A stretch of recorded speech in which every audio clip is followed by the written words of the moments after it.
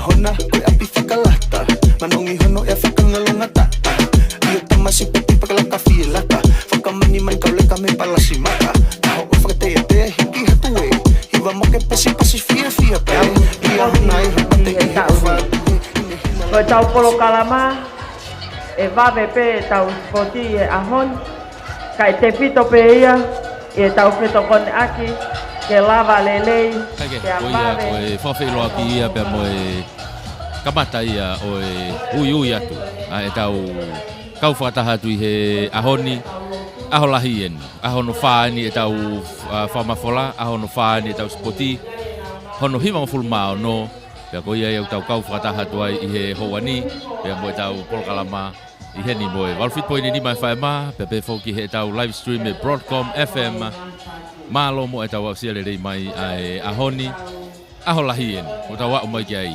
mahino pe ngahi aho iki mo a nai pe ngahi whaino loia pe nai pe ngahi tumutumu ia ai kau hake makehe mau pe ongo ia o e tau au mai ki he aho whaka osi pe heni tau ui pe tau tolgo aholahi ia pe au toi ki makehe ange pe ai tau au mai ki he aho ko ia mo e teu atu ke whaka maa opo kotoa ai ngahi ola o tau whanonga mai mo ia he aho tolu ko iki mo a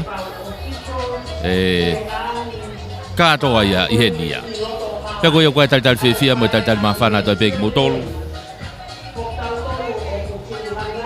E tau whamafola ko ia o e ahoni. Kei whamalo ia e be whoki e tau kau sponsors o kunau poupou, pea o kunau lototo ko ia e tau kau whataha e tau whamafola. I he aho koe ni wha koe ni ku tau whanonga ia mai koe ni. Ok, e whamalo lahi. Koe hui koe tau whamafola. Malo pia whawheta ai poupou pia moe tokoni. Ko tau wau mai ki ai i he ahoni. Koe konga ia e tau polokalama te tau whanonga mo ia he ahoni. Te koe pe tui me whakatawanga pe. Te tau iai kotoa pe i he tau kau whakataha e polokalama o e aho. I he tau whamafola ki malu le rei mai pia te whai wahi pongpongini mahino pe nai hano ki vai pe au hange ko lau oku ke iai pe hano ki vai ona te tau whanonga moia ka koe whakaluku fua oku ki i ngari whainga maari e anga koe tau tuu e mo e tau kau whakataha ko ia i he polokalama o e aho koe polokalama kamata e whai lotu e kahiria e whaere vai ui e tari ui pia koe metari pia koe metari ia o e uraki whaki metari e pongpongini pia tau toki hoko rewa ki he mita tolu afe steeple chase ai koe pongpongini te tau uraki whaki metari koe uraki polokalama i e kamata ake pongpongini koe ke whake ngahi metari e ngahi whiauhi kotoa pe koe nei whahoko aneafi nei te kai ke whaki e whakakakato kotoa i e whaki metari e pongpongini ia pia kahiri ia e tau kamata rewa ai steeple chase tolu afe. Ko steeple chase tolu afe fukia ko whairere pe tolu. Aia ko e sinia openi nationalo pe. E lava pe whairere pe ua. E lava pe ke hu pe nationalo ke na rere whakataha pe mo e openi. Kake, kai toki mahino ia i e whakotu ko ia ai hoko atu e tau polokalama o e ahoni. Whamalola hen ke office e talwhekaulahi a Australia i Tongani. Talitali whiawhia pia tali le rei atu e peki motolu ki he pongpongini. Ko e tokanga i mai tau ofisi ko e tala whakaulahi e Ella Scotti pia mo e kau ngau e mei ai. Malo mo e tokoni mai. Malo mo e poupou mai ki he tau whamawhala. Ko e whamalo lahi whoki heni ki he potu ngau e ngahi ngau e whalatu whanua ai mia. Whamalo heni ki he CEO ki a toke tā whotu fisi ahi. Malo e tokoni. Tokoni mau pe taimu whakatangitangi atu ai. Kako tau lotu. Fio da loto tonga e balai te fai vai ahoi. Pada foke tu yo tonga kuidi wo sa wo da fare ha boyo fo.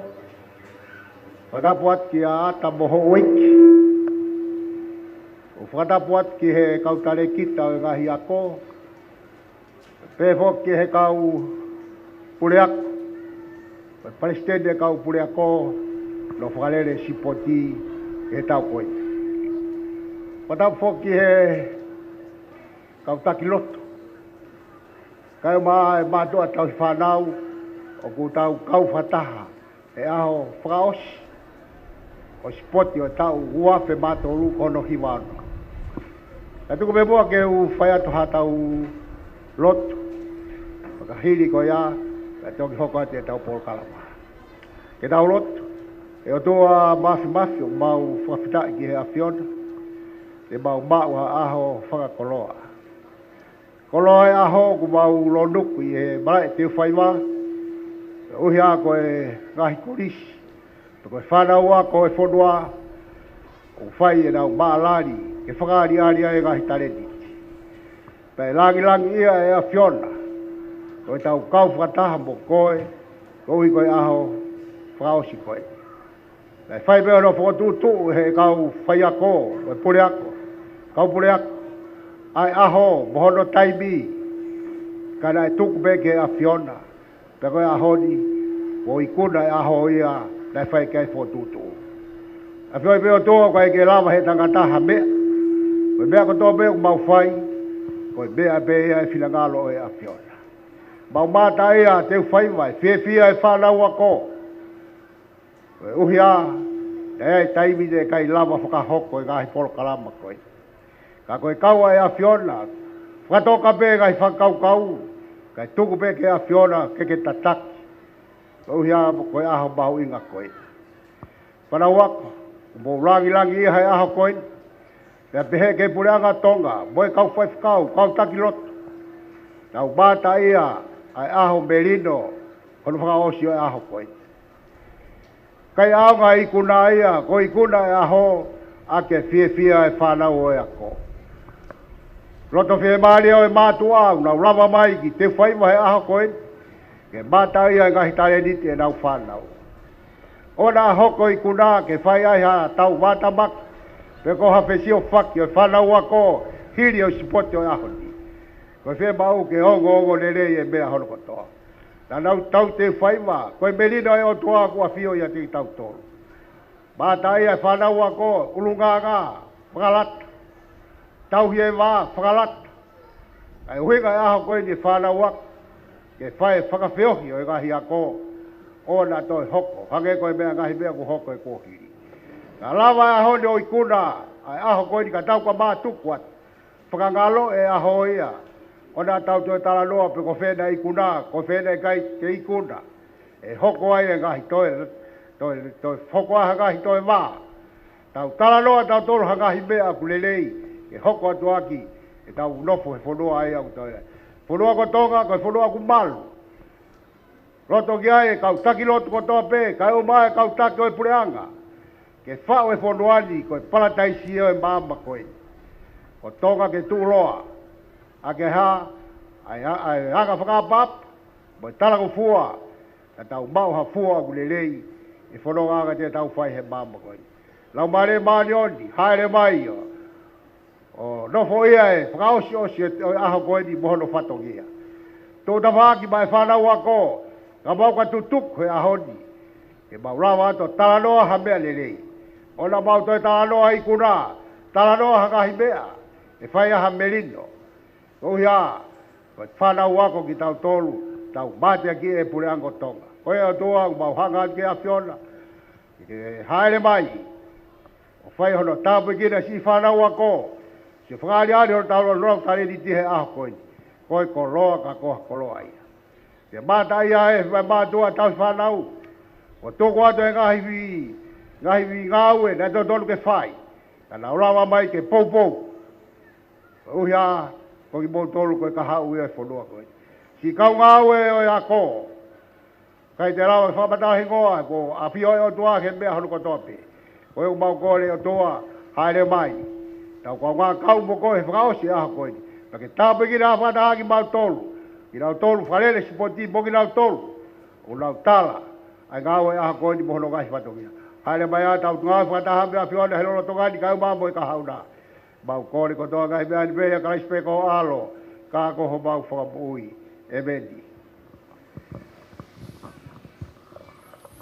Koe lotu kamata ia e tau Paul Kalama e aho. aho whakaosi koe ni utau iai. Koe whaiwhekau ko Francis Fiva. Malo e kamata lele e tau polokalama e pongpongiri. Ai koe ne tuu koe taimini. E tau taliui e tau mita e... Ai koe ne tuu he taimini koe liliu koe ke tau polokalama. Koe tau kamata ke tau tolo he tolo. Ai koe liliu e tau polokalama he taimini ia. E tau kamata ke tau tolo e tau he tolo. I he mita e te au, mo mita e te au hongo fulu. Kone tu he taimini osia, ma tau hoko atu ki he whaangeau. Tau hoko atu ki he mita e te au. Pea ka whainga maari e lava, pea mo e whakmetari. Pea ka hiria te tau toki whakakato lewa. E tau lele fuka motu motu, lele fuka mita e te au. Te tau whahoko lewa e katoanga tāpuni ko ia. O e tau katoanga, hono hiwango fulu maa ono. Ai sipoti e ngahi ako atonga.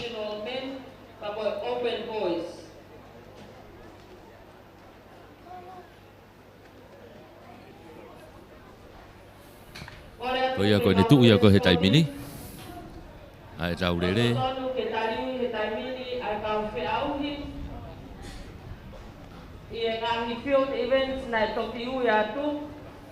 Ai koe ne tuu pe e tau polokalama he taimini. Ne tau tau oatu foki ai lele koe he tolua festival chase.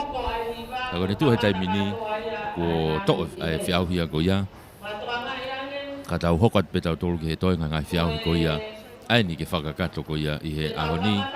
Ai uiai ai he tolo. Ka kwange ko lau ko whakmetari ula kamata.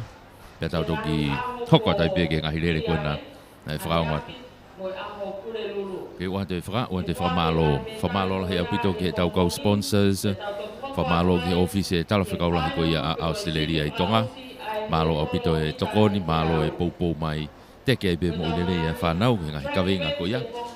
Ka e pefoki he tau potu ngau e whalak whanua ai mia. Malo e poupou maupe. E whamalo at ki he CEO. Ia toke ta fotu fisia. Malo e poupou mai mo potu ngau e mehena. Whamalo e pefoki a one toto anisi pia mo e tau tawhaaki ko ia sipoti. Tokanga i mai tawhaaki ko ia. Malo e poupou me iai. Tau ngau e whakataha maupe. E ngā spoti ki hono whakamafola. Miha tapa pe o e kolope, koe wate whamalo. E whengau e aki ko ia. Whamalo ma ke hei beheni kia se Misisika. Pea mo e 5-star finance mei Havelu Loto. Whamalo atu se misi e whapopou maupe. Ki he tau whamafola. Whamalo heni kia Elisiva pea mo Ifa. Pea mo e tau whakatou mafi. Whakatou mafi finance. Pea pe fo ki whakatou mafi cover trade. Ai ni ko ia i veitongo. Pea pe fo ki he funga tuftere ki mataika. Malo e poupou maupe. Whamalo atu lotu. Malo au pito lotu palanite. Ai poupou mai me he ofisi whaka palestini kona Wasingatoni. Tō atu. Maari e. Malo au pito lotu e tokoni mo poupou maupe ki he tau ngā ue. I he taimi kotoa pe. O tau kauwhakatahai. Io. Malo whamalo atu kia Neilofi. Pea mo e Miliona Finance, o e Miliona Kawatonga o rei mātua, i wawau mo si atou tai mana. Whamalo atu ki he Harmony Enterprises, mei Halarewa, ai kautaha wholesaler ko ia, ai ngahi koloa, i Halarewa ia, malo o pito e poupou mai. O te whamalo lahi eni ke Finau Constructions, ko e Finau Constructions, i he Iwaini, Finau Constructions Iwaini, malo o pito e poupou mai. Ko ha o fia mau langa, nau langa. Mau lava pio tokone atu whasenit ka pau ki fia mau senit whakawawave. Wha malo atu. Malo, lava pio nau te ota mai ha o mea lele veni uta. Veni ngā aue. Lava lele i peke nau poupou mo tokone atu ai. Wha malo atu heni ki a te pola lolohea mo i kautaha esi aola quality furniture. I Havelu Loto, nau whare.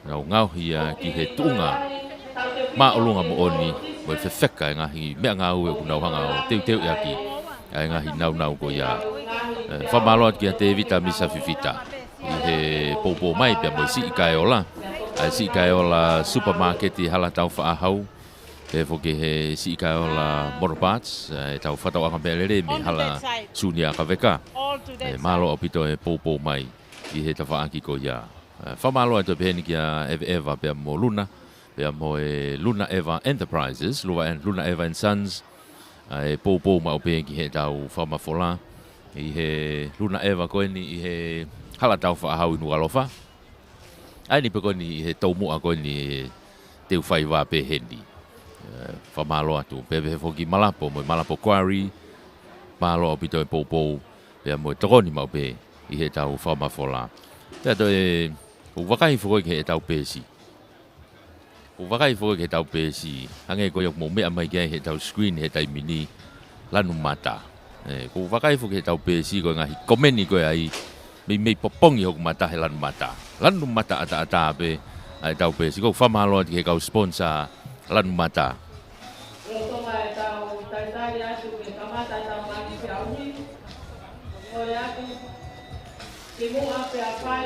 ai he tolo mita te au, te tau whoaki ai ngahi me tari.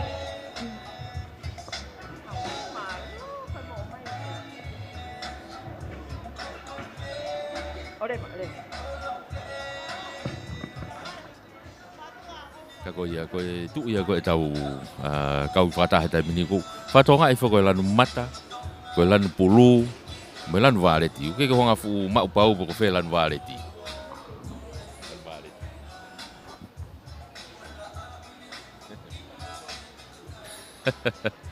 Kage kako ia. Ko whatonga I peu ki I tapaha ke pehe tawhaaki e lanu enge ngā koula pe mo lanu kulokula. Koe peke na fu mama o miai mo lanu pulu. Kako ko wakai ko ke tai mini ko lahi taha ko lanu mata io ko ya ngai e tau kau whataha tu he tau whamafola whamalo ti he kau lanu mata ko na mei Amerika lahi malo tokoni mai ke he tau whamafola ko hipe ko poupou mai I hono o mai hono siofi ko e tau ngahi polokala mai malo Whaka o te whamalo kia Paula moi la tu Pia mo e tau te whaka o te live stream a Paula moi la tu e tau Polokalama I he tatau pe he Facebook pia mo YouTube Tai pepe ko I Paula moi la tu live stream Pia ke toki Pamata mai ka pau o ku ke iai he taimin Tau kau whakataha tuai I he tau whamafola Ka I he time tatau pe ko tau live stream e pe foki e tau Facebook Broadcom FM broadcasting o fe pe te ke iai ko tau lere whakataha pe I he time taha pe ka ko tau whamalo ia pou ko tau pe ko tau mau mei he tapa ko tau pe o tau kau whakataha tuai I he ahoni aho lahi e ni tau iai he ahoni ko e aho ia ne whai kia I tatari ne whai kia I whakamaunga mai kia I tokanga koe nia ko tau I heni tau tōru he ahoni pe koe e tui whakatawange te tau kei I kuna I pe ahoni mo taimi to tonu o e tau polokalama ko ia o tau iai he ahoni kake koe aho koe ne tolu aho wha koe ni te tau whanonga mo ia ongona mau pe he tau rea ai ongo MC o na tokanga I mai vahe pe mohono teke mai ke vave tau polokalama mo no tukuate ngahi polokalama Ia taisia mau ka pe foki kia vilai ilolahia. Wongo mau pe honare o he tau whamafola. Pe wongo mau pe e tau whengawe aki e taimi ko tō pe. Whamalolahia tu. Whamalo ni ki tailulu. Ko tailulu whako paperwork he ahoni. He sipoti ko ni. Talu me he aho uruaki wa umai ni he aho whaosi ko ni. Pe mo e tau taimari e I he tau whengawe aki ko ia pe mo tailulu I he paperwork. Malo o pito e tokoni, malo e poupou ki he tau ngāue. Toi le rei ange foki mo vave e tau toi hake koe whakarea pui ange he moho eiki. Toi ki fluti ange tau whamatala. Toi hi koe iai e tau risi ke tau ngāue aki. Pea mea mai a hou eiki, pea mo e kakai. Ki he ngahi hingoa, pea mo e whafonga e whanau. O kunau kau ko ia I he ngahi whiauhi aeni au tau iai he lolo tongani.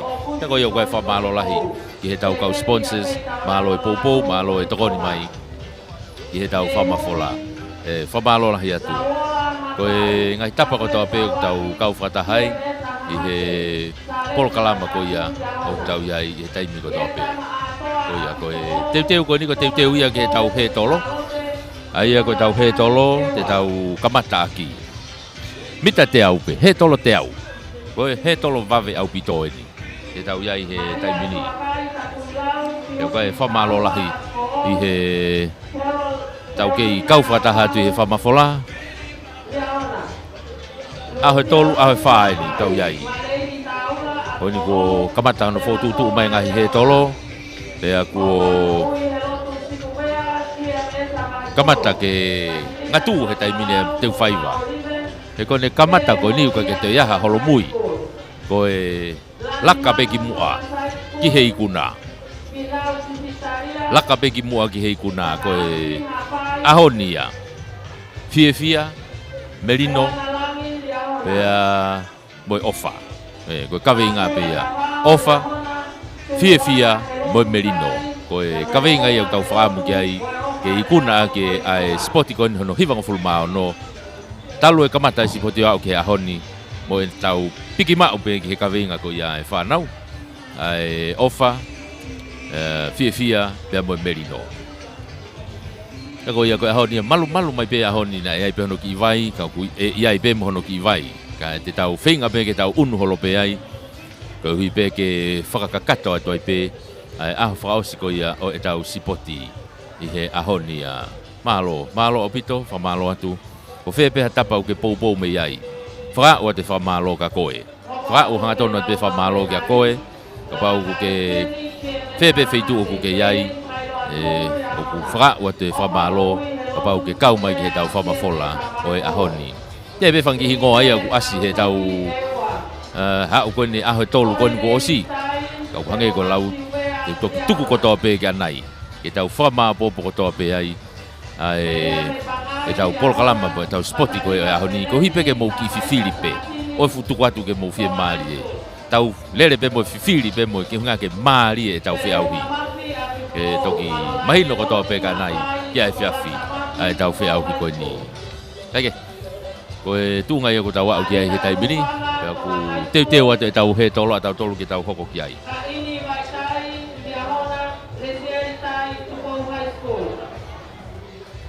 ui he taimini ko ui e tau he tolo ko hi ke tau kau whakataha tu ai i he pongpongi ni a whamalo lahi atu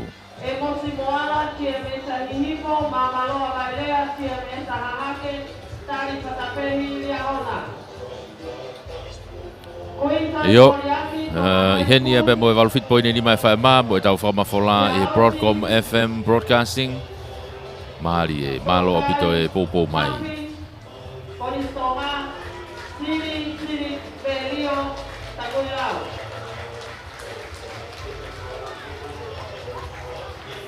Konga mahari e tau kau whataha tu e tau polokalama ko ia o e aho.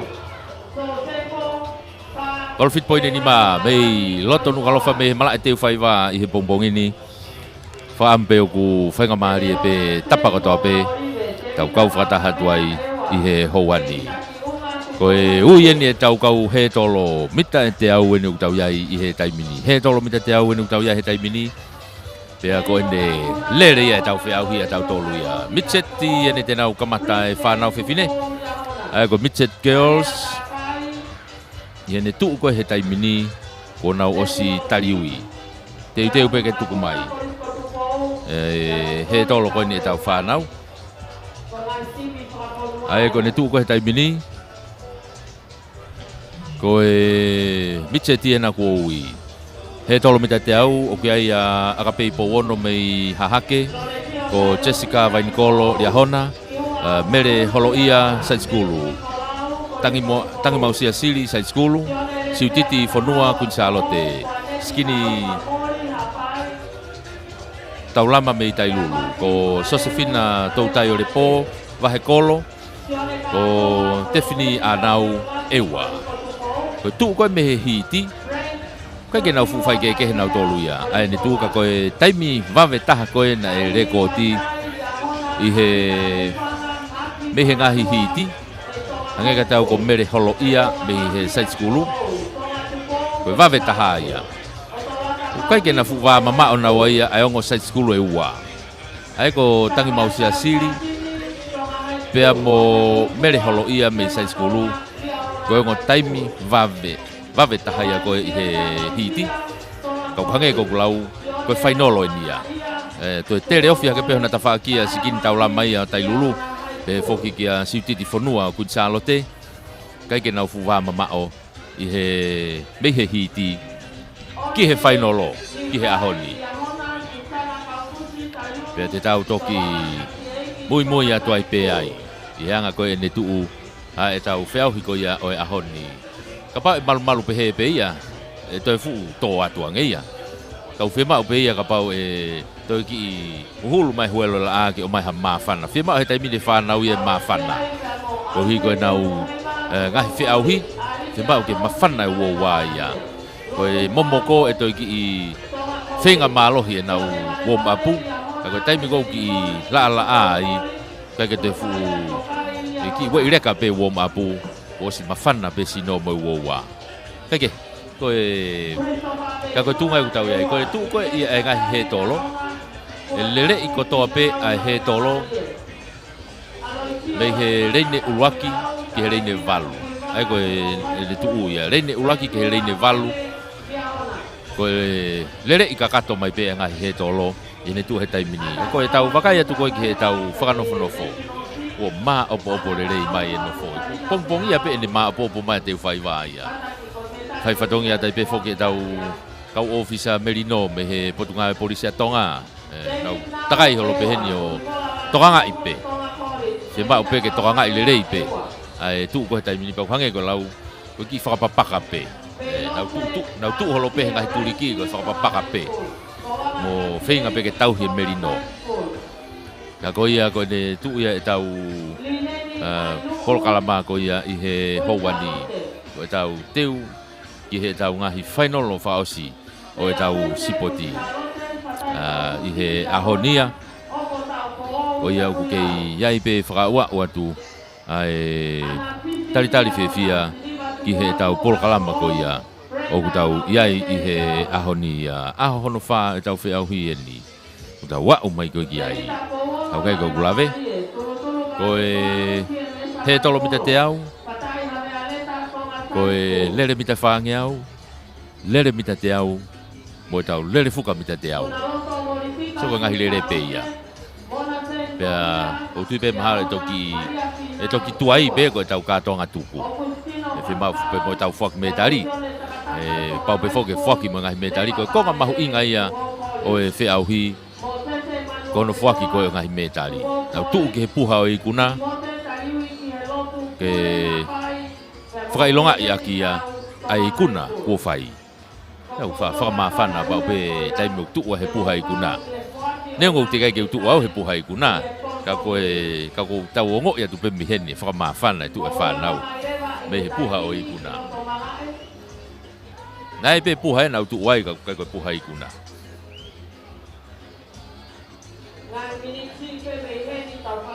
Ange ha puhalan mata ia.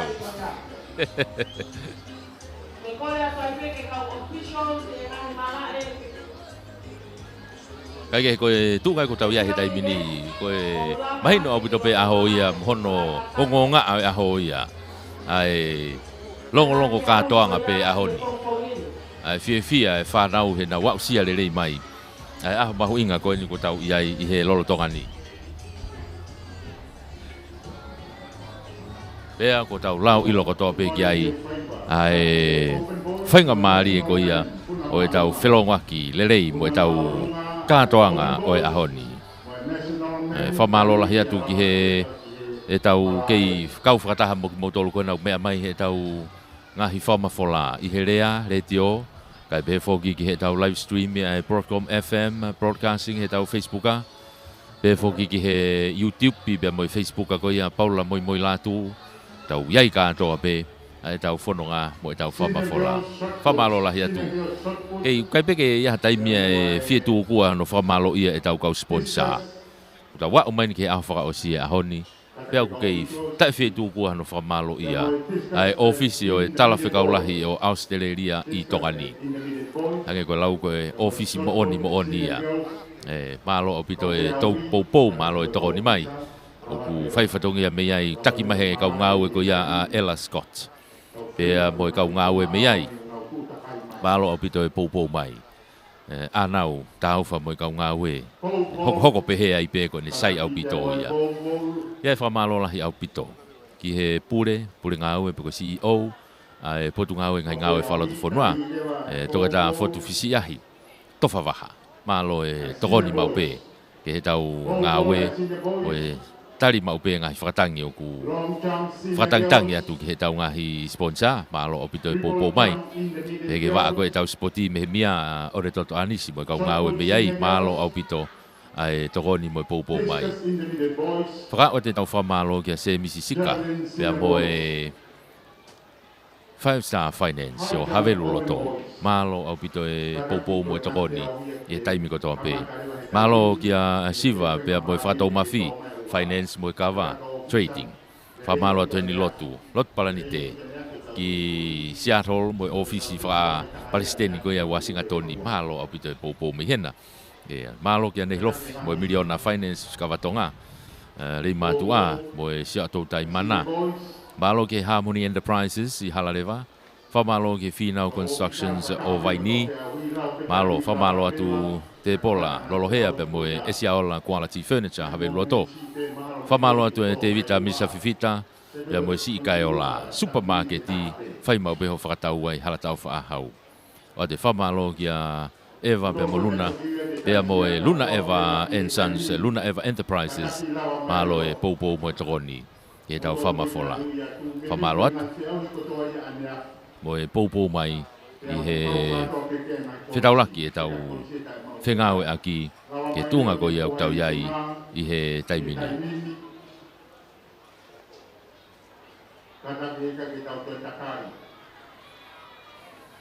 Ko ia, ko ne tu uia, te watu ke tau whamafola.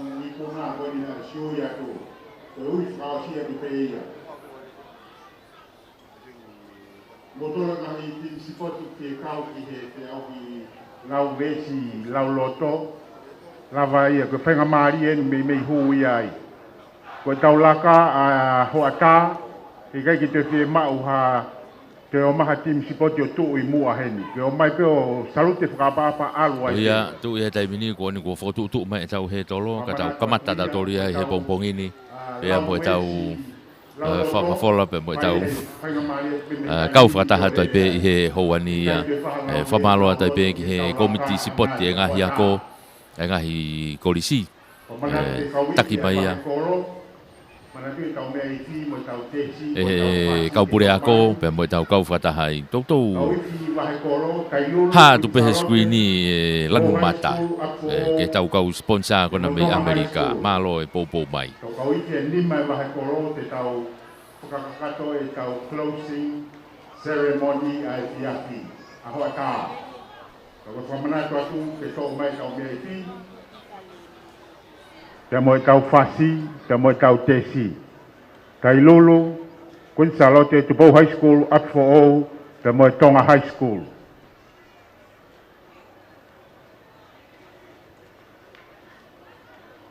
Ko whamatu te taha me TCC, te ahui chia koe a TCC, ko e toko top 3 hangenga te au ko lavanga maari e, kun salote pe mo lia hona. Ko e kau whataha te he tau polkalama I he houani. Mahalo apito e popo, ko e tokoni mai.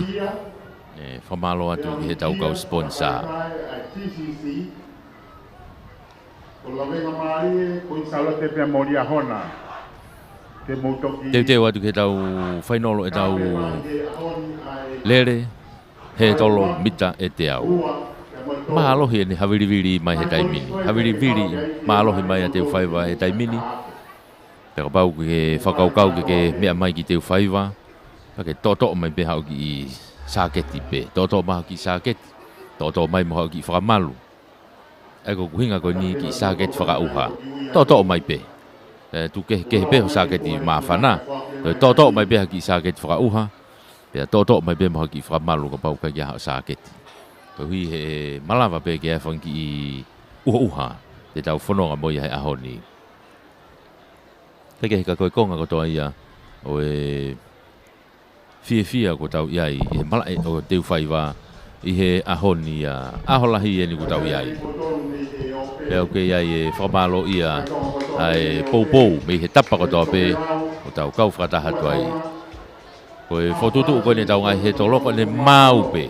Mo mau mai e tariu e tau kau he tolo ka tau kamata tau tolu ia i he katoanga ko ia ko tau iai i he lolo tongani. Ai tapa ko tō pe ku tau whelonga ki mai ai he houani. Wa te whamalo lahi.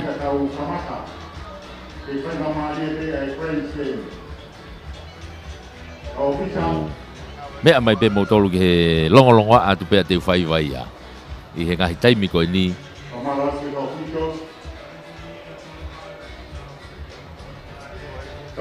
Pea e pehe pe nea o tana kanai. Hange whako ki whatalano atu ko ia. I he whaki metari. Ko e whaki metari te tawa uke he taimini. Ka koe ngahi pare. O talanoa ko ni ke he ngahi pare. Ko e ahoni. Ka pau e kei osi ai tau whiauhi u kei tuuha pare. Mahi neu, na kai ke iai whiawhia i he tau spoti. Uiai pe ofa ia, uiai pe merino. Ka pau he kai ke haveki ha ngahi pare he ahoni.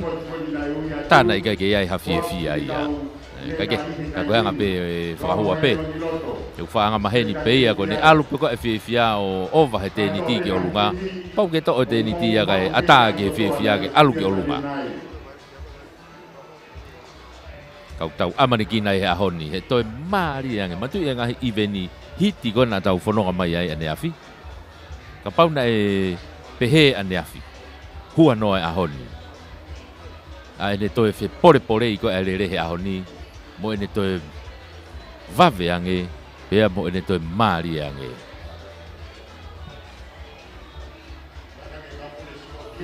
Pai mo tu wange mai, I he tainimi a homo kau pofonga ki he tolo mi ka teo hongo fulu. Ka puri spoti, mahalo te ke tariui, ka kua stotong ke tariui, ka he tolo. Koia, koe... Hange ko lau, koe whakakakato pe hono whakotutu e tau ngai he tolo. Pea mono whakakato a tai peia. Koe tariui ko e tau kau he tolo. Kai tuku mai, kai he taipita tau pe, ko e tau whaki o e tau metari, ko ia tau hoko ki ai i he taimini ia. Poro kalama he taimini ko e tau whaki metari. Pea hoka tu rewa ki he tau he tolo. I whamalo ia. A e tau kau sponsor maka. Ko e tau kau sponsor maka, o ku i kai fietu kua a hono whamalo ia ona.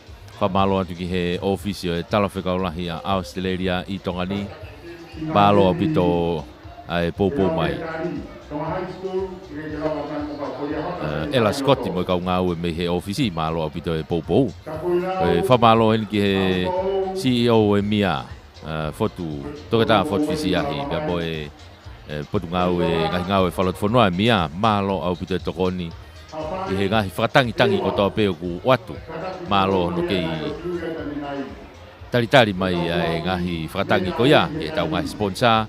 Ange whoko lau sponsor I heni mo e ope.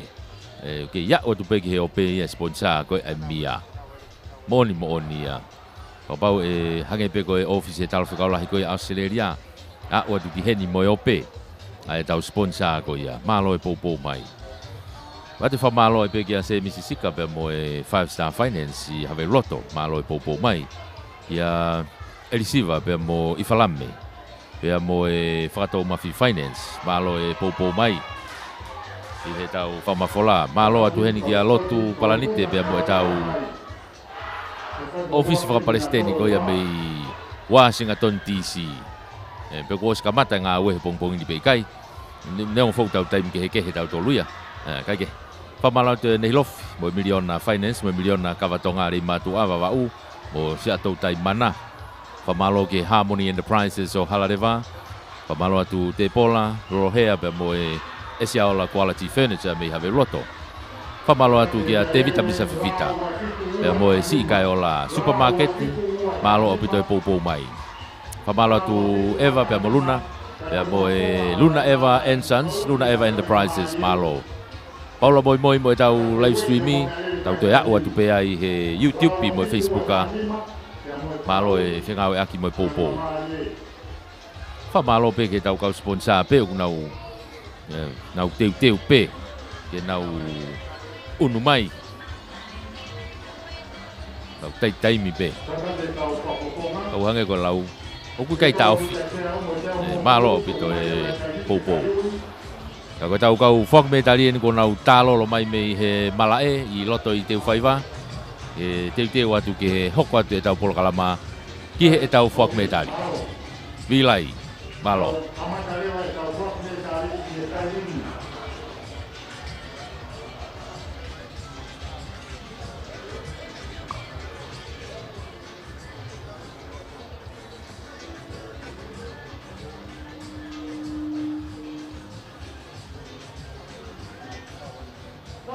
Ngahi DJ, kata si tutui mo ngahi pasi. Na to mai ua. Kore ate tau whakakato. Ai whaki o ngahi metali i e pompongini.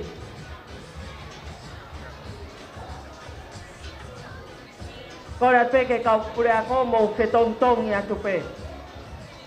Koe rak metari te tau whaki e pongpongini, koe lere mita e walungeau ai timi whakaponua. Koe uraki mo e metari koula petu taki he lotu mo vunipola koristonga.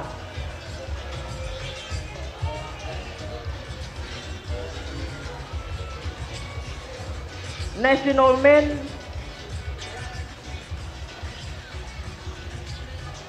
.800 meters sprint. First with the gold medal, Petutaki Helotu Movunipola, Tonga College.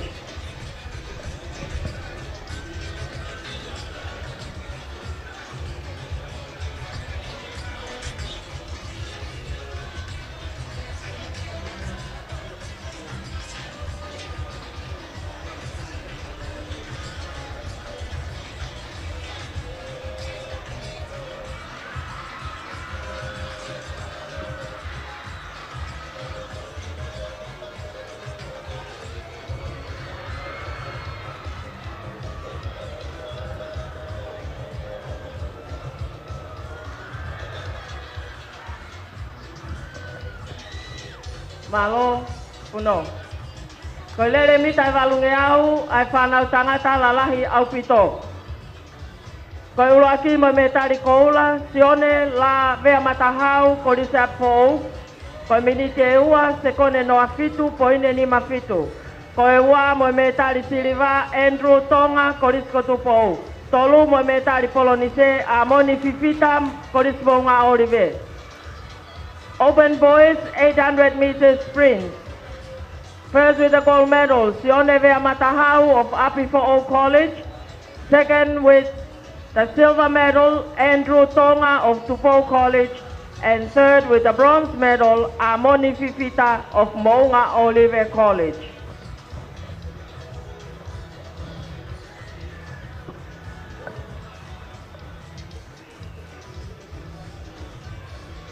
Malo, puno. Lere mita walungeau ai whanau tangata lalahi. Koe uroaki mo metari koula, visesio na tolu koristaku ilau. Koe miniti e ua se kone noa hiva poine ni manoa. Koe ua mo metari siliva paea hei moana ngahi ako a e ua. Koe tolu mo metari polonise David Kite Sawaki ako maalunga riahona. Senior boys 800 meters sprint. First with the gold medal, Visesio Tolu of Takuilau College. Second with the silver, Paea Heimoana of Ewa Secondary School. And third with the bronze medal, David Kite Sawaki of Liahona High School.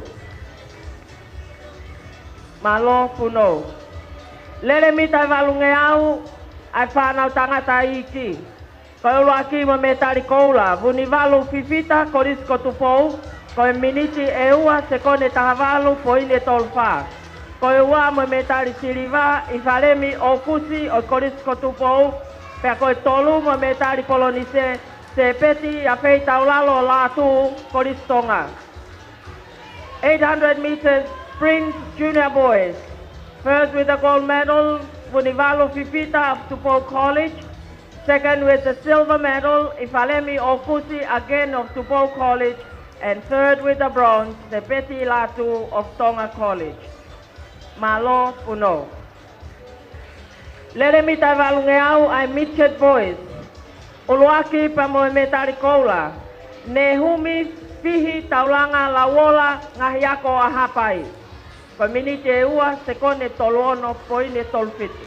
Ko e ua mo siriva Takles Sawaki TMS Ahahake. Ko e tolu pa mo polonise sa resi tatafu ako maolunga liahona.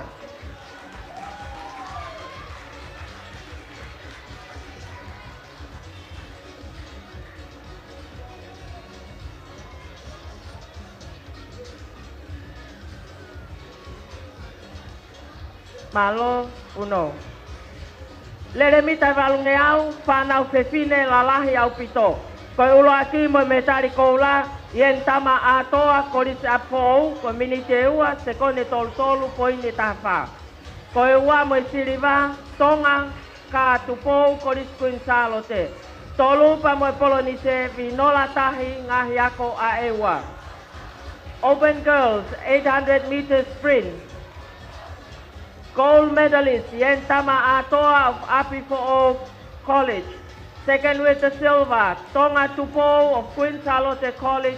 And third with the bronze, Vinola Tahi of Ewa Secondary School. Malo Puno. Leremita valungeau, ai whanau se fine lalahi. Ko ulo aki mo koula, Maria Ha Soakai, Korista Kuilau. Ko minite ua se kone whātaha poini e tolwha. Ko e ua pa mo siriva siuti taufa korisi apou. Ko e tolu pa mo metari polonise Carolina Naufahu ako maalunga o Riahona. Senior girls 800 meters sprint.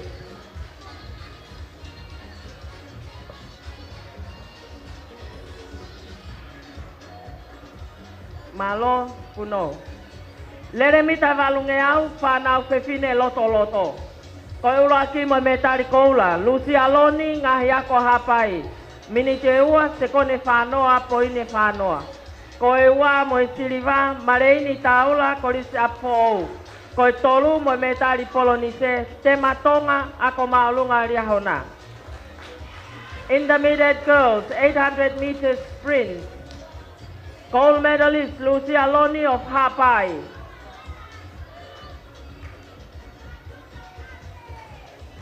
Malo Puno. Leremita valungeau ai whanau fefine I iki au pito. Uluaki pa mo metari koula, ofa mo ui helotu sikuvea, TMS a vahekolo. Ko miniti e ua se kone whaatolu poine waval. Ko e ua mo metari siriva, kasilita tua kalau, korismo nga orive. Ko e tolu mo metari polonise, mere holo ia Tonga Side School. Midget girls 800 meters sprint. Gold medalist Ofa Mo'ui Helotu Sikuvea, GMS Avahekolo. Silver medalist Kasilita Tuakalau of Mounga Olive College. And the bronze medals goes to Mere Holoia of Tonga Side School. Malo Puno. Leremita evalungeau whanau fefine iki. Ko ulo aki mo metari koula, Lani Manu, Tonga Side School. Miniti e ua se kone whaua poini e ua wha. Ko e ua mo metari siriva, finau fisitaria makaafi ngahi ako ahapai. Pea ko e tolu mo metari polonise, Moana Langi ako maulunga Riahona.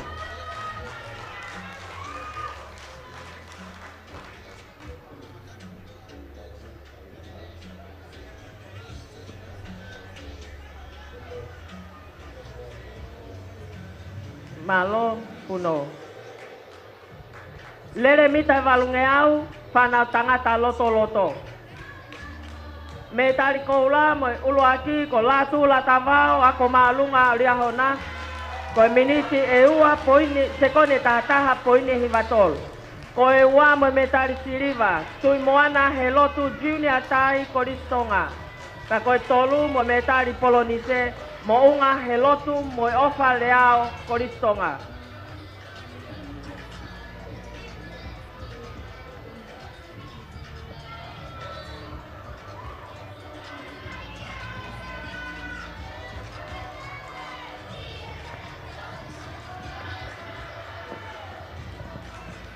Malo puno. Koe lere mita e uange au whanau tangata lalahi au pito. Koe ulo aki pa moe me tari koula. Christian naisi pola tupou ako maalunga riahona. Koe sekoni e ua poini e fitua. Koe ua moe me tari siriva loresio sailosi korise apou. Pea koe tolu moe me tari polonise merino tafuna ako maalunga riahona.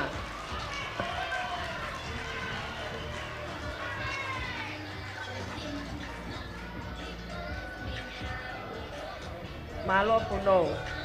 Lere mita e wange au whanau tangata lalahi au pito. Open boys.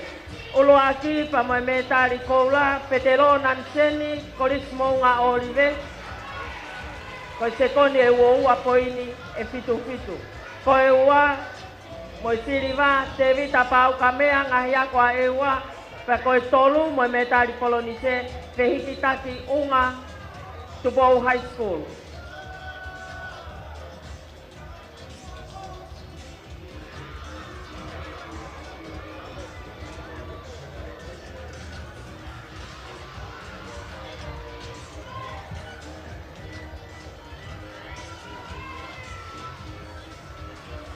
Malo puno. Lere mita e wange au whanau tangata loto loto. Ulo aki moi koula Sosefo wha keremani mailangi koristonga. Sekone watol poine ni mata. Koe ua titari kolomalu ako malunga tupou. Koe tolu mo me tari polonise sione vakata o koris ko tupou.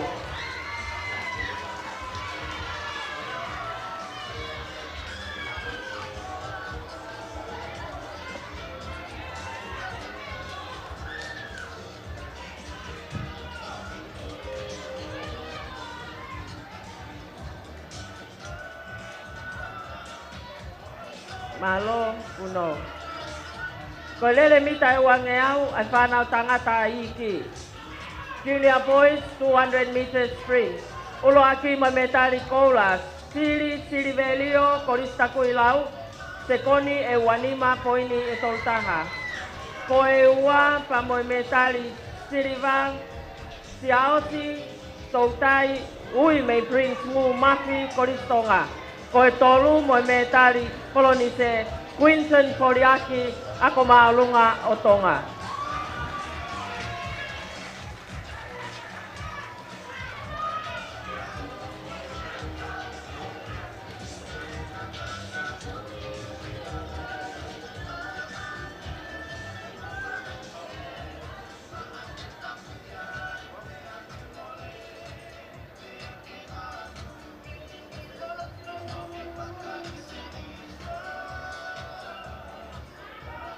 Malo puno.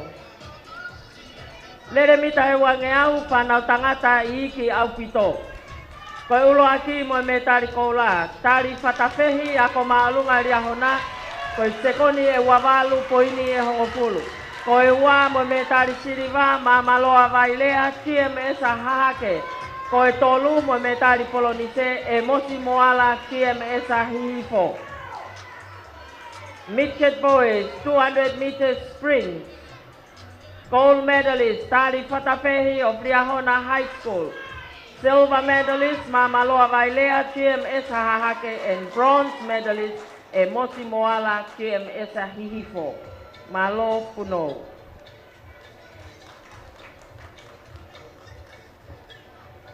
Ko lele mita e wangeau ai whanau whewhine lalahi.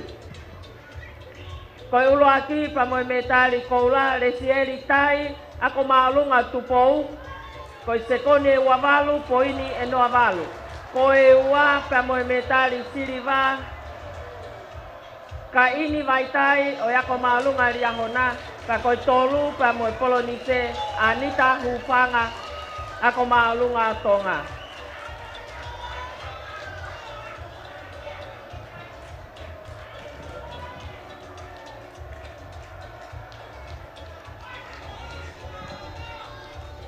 Malo puno. Lere mita e wangeau ai whanau whewhine lalahi au pito.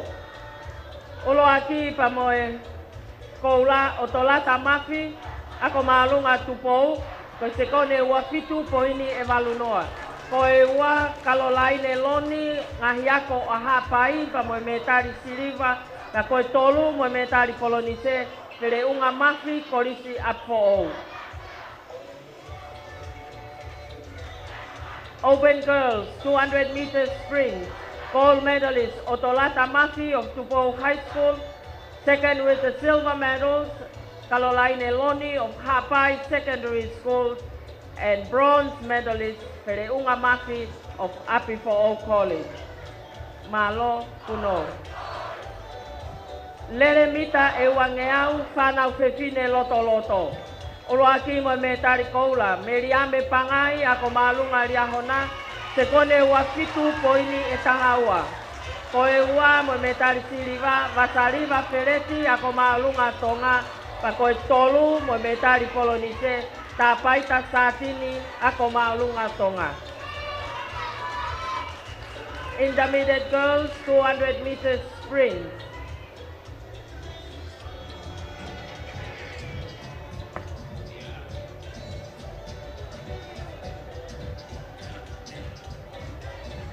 Malo puno. Ko lere mita e wangeau whanau whewhine iki. Ko e ulo aki mo me tari koula. Lingi pele whakautoki ngahi ako a ewa. Ko se kone ua walu poini noa wha. Ko e ua pa mo me tari siliva. Orine liutai ako maalunga riahona. Pea ko e tolu mo me tari polonise. Manusiu vea o e ako maalunga riahona. Junior girls 200 meters sprint, the gold medalist is Lingipele Whakautoki of Ewa Secondary School. Malo puno.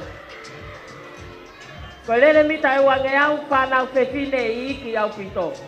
Ulo aki mo me tari koula, langakari peni, PMS hahake, se kone wahiva poini noa walu. Ko e wā mo e siriva, Kaylin whakailo atuu ako maalunga riahona. Ko e tolu mo me tari polonise, ofa mo ui he lotu sikuvea KMS vahe kolo. Koe lai.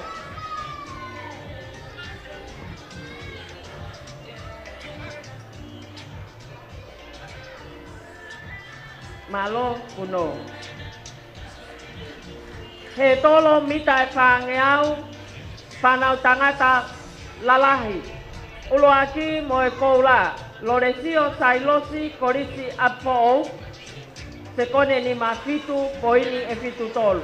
Ko e ua mo e metari siliva kiunga o whahulu ako maalunga riahona, pea ko e tolu mo e polonise me sui polau korisi kotupou. Senior boys, 400 meters hurdle. Gold medalist, Saloresio Sailosi of Apo College. Silver medal goes to Kiunga of Ahulu of Liahona High School. And bronze medal, Mesui Folau of Tupou College. Malo Puno. He tolo mita whangeau, whanau tangata lalahi au pito.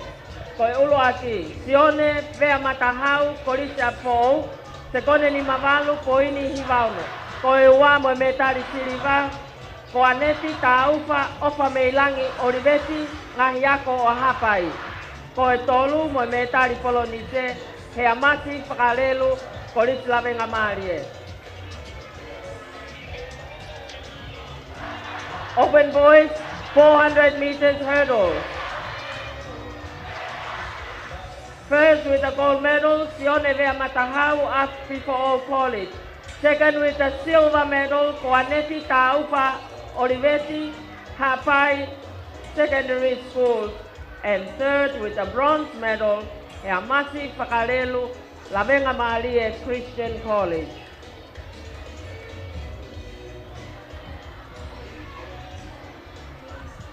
Malo puno. He tolo mitai whangeau whanau tangata loto loto. Koe ulo aki mo koula, sione katoa korisko tupou. Se kone ni mafitu, poini ni manoa. Koe ua mo metari siriva, lopeti tau peulungaki o korisko tupou. Ka koe tolu ka mo metari polonise.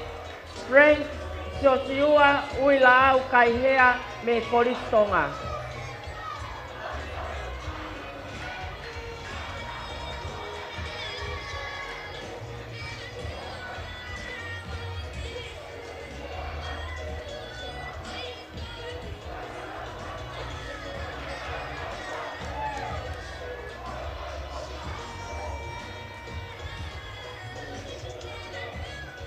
Malo puno. He tolo mitai whangeau whanau pepine lalahi. Koe ulo aki mo koula. Ka I ini akapu wai vaitai, ako maulunga riahona. Se kone pitutol, koe ni pitutol. Koe ua mo metari siliva, anita hufanga, ako maulunga tonga. Koe tolu mo metari polonise, mafi whangatua, ako maulunga otonga.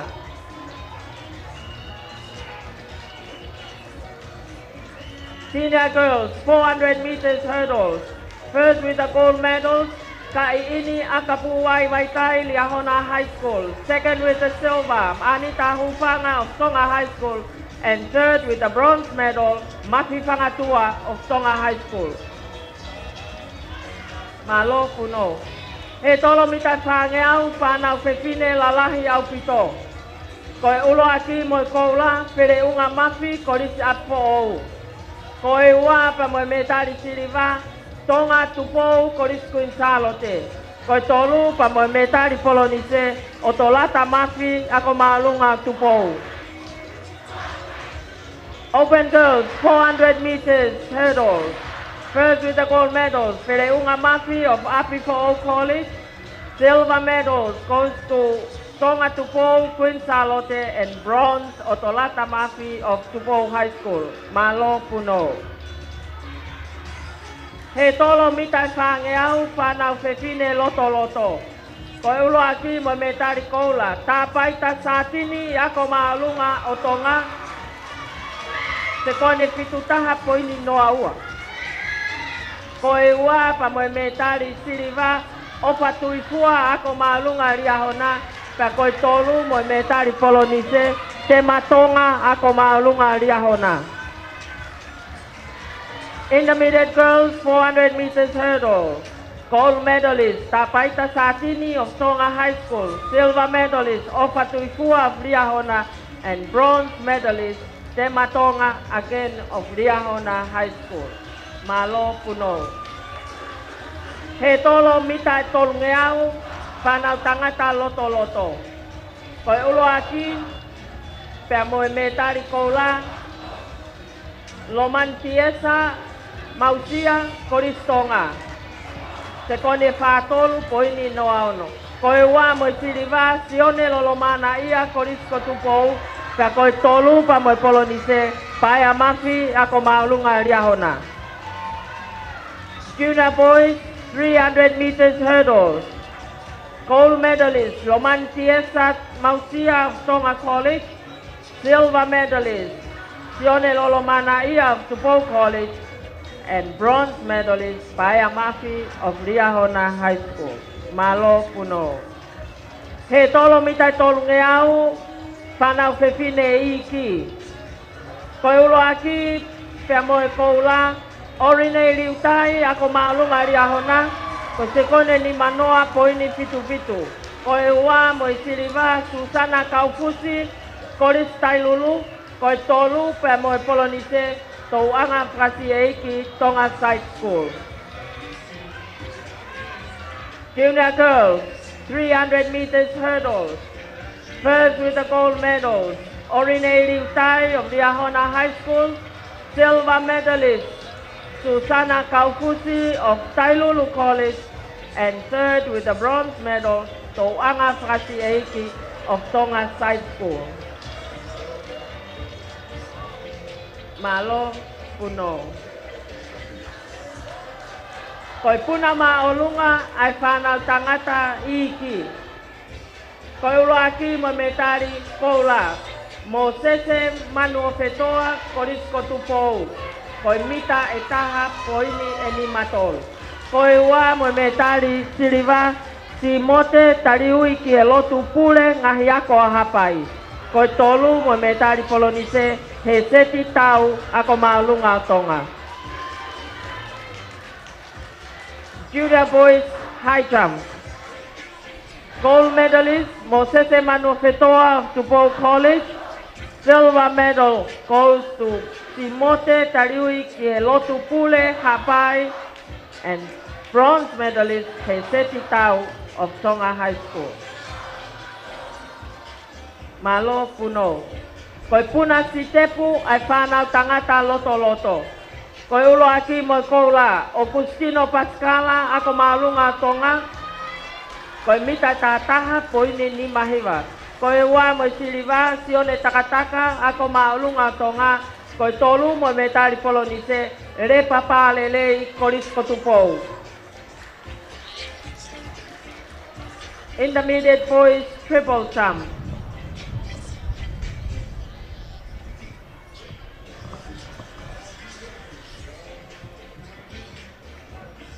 Malo Puno.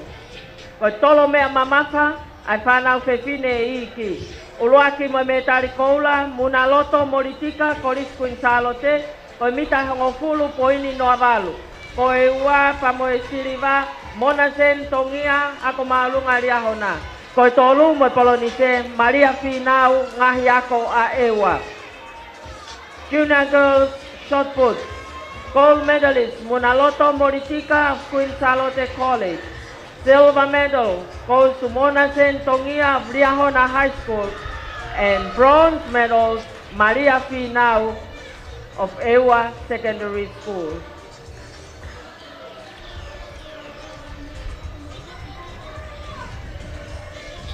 Malo Puno. Koi tolo tiskas ai midget boys. Koi ulo aki mo koula, patai have aleta Tonga Side School. Koi mita e wapitu poini e ono fa. Koi ua mo siliva tulu kalani walu GMS a vahekolo. Koi tolu mo metari polonise te vita powono lavenga mali e Christian College. Midget boys discus. Gold medalist patai have aleta of Tonga Side School. Silver medals goes to Tulu Kalaniwalu of GMS Vahekolo. Bronze medals de Vita Powono, Lavenga Malie Christian College. Koi Tolo Sika, Kataki Puno. Tolo Sika, ai whanau whewhine lalahi au pito. Koi ulu aki, mo metali koula, ana fisi, ako maalunga Liahona, koi mita e wahiva, poini tahiva. Koi ua mo metali siliva, siniva tukuafu, kolise apou, pia koi tolu mo metali polonise, Brenda maupese, ako maalunga Liahona. Open girls, javelin.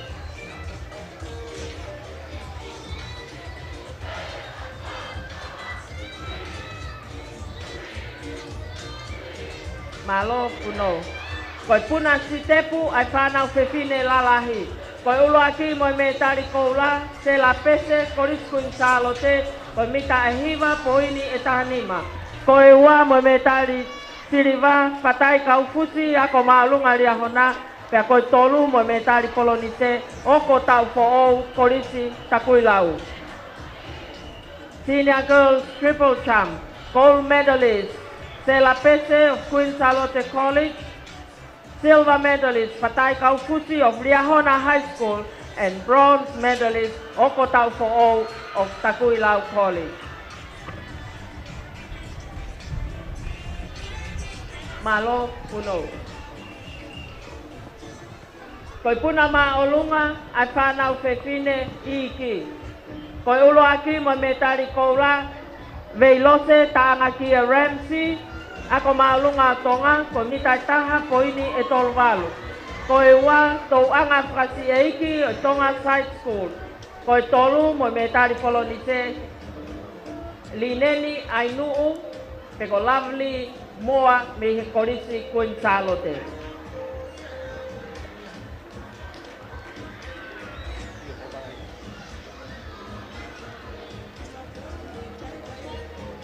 Malo kuno. Tau tari pia e pompongini a lot vaya. Ko ek minista ia ke pot ngawe o na me a fraloto fonwa. O le me mai he pompongini fralang langi I e tau sipoti. Tau hoko atu ko tolosika ai whanau tangata lalahi au pito. Open boys javelin. Koi ulo aki mo metari koula. David Nau ngahi ako a ewa. Koi wa mo metari siliva. Vunipola latu koristonga. Koi tolu mo metari polonise. Devita pau kamea ngahi ako a ewa.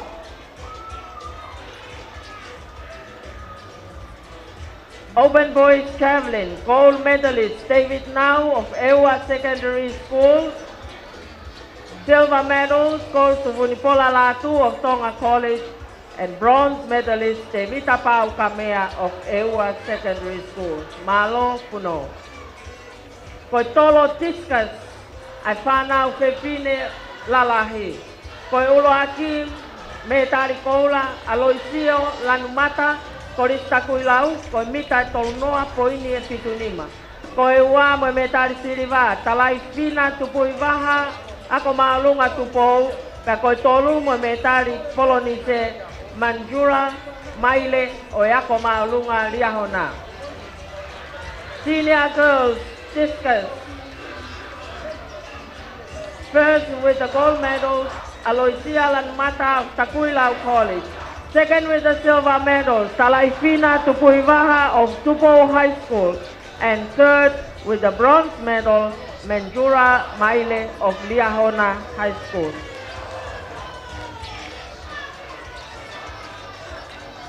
Malo puno. Koi puna si tepu, ai whanau tangata lalahi. Koi ulu aki pa moe metari koula Christopher Veituna ngahi ako a ewa. Koi mita tahaua poini e lima balu. Koi wa moe metari siliva isileri patai ako maulunga liahona. Ka koi tolu moe metari polonise kuatapu kinau koris lavenga marie. Senior boys triple champ. First with the gold medal is Christopher Veituna, Ewa Secondary School. Silver medals is Ileri Fatai of Liahona High School. And bronze medalist Kuatapu Pinau, Lavenga Maria Christian College. Malo puno. Koitolo discus, ay whanau tangata lalahi, discus ay senior boys. Koiulo aki, moe koula, sione vale vale, ako maulunga Liahona. Koi mita tolvalu, poini e wabalu. Koi ua mo metari siriva, heneri voni, korisko tupou. Koi tolu mo metari polonise, sosaya tokai, ako maulunga Liahona. Senior boys discus, gold medalist, Sione Vale Vale of Liahona High School. Silver medals goes to Heneri Voni of Tupou College. And bronze medals, Sosaya Tokai of Liahona High School. Malo puno. Koi puna akau ai whanau tangata lalahi au pito. Open voice pole vault. Koe ulo aki mo me tari koula. Lotu palu o kolis tonga. Koe mita e tolu poine hongofulu. Koe ua mo siriva ariki a lofi kolis lavenga marie. Pa koe tolu mo me tari polonise. Alfred te mohenga kolis kotupou.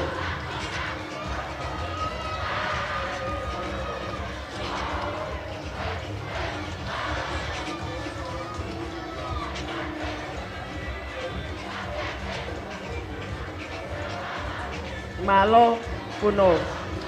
Kolere mita e wangeau a National Women. Kometari koula o poatia ka makelesi pangapou o polisi lavenga marie.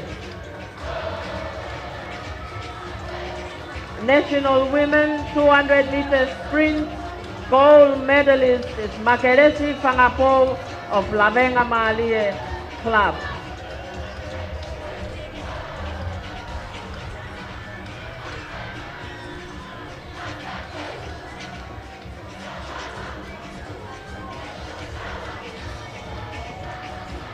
Malo puno. Koe metari praosi ke po aki, koe lere mita e wangeau ai timi prafonua panau tangata. Koe ulo aki mo metari koula, Daniela Takai, o Tonga National Team. Koe ua mo metari siriva, tia osi wakapuna koris kotupou. Pea koe tolu, pea mo metari polonise, sione taufe ulungaki, o timi prafonua atonga. National Men 200 meters sprint. Gold medalist Daniela Takai of the Tonga National Team. Silver medal goes to Siausi Wakapuna of Tupou College. And the bronze medal goes to Sione Taufe Ulungaki of the Tonga National Team.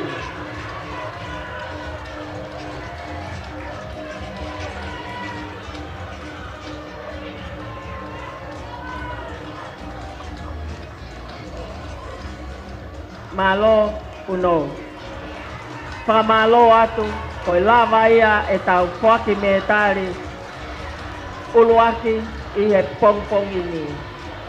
Te tau teuteu atu rewa he taimini ki e whainolo.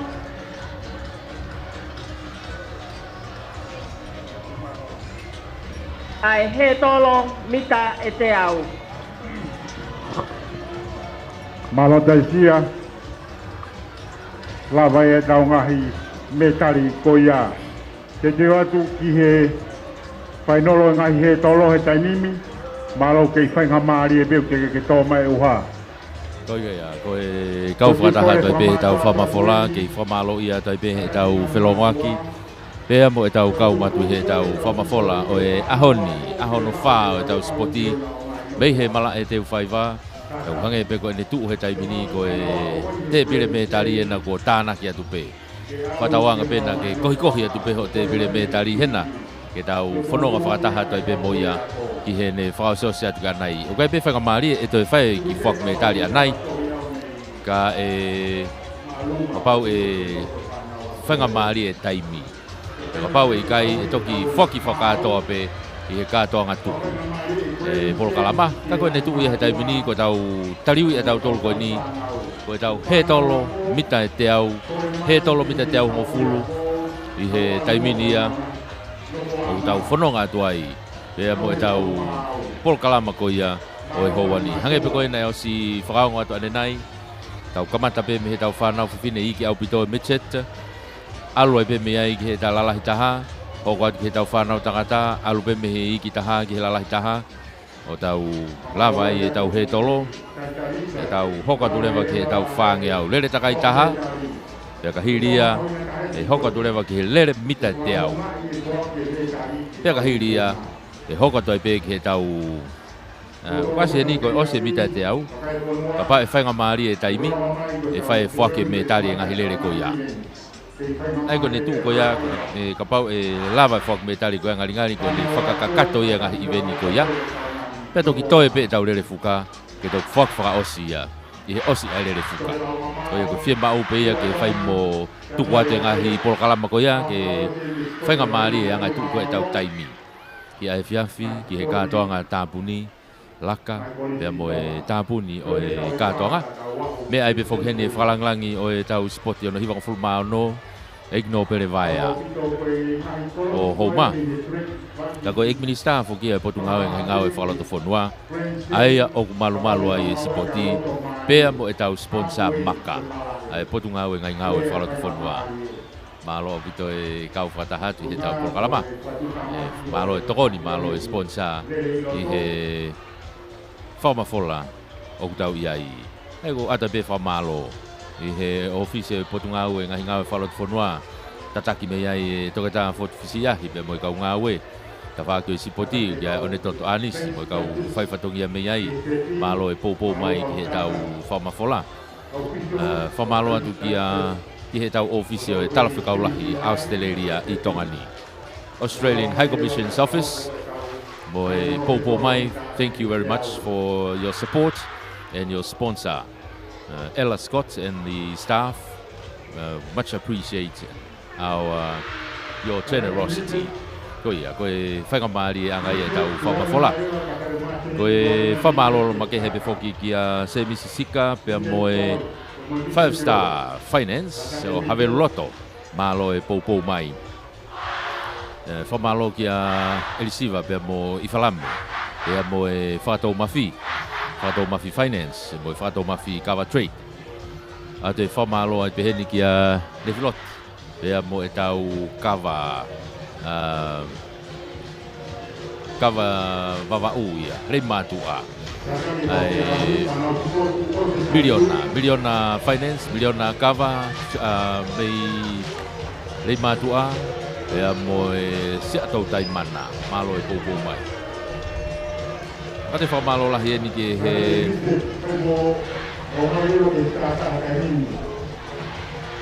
Harmony Enterprises malo e popo mai mi halarewa.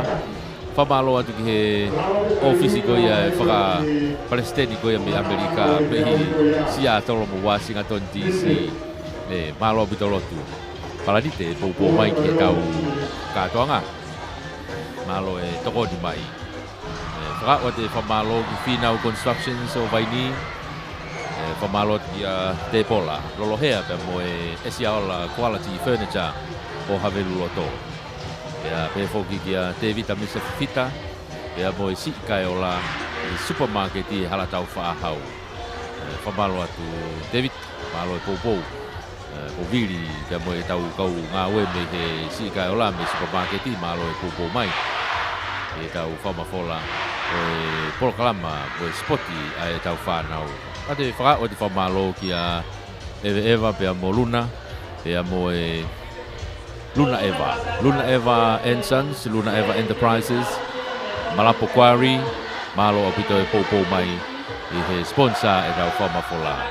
Whaka o te whoki pea mo e whamalo ki a Paula Moi Latu, pea mo e tau ngahi live streami i he tatau pe Facebook ka pea mo e YouTube. Taipe i pe koe Paula Moi Latu. Pea ke tau kau whakataha tuai. Te wate taimini ke tau whainolo, lawe i pe ko si tariu iha ke tau whainolo ulaki ko tau whanau whiwhine iki au pito e Mitchet. Ke tau hoko atu ki ai. Ai au kange pe kono whakao ngatu. Koe kahi reine valu ku lere i kotoa pe ia. I hene tu koe he taimini. Pau kange ko lawe ka pau ku ke si Eva mai ki te whaiva. Tui mahau ki sāket whakauha. Kai, toto mahau ki whakamalu mahau ki kofu whakamawhana. He ku ki i kamata ke matui mai moko he taimini.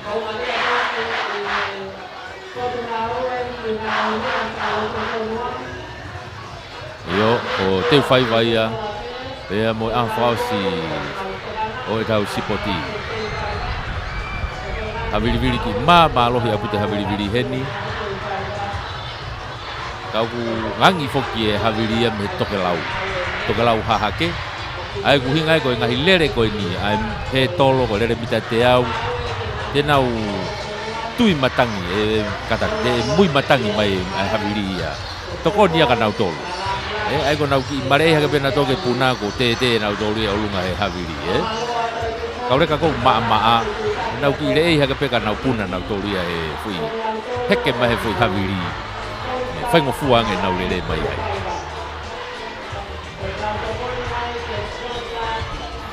kage ko ia ko e tu ia ko e tau fe au hi he tai mini ko na te ko e ifi mai e me ifi me tau starta o wakai ki he tepi hange te ge e tau ko ofisa he tepi lo to ngale lo to mala e fe au sika ai whanau tata lalahi i loto e lere pe foku me fe au hi mesla loto lere me fe au whakaekai ko ia ai TCC katoa ia i he taimini ia katoa he taimini ai ni tau kau whataha toa i whainga maari e koi ni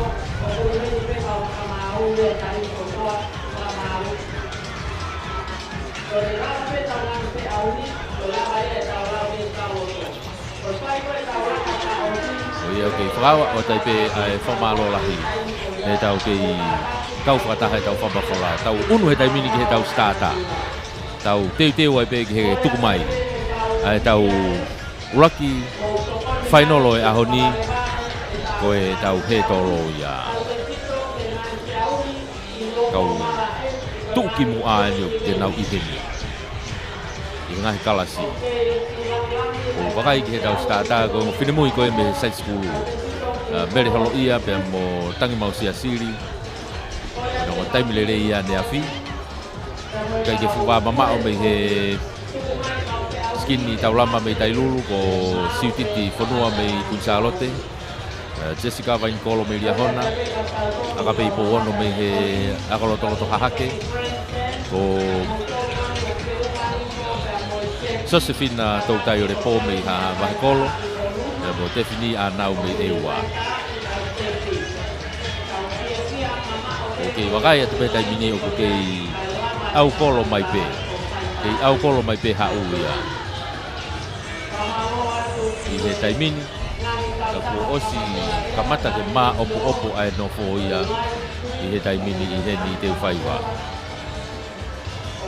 o si kamata ke ma opo no fo ia heni ka au ke au kolo mai pe ka kai ia ka pau ke ongo ku ke mosia e tau Facebook a Broadcom FM maina o ku tau iai e tau kau fata hatu ai ma fana pe hena i api ka ke tuku i ka pe he tau Facebook a pe ke toki ipu coffee pe ko me hena mo ke me hanga tonu mai ke tau live stream o te to hela mai ki he ni mo momoko o si kamata ke ma puni no fo ia i he ni he grandstand ni he taimi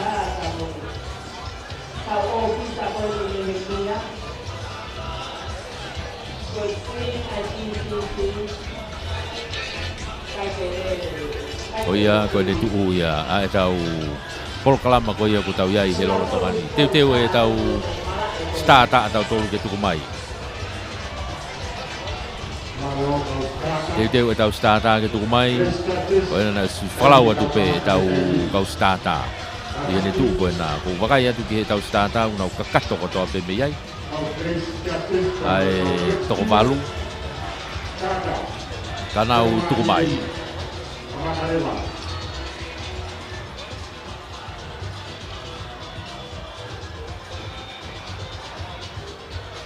to ki longo ange ahoni be ngahi whakakai ange fukoia na u lave ki ai lele mo whakakai ko ia ai TCC ko tui pe ko ne a mo fuki anai ko ki he ahoni ma ko ngahi ko pe tolu te na toki ta pe pa he ahoni la si ko tui pe na sfrao ngo pe ia me he TCC ai tu nga ko ia ko ko lisi kun salote ko la venga mali e moria hona ko ne tu ia i he tai mini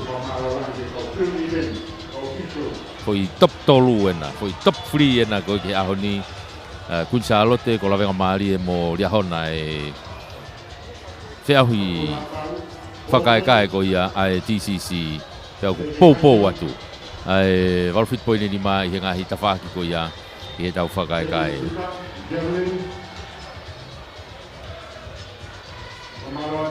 Teu atai pe ke tau unu atu whainolo eni o e tau he tolomita e te au tau lolotonga iai he taimini Teu ke tau kamata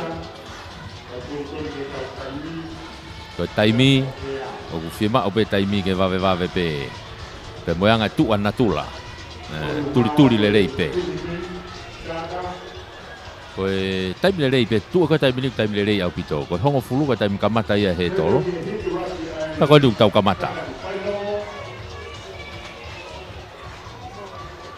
ko tau kamata tuku mai taimi le ulak fainolo bicheti ani tuku mai ke ulak he tolo buna mata tatau pe ko fina mu ina mai sai skulu pe mo kun Charlotte vai kolo sai skulu na ko itaki pe hele ni ko yelo tomari sai skulu mo kun Charlotte ya ot ke hetolo wa fausi ke sai skulu pe mo kun Charlotte ya ot ke hetolo figawa ya ot ke hetolo fausi tamini sai skulu oh vai kolo mo kun Charlotte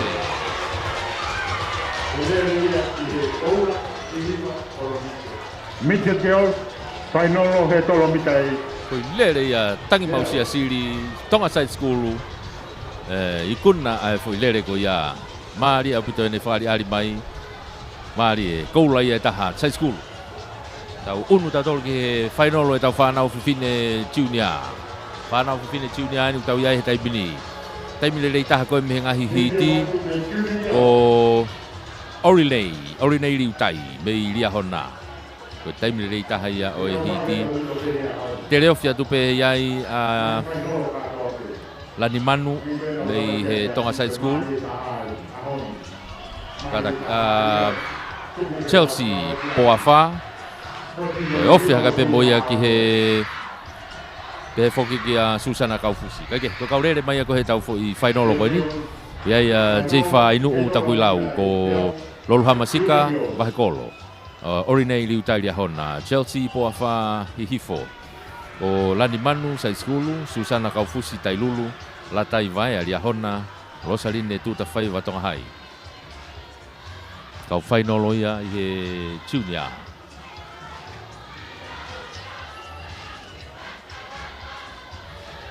Good Lili Osien hange ko lau Ko final oen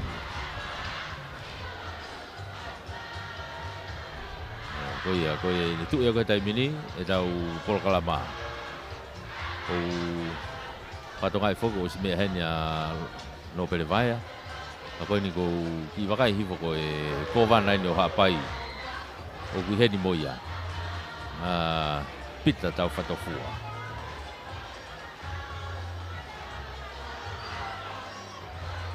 Tugu mahe taimini ai junior nau mata tatau mai ke ulak hetolo vape abute asik ko ya hihifo ni mo tailulu hele di loto taimini hihifo tailulu itu ape ki ama mahe kolo hihifo tailulu mahe kolo potong dia hona hihifo bo tailulu taimini tika ulaki na ke hetolo wa fakausi taimini na udo ke tepi tailulu hihifo dia hona dia mo mahe kolo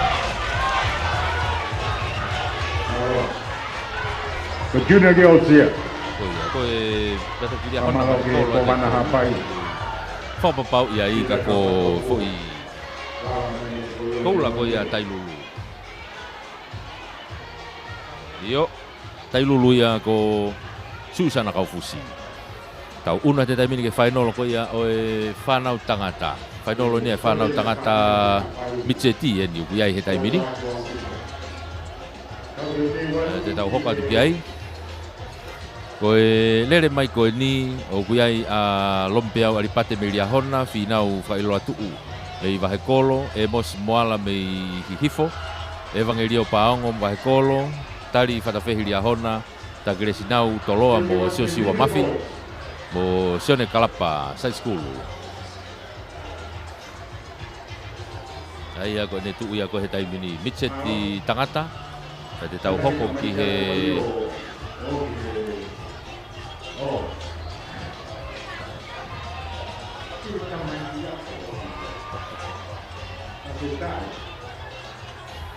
Ai ko ne tu he tai mini ko tau whainolo ia ki he tau whanau tangata i ki au pito ai Mitseti. Malo, nanti sana waktu, kawan aku KPNG. Here we go.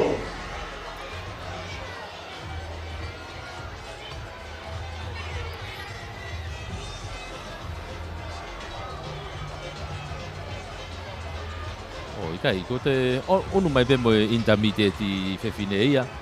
Hange tau te nau te hoka te tau tolu ke intermediate fefine.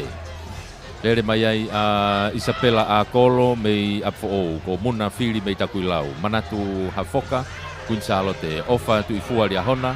A vea rea pai mei lawenga maarie ta pai ta satini mei tonga hai roof Kialmet kunsalo te. Katarina fili mo hala tonga hai.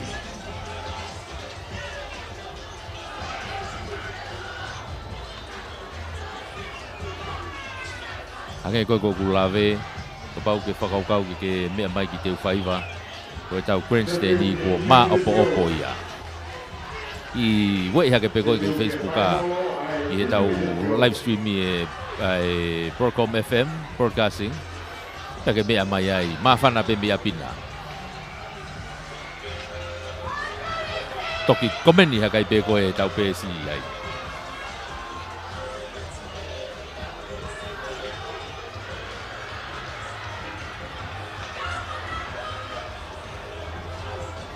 Te watu ke tau intermediate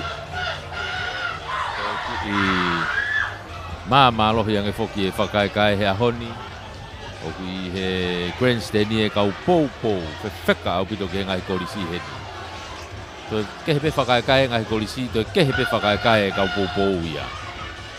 Kako ngai whae pe ia, ngai whae tuku mahi tamine intermediate au hau ko ni mata tatau mai pe kun salo te na motonga hai. Kun salo te motonga hai ni mua.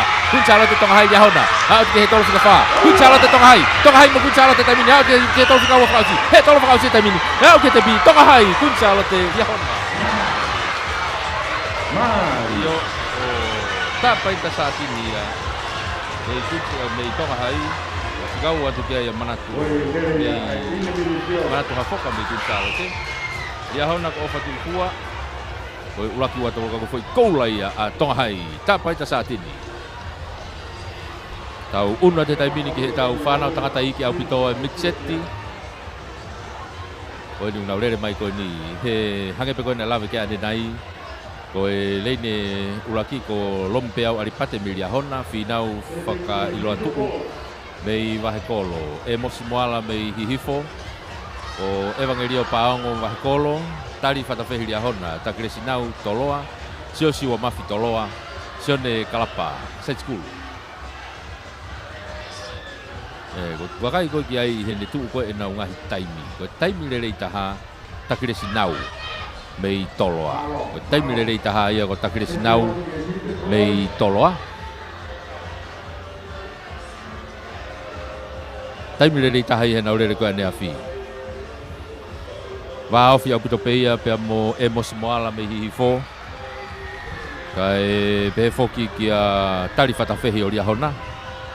E koe wā awhi pe, hange ko lau, e toki mahino pe ia heni. E nau toki vete e nau tolu heni.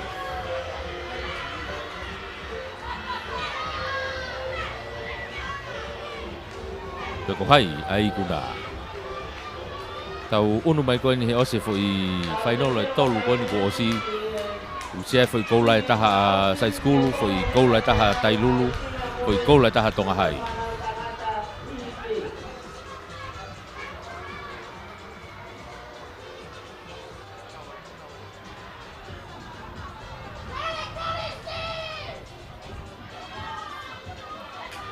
Ai ko ne tu ia ko i he taimini ia. Toi ko tuku mai ni ko tau whanau tangata i ki au pito e Mitseti ani. Tau iai he taimini.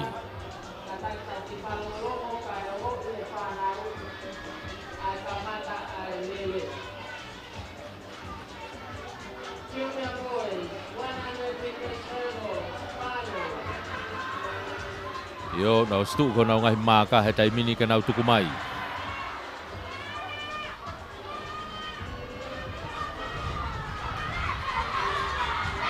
mai tai mini na mata tatau mai jola ke tolo tai mini tolo ai ne ua kasi mai pia mo sai school tolo ai ua tolo taha ke unu mai pe tolo va me aputa unu mai hifo mo vai kolo hifo na mo vai kolo tolo ke taki pe tai mini na wa ke tolo ua fasi ha ke tolo fasi tai mini tolo pia mo hifo bodi ahona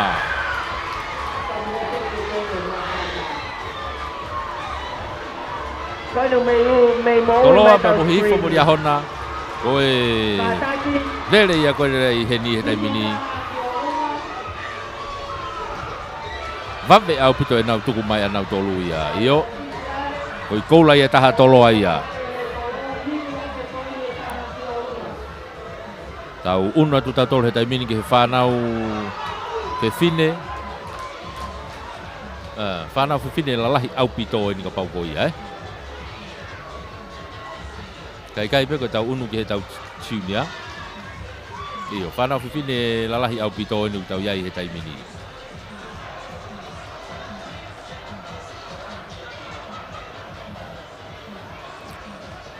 ai ko open ia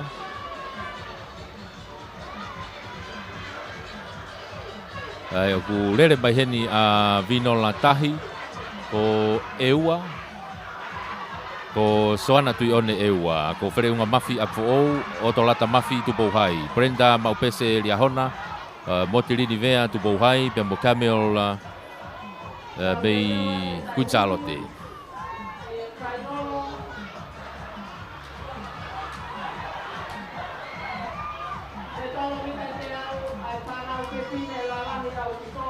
Open girls. Ko ni tau iai he tai mini.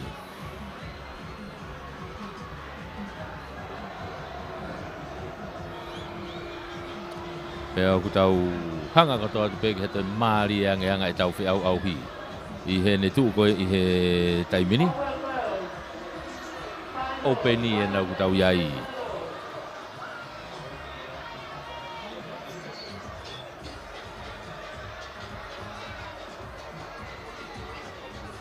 Fai ka mari anga ia tau whiau hiko ni pea mo e tau kau whakataha tuai pe i he ni ka ko e tau fai ka mari ia e tau lere tai mini tuku mai te teo ke tuku mai tau he tolo hau he tai mini e tau whanau whina lalai au pitoni au kei mata tatau mai pehula ke tolo vava kun sa alo tene leini ko ia ke kun seni vava te mo asa tupo hai leini loto o to lata mafu o to lata na ko sma vahe ke ki mo he tai mini apo o pe mo kun sa alo te alo te tai mini ke he tolo ua whakausi Mavahe tai pea o tolata a o ke te pita mini tupo hai apfo o kunsalote.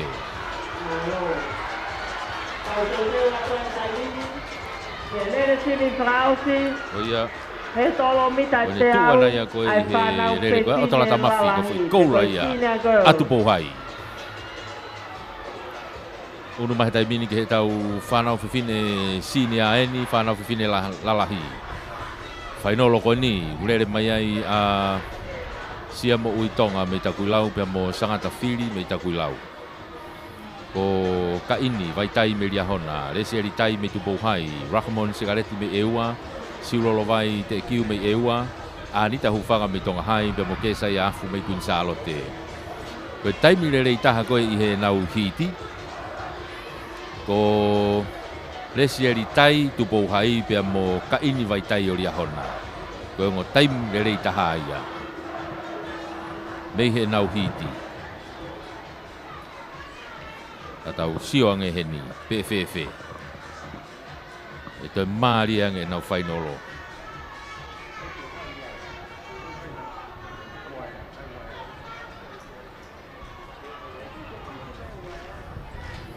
Ko ni kona o si fotutu he tai mini he o nau ngahi starting blocker. Teu ke nau tuku mai. Tau te teo atu ai pe he tai mini, ke he tolo mita te au, lere tiwi whakaosi, a whanau whiwhine lalahi, pe koi senior girls. Kamata tuku mai tai mini nau ke mata tatau mai. Vava puta asa tupo hai reni ko e loga mari. Tupo hai na ko si manga mai ki mo tai mini ko le seri tai ia. Ma vahe aputa mo ta whaki pe ko ka ini. Ka ini na po le seri. Ki ao ke he tolo whika ua whakausia tai mini. Kei tupo hai ria hona pe. Ao ke he tolo whakausia tai mini. Ao ke te pi. Tupo hai ria hona. Pea mo tonga hai. Yo mari au pito filere ko ia. Mai no pito pe taimi lere ko ia le seri tai. Mei tupo hai ko te toi kuna pe filere ko ia. Ko la ia tupo hai. Tau una tato le taimi ki tau whanau tangata i. Whanau tangata i ki. He tolo mita te au. Junior. Whanau tangata i ki ia.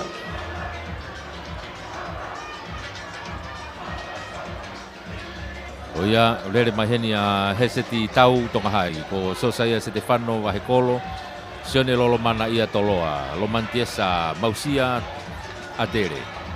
Sila pangai lia hona, paia mafi lia hona. Ko sione telefoni toloa. Ia more polo tupou lawenga maari e. Koe kaurere ia koe taimi lere itaha koe ihe lere koe ni. Ko lomantiesa mausia. Mei atere. Ihono tafa aki pe paia mafi mei lia hona. Ego taimi lere itaha e kaurere kia. Pea toki hoko atuai, kia sione telefoni o toloa. E foki kia sione lolo mana ia i peo toloa.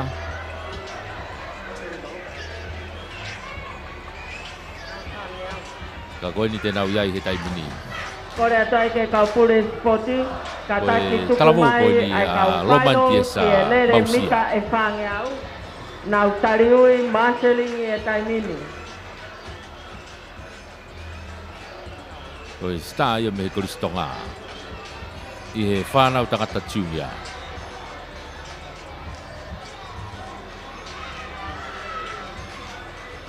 Ku whima o tangata ni me he tapa kotoa pe hono ki konga kotoa ki he anga koe ne tuu. Whakatoto e whamili mo ngahi tuu tawhaki ko ia. Talamai me he whunga whanua ki anga moha nau whainga maari e. Mai mei he lolo hala valu ke ki anga moha nau whainga maari e. Ke talavou koe ni. O romantiesa. O talamai be mei hate iho. Wanga pe moha nau whainga maari. Kata ke kau finalist ke mita whange au. Kotonu ke mo stariwi he tainimi. Mita whange au. Kau finalo mita whange au.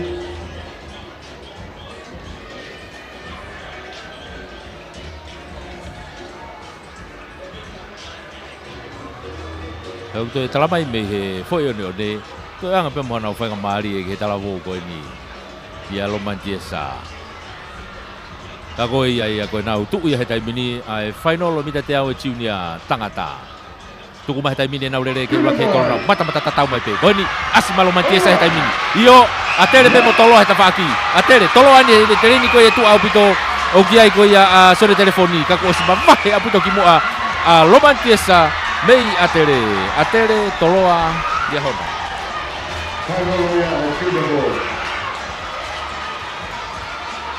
Oh ia, koe talavou e nau tau talanoa ki ai. Romantiesa vea, mausia, maari. Koristonga ia. Talamai he ko mai tahata mai na tolia ko romantiesa manoa vea pea toi mausia pe maari anga fitu yaki tapa siki kako iai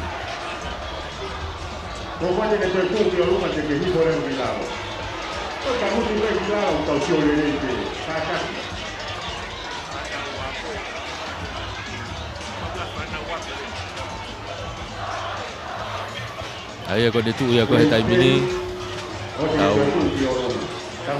un wa he taimini ki he tau itamite ti tangata ko itamite tangata u toi ki hike he tolo iai toi ki hike he tolo he tau whanau tangata loto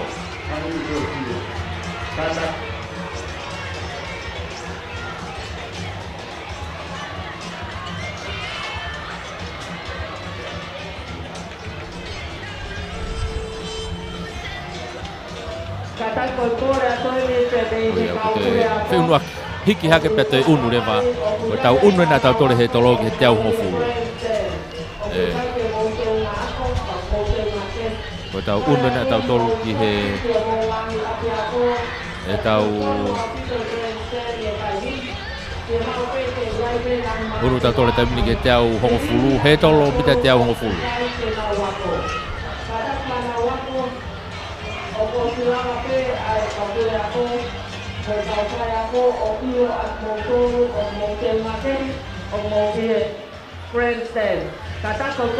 Unu koe au whamalo ia te tau kau sponsor a tau tolu. Malo, whamalo ki ofisi o e talawhekaulahi ko ia a Australia i Tongani. Malo e poupou mai. Whamalo lahi atu i he ofisi pia mo e potungau e ngai ngau e whaloto whanua e mia. Malo e poupou mai. Whamalo atu heni ia se Mississika pia mo e 5-star finance. Whamalo lahi atu pe ki El Siva mo e whatou mafi. Ai finance pia mo e cover trade. Rei tongo pe mo matai ka wawao. Whamalo atu ki a lotu palanite mo e tau ofisi whaka palestini mei Amerika. Malo e poupou mai. Mo e kainga kona mei si a tolo. Malo a pito. Whamalo heni ki a nehilofi mo e miliona finance, miliona kawatonga. E poupou mai. E rei matua pe mo si atou taimana. Whamalo ki Harmony Enterprises. Finau Construction so vai ni o te pola lolohea mo e Esiaola Quality Furniture Havelu te vitamisa fita pe mo si kai ola o e kia Luna Eva Enterprises mo Luna Eva and Sons malo e poupou mai e foki he tau ngau e whakataha pe mo Paula moi latu i he tau ngahi live streami malo apito e poupou mai e tau kau whakataha tu i he whamafola ko eni tau iai i he lolo tongani. Malo apito e poupou. Ko e he tolo te au hongo fulu eni tau iai he taipini.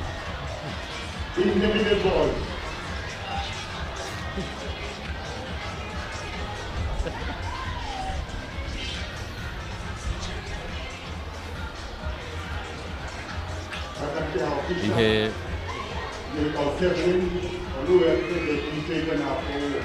Iyo ka koe tau kau whakataha tu e tau whamafola i he houani. Ono whamalo ia i pe tau kau sponsor. Malo e poupou mai i he tau whamafola ko ia e taimini. Teu atu eni ke tau he tolo te au hongo fulu. E tau intermediate i pe tau hokatai pe ki he open, hokatai pe ki sinia. Pe kakato lewa e tau he tolo a tau tolu ia.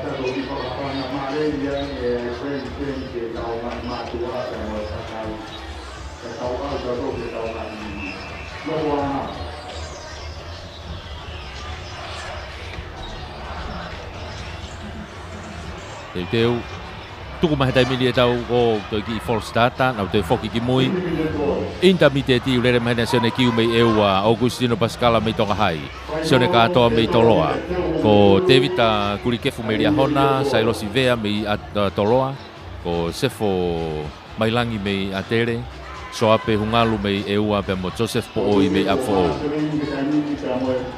ko e taimile rei taha i he nau ngahi hiti na e mauia e Tevita kurikefu riahona ko taimile rei taha ia ko kai ke na fuwa mama o pe mo Sefo Mailangi o atere pe foki ki a sone katoa toloa kau nau mei tai mini rei katoa pe va ofu pe nau tavi tuku mai tai mini ka koto e ui ke nau foki ui ke nau foki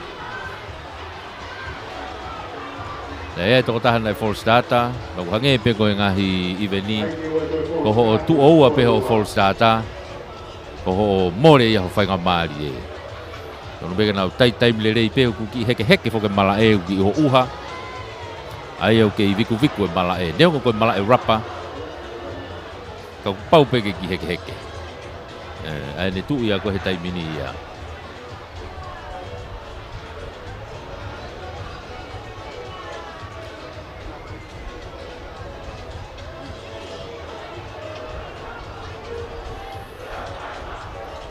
teu ke nau te tuku mai ko tu o ai hano te whakafoki ki nau tolu te wakai atu ko ni pe ku ia taha ko puria pe nau kei o reni ulaki ka daki ko e waia sone kiu ko ia ko malolo ata e waia hoko mai pe ko ni ko to fitu pe una o ke e na lele I mai ko ni foi final ko ni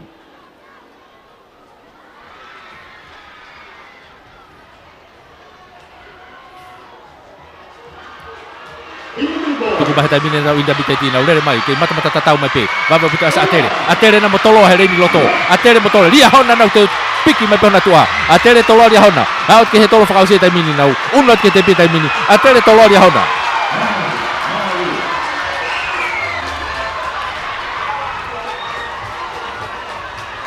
yo oi lele ia ko na ia ko masi ia ko sefo mai langi ia mei atere ko foi koula ia atere foi lele ko ia mari au pito e foi hau ko ia tau ke mata tatau mai pe sone ka to mi tolo pe mo David takuri kefu mei lia hona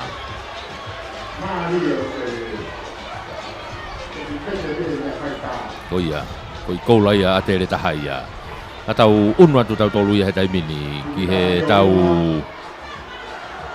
hiti ono hoko ai ko final hoko ka taki tau lele be foke tai mini ko ngai final ata pe final ono hoko o ki ai a e tau sinia ko ngai ko foko gulau ko event pen o hoko lele alu me he iki o alu atu pe sinia patoki frausi he open ko hinga foki ko hike openia to maalungange ka ko tau sinia final ko ni o kurere mai ai a Siuta Helu me tonga hai Samuel Aisea me toloa sone Filipe Lutui me atere Andrew Moala me tonga hai kiunga o fahulu me lia hona Seti Taufa me atere Tio Wasla me lia hona Mulinu u tuineau me atere ko tau wakai ko ke taimile rei taha me he dau ngahi hiti ko kiunga o fahulu ko taimile taha ia me lia hona kiunga o fahulu me lia hona I hono tafa aki pe o kiai a Sone Filipe Lutui me atere ai ko ngo taimile taha ko na ia me ane afi o kai ke le fuwa mamao pe mo Seti Mounga Taufa me atere pe boia na va ofi au pito ngahi taimi e tau toki wakai ki ai I heni I he final I afu mai uha be hange ko gulave ka pau ke tu he taimi ni ko ma opo e Grand State ni ai te faiva ko ne to una tu ko ni ai to hau ya ko ki he Grand State ni ko e fe huki I ai hokot ki ai ko Stonebeke fai fetutaki mei heni mei he matapa mei he Grand State ke matapa ke ki tau fia tua e hau ke Grand State he kuo si fonu ton ke fahanga fetutaki pehe fetutaki at mei heni me kau ofisa he Grand State ki he kau matapa ke ki tau fia tua Grand State he kuo si fonu ya ele tu ko he taimini ko ne te hau pe ko te tokolahi mai ko ni ko fola ia ko he la isi mai lalo ko si fono alunga ia ma opo rere ia kage ka ko ne tu he tai mini he te fai ki hiki mo e me afua ko ki he havili o ku fai no ki falere he tai mini ko hi foki he ko e tu ko he tai mini o kutoi ki ma lohi ange a havili pau pe ke falere ipe ai ki me ngau e ko une fua ai ma lohi ko e havili pau pe ke na fena pasi ko hi he pau pe ke fikai o ko fikai ko o taimi o fikai ia o kau ki ai pe mo havili pe ku hau mai fe havili ko ha no ma lohi e ko hi fo ke to koni o ga ene to koni pe o ga ene taimi ni ka pa tu mai tui ki he matangi e ki ange ki fai ngata alere he taimi ko ia pe ku fua pe me ai anga ko e taimi to tonu ko e ke rekoti aki a ene tu ko ia o e taimi ko o ku rekoti o ia ko nu ki farere e pe ngau ko ia pa ko nu ku ngari fai ka mari e ke na hoko atu lewa I he taimini. He tau whanau tangata sinia ni hange koe na ulawe ki ai. Lere maheni ai ko sione lutui mei atere, pape foki kia kiunga o whahulu. Mei lia hona, ko ngō taimi lere i taha ia. Kau ku hange ko lau, e toki vetepe mei he e na wau koe ki he tepi.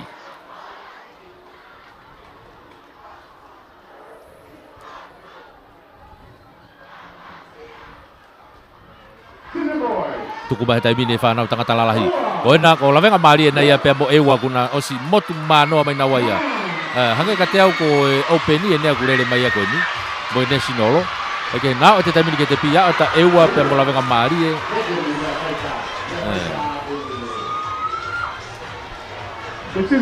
Ai koe... Nganga ko wakai atu aku ia he ni maha koe openi e nai mo e... Ongo tama nesinolo ia kurere atu ai. Kanaki koe open boys. O ia. Koe open I boys. he lere ko ia. Ai koe masi lawenga maari e koe na imua koe nesinolo ia. I he lere ko ia.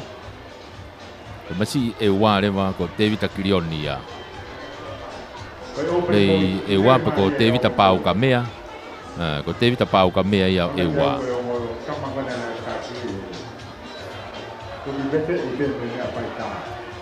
E pe mo David Akilioni ko lawenga maari ai koe nesinolo ia. Kake. Kako de tu he taimini. Tau unu rewa tau tolu ia ki he tau... E koe openi ia. Pea koe ne lava ia. Ai kakatu atu ia turiki ko ia. Kataki open boys koe na lere mai. Mo te whoka ke koe lere mai. Open boys. Kataki tō hake ki he tāta. Hena totonu mahalo ke hiki e... Sai bena koe ki whao. Kataki ka open boys. Te whoki hake ki he me ke tāta. Matu koe ke whiri tau timi koe ni ke tau alu. Koe ia, koe tu koe taimini ko toi ui mai. Koe whuilere koe nei toko si e kau tama openi. Nau toi ki whoki hake peke si tāta ke nau toi lere i mai. He nai totonu ke ki hiki e he tolo. Hange koko ulawe. Totonu ke ula ki sinia ia pea toki openi. He ki hiki ke sinia pa toi hiki ke openi e he tolo. Koe anga ia ku... Tu koe taimini ka ko si lere openi ia mo nesinolo. Kako sinia na nau ke i whao mai nau tolu au te ke nau lere. I hene tu ia koe i he taimini ia.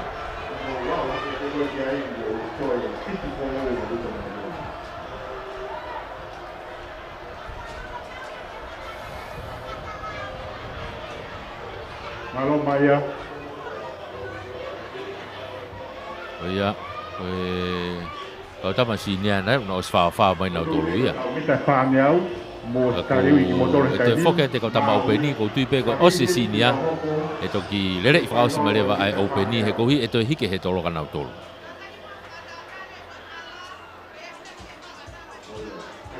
Kaka e hala. Kakau pe te whaki koe mo te whaki koe. Koe hala mai koe ni ki olunga. Kau tama koe ni tangotu he hala. Ko ne tu ko ia i he taimini ia.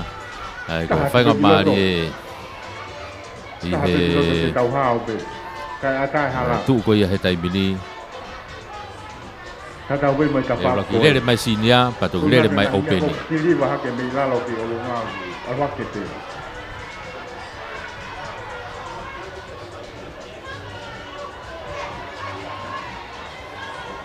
Ai koe sinia hange ko nau lawe kia de nai. Ku... Kau tama ko nau lere mai ai. Kau tama mo oni mo oni ni kau hako he tuka he sinia he taimini.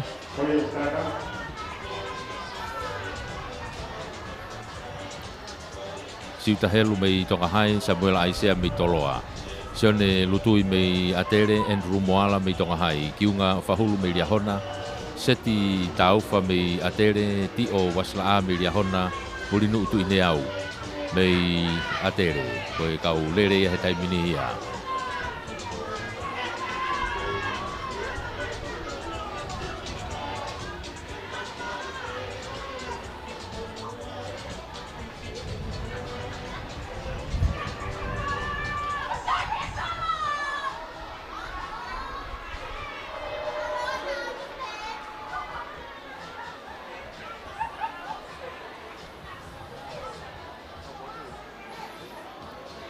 I tai mia I ke tau fe maupe ke to ki I wharere e te whaaki koe ni o e startup mo tepi. Ko whatonga e fwe pālangi koe ia o ku I he tokanga I ba e tau nau he tepi pe mo startup o ku ki lava tu kia ne mai a kakau whakatu I wharere I mata whaki ko ia.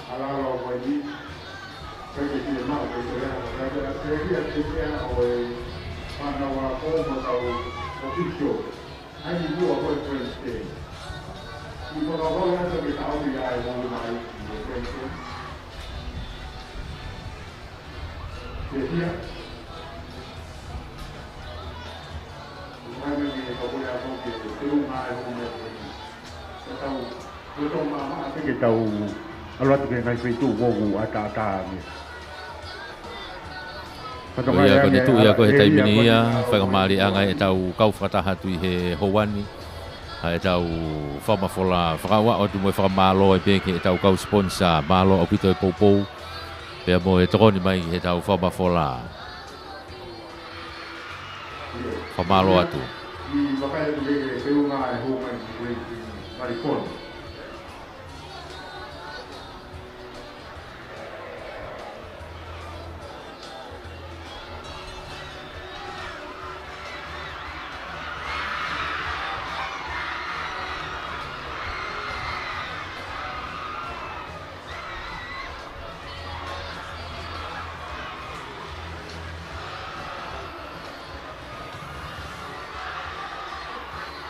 Ia ko ne tu ia tai mini tau ki talitari ai pe ke toi ki fai I wharere I ki hanga ko ia o e startup pe mo ne tu ko ia ki he tepi. I he hanga ko ia ngahi mea ngā ue ke taimi I rere I aku. Kau kei whakawa o tai pe e tau whamalo ia e tau ngahi kau sponsor maka ko I ke tau whamafola. Malo o pito e poupou mei hena. I he tu ko he tai mini.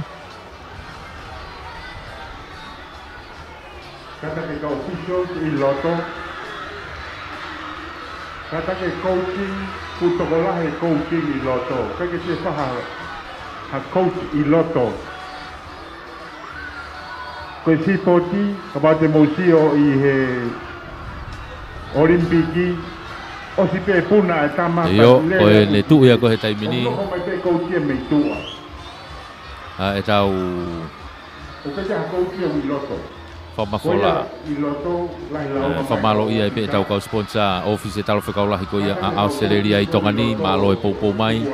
Whamalo ki potunga e ngahi ngawe whalotu whanua mia. Whamalo ki he 5-star finance.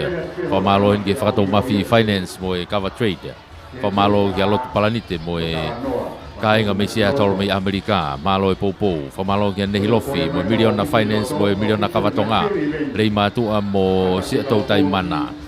Whamalo ki Harmony Enterprises, Halareva. Whamalo ki Finau Construction, so Vaini. Whamalo ki Esiaola Quality Furniture, have Loto. Whamalo ki Sikaiola, supermarketi. Whamalo ki Luna Eva and Sons, mo Luna Eva Enterprises. Whamalo la hea tu he poupou. He tau whamafola. He whoki he tau whengau aki ko ia, po ngahi tapa ke he pe. Kaua ia Paula Moi Latu, mo e tau live streaming. Malo o pito e tau whengau aki he ngahi tawhaki ko tape. Tuku mahi tamini tau sina tau tori he tamini. Mata tau he ulaki hau ko ke vai wa tamini. Toloa. Ko liahona nu ke taki bai. Liahona toloa. Atere na tawhaki. Liahona toloa. Liahona atere. Ha o te tamini ke he tepi whausi. Liahona atere toloa.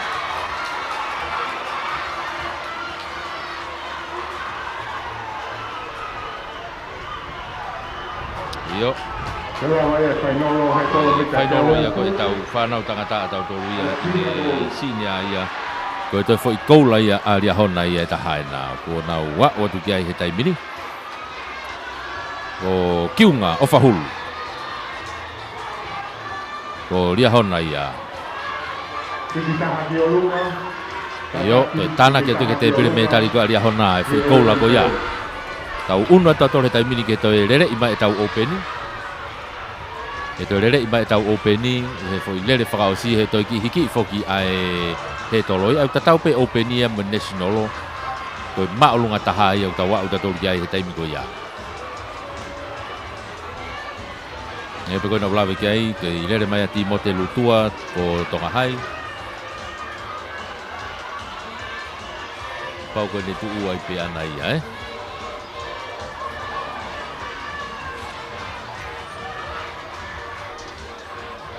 o fatonga e te ase apu o ia hele ko ni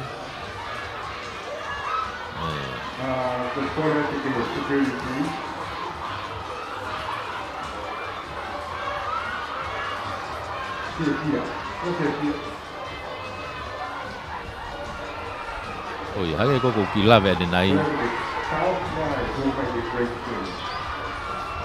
hage ko ki lave ko de nai ko ne tu ko he tai mini ka pau ke whakau kau mai ki te whaiva laka nge ha o tiuni hake ke he tau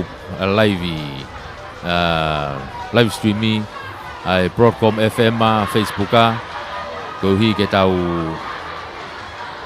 ke mamata le rei mai ai be ale rei mai ai ki he tau whama fola e kono uhinga foki o le tu ana tai mini ko fonu ya si fonu ai Grandstania ko fai atu e te tutakia ki he matapa ke i tau fia tu ai matapa tu ko tai mini i tau fia te matapa ki tau fia tu ai hu mai ki Grandstania ko si feunga ia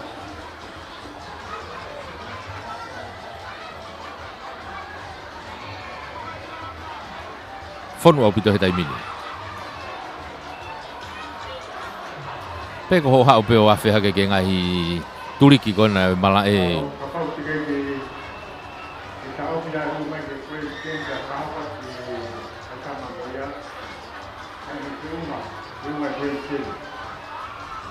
na wo atu pe kakai o we ngai pe tu ata pe he o ani se ni ki ke ngai apia ko ko ia ka na ko le pe ke na no ko atu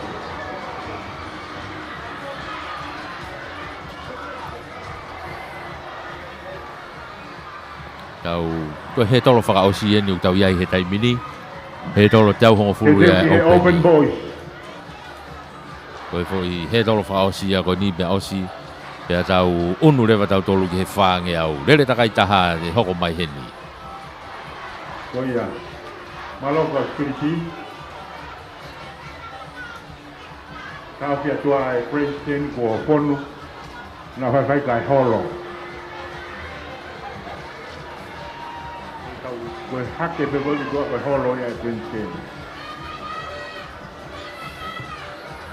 kei tu pe kau tangata me honau ngahi stata whakaongongo pe ki he ui open boys anga tau toi ki waha nge fo i lele whakaosi mai a koe ni e ka kukei wakai atu peu ke iai pia Tongahai o Timote Lutua koe na mnau tuku mai Tongahai pena lia hana pe a fo o e ua nau hau he tai mini he tolo no he tolo no tolo a fo o na kosi mawa he mai ki mua tai mini a fo o pena mo Tongahai a fo o mo Tongahai e uraki mo i waha tai mini na o mai ke he tolo whakaosi he tolo whikaua whakaosi na o ke he tolo whakaosi tai mini na o ke te pi a fo o Tongahai a fo o kai ke u hangalawe i pe koe hange koe ia koe ne tuu koe nā i heanga ngahi whatontonu pe ko o mai ki he tau te pire ai lere koe ni he taimini o kai pe whangi tānaki mai ki ai i he tuu koe ia e tau ngahi whiauhi koe ni o mai pe ane nai he tau paperworka e tau ngahi whangi whatontonu i ki pe i he tau rere ai a koe openi koe nā ko nei ai o ka koe toi ki ririu atu pe e tunga koe ia koe openi e nai koe national law nana e rere koe openi ni e te nau toki rere mai koe ni open boys he tolomita te au hofulu katakiha polisi o talanga ke tanaki mai ki heni a ke te huma hakakai ki heni he masi whakalelu o kau mai a heni te whaiwa ki he tolo mai a openi na holo Grandstone ko ngoi swoni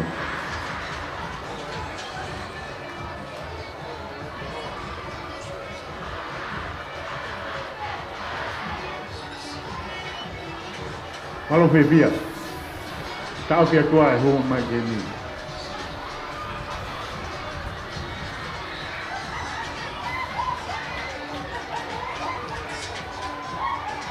Io kage tia feitu heni ke nao mai ke ai.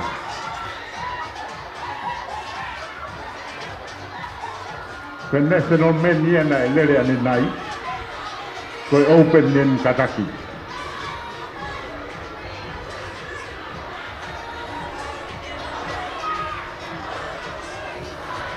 Koi open ni no to grele mai ko ni. Hage ko na lavi kai ko ane nai ko national loya. Hage ko to grele mai ni ka tama open ni ni. Ko to kai to ko lisi ni ko ta ma u ko asi mai ko ni. Ko he basi whakarelu ange ka teo ko lawenga maari e ia. I heni he taimini. Ai aku rere mai e pe ko Timote Lutua tonga hai Wiriami Paongo ko Toloa.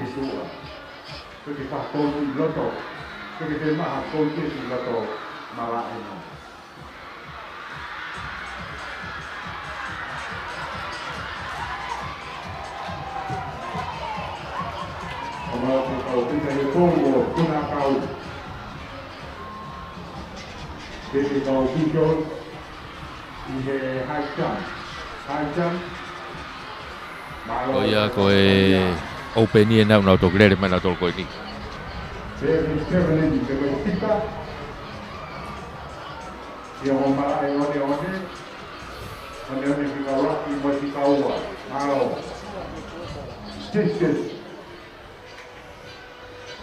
Pamalat ke kau tis. Rem Paongo Toloa ko eua ko David Akilion. Uga eua, uga pia mo David Istolo me ria hona. Ko lisia ko ni e taimini. Ko asperi mo heloto. Me atere ko David Pau Kamea me eua. Brian Otukolo me atere. Pea mo asa tui me tupo hai pea mo hea mas whakarelu ko na ake teo ko lawenga maari e pe ia.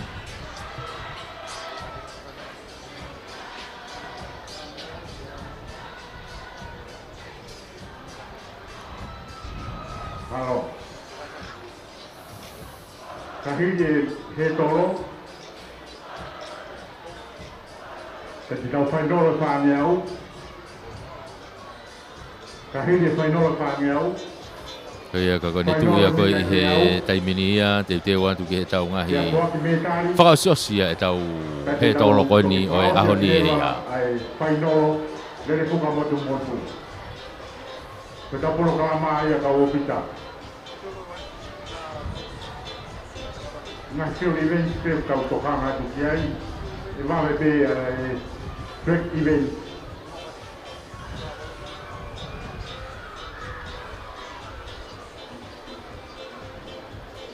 Kau to bebe ngai konga ao ni una lupi mai.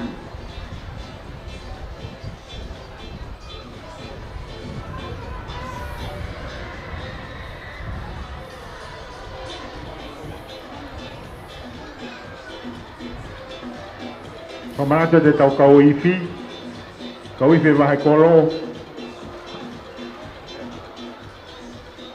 ke mana te tau me ifi tau Kei Fasi mo tau te whakalere i mai mo ta whaki ko ia ka tau toki hoko atu me iai. I he tonga hai api ko e hanga ko e tau kau whakataha tu he taimini. Ea kei whakawa o taipe mo whakamalo e tau ngahi whengau e aki ko toa pe tau kau whakataha tu ai loro tongani.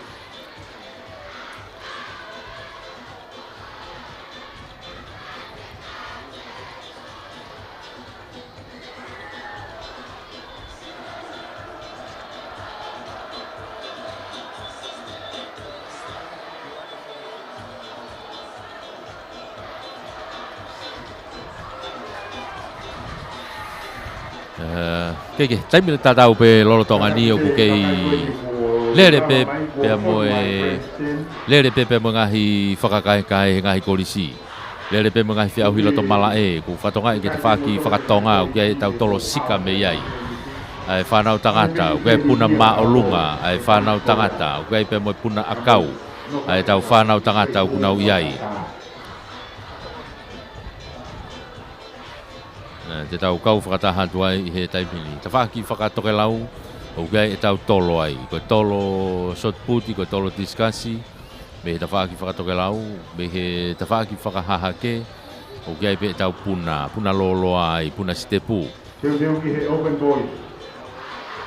Puna loloa mo puna stepu me tafaki whakahaha ke o tau iai whakataha pe he taipini Kakaki ko he whakahokonga mo toe ki he lere koni he tolo mita te au ko pulu.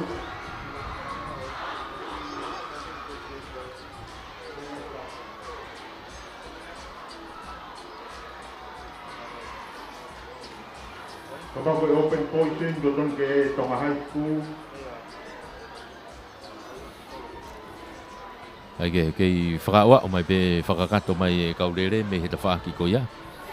Ai whainolo ko ia ai open i eni. Kei atere ua o ki ai o toton ke iai. Tonga High School, Lane 2 Tukau College, Lane 3 Ewa, Lane 4 Riahona, Lane 5 Tonga College, Lane 6 Ewa, Lane 7 Tonga College, and Lane 8 Anga ka teo whetong ia Riahona ia pea mo pea masi mei lawenga mari e.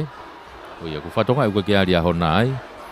Ai ku tui pea ia ku whetong ia. Pea mo hea masi whakalelu ko ia o lawenga mari e he taimini. Ai ku rein wha, he ku inga ku asi he rein wha. O lawenga mari e ia ku iai.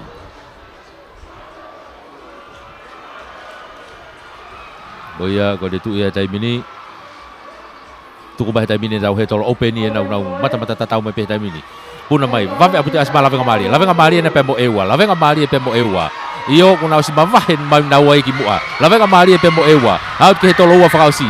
Na out ke he tolo whakausi taimini. Lawenga mari e ulaki lawenga mari e ua ewa tolo ato atere.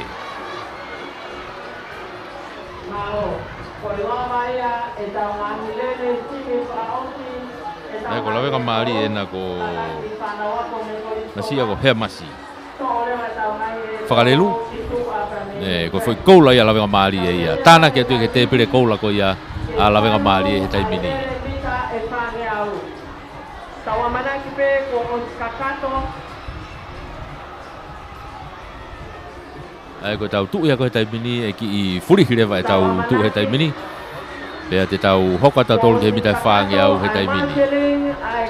Iyo ko rere mitai whaange au he taimini te tau hoka tu ki ai. Kore peke kau ofisiare, kataki turi mai pe e tau taimi. Whana wako koeni i loto mala e. Taike koe whaange au ni tau hoka tau tolu ki ai. Koe lere whainolo. Patonga yange o kloro tonga kahoko i loto mala e, ai te auhi tolo sika. Kong motor koeni o kolosio le loto mala e, whakamama o pa me e mala e tolo sika, na hoko hapakatu tamaki. Ngawe aki pe ai koe halfway line. Loto mali e, kolosi ai. O kloro tonga kahoko pa mo te auhi tolo diskas, ia taimini.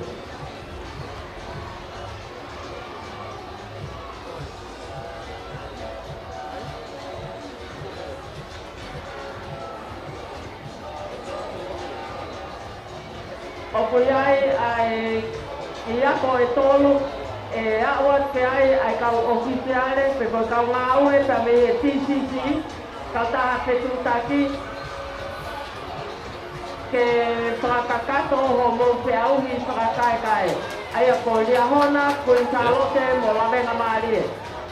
Whaote ho mo te auhi whakakaekai i e hoatani.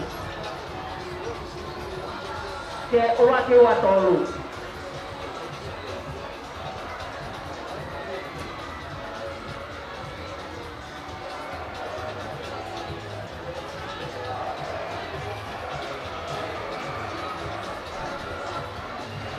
Kai ke he koe tu ia he taimini te tau unu ke mitai whaange au. unu tato ke mita whaange au he taimini. Pea mo e tau kau whakataha tuai he lolo tongani.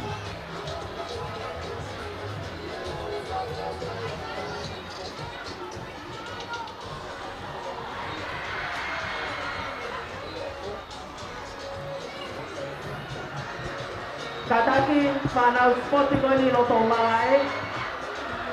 Mō koke rewa ki o mō ngahi sei tō ongi e taimini o ka pao. Koe ki taimi he taimini tau ngahi lere ka whotutu mai tau bita whaange au whainolo. Whamalo ia e be whokeni e tau ngahi kau sponsor tau tolu. Koe tau kau sponsor maka veu tau kei. Whamalo ia be he taimi ke taimi. Whamalo e peheni ki he office e talwhe kaulahi ko ia Australia i Tongani. Whamalo atu ki a Ella Scotti pe mo e kau ngawe ki a anau. Malo e poupou mai mihena. Hoko hoko atu pe. A e tau whengawe aki o na tuku. Poupou mau pe. Whamalo e pe whokeni ki he potu ngawe ngahi ngawe whakaloto whanua ai mia. Potu ngawe ngahi ngawe whaloto whanua whamalo ai ki a toke tā whotu fisi iahi pia mo e tau potu ngawe ngahi ngawe whaloto whanua malo e poupou mo e tataki me hena e tau whatongia mo e kei whamalo ia e be whoki ai ngahi whengawe aki kotoa pe ko tau iai i he lolo tongani.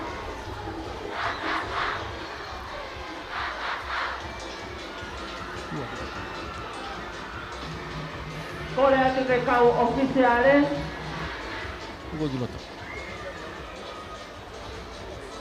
Tau kataki whakawale. Kai ke he koe koka mahu ingai e tau kau whataha e tau Polokalama. Pea mo e houani ia. E whakamari angai e tau kau whataha. Koe tau kei whakakakatu atu pe tau tolu heni e ngahi iweni koe whainolo heni. O tau iai he taimini. E kai ke te ea taimi makenge. O maupe, lava mai rewa ki mua I lalo he grandstand, lao he lauloto, o ko iheni pe kau whakamau, e whakamau I ai whiau. Whamalo ai pe heni ki he kia se Mississika pe mo e 5-star finance o Havelu, malo e poupou mai. Whamalo ai pe heni kia Elisiva, mo e whakatou mafi, I he finance pe mo e kava, trade. Malo e poupou mai. Whamalo ki a nei lofi pia mo miliona finance, miliona kawatonga rei matua mo sato taimana.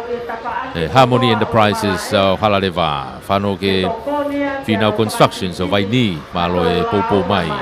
Whamalo ki a te pola lolohea mo e Esiaola Quality Furniture. Havelu Roto. Malo, whamalo hen ki a te Vita Misa Fifita. Pia mo e Sikai Ola. Malo e poupou mai. E whoki ki a Eva mo Luna mo e Luna Eva and Sons, Luna Eva Enterprises. Malo e poupou mai he tau whamafola.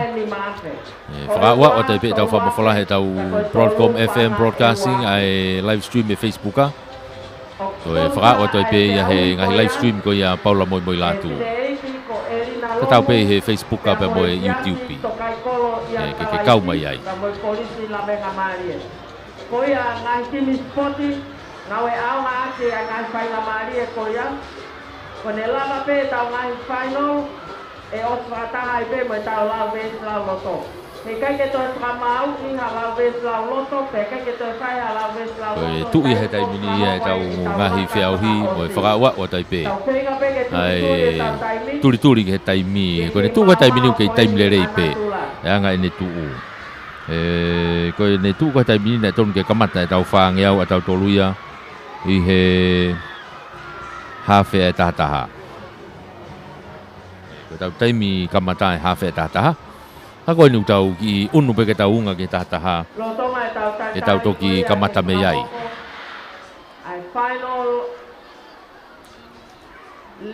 Tau unga pe ke ki rei reka hake pe he taimini. Ane afi. Vave ane afi. Ahoni. I rei reka hake pe. Ai anga koe tau tuu he taimini.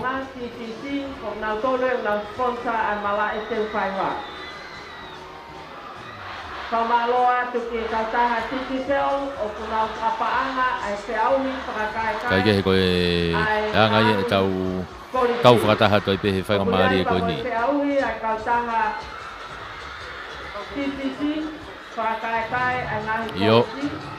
Ko e tau puna a kau o kulotonga rere me ta whaki koe. Tolo sika. Pea mo ngahi whiau hi o unu mai me ta whaki a koe. Te koe Zumba competition o sponsor ia te kautaha mo ulerei a tonga. Te koe Tonga Health.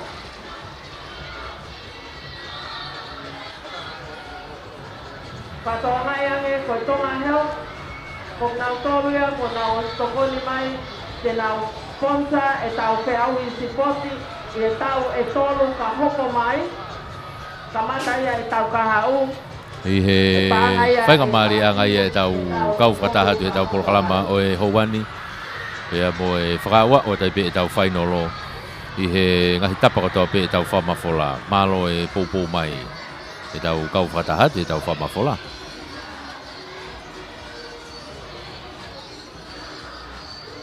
Malo.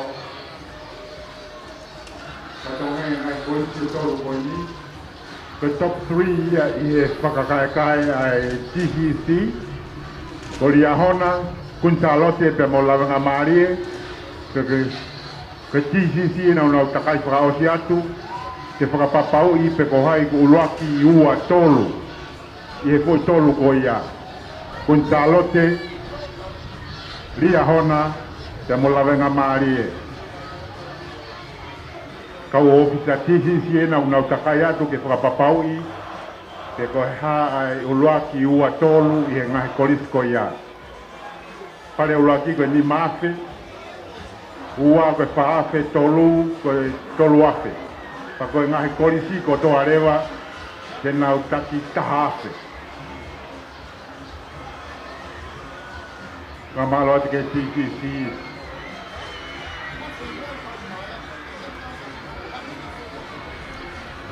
Koia. Kau tamaki isi nung naulua tu koe. Ke to whenga e tau screen ia, rato ke tau kahau. Malo ti isi.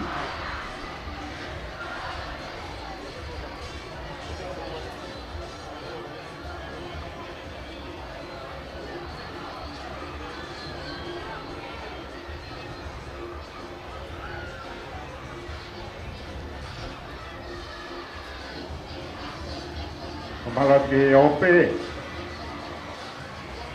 toke lau ya motua tonga a whakao tini spoti ono hiwa ngofuru maono a ngahi kolisi i tonga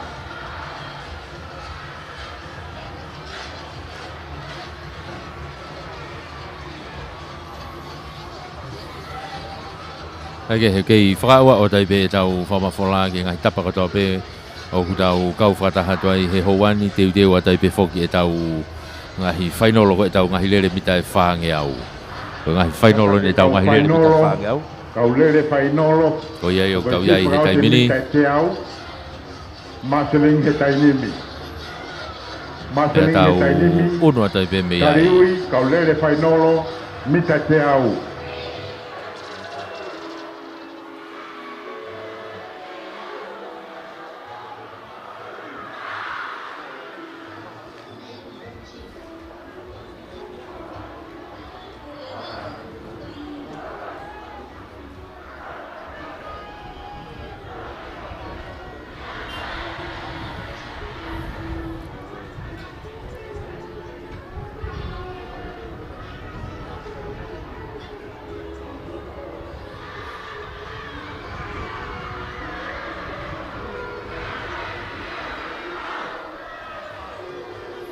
Hei whanonga e tau polokalama tau kau whakataha tuai i he Houani. Pea mo e whakaua o atu ke ngahi tapa katoa pe. O tau iai he lorotongani. Kei lere mawhana mo e tau whakaekae he taimini. E ta whaakia whakaekae. Lere mawhana mo e tau whakaekae. Lere mawhana tai pe mo e tau e tapa katoa pe o tau iai i he polokalama ko ia o e Houani. Hange ko lawe kei lere pe ngai whiauhi ko ia loto mala e he taimini. tolo sika me he turiki koe tau whanau tangata loto o ia nau iai. Koe whiahui tolo sika ia. Pea mo kau whakakaekai. Hange ko lau talu e whakaekai ari ahona me aho uruaki. Aho uruaki, aho ua, aho tolu, aho whaeni. Nau whiau au hifo ke tai mini tunga koe kia e ngahi whakakaekai. Te hange koe ko lawe, ko ria hona ko lawe ngā maari e mo Queen Charlotte. Nau tolu nau kei fihi he tai mini he uraki ko foi top tolu ia. Kai ke pehe ko uraki ua tolu e. Ko foi tolu pea ko au nau lotonga mahanga he tai mini he topu he tai mini. Ko toe ni ke veteki nau tolu he ahoni. Osi ko si poti he ahoni. Mo ne mahino ai pe ia. Tunga ka koe ko lawe i po fe tami taimi tapuni ai. Ka koe ne hao mai ke tai mini. Ko Queen Charlotte ko lawe ngā maari e mo ria hona. Ko foi tolu ia nau kei hoko atu he tai mini, ai whakakaekai, pia moe TCC e toki veteki hei ahoni, whainologo ia.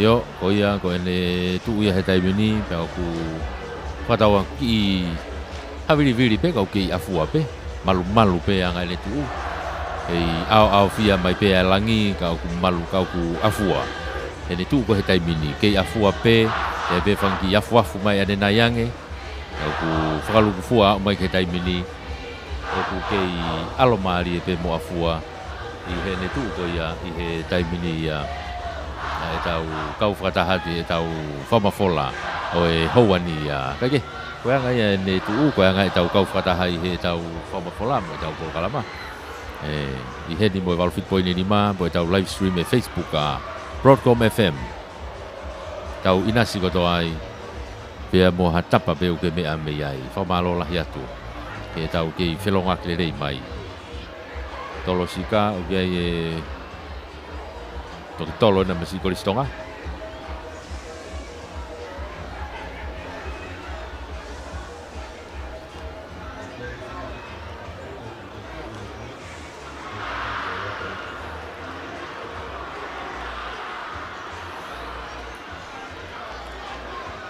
Heanga koe tau kau whakatahatu ko he tai mini. Mei teu whai vai. Mala e teu whai vai he tai mini tau iai. O whatonga e uteke ke tuwha mai tau kau lere a tau tolu mei he tariui. Ka koe ne tu uia koe i he tai mini.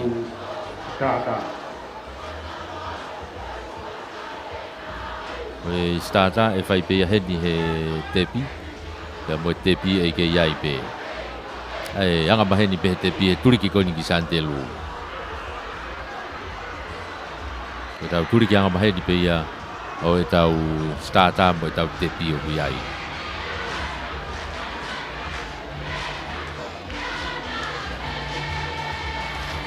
Ta koe e whakaua o tuai pe ia e tau kau whatahati e tau whakaua.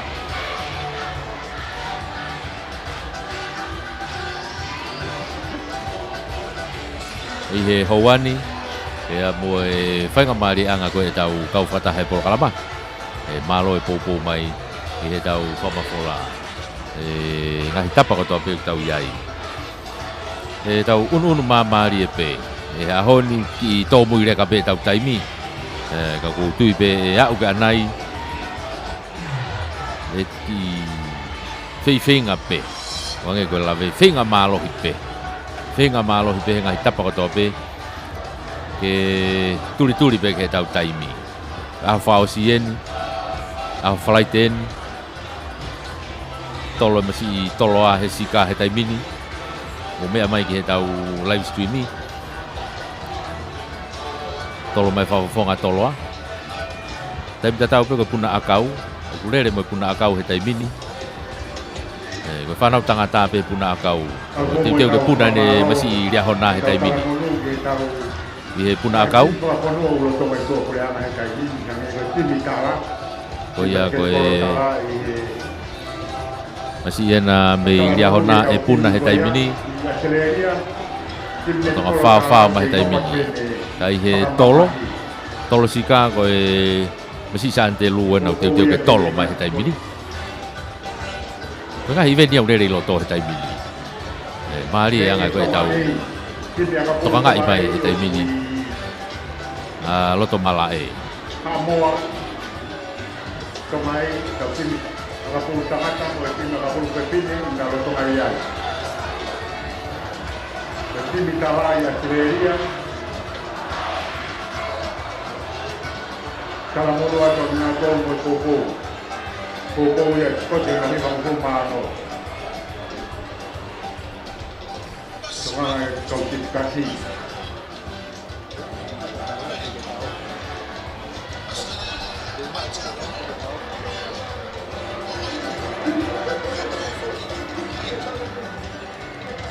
Tau ngā spoti au loto ngā teke tau timi taka toko fitu ki South Africa.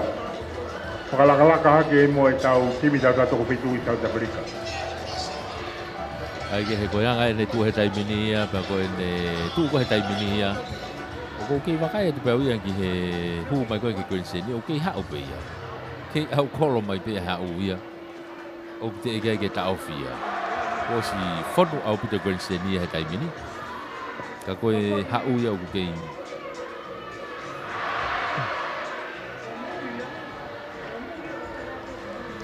O kei hau pe hau ia. O te ege ke whaha ta ofi na si kore ane nai ke ta ofi.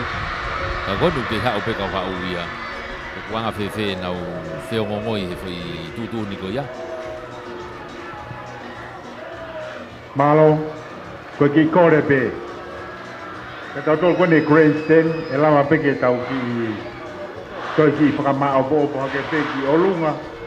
Tō mo tau ki unu pe te tau.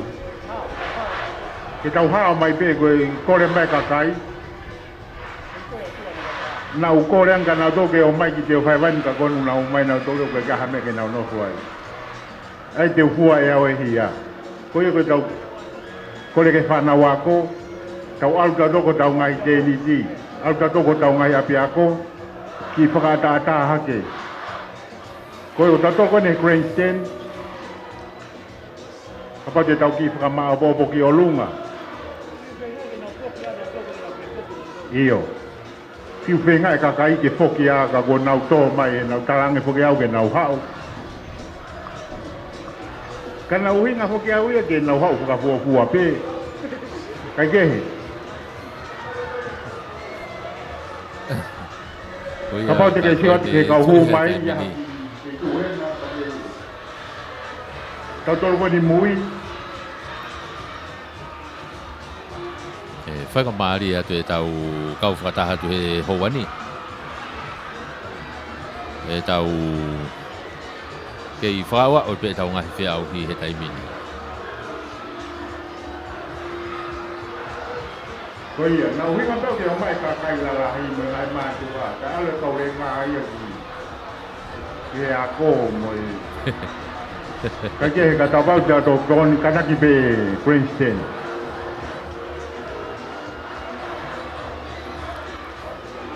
Ko ia, uia te ko hata hai hao e hao hake to tapaki. Ko kalama ia o e houani, whamafola ia o e houani. Tau kei I teu whaiwa pe he taimini. Kei whakakato pe ngahi turiki kotoa koe ni. Ki longo noa e taimini. O te kai ke asi mai kau whiau hi rere bita whaange au ki loto. Peko nau I heni kau te kai ke mau mai e tau stata mo e tau tepi. Ka kone tu ia ko he taimini. Te kai ke kamata e tau mita whaange au a tau tolu.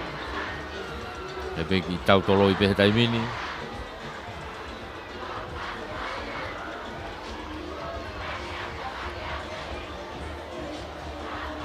Ki tau tolo I pe he taimini e tau.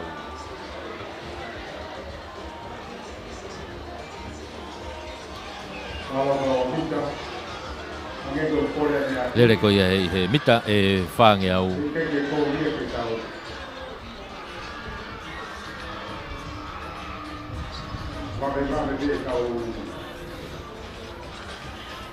Pagi i whetari aki koe niu toi ki tolo ia pe moe taimi. Tolo ia pe moe taimi ai. Ka koe whia mau pe ke vave pe. Ai ne tu koe taimi ko smahino e taimi ia ko ki tomu ia taimi ia he taimi. Ai taimi ko lai pe pa moe taimi mo oni. Nau si toke ke he nau he taimi. Ka koe tuli koe ni ke o te na fuwa mama o. Aho lagi mo aho no wa ho uria. Aho hono tolu ho ata mari e ne tu. Agora aho ni hono fa. Fe.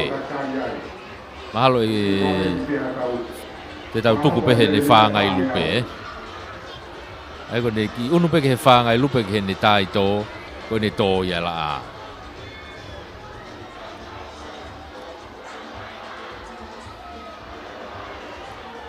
Lo tonga lele pe mo tau puna akau ko ni hetai mini ko e masi en melia hona wa ke puna hetai mini puna akau. Ai pau ke me mai he tau ata. Ko ni lele mai ni masi dia hona nai puna. Yup.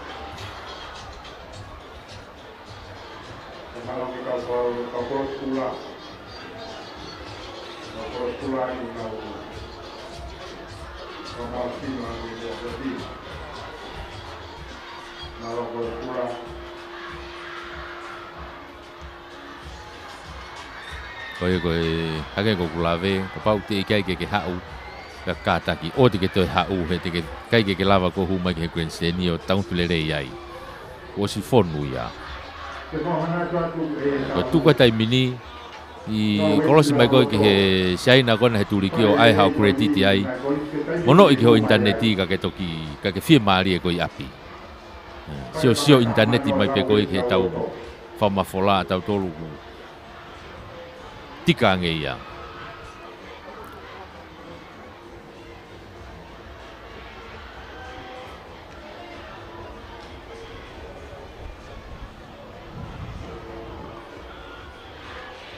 Lo tonga e tau taritari te whahoko ai te auri ngoko.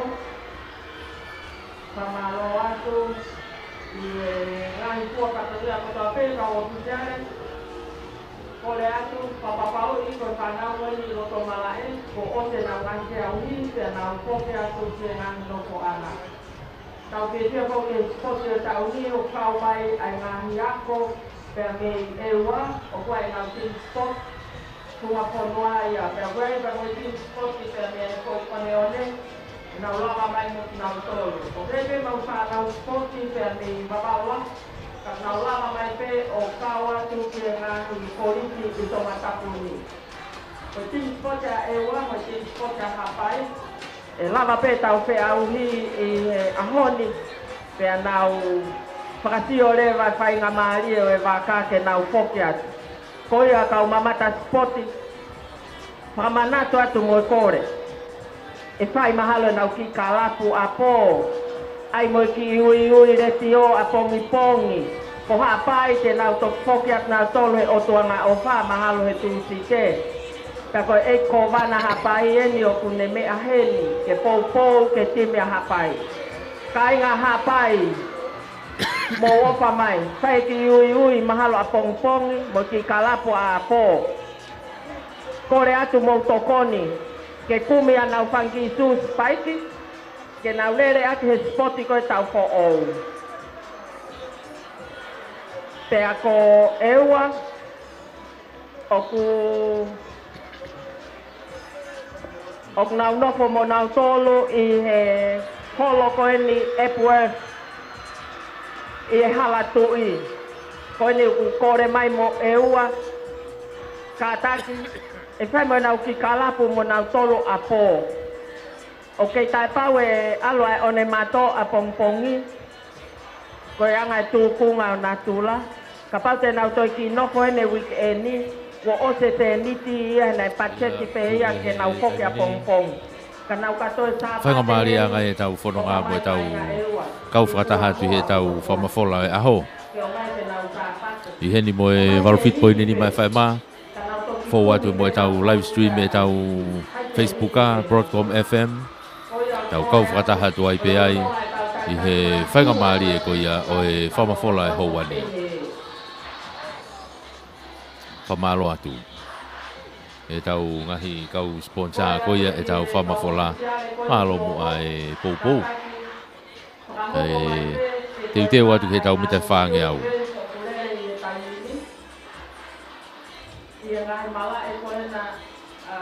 I loto mala e tau whakua ai vare pe mo e taimi te tau tuku ai i e ahoni. Ko taimi ni, ko osi wanoa ai me tataha. Tau whenga peke turi ki he taimi ni. E ongo peu ki tō mui le ka pe, ka ku tau turi pe. E tau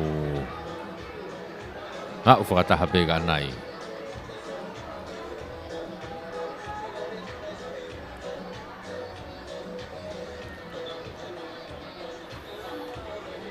Teu whai wahe taimi ni tau kei taritari ki he mitai whaange au. Tau kei taritari he mitai whaange au he taimi ni. Ai koe whainolo e ni. Ko tau lere ko ni koe whainolo kātoa pe. Koe ke te hato e kāsete. Whai walahi ko toa pe. Ai tau lere ko ia i he ne tu ko he taimi ni. Pea mo e ngahi whainolo ko ia. Te tau kau whakataha tua i he houani. Ki holo mai hawiriviri. Ki holo mai pe hawiriviri. Ki hawiriviri pe. Ka koe ene alo maari e koe konga mahu inga ia. Koe anga koe tau whanonga i he lolo tongani.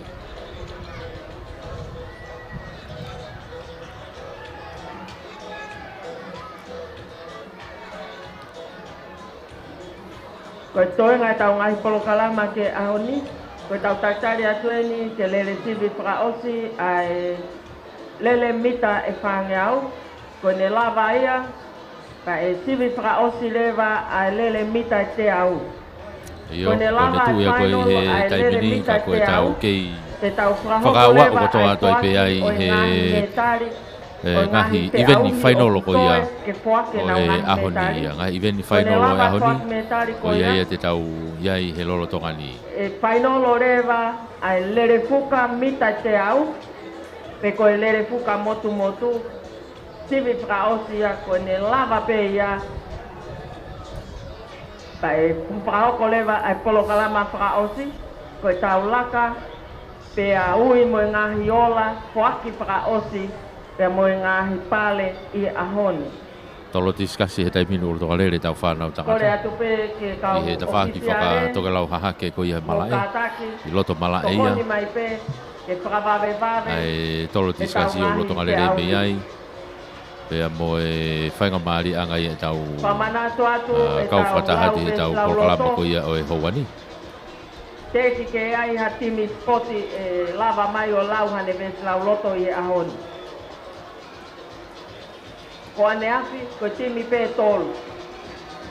Na ngari te nau mau pe na sole pare ulaki wa tolu. Patoa nga e ange ko i paanga o kupapale i aki ai lau ves lau loto o pe unga katoa ia mo i paanga e tahamano. Iyo, ko anga ia ne tu he taimini e tau polokalama. Tau kei tatari pe, tau kei tari pe ke mita whange au kei honga lawe e taimini po hao kei tau tolo ia e tau mita whange au. Ka koe ne tuu pe ana ia, koe teu pe ke tau whainolo mita whange au. I he ne tuu he taimini. Kapau e lava mai timi spotia a ewa mo i timi a hapai. Pai mo na lau ves lau loto na ua. Ma uai pe na se ni ki kai koe whaha ui a pongpong e reti o. Koe tuu ia koe tau polokalama he taimini. E tau kau whakataha tuai i Ko he kau lau ves lau houani. loto e nia ai korisku i salote. E whamaloa tai pe ke whakaua o e tau Tu i lalo. polokalama mo e tau whamafola ko ia o e houani.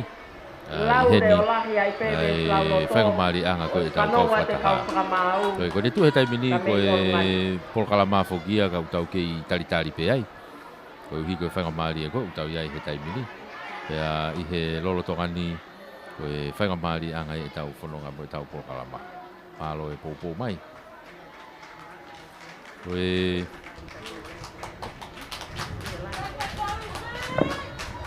Kapa e whai mai ka kone la loka pai ki whakawhi e peki he ke tokoni.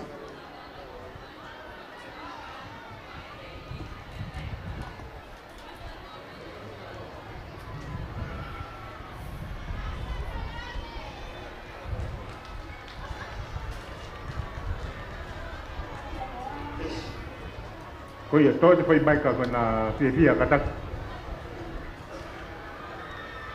Ke tokoni peki e ai.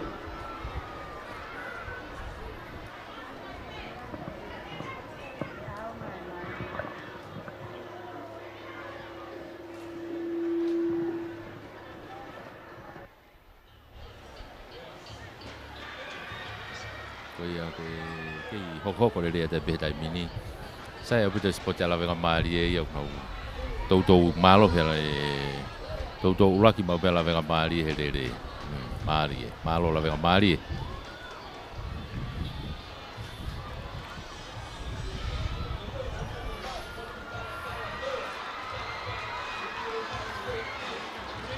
i he ni he tau wha fola i he houani ko e tau ki tari pe tau tolu ki he tau mi te whaange au ku wakai fupe ki he ke i lele pe fok mo lau vesi lau loto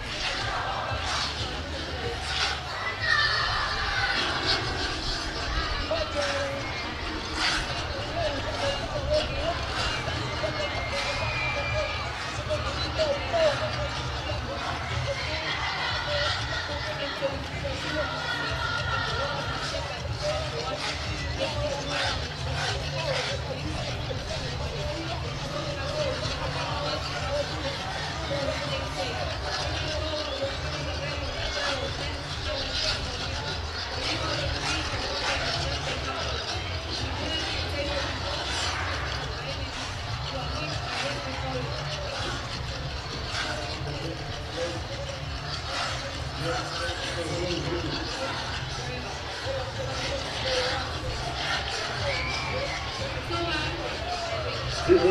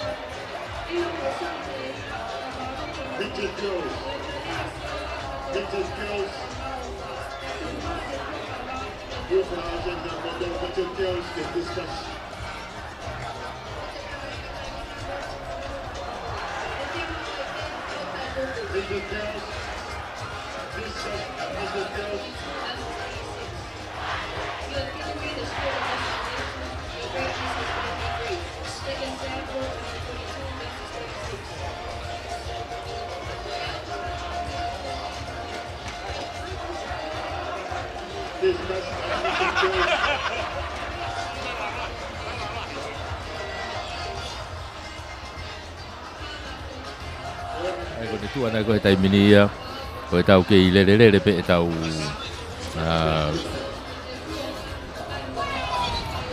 ko tau le pe tau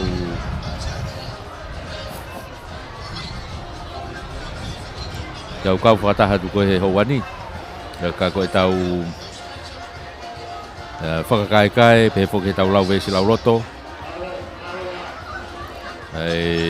hake koe ne whakaonga tani nei koe ne tuu koe he taimini ia o koe ki i kore ia heni me he whare ice cream koe ne hala waha a kolo ana kou hanga mai ki a polisi longo longo o koe bea rere ai koe si waono hiwa tolu taha si waono hiwa tolu taha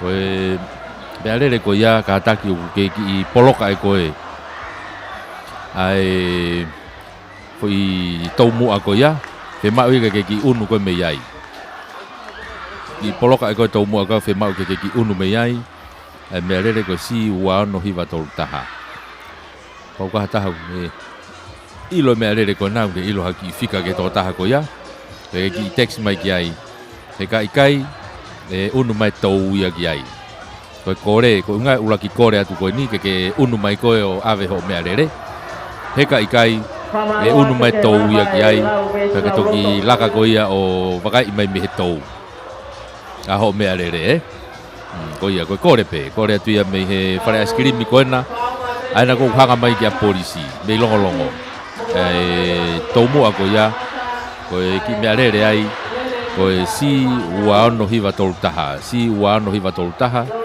ko berele lam siri vain berele lam siri vain kadaki ki lava tu mua unu ho me alere me ai e ku ff o ff hia o fe mau ke fai nga o he feitu ko ia ai fare askirimi ka ku ki ff hia ko i ko tau ho me alere ka ko pe yo fai ata kore e ke lava tu mua ka pau ka tau ne ilo me alere ko ni pe kwa hane telefoni ke ki fetu taki mai mo ki ai ki ala to ave me alere koe mea rere lam siliva si ua ano hiwa tolu taha. Ke lava tu mo unu ho mea rere me iai. Ke mau ke whai ki ngau e ai. Ka whai atu pe ke i tau ai, te kai ke arange, unu mai rewa tau ia, o ave ia ke whaitu, te ke toki alu ko vete me iai. Kai ke, koe kore pe ia. Ka pau ka whai ngambari e pa ke lava atu ki ai.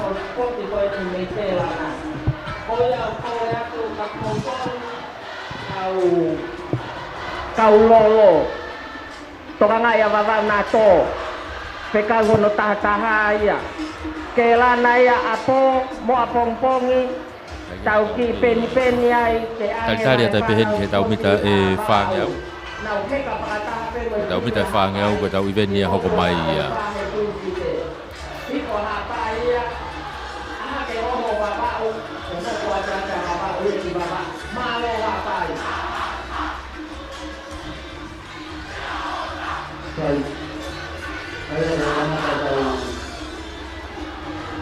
Kata ke kau fea uhi, pura uhi mai le ke whange o tai ni. Rio, ko kalama iau tau iai he lolo tongani ia. Pea mo he whakaua o atu ko ia. E tau koro kalama ko i tau kau whakataha tua i he houani. Mita whangeau ko tau iwenia. Intermediate girls high jump. Ko tau iwenia o tau hoko ki ai. Mita whangeau.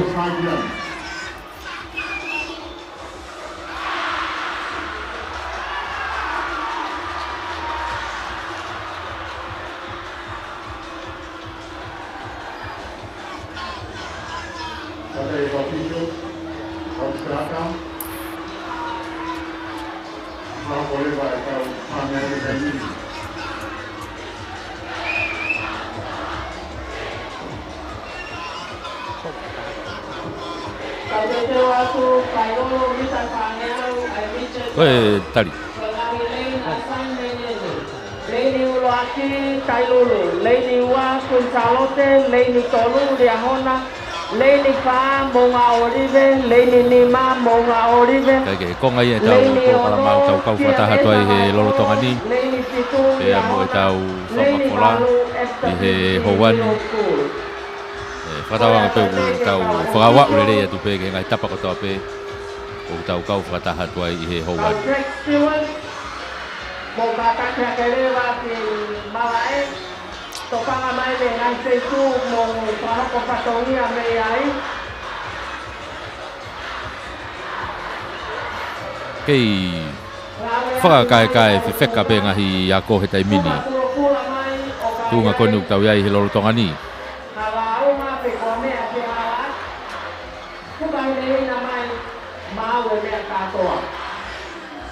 Tau te te watueni ke lele tiri whaoki. Mita whangeau te koe takai e tana te kine iki. Kora te mai api a ko kātaki tūturi ko o wai tintei. Kai lava ai whanau. Ege he whakamari anga e tau whanonga mo e tau kau whataha te tau pōkalama houani. Io, koe... Mita whāngau enu tau iai he tau tore taimini. Mita whāngau enu tau iai he taimini, tau osi i he starta he taimini kau mitseti ko iai whanau whiwhine. O gai sikini tau lama mei tailulu ko Christina Nusi mei Kunsalote. Keilin whailoatu mei Riahona. Ko Selafimi tua kalau mei Monga Orive. Ko Kasilita tua kalau e pe mei Monga Orive. Ofa mo i he lotu skuea mei Vahekolo, Jessica Vainkolo mei Riahona mo Halapore, mei he loto we sirana he leini ko iai tu au tonu ke iai. Ko hange ko wakai ke leini tu au ko ke hata hai ai. Ka koe tu ko e naurere ko ni, takai taha ko ni whanau whine i ke au pito. Ko taimi rere i taha ko iai ko Monga Orive. Ko taimile rei taha ia ko Monga Orive ia. Ko Kasilita. Kasilita tua kalau ko taimile rei taha ia. Pea mo ofa skuea vahe kolo. Pe foki a Jessica vai Nicolo ria hona. Nga ko ngai taimi lele i taha ia ne tuu ko he iheni. Kau ku hange ko lau ko ne tuu ko he taimini e toki VTP. Toki VTP me i malae. Ka mata ke ki i afuafu mai ki uha e taimini i heni i he loto malae. Ka mata ke ki afuafu mai he taimini ki uha. Ka hange ko kulave. Ka pau ke whakaukau mai ki te whaiva kau te ikeke ke hau. Kātaki. O tui o lakang ha o kolosi ake ke saina ahau ki krediti ai pake mono i ki ho krediti i ho internet i ho tata. Pea ke hu hake pe ke Broadcom FM Broadcasting i he Facebook a ko e mawhana taha ia ho nofu pei api. O eni, ai ene ki moko mo ni hawiriwiri mo ene toi fonu pito ai ni he taimini. E alo e taimi i he ni he taimini. Aluia ke huki i he taimini. Tuke he kapau ke fie huki pe koe, e pake hau pe koe. Pui ang he moho eiki.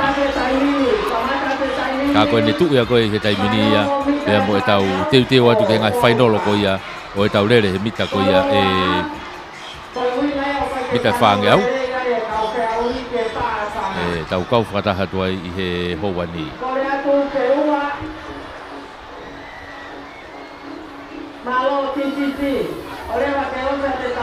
O ia, te wat ke tau whainolo o e tau mita whaange au ni te tau iai he taimini i he lolo tongani ia.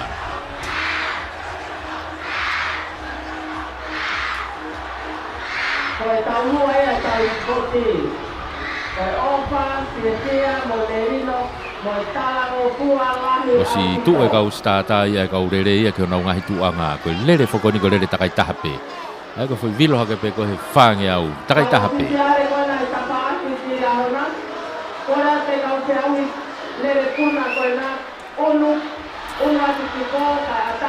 Ai ko lawe atu ko taimini o ku ai tailulu kun sa lote ria hona. O ku ai pe mo monga olive e ua. E foki ki hahake ria hona. Ai ko kaurere pe au ki ai he taimini. Ko ke asima hene akoloto weisiliana. Ki afuafu mai uha he taimini teu whaiva. Ke kamata ai te aui. Kapau e kai ke lama mai. E kanse ka toa ai te aui. Ki afuafu mai uha i teu whaiva he taimini pia ku... Kore te tau finalist.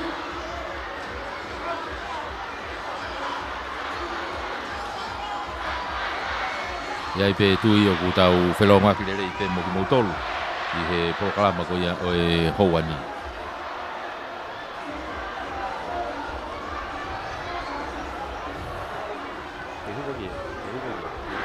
Pataki kore pinga ia ko, tapi paloro ni ko kakamata ele ko ni.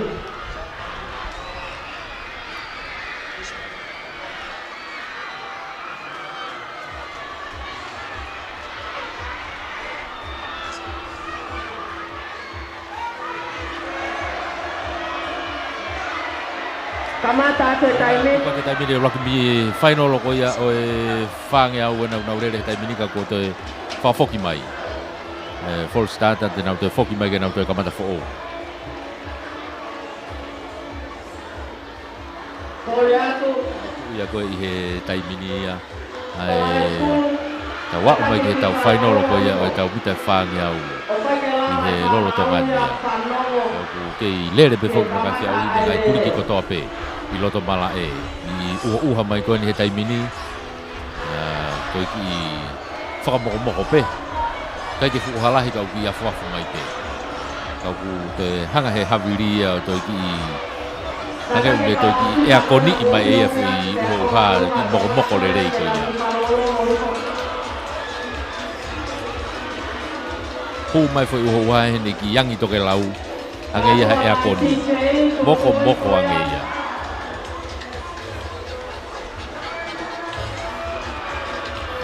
Ta koe konga kotoa ia e tau whanonga tau tolu he lolo tongani.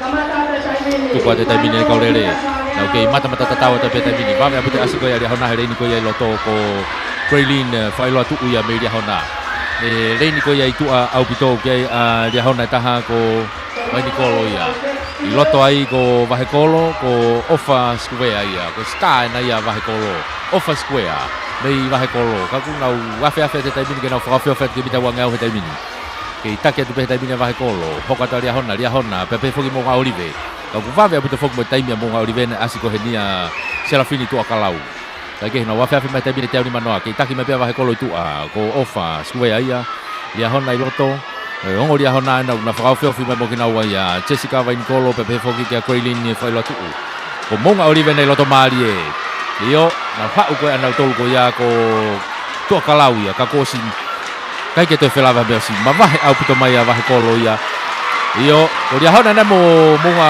monga olive tena toho i mai na ua o te taimini ki he toi mita hongo fulu o te ke te pitamini wa ata vahe kolo o ta monga olive kia toki ria hona Maria pute foirere ko ia ko mai no pe foirere ko foirere ia ofa mo i helotu square nei vahe kolo ko to ki foi koula ia vahe kolo tana ke ke na te bire koula Maria tai mirere ia pute pe nerere whaka ua o tu ki he tepi tau unu atu tau tore tai mini ki he tau whanau ta fefine junior tau whanau fefine junior ni tau unu atu ki he tai mini o alu pe tai mini ke toi ki i Maria nge o ngahi hingo ala lahi ko ia o tau whanonga mo ia o whainolo koe tau whanau fefine junior o lani manu mei side school ko finau fisi italia makaafi mei hapai manu si uvea me ria hona Angelina Tupou mei kun salote lotana kiu mei eua orinei liutai me ria hona matavai kafoa mei apfo mere utuvai po uhila po uha mei hapai io koe tu ko nau lere ko taimi lere taha ko i he nau lere mei he nau ngahi hiti ane afi ko taimi ko alotana kiu mei ewa ko manusi uvea mei lia hona pea mo orinei liu tai be mei lia hona ai ko ngai taimi lere ia i he nau hiti ko ia ane afi ai bitai whange au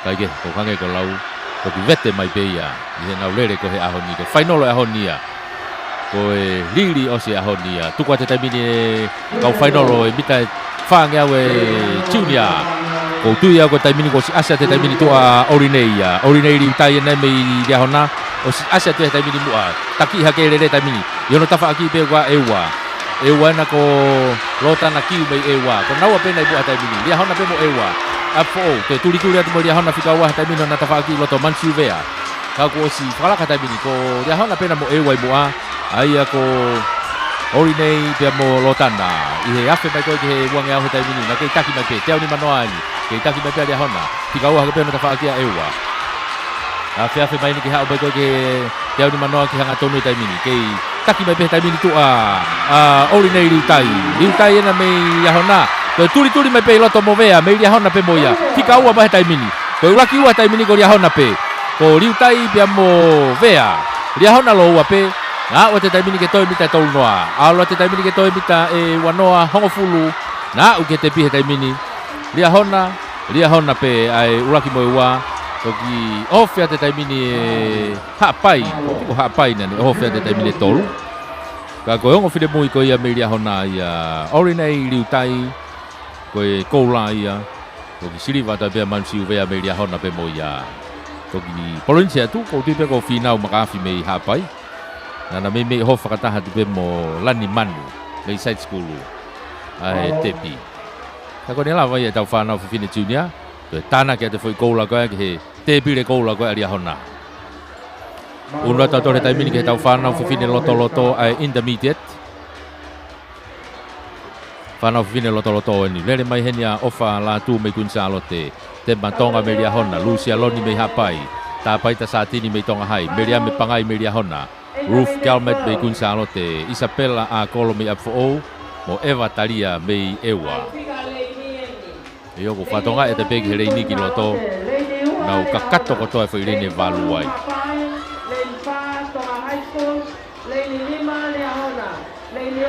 Koe taimi re rei taha koe i he nau hiti, e anga koe wakai kia i he ni ko tāpaita sātini pe. O tāpaita sātini, koe taimi re rei taha ia he hiti, kai ke fu wā mama o pia mo Lucia Loni o hapai, kai pehe foki ki a meria me pagai o ria hona. I he kahi taimi re rei taha ia koe o e rere, pehe foki ki a Isabella a kolo ap fo ou, kai koe me mei wā wā whia kahi taimi ko ia.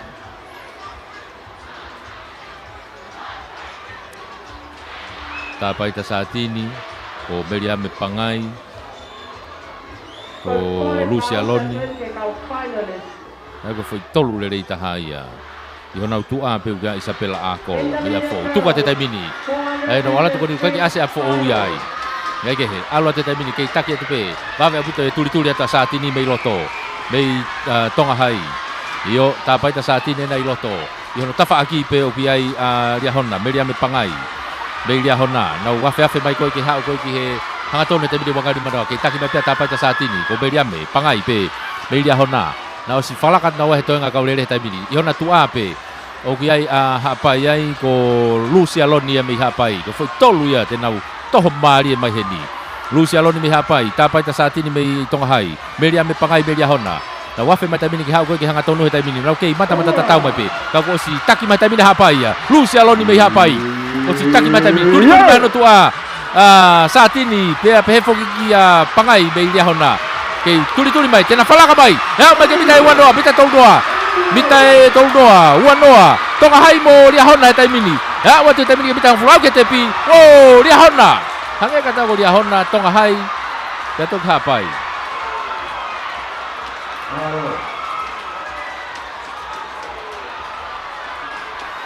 Wea ngai au sio atu mai he ni na e ki tō mua hake rere ko ia Meriame.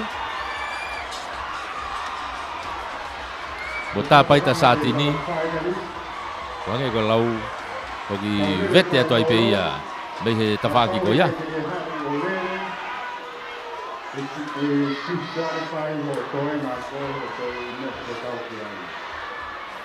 Ko foi tana ke tu pe ki ai ke foi ko la ko na ria hona ko ia.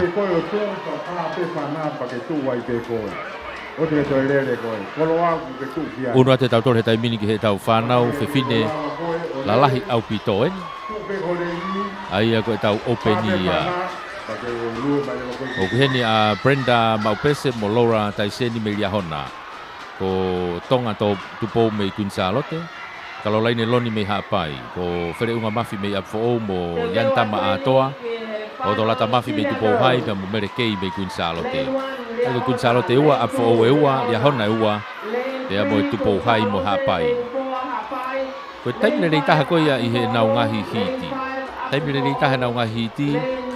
Ko Yantama atoa pe me apfo o. Hoka tu pe ki ai ko tonga tupou me Kunsalote. Ongo taimile rei taha ia i he hiti ko ia mei ade afi. Toki hoko atu kia ia kalolaine Loni pea mo where unga mafi o apfo o mo hapa ia. Kake heka koe ne tuu ia koe i he taimini koe nau whainolo. Koe whainolo e nia.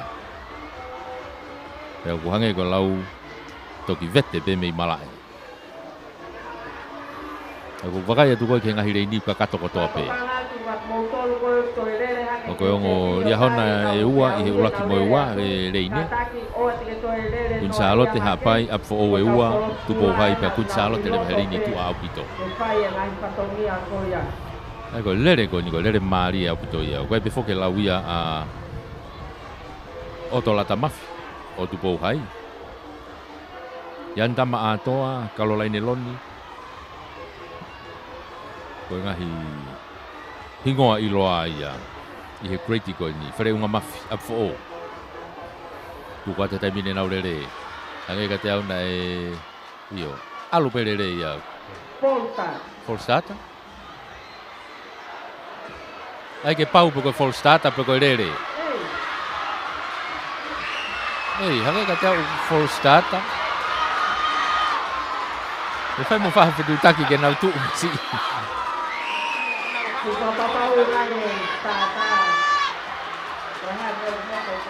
Tega che pau ia per polstata per lere.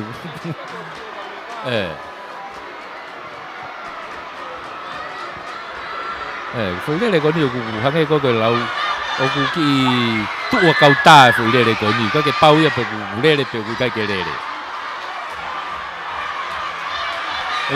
Ko lere mai tai mini ko na wa ma da tol mini ha tonu mai ko yanta ma ato na ia mai apo o pe ku ka laki mai tai mini ko tonga tu po na mai kun salote. Tika tola tu pe kia ia fere unga mafi pe o apfo o. Na wa ati ke te pihe tai mini te tau whamatala pe foi lere. Apfo o, kun salote, apfo o. Ko e lava atu ia, Anita Whangeau, ai Open Girl.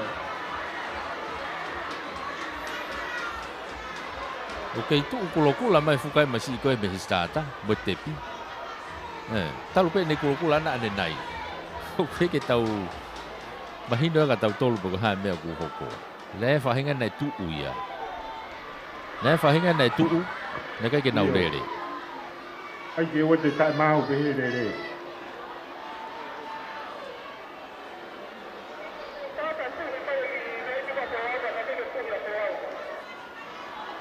Oia, ko hinga ko le kai ke tau ki whakaro malo kau di kei, tai mi stata. Kio ke foi lere kana to ko siu hange ha ko i.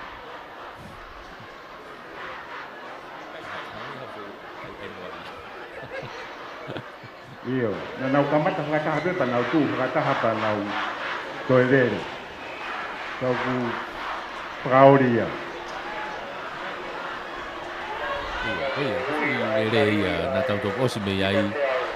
Hange ko lave. Mi ta te au. Kariu he tai mi ta te au. Ko tu pe ko foi lere kana e kulau pe foi lere. Na lere pe foi lere ia ko ia. Ko ia te tau hoka ta tole ta mi ke sinia. Fa na fi fine ni lere henia una se fa hua me kun salote. Le se ri tai me tu po vai. Maria so kai me ta kulau tu po hikila me tonga hai. Ko ka ini vai tai me ia hona. Ko lo tu mate alona me tai lulu. Ko Elisabeta mo la lahi me eua ilaisa ne tu ta faiva me kun salote. Lere ko ni, lere Maria puta foi lere ko ni. O Maria Soakai me takuilau, o tupou hikila me tonga hai, o kaini vai tai me ria hona, o ngahi taimi lere ia, i lere ko ia ane afi. I hona utu ape ukai mo wike lotu mate alona tai lulu, i me ko ngahi taimi lere i au pito ia. Pe foka ilaisane tu ta faiva me kun salote, na uva ofi au pito e nau taimi. Tau hange ko lave toki vete pe ia i heni, te foi lere ko i nipe. Tu kote tai mine nau lere. O kua kau tu uia, kua kau lere, kua kau tu uia. Ko tu ua e uaia.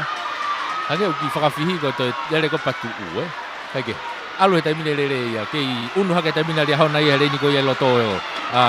Kaini vai tai e nabe ria hauna, na ki whetau taun maria naua mo tupou hiki lape. Tupou hiki la na mei tonga hai, kaini vai taki. Mei ria hona ke tu ape ia na wa ke ia patu ta faiva ia kun salote. Nau ke lere whakataha pe nau tolu i he taimini. Afe mai taimini ki hao ko ia ki he te au ni manoa. Nau ke lere whakataha pe. Ke taki mai pe he taimini tonga hai. Tupou hiki la tonga hai. Ka ini mei ria hona. Afe mai ki hanga tonu taimini. Takui lau nau ke ofi mai moia Maria Soakai. Nau wafe mai ki hanga tonu taimini. Kageu ki unu mai ria hona taimini ki mua. Ria hona tonga hai. Takui lau, vave abuta mo asa takui lau. Takui lau na hana tua taimini. Maria Soakai, me takui lau. Ko ia na ku taki mai taimini. Ai ko takui lau, ria hona tonga hai. Na unu atu ke bitanga fulu. Unu atu te pi takui lau, ria hona tonga hai.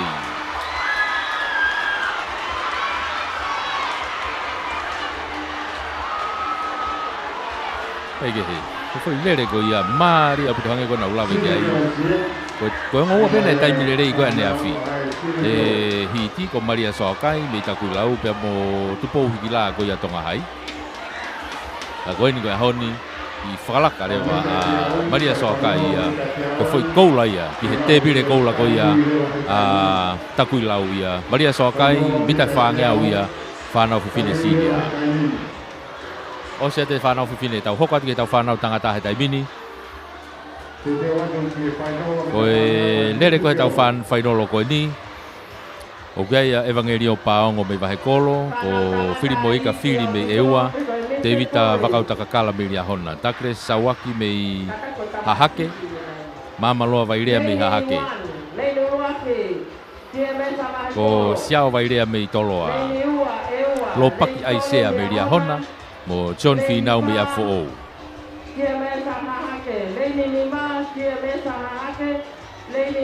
Kataki, ko lo paki aisea ia me toloa. Iyo, koia. Toloa nau asi mai koe na. Mitä paljon, mitä pois? Ko fu toloa ia ua koia, I reini ono mo fitu, ko ngo tama toloa lo waia. Aia ko siao vairea ia, ia mo lo paki aisea. Ko ki tua fo ia sone finau. Koe taimile rei taha kohe kau tama koe ni. O ku ia mama loa vairea ia pei hahake. Ka koe nau tuku mahe taimini. Nau kei mata tatau mai pehe taimini. Iyo. I he afe mai ke mita tolu ngau he taimini. Kei taki mai pehe taimina toloa. Ko toloa nai tua. Ko lopaki nai tua. Afe mai hanga tonu mai taimini kei ua gau ni manoa. Kei taki mai pehe toloa. Toloa hahake. Moi toloa whikaua. Toloa hahake toloa. Toi hahake whikaua tu pe hono tua pe ngau alu whakataha toi pe. Ko ngo tama bei mai hahake pe ia. Kau kei taki mai pe toloa ia I tua. Ai au ki ai siao vairea. Mei toloa. Vairea mei toloa ko ria hona na ku unu mai moia wakauta kakala. Afe mai ki hau ki anga tonu taimini. Ko kamata ke unu mai taimini ngo tama hahake ia. Mama loa vairea pe mo sawaki. Kau ku kei taki pe toloa I tua taimini ko aisea. Iyo ko toloa ena itu hatai mini ko vairea mo tama hahake toloa hahake wa te mini ke mita ho fulu ha ke te pi toloa hahake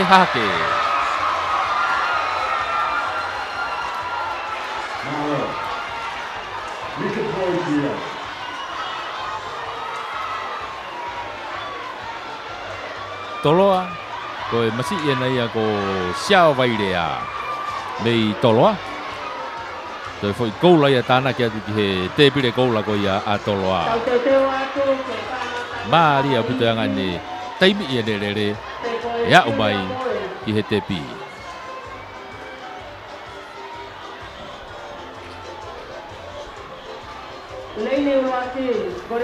Ko he taimini te tau unu tau tolu ia ki he taimini te tau whainolo ko ia. E tau whanau tangata I ki junior. O gurere hene avriami tui whangaloka mei toloa. Te vita whinau mei ria hona. Lomantiesa, Mausia mei atere. Ti vain hala holo mei tonga hai. Rael nonu mei boka orive. Siausi tau tai mafi mei to atere. O Espania tui anuku mei toloa. Pea mo siweri tui fua mei ria hona. Nau unu mai koe ki he ahoni. Koe taimi rei taha koe mei ane afi. Na ia Lomantiesa pea mo Espania. Ko ngo taimi rei taha pe ia. O Lomantiesa pea mo Espania tu nuku. Lomantiesa mei atere. Talamai foki nuku ko na ureka na tol. Ko ia kake ka ko hange ko lau. Pore ko toa turiki ko toa pe. Ko higo te whai ha mea kurerei. Ko lova ko ni maari e beia. Kai nai ki ilonga taimi ngo tama ko ni ki mawahe hake be toenga ko ia ko ngahi taimi. Aia ko Lomantiesa Mausia mei atere. Pea mo Espania tu enuk mei toloa.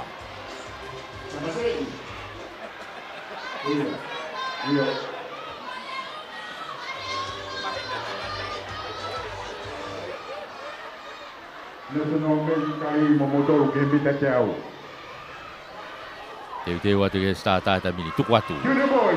Lucky mita te au final fangea e junior he mini. Ke mata tatau watu pe he mini. Ilong apu to mu alia hona toloa pe mo atere. Ia hona toloa atere mu ai ko tu ifua tu nuku pe mo mafi. Nau mata tatau hake nau tolo he taimini. Ki taki hake taimina mafi mei atere. Mafi ana mei atere. Tawhaaki pe ko toloa ko tu enuku. I tu ai pe ai ko tu ifua mei ria hona. Nau wafe mai taimini mita wange au. Ki taki mai pe. Ko atere o toloa pe mo ria hona. Kamata ke asima tonga hai here ni ko ia loto. Ang hala holo. Kau kunau ke mau pe foi tatau ko ia. Atere toloa ria hona he taimini. Afe mai tu asima mo toloa ko ia loto mari ia. Tu whakaloka. Hau ko hanga tonu mai taimini. I palaka mai taimini toloa ia. E penisa tu enukuena toloa pe mo mafio atere. Tu enuku toloa mafi atere. Na hau mai taimini ke tani manoa. Unwa te taimini ke mita whanoa. Hau te tolnoa. Ua noa. Hau te mita kofulu ke tepi. Toloa atere. Pea mo atere.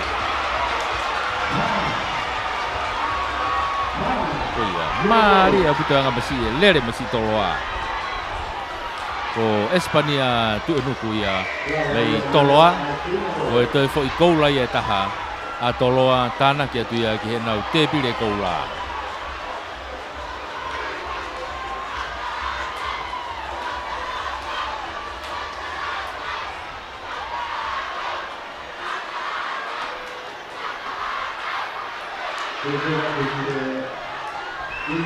Yo, una tau tore taimini ke tau whanau tangata loto eti. I so saia paskala mei tonga hai, lopeti tau wholungaki mei toloa. Maka maire whahoko tau mei ria hona, la tūrata wao ria hona. Sefo mailangi, atere, ti tari kolomalu tupou hai, sione katoa toloa, sione kafoa afo. Aiku, wakai atu koe kene tu koe ihe taimini. O te kei ke ase masi afo hene. Intabite tieni. Koe tu koe e kau tama koe nina uia tu koe taimi me he nau hiti. O ki wakai hi whoko taimi le rei taha na e ma uia e he masi koe na ko la tu lata vao me ria hona. Koe taimi le rei taha ia ko la tu lata vao me ria hona. Kai ke na fuwa mama o mo sone katoa toloa. I hena taimi ene taimi le rei taha ia. I hona tu ape o gia ia sefo mailangi mei atere ka e pehe foki ia sone ka foa pe mei afo ope e taha. Heke, ko ngai taimi koe ni. E tau ki vete peha honi ia. Ka kou wakahi foko e ngotama le taimi le rei ia ko la tu la tavao ria hona. Tuku te taimine nau rere, nau ki bita te au ula ki nau ki mata tatau atu pe. Ka mata ke asi hereni ko ia la tu la tavao. Hereni ko ia I la tomari, la tu la tavao na media hona. E taki pe tu a toloa ko sone katoa. I hono tafa ki pe ko tupu hai ia ko kolomalu. Da o te taimine ke whakawhia whatu ke wangi au taimine. Ilonga apu te asi la tavao, media hona. Hereni ko ia loto he taimine. Na wafe bahi wangi au, ke taki pe tu a katoa. Kolomalu na tupu hai. La tavao na ria hona he taimine ko si kamata ke whalaka mai ia. Lata vao me ria hona. Afe me koe taunu manoa taimini. O si whalaka mai taimina lata vao ia. Ria hona. Katoa na me toloa. Ia mono tafa aki peka tupou. Toloa I loto kia ia tau whelunga kia I. Ka kosi mawahe mai e taimina ria hona ia. Io o lata vao na ia ria hona. Unu mai ke pita tau noa. Ua noa. Rau ke te pihe taimini. Ria hona, toloa. Whalak tupou hai. Anga te ana sia peko tupou hai.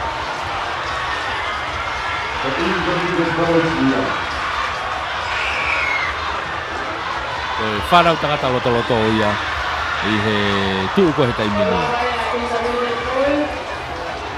Ka koe foi koula na ria hona taha. Toi tāna kia toi peke nau te pire me tari koula. Au unu atu ke whanau tangata lalahi au pito openi eni utau iai he taimini. Koe kaurere koe he ni.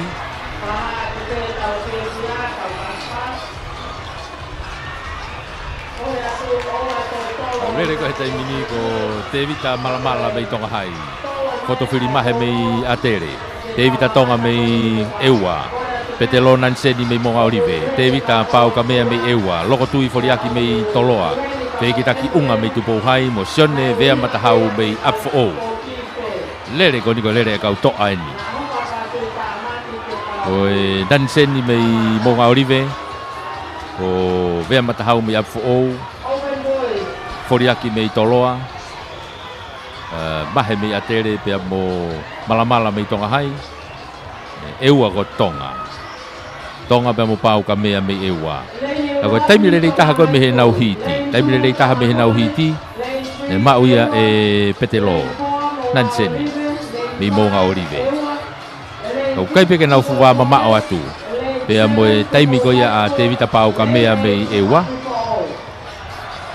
kai pe foki ki a fehikitaki unga me tupo hai e me ko nga foi taimia le taha ia he foi kau rere ko ni o nanseni monga olive o pau ka mea eua e mo unga me tupo hai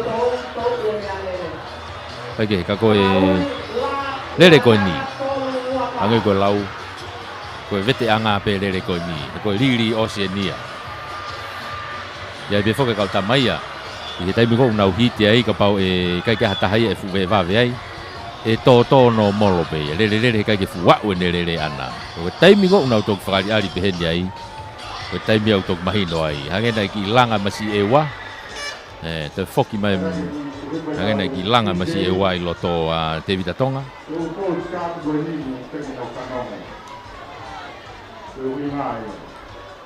fa pe bana ba to ni tuhan ke tau bilang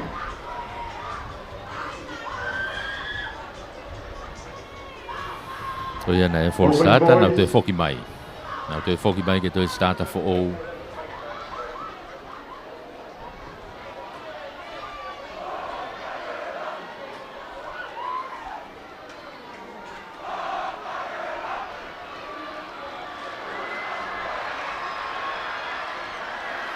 ai foi for starta ko ia na o tu ka kanto pe kuno go na nga tu anga tai mina tu i kai fa ngongo me ai tu kwa te tai mini alu how foi le na okay mata tawa tu pe ilong apu te asiko tu po hai le ni ko ye tu unga be tu po hai o si te reo fia te tai mini mo nga olive ya nan iloto mo nga olive con nan seni na wa ha tonu mai tai mini ko he wanga ni manoa ke taki ke pe tai mini tu po hai up for ko bonga olive na pe mo eua ku ai eua ko na loto ko te vita tonga na wa fe mai bo pau ka mea a fe mai tai mini te ni manoa tai mini ke taki mai pe ka ko eua na wa apu ni asi mai ko he ni loto eua pau ka mea na me eua a fe mai ke ha ko ke hanga tonu he tai mini ke eua mai he tai mini ha o tai mini ko eua ia io ko eua na he tai mini o ku taki mai tai mini mama he apu ma eua a kataki bonga olive fa more atu bonga olive con nanseni bonga olive o ia ku rakia te tai mini ua ta eua pe toki tolo ta tupo hai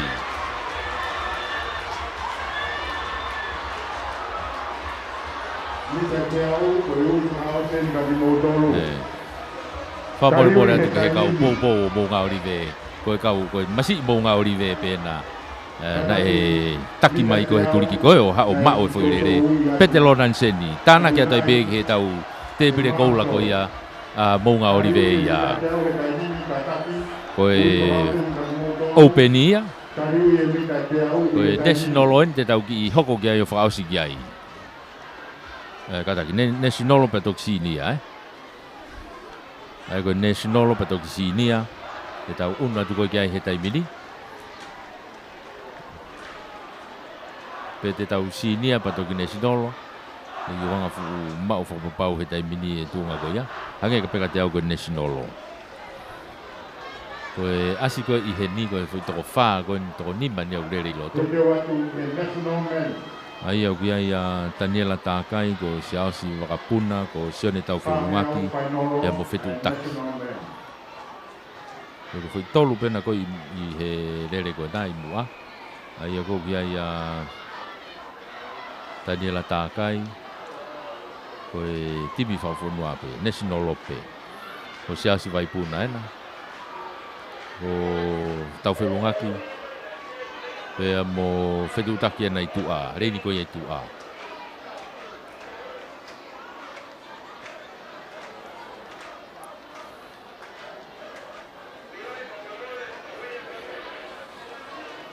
fetu taki me he timi ko ia atere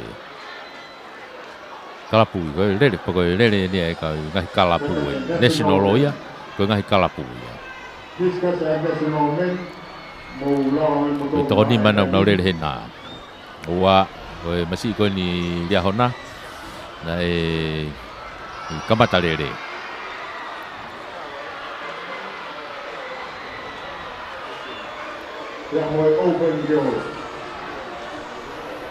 oh ya, to fa ki mai ke to kamata fo watu. I false start ko ya.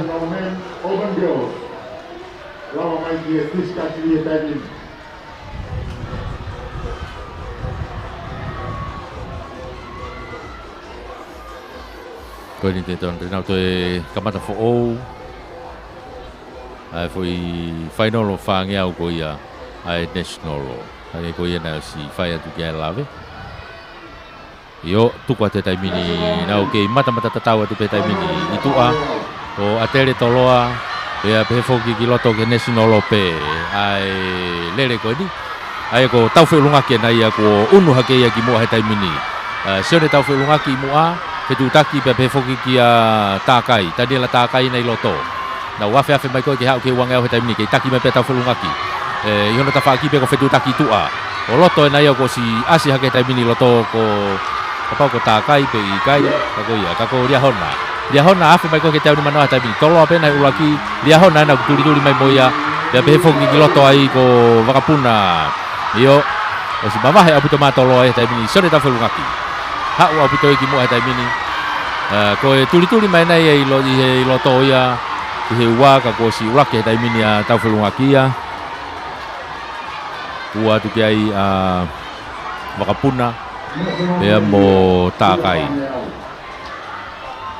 ko ne tu ya ko lele ko ya i he taimini ya age mahino national lawyer tana kia tu pe ke ngai foi koula ko a toloa unu ta tole taimini ke tau fange au fa osi ni ko tau fana ta kata lalahi sinia lele henya Andrew Moala me toka hai te vita veikoso me sa antelu lole sio sai losi me fo sione manakofua me tailulu ko tukulolo ulu heua me toloa melino tafuna me liahona murinu tu ineau me atere mo Christian Tupou me liahona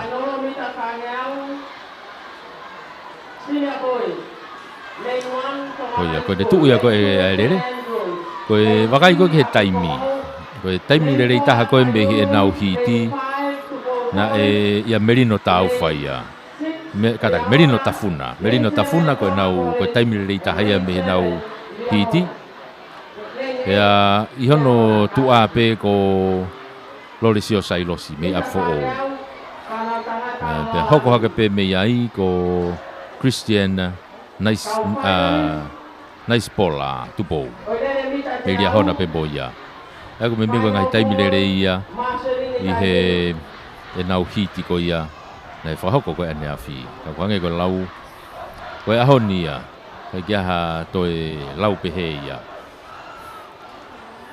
to vete be mi mala e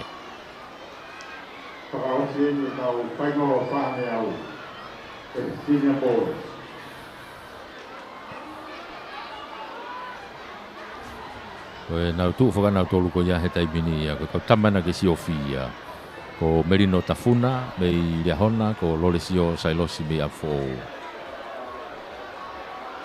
he foki kia Christian Tupou pe me liahona taha ai ko mo liahona ye ua hen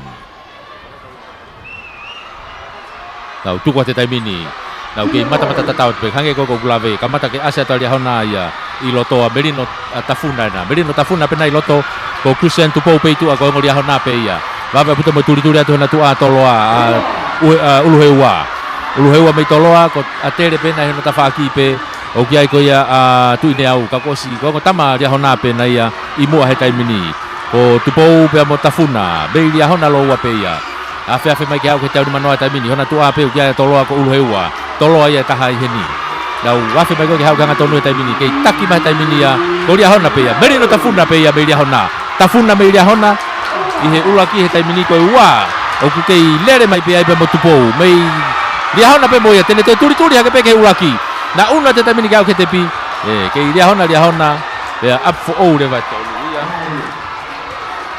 aia ko Loresio ia ta ko ngota malia hona pe ia na mei mata tatau pe na hena ulaki wa ta ko foi koula ia a Merino Tafuna mei lia hona to tana ke tu pe ia ki he te bile koula a lia hona i he final ko ia mita whangea UF ai sinia e tu ia he taimini ia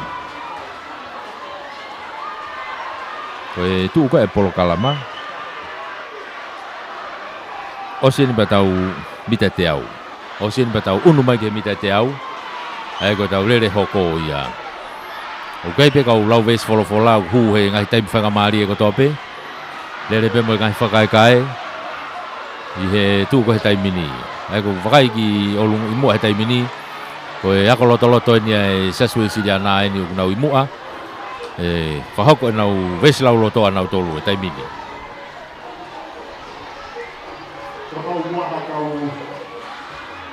Kau lau ves lau loto ki hu mai he taimini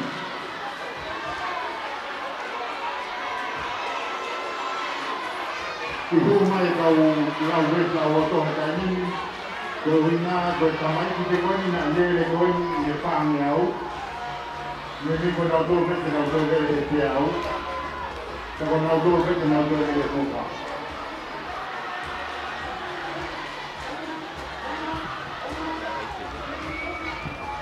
Koe tau ki opa e ke tau whanau ki break ki he lau ves lau loto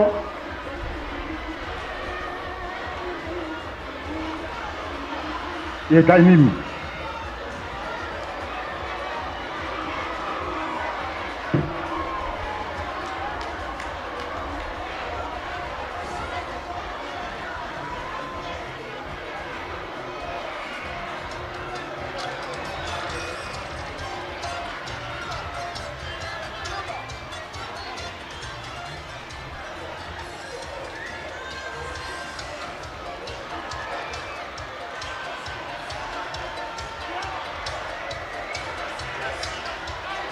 Koe kau kumo lau ves lau loto he iyo lau ake leo lahi taha kaha mo wini leo lahi taha lau ake leo kake te whakalapoloko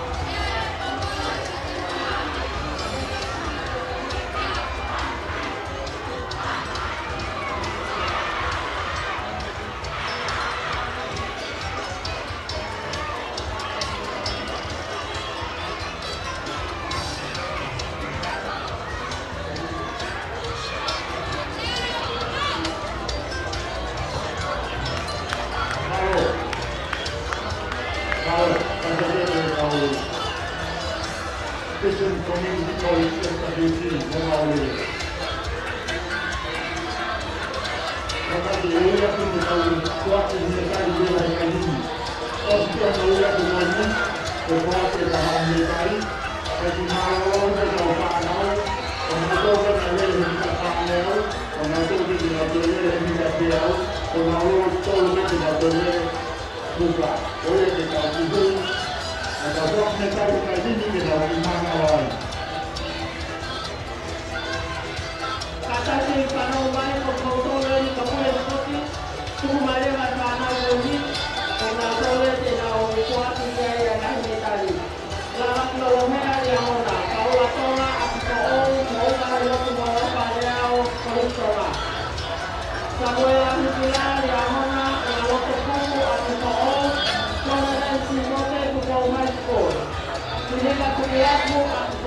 Sanrati Fonua Tonga High School, Hena Naitoko Kunsalote.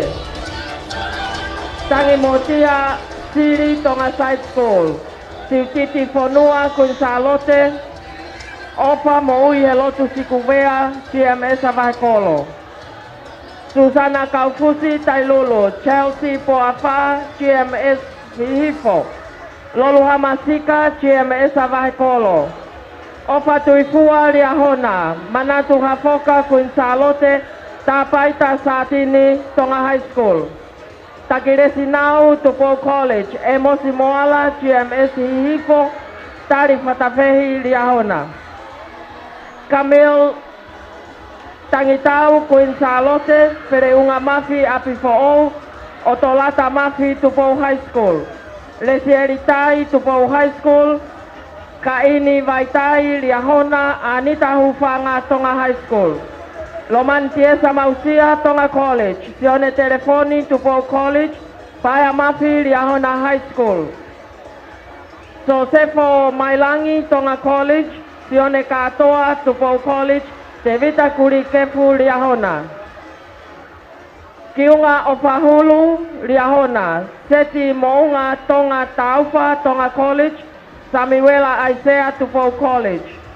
Heamasi Fakalelu Lavenga Malie, Tevita Kilioni, Ewa, Aspeli, Moui Helotu Fusi, Koristonga. Moutol Katoa na Uyat Koya, Pavave Vave Maileva, ke Foa ke Taungai Metali I Taimini. Maladesia, Secretary, Lavatlewa kau medali Giloto, Motol ko na Uyatu, Lava Maileva Hetanim ke Puha Hufua Kawa ke Kata ke Puha Ikuna, Koristonga, Apo, Liahona, Tupo High School, Kunsalote, Tonga High School, Tonga Side School, GMS Vahekolo, Tailulu, GMS Hihifo,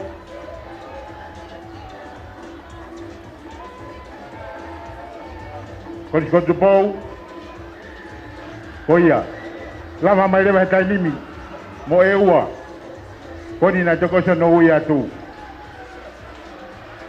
Molavanga Marie, Koi Fakaosia Kipeia, Pokreva Tainimi, Kataki Mai, Ngai Korisko na Tokalau Atu, Militeta Habe Tainimi, Pokreva Taumetari Katauhoatu. Kalau kamu melihat ke matanga, kau ki break pea, kau ingat kau fanau kau nana toki lere I hemita fangiau, kau nau dolpe je nau dolere hemita teau, tak kau nau dolpe je nau dolere fuka. Kau kau ki fuak metari kau ni. Lava mai le ngai timi, na iu ya tu ke fuak ngai metari.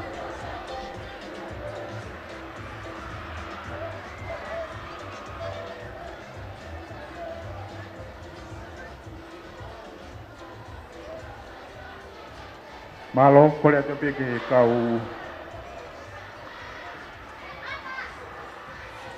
boleh aku ke kata ki kau mau metari, memi kata be ukorisi mau metari, kau ni nak jogi osiono ya tu mula wa mai leva, kau pakai popong apa?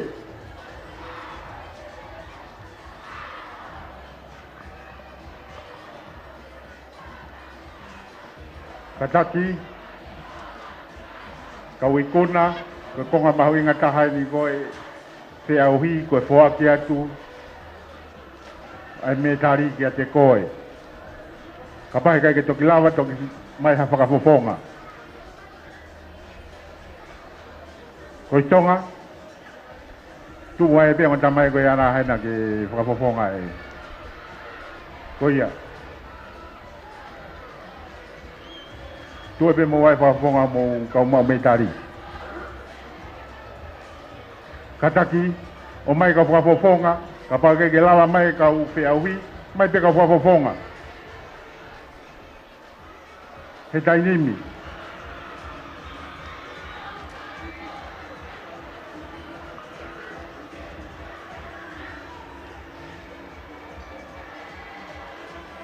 Katake ngai korisi.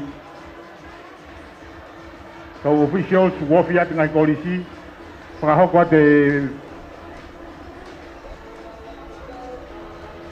lawa mai pia kau whakafofonga.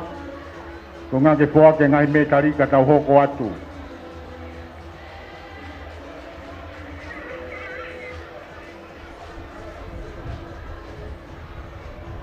Kau ki tatari ko ia, ka hoko atu ko ia honi hoko ai e ka unima fitu e korisi ke lana i hapai. Ka unima fitu. I baba u kataki. Pea moe ka u teau ni mavalu e korisi a po ou. A honi ia. Ko ia u kalamonu atu ki he ongo korisi ko ia. Ka unima fitu, korisi ke lana i baba u. Pea moe ka u teau ni mavalu korisi a po ou.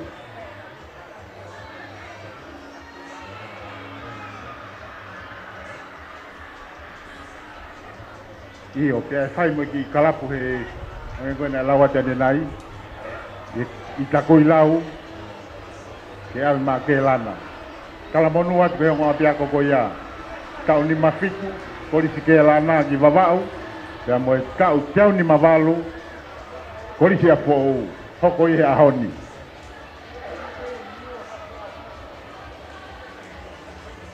Malo.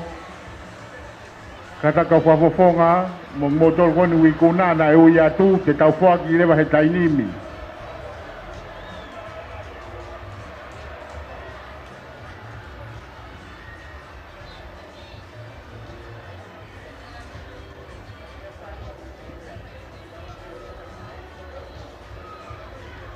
O malo ati ke he titi seo, mahalo pe ko lava e whi auhi.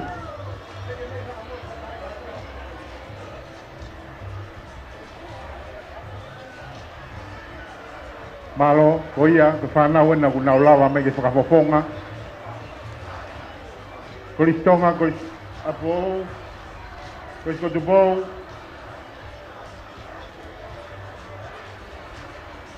Kata ke kapuri spoti, mo kau spoti koni ku nau i malae. Whakahoko te po i message ko ni ke au, ka whai mo whoaki.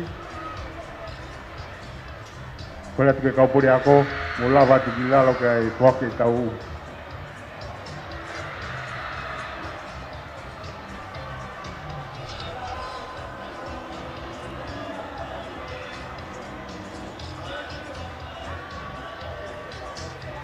Tonga, ko iskotupou, maka wafufonga ki e whake tau ngahi me tari, i tainimi, tau turi ke tau taimi, hawhene taha.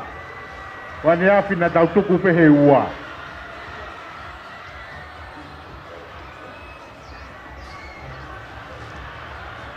Malos ke tari, kata kau reka hena ke nau lere takai ki he ngahi timi,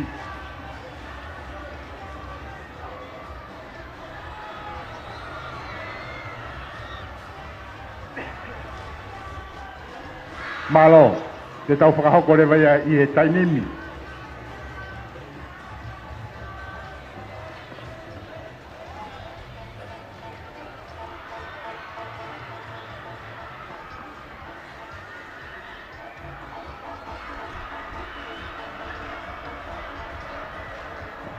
Kore atu ke tau whakakato ai polokalama whoaki o ngahi metari, o ngahi whiauhi kua lava, i e pongpongini pa mo e whiawhi ane awhi. Koe rak metari te tau whoaki, koe lere mita e tolu afe, ai whanau tangata loto loto. Whatoanga iange na e os whoaki e metari koe ni, kana iai e whakatontonu, ka ko os whakapoki mai e metari, koe toi whoaki totonu eni. Lere mita e tolu afe, whanau tangata loto loto. Koe ulo aki mo metari koula, mo unga he lotu mo e ofa leao koristonga. Koe sekone e hongo fulu, koe minite e hongo fulu, sekone whahiva poini e uahiva. Koe ua mo metari siliva, paula pātonga korisi a fōu. Koe tolu pa mo metari polonise, la waki lolohea, ako maalunga riahona. 3,000 meters sprint, intermediate boys. First with the gold medals, Mo'unga Helotu Moe Ofa Leao of Tonga College. Second with the silver medal, Paula Patonga of Apifo'o College. And third with the bronze medal, Lavaki Lolohea of Liahona High School.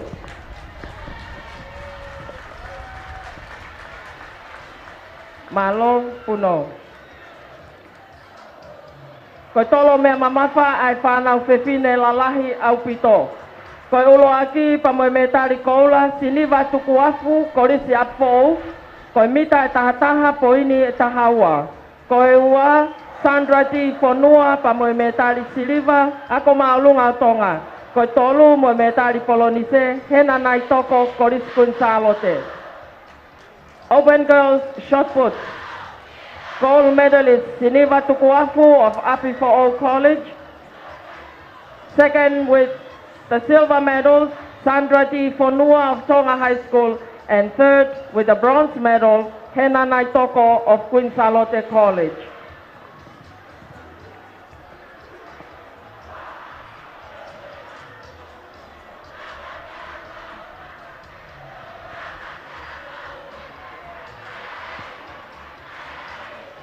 Malo Puno. Koe he tolo mita e te au, ai whanau whewhine i iki. Koe ulo aki mo me tari koula, tangi mo dia sili, Tonga Side School. Koe sekoni e tahahiva, poini e ononima. Koe ua mo me tari siliva, Siutiti Junior Fonua, Koriskun Salote. Koe tolu mo me tari polonise, ofa mo ui he lotu sikuvea GMS Vahekolo. Midget girls, 100 meters hurdle. Gold medalist, Tangimo Diasili of Tonga Side School. Second with the silver medal, Siutiti Junior Fonua of Queen Charlotte College. And the bronze medalist, ofa mo ui he lotu sikuvea GMS Vahekolo. Malo Puno. He tolo mita e te au, whanau whewhine loto loto. Koe ulo aki mo me tari koula, Susana Kaufusi, Koris Tailulu, sekone taha fitu, poini Valnoa. Koe ua mo me tari siliva, Chelsea Poafa, GMS Hihifo. Koe tolu mo me tari polonise, Loluhama Sika, GMS Vahekolo. Junior girls, 100 meters hurdle. First with the gold medal, Susana Kaufusi of Tailulu College. Second with the silver medal, Chelsea Poafa, GMS Hihifo. And third with the bronze medal, Loluhama Sika, GMS Vahekolo.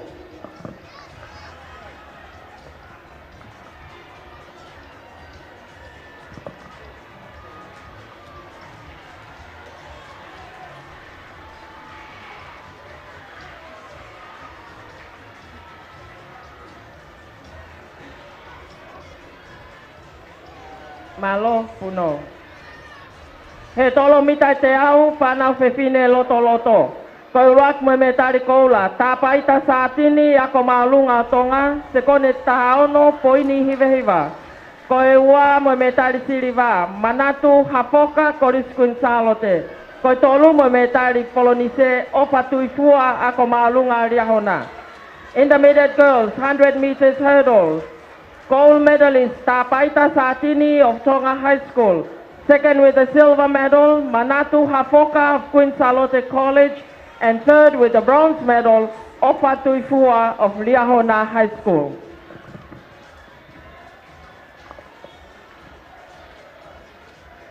Malo puno. He tolo mitai te au whanau tangata iki. Koe ulo aki mo me tari koula. Takire sinau korisko tupou. Se kone taha fitu poine waluhiwa. Koe ua mo me tari siriwa e mosi moala GMS hihifo. Koe tolu mo me tari polonise. Tari whatawhehi ako maalunga Liahona. Midget boys, 100 meters hurdles. Gold medalist goes to Takire Sinau of Tupou College. Silver medal, Emosi Moala, GMS Hihifo. And third with the bronze medal, Tali Fatafehi of Liahona High School.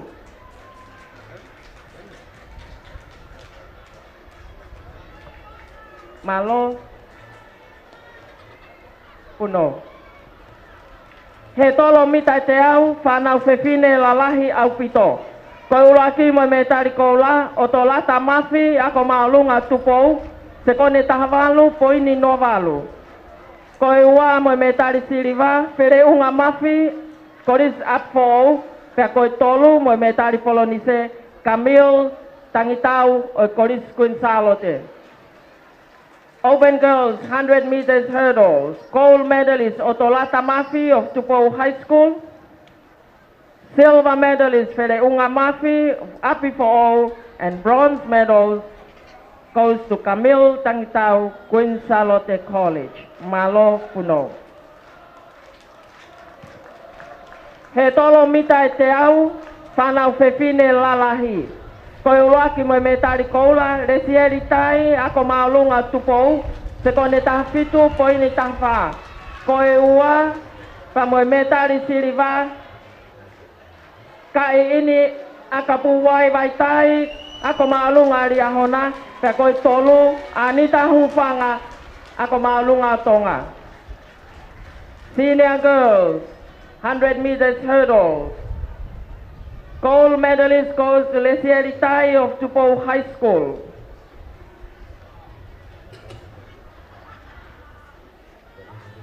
Malo Puno. He tolo mitai te au, whanau tangata iki. Koe uruaki mo me tari koula, Lomani Tiesa, Mausia, Koristonga, se kone taha poine valvalo.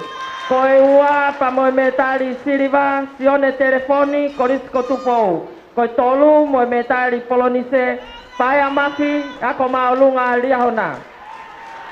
Junior boys, 100 meters hurdles. First with the gold medals, Roman Tiesa Mausia of Tonga College. Second with the silver medals, Sione Telefoni of Tupou College. And bronze medalist, Paia Mafi of Liahona High School. Malo Puno.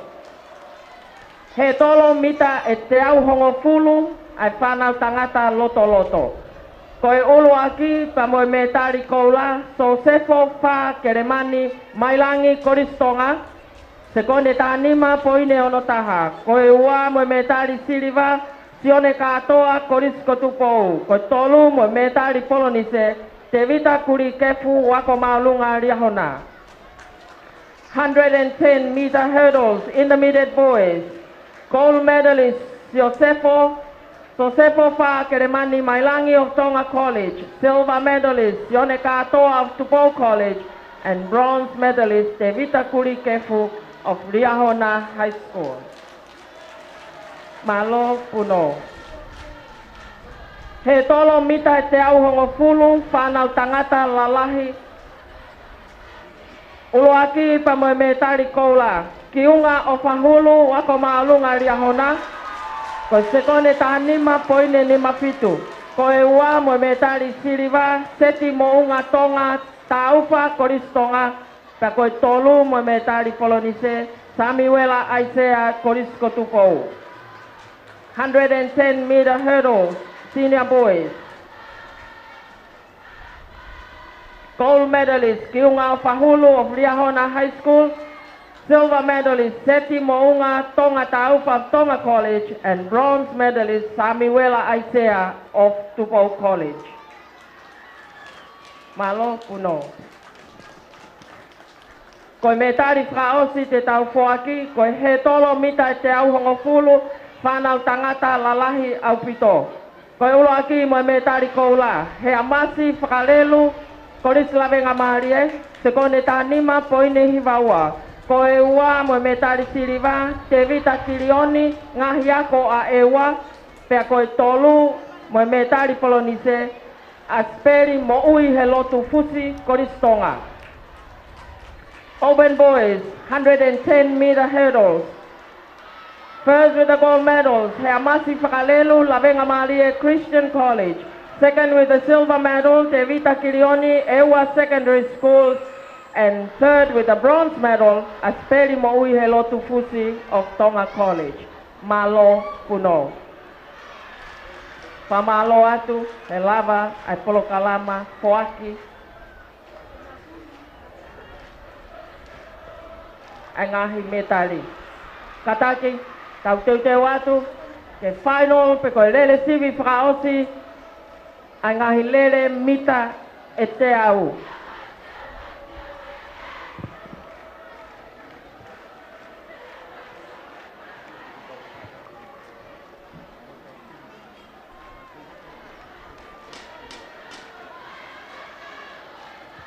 Kore atu pe ke kau officials, kau track stewards, kau timers, ko mō mau pe whahoko rewa ai ngahi whiauhi koia. Kore ake ngahi field events, kau officiale, kataki whahoko mai, pe uktoe tau ngahi events e piha i he ngahi field events.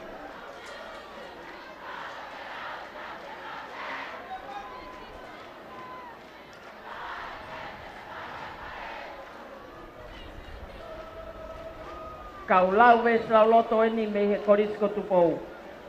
Ai ke re olahi,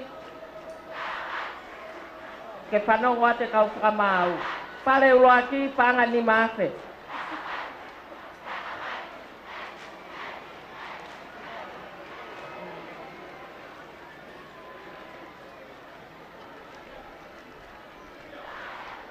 Oku iai pe criteria, kawai mo ves lau loto lahi taha.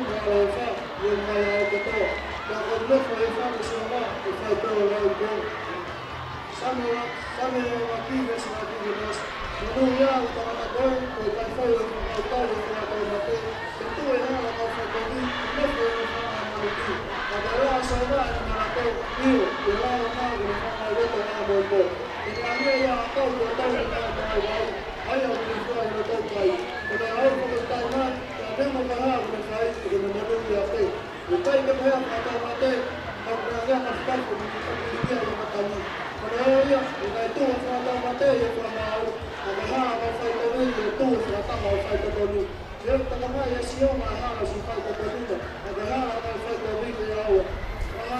ko tu ia tau programa he tai mini hange ko ne hoko atu ko ni yo hange ki longo noa e anga ni tu ka ko e tali be ke tau mita te au tali ben ke tau mita te au I he tai mini o osa te tau programa fok me tali ko ni na e lava tu he tai mini ko toi ben e tau mita te au e tau whakakakato I be mo e tau lele fuka I he tu ko I he tai mini tem te tau pe ko ngahi lau ves lau roto lele he tai mini I he tau ngahi whiau hi ko e tau ves lau roto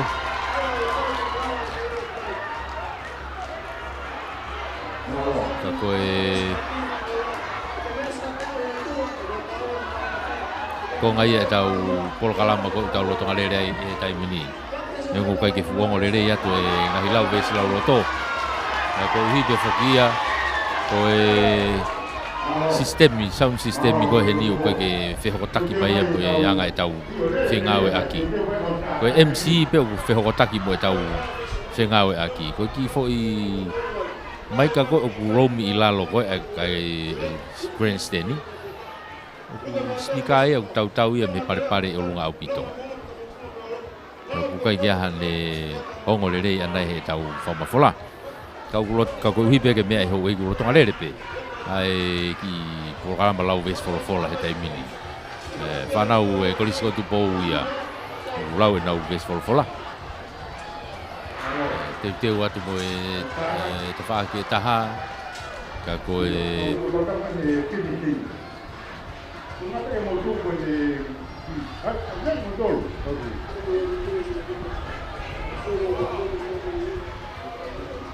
ko ia ko e tu e tau fononga mo e tau programa he tai mini ia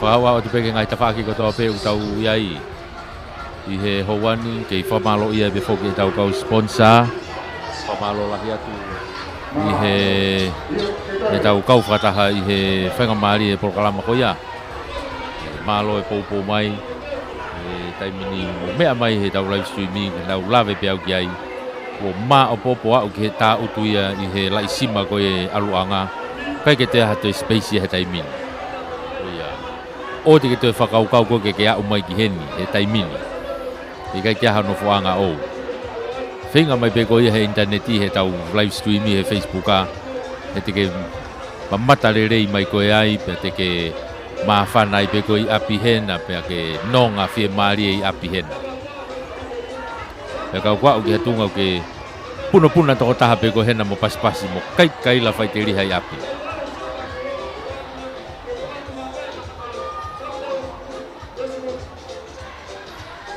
koe konga ia tau kau whakataha tu he whangamari e koe ia tau polokalama e houani ia mita te au te tau hoko kia kau kei whamaa popo mai ngai te whaaki ko ia e whakakato te lau vesi lau roto e kau tamtolo a koe whoke ki pare ia lau vesi lau roto o kai mo ki pare ia o e whakakai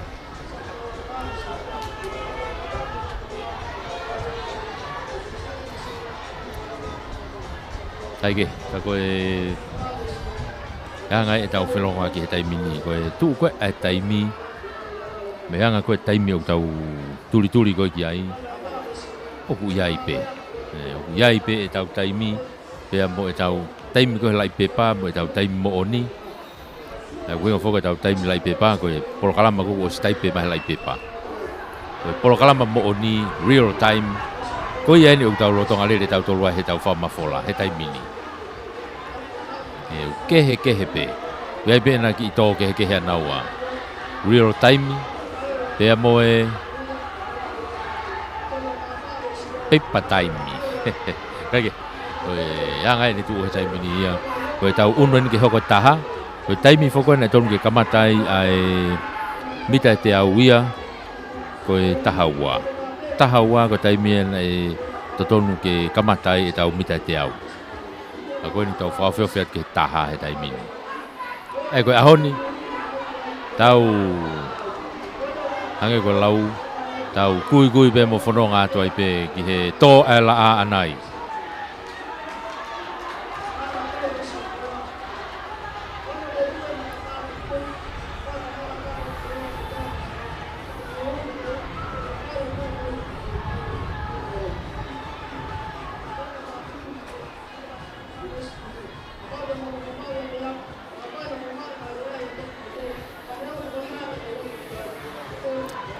Kasi mau apito ngahi polokai mo ngahi starting block mau ia hi starter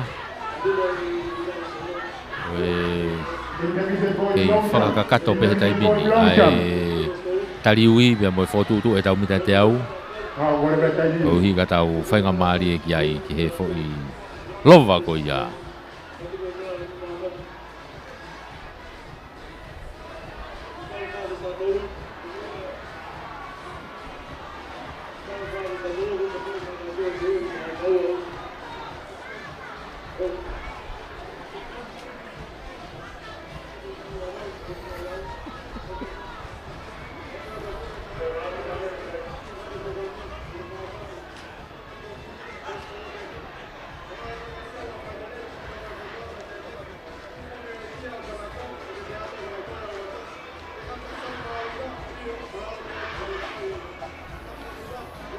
Kage, kako yang ai ni tu koe ko ngai e tau whanonga ko ngai e tau polokalama tau iai he lolotonga ni malo pe mari au pitanga ko ia o e tau kau whakatahat he tau polokalama mo e whainga mari e tau iai he taimini. Discuss Mr. Girls.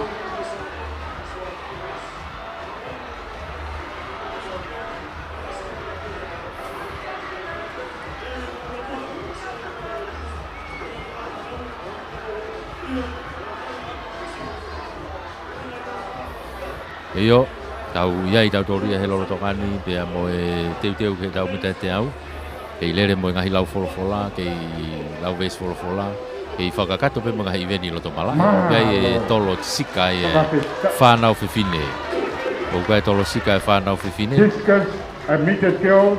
kai pia mo e tolo tiskasi ko tolo sokuti tolo sokuti ne whanau tangata lalahi o kai pia national Oi discuss ya whanau whiwhine.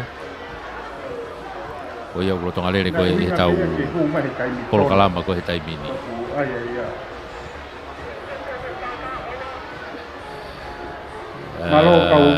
I he nia. Tau kukaringari mei mau mai tau starta tau tolu. Ke tau tuku mai tau te au a tau tolu he taimini.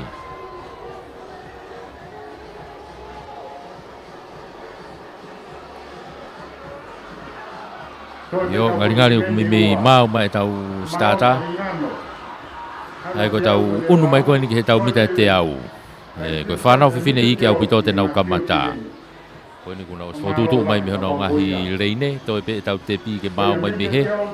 Tau kamata lewa me ai. Ko te au ko e tau whanau whiwhine i ke au pito. Kia Cecilia la tu me mo nga orive. Kata ki mi mama loa.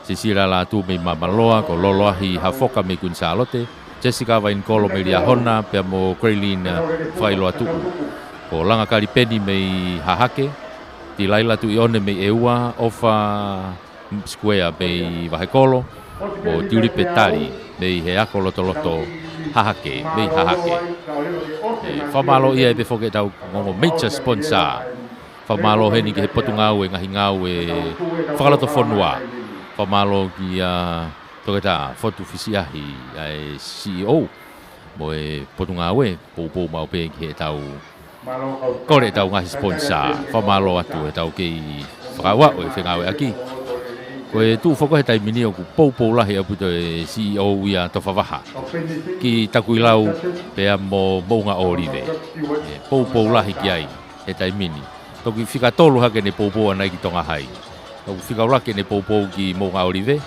fika ua te ne poupou ki Takuilau, e fika tolo ne poupou ki tonga hai, toha waha, malo e poupou. ko no uhinga pe o ne osi ko esipoti e ia e fu maalari lahi faururia mo na mo nga orive o na foi koula ko ne masi ko nansen golden boy ya mo nga orive ia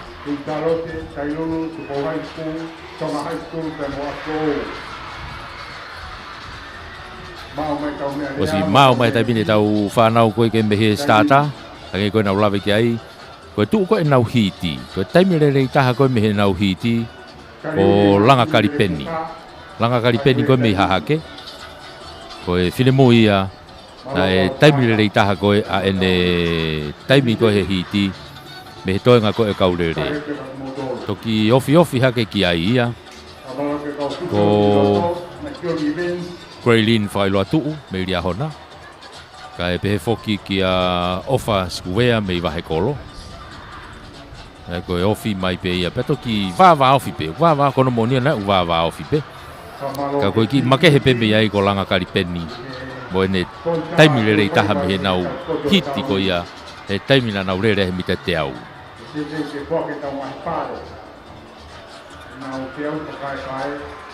o ia tau unu mai tau tolu ki ai he taimi ni tau teu tau tolu ki he tau mita te au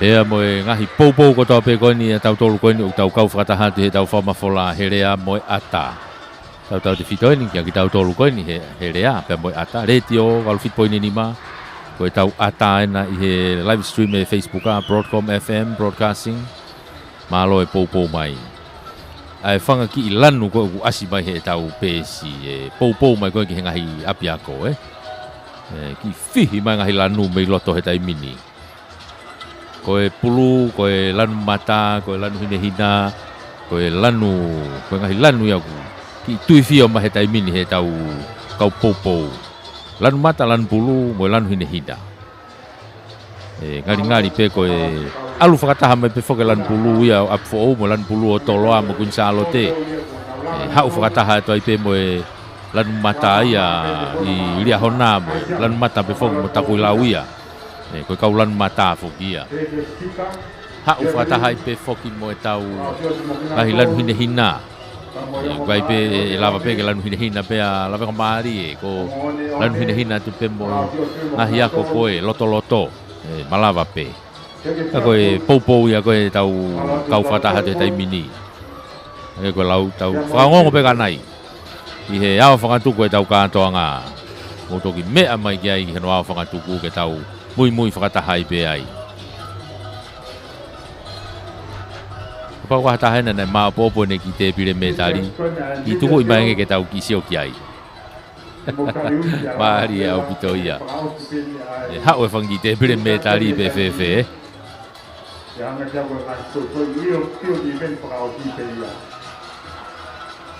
tala mai he kau komeni koe pou koe a tofa waha o ku whika ulakia ki Mounga Orive whika ua mai ki Takuilau whika tolu mai ki Tongahai whika wha mai e ki ria hona Mahari au pito Mamalo atu, loto ai tau taitari ko ia ke whakakato, ai mere timi whaosi, ai mita e te au. Whamanato atu ai pe, tau mua e tau tipoti. Maari anga e lau maari e koe lau maari e ne o wha mo merino e ni. Whahaha e korisko tupou. Koe nau ngahi kato teu, ngahi kato koe na koe ngahi kato koe... koe kato koe fuluti, koe kato koe vestapolo, koe ngai kato koe nau kui ai he taimini e whai e ki i whetuku, e hange koe lau, e whai ki i whetuku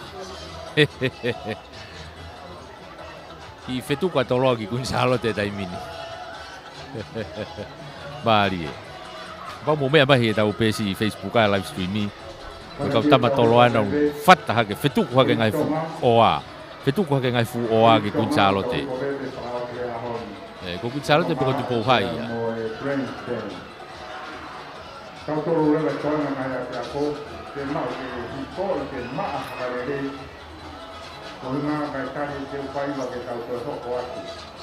ka ko ia ko anga ia ni tu he tai bini ia po au pito ke kau tama ko anga ia feo whaaki mo nofo whakakaunga api a heni. Koe aweki tokoni. Maari e. Ka koe ui atu koe me he tau MC. Whaka au haka rewa ke ngahi korisi kotoa. Awe haka rewa ke au hake ki tupou hai. Awe haka rewa ke au kiri a hona. Alu hake ai pehe o takatakai hake i lawenga mo apfo ou. Ilo hake ai he i tai lulu mo atere pe pontonga hai mo ewa he mo hapai mo ngahi ala mea pehe. Keke, ka koe tunga i ko tawa mai tau tolu ki he taimini. Whamalo atu ki he tau ofisi o e talo whikaulahi Australia i tonga. Malo o pito e poupou, malo e tokoni, i he poupou ki he tareni te whanau, poupou ki he moilelei. Whamalo atu.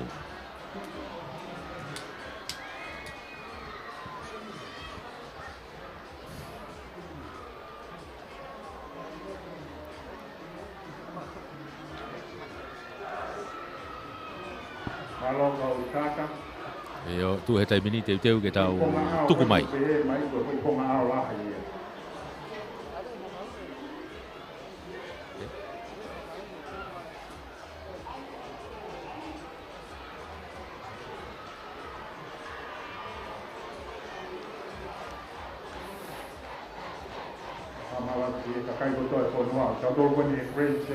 Teu ke nau tuku mai he taimini e tau mita te au ko ia e tau whainolo mita te au e niu tau iai he taimini.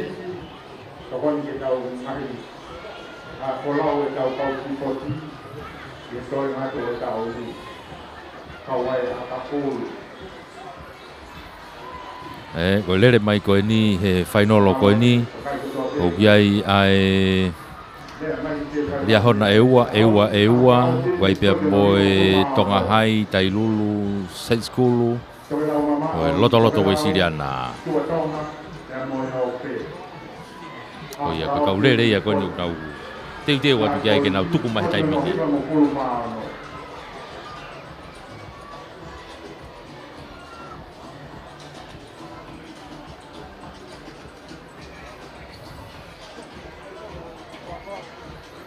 Teu ke nau tuku mai he taimini. Nau ke he startup e koe tepi enu ke kulokula atu. Startup eni ko mau maari e startup ia. Toi peke ne tukange mai nau tolu ia. Hange koe tau wakai ki ai langa kari penni ko hingoa iloa ia o e mitseti mei hahake. Ka ku i hono tawhaaki pe ona ia a Greylin whailo atu umeria hona. I he tawhaaki taha koe a office koea mei wahe kolo. Ko tiuri petari mei hahake. Koe kau vee oma au pito ia. Sisilia latu mei mamaloa.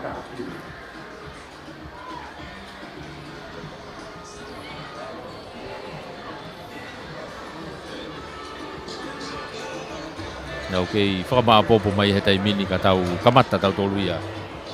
I he tau whainolo mita te au. Kei kulokula mai pe tau tepi.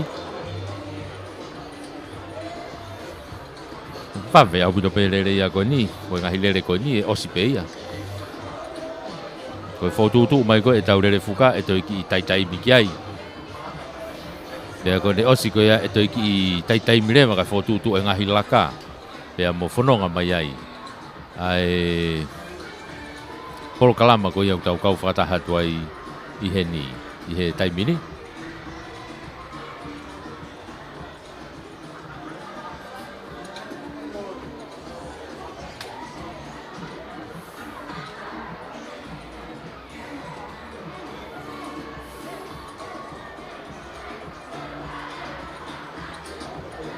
O si whao mai mo ngahi timi lere fuka i he taimini.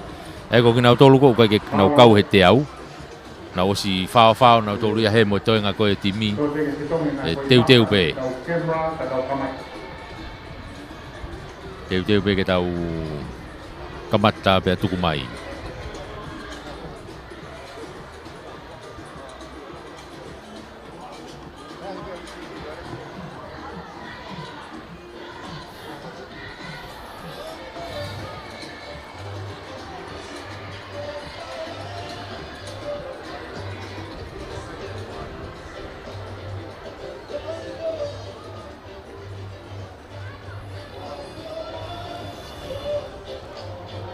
Ayo, koe polkalama ia tau lo tonga rere taimini mono kei whamalo ia e befoke tau ngahi kau sponsor tau tolu. Koe office tau whekau lahi ko ia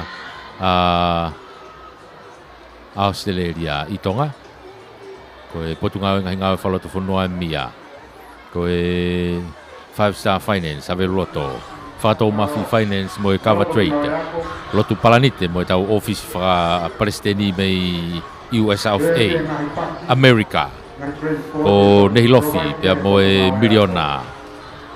Kawatonga pia mo e finance, o rei matua mo sato taimana. O e Harmony Enterprises o Halarewa, Finau Constructions o Waini. Te pola lolohea pia mo e Esia Ola Quality Furniture, have roto. Te vitamisa fifita pia mo e Siikae Ola, Luna Eva and Sons mo e Luna Eva Enterprises, Popo mai. Whakaawa tu ia Paula moi lātu pia mo e anga ko ia e tau whengau e aki. Ngahi live stream ia Paula moi tau toi awa tu pe ai. Ki unu mai ki i konga ao he taimini. Unu mai ki konga ao he taimini ki teu whaiva. E o mai ki uha goia u tau iai he taimini. Whamalo atu, ko ngahi nerere koe ni o mai e whangawe ako, ko te ngawe aku katanga ia ka moe whangawe ke ngahi rea kaloko whanua, te koe nia, te a moe office pare nia. Ko mo tolu, tau te pito ki a hake mo hipo, ke mawa mea lere, ke poke ki api he tupa i spoti. Kataki lama mai pe ki loto malae, e iai ai ngahi rea kau office a me whangawe. Lolo tonga nia i he mala e ko teu whaiva. Mo e tau whakakakato e aho whakawase e tau spoti hono hiwango fulumao no o e ngahi korisi. Pea ko e tau teu ko he taimini, ko e tau mita e te au ia, o tau iai he taimini.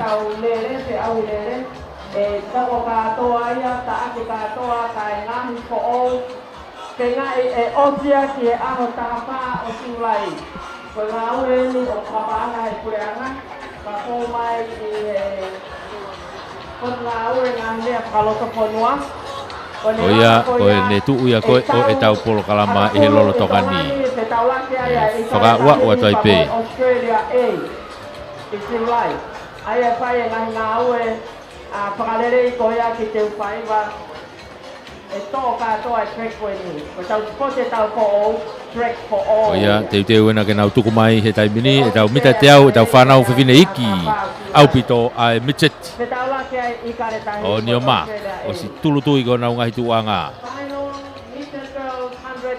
Tuena o toi ki i fall start ka nau te foki ki mui, ke toi kamata whakafo mai e nau lere he taimini.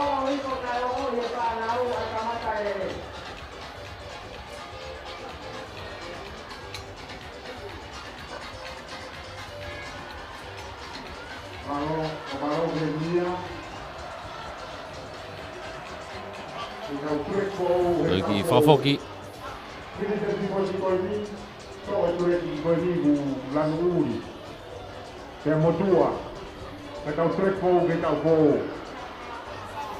Io maari e ngahi o ngongo le rei ko ia ko tau whanong atu kia he taimini. Ka koe tau whanau whiwhine ike au pito mitset tēnā utuku mai taimini. Nau asi mai kona ongoria hona nau nai mua he taimini. Ko langa kari peni e nai mua. Langa kari peni. Hahake lia hona pia moku chalote. Nau unua te taimini kau ke te pi. Hahake lia hona. Hake e tau nei toki. Oho ake mo hahake whika ua. Ka koe mea pia mahino he taimini. Ko langa kari peni bei hahake. E toki whailoa tuku. Bei lia hona. E anga koe na lere mai ko ia. Ofa skuwea bei wahe kolo. Ka koe whai koula ia. Tāna kia ke te pire me tari koula ko ia. A hahake ia langa kari peni. Una te taimini ke he tau whainolo e tiunia whewhine. Mita e te au he taimini. Lere mai heni a Ameria whakautoki. Mei eua, Ana Maria Vahe mei tonga hai, Manu si uvea mei lia hona, Rea Lofi tonga tea mei akalotoloto weisiana, ko Ring Pere, whakautoki ai pe mei eua, ko Orinai liutai mei lia hona, Unga tea foriaki mei tai lulu, Wailea lolohea mei Saint School. Oia koe kau whainolo ia e tiunia whewhine ia he mita e te au. Koe tau kisio koe ki he taimi. Koe anga koe tau kisio ki he taimi. Mei potu tatau pe ngahi taimi a koe ni. Ai te wilavet ke ngahi taimi koe ia. Ko manusi uvea mei lia hona. Rea loftongotea mei akolotoloto wesiliana, liri pere whakautoki. Mei e wā ko orinei liutai mei lia hona. Pea pefoki kia ungatea foriaki mei tailu. Kau kuhange ko lau kai kia hafu nau fu whai ke he ai. Ena e whai mahanga tolu he taimile rei taha koe ane awhi. Ai ko manusi uvea ko rea lofi tongotea mo ringi pere whakau toki. Kau kuhange ko lau koe ahon. Kai ke area hatahai a mo e anga koe e mariu mai e aho. Pea mo e taimi. Kaya koe wakai whakalukufua ke nau ngahi taimi. Kai ke nau wahafufai ke hei. Hangi ko lau nau mei o tu taha mai bena tolu ia he tuu ko ia. I he anga e tu e taimi.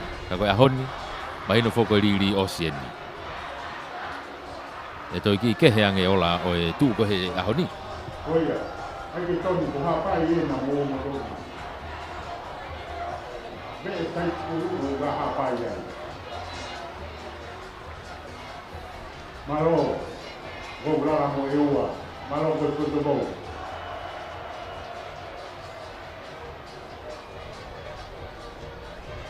Ai ke he kone teu atu ke tau mita teau whainolo e tau whanau whewhine i ki a Junior.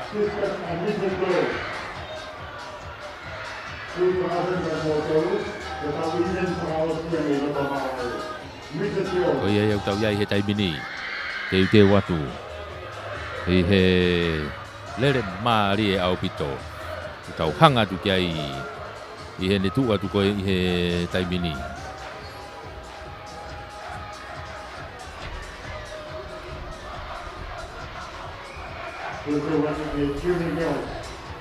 Nau o si ifi mai e mea ifi ke nau starta, nau tulutui ke nau ngahi tuanga he taimini ke starta. Tulutui ke nau tuanga, kau kono nau te ki tu ke olunga. Toi whakarere, kai toi hotu fo.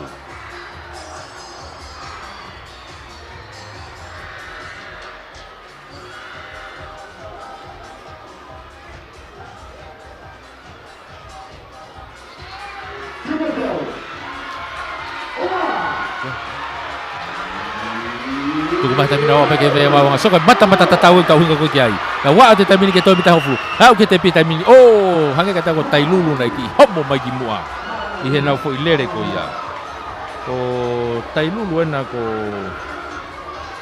foriaki kata ko ungatea foriaki ena ki unu mai ki mua ilere mai ko ia kai ke ko ia ko ne tu ko ia i he taimini ia to ki wakai yang e ki he tu ko ia e na fu lere ko ni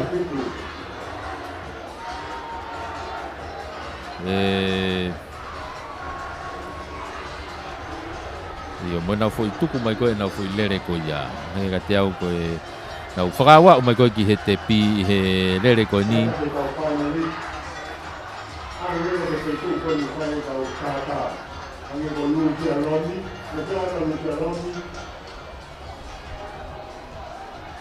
okay, tuku mai taimini ka koe tuku taimini e toki vete mai ia me he taimi ko te tau whanau moki maka i mo fo eveni ko ni mita te au Whewhine Junior e tau whanau ke fok me taria nai PFF tau unu tator ke intermediate whanau Whewhine intermediate loto eni o kia ia si mai ma tonga mana me ewa Crystal Sime me a fo ko Vasaliva Ferretti me tonga hai ko tapaita saatini me tonga hai manatu hafoka me Gonzalo te Lucia Loni me hapai Suriana Palanite me takuilau o tano atani me tailulu ko kau whainolo ia ko e nau hiti ko Koe nau hiti, koe taimi le rei taha koe i he nau hiti.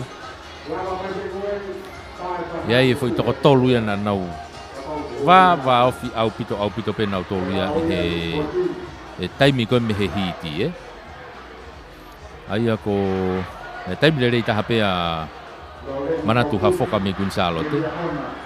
Ko wasaliva fereti me tonga hai. Pea mo tapai ta satini me tonga hai. Ego ngai whakahoko ngai taimi le rei taha. Ego fui tolu ia koe ana ke lava whakawhai ke he.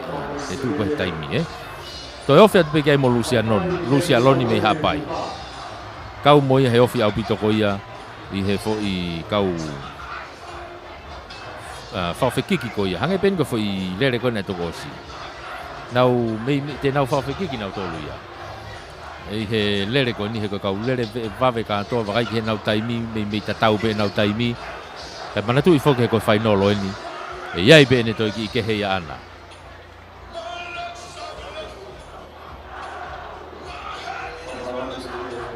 E ai pe ne toi ki ke he ana ia. I he ne tuu koe i he taimi ni.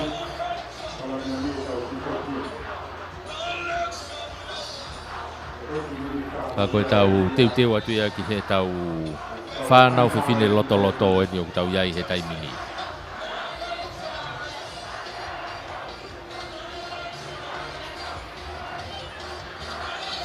Lere pe ngahi whakaekae me he ngahi pare.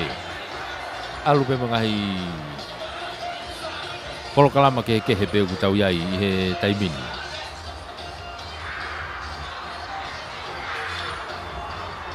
Tau hanga tau toria ke tau whainolo ko e tau whanau intermediate he taimi ni. Ko anga e tau wakai atu ko ke ne tu ko he taimi ni me he starta ko na osi iai ko toa pe. Ko teu pe ke nau tuku mai.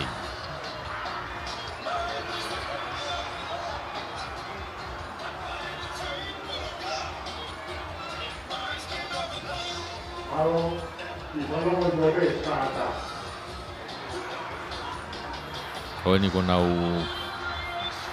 tulutui ki ho nau ngahi tuanga. Wakai tau ia ko Leini ko no kia ia Lucia Loni. Hanga ka tau ko ia. O kukai ke ia ia. Ai ko reini whika o no ia. Mei hapai. Ako nau tuku mana tole taimi nau kei mata tatau mai pe taimi nau asi mai ko tuma Gonzalo te na mo tonga hai. Tonga hai ewa Gonzalo te nau kei takipe. Kamata ke unu haka tonga hai. Gonzalo te tonga hai. Na wa te taimi ke toi mita e hongo fulu. Wa te te taimi ni. Gonzalo te tonga hai. Yo o lere ko ia Gonzalo te ko manatu. Hafoka ia. Bei Gonzalo te. Ai ko ikuna e foi foi lere ko ia.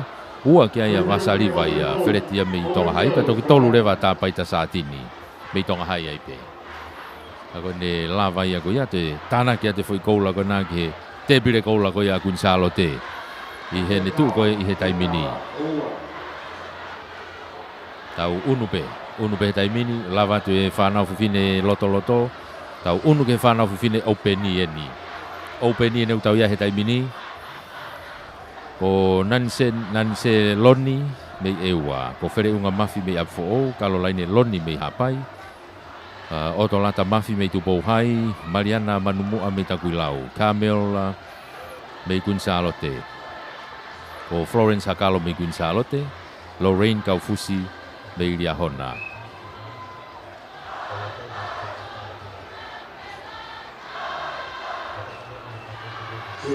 Kako ne tu ia ko i he taimi ni ia. Gonzalo te e ua. Ko kuna lere mai he ni.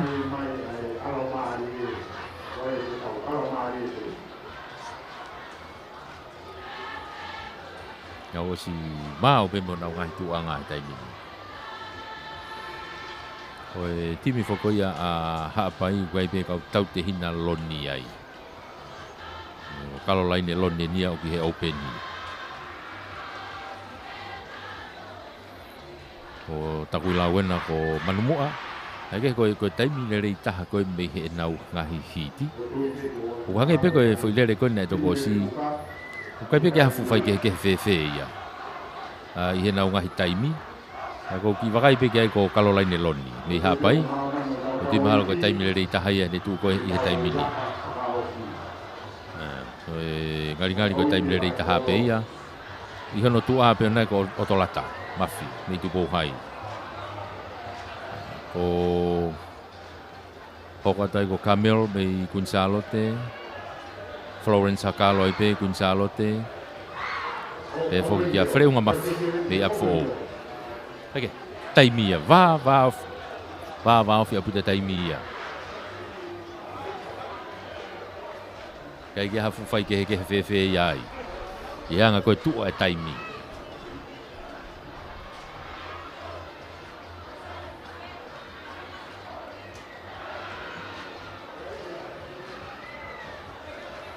Ko toe nia ko mala e benu toe. Koe mala e lere benu toe.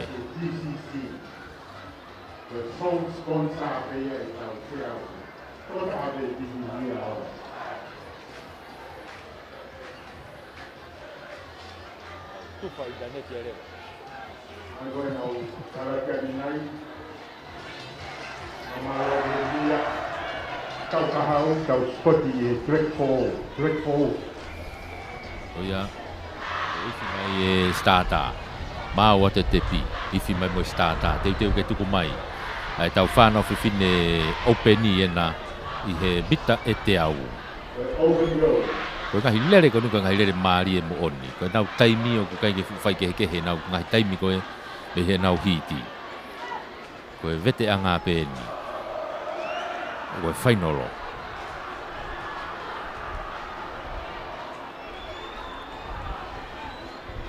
Nau si tuu koe nau ngahi reini takitaha. Teu ke tuku mai. Tuku mai tai mini nau mata tatau me pe nau lere. Vale puta asa tupo hai na pe mo hapai. Kunsalote na tuli ko ke ni kako. Hapai pe mo tupo hai mo Kunsalote tupo hai hapai. Na wa te tamini ke mita fulu wa ke te pi Kunsalote tupo hai hapai.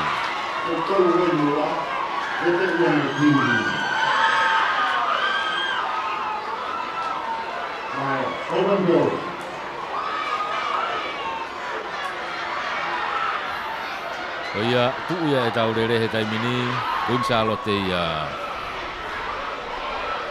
O te fui tāna kia tau pēia ke fui koula koe a Kunsalote ia. I he openi. Ko ia, koe whaasos e tai pēia tau ngahi lere koe tau mita te au e whanau whiwhine. Tau unu he taimini ki he tau sini a ke whaosi aki a e tau rere. O ia, koe ne tu ia koe taimini. Pea mo e tau foi mita e te au koe nana toko si ia. Pea mo Camel o e koula ia ma Kunsalote e taimini ia. Unua te taimini ke tau whanau whiwhine lalahi e sinia. Sela pese me Kunsalote, Luciane Manumua me takui lau. Resi eri tai me tupou hai. Ilaisane tu ta whaiva me Kunsalote. Tupou hiki la me toka hai. Ko kaini vaitai me Riahona, Anita Hufanga me tonga hai. Rakamon Sigareti me eua. Koe kau lere ia koe ni. Kona o si hona o ngahi tuanga ke he maka. Tau ki sio rewa me ai ke he ngahi taimi koe o e nau hiti. Kanga kou ki wakaihi fo ke hanga tu e taimi ko lesi eri tai. Me i tupou hai. Ko taimi lere ia, taimi lere taha ia. I hono tu ape o viai a tupou hiki la. Tonga hai. I he tafa aki pe o viai a kaini vai taimi ria hona. Pea moe toe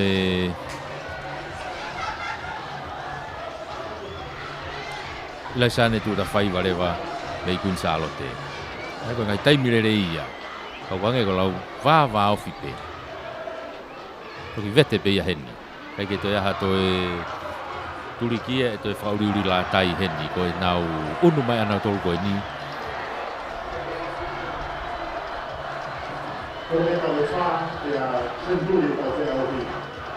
Koe nau unu mai anau tolu koe ni. Koe me kai whākatau sendu. Teu ke tau whakakakato te rewa e tau tolu.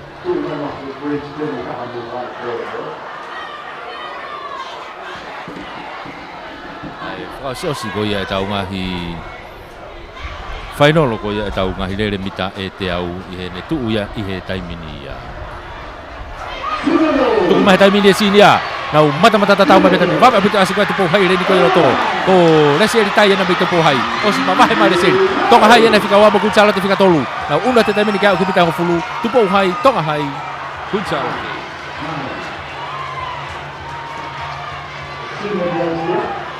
Iyo, ko lesi eri tai mai tupu hai. Koe fo i koula ia taha te tana ke te pire koula koe tupu hai. E foi lere mari e koia bita te au e sini a whewhine ia.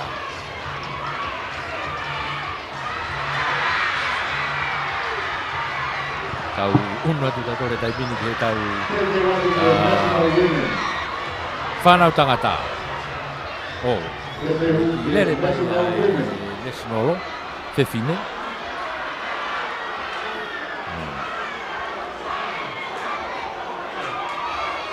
Kone tu e tai mini e ki lere mai National oku toki hu mai pe foku na autoria ko ngai ko lisi pe ne lisi ko ni ko lisi ko National ki pe fu kakato ho ia he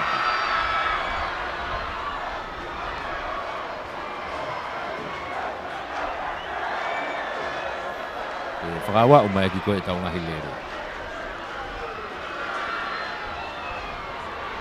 Kage ka kone tu e koe taimini ia. Tau kau whakataha tau tolu ia. Ea mo e whakaua o tu pe e tau ngahi whainolo koe ne tau mita te au. O stu te honau ngahi maka he taimini koe tai lulu ko...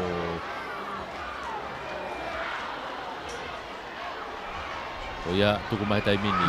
National o e nia ngau ia he taimini. Hau kone ko hapai e na kua lawenga maari e. Tai lulu mo lawenga maari e ni mua. Nau una tu ai pe ke au koe ke... Whawhewhat ke te pia tai mini.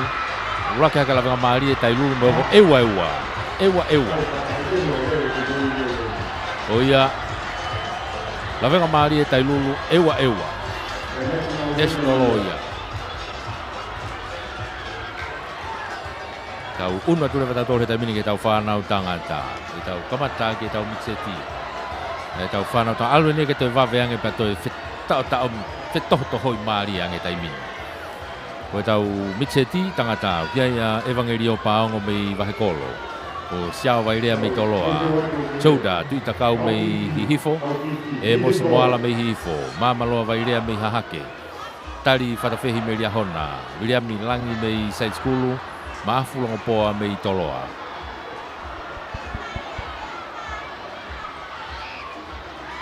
Aia koe ne tuu ia koe ihe taimini ia. E tau wa o tu koe ki he ni. Koe tau ki wakai koe ke yanga koe tu ai taimi. Koe ki wakai koe ke yanga tu ai taimi. Koe taimi le rei taha. Koe taimi koe atari. Me lia hona. Tari whatawhehi me lia hona. Ko kai ke fuwa mama oia mo e mos moala. Mei hihi fo. Pe fo ki a mama loa wairea. Mei hahake. Ko wawa o fi au pito ia. E foki a mafulongo poa o toloa. Mo toloa mo siao wairea. Mei toloa i pe. Wawa o fi au pito na ngahi taimi. Ko e fostata na te foki. Ko e hihifo e ua foki e nai o wihena. Ko tu ko e nau taimi e nau koe. Teke te fua hawhai ke fefe ia.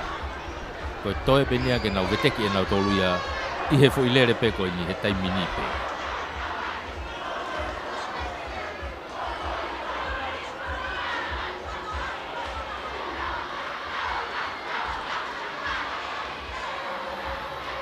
O ia, o le tu ia ko he taimini na ko foki ke he stata he na e full stata. Ko foki ke nau kamata fo o mai.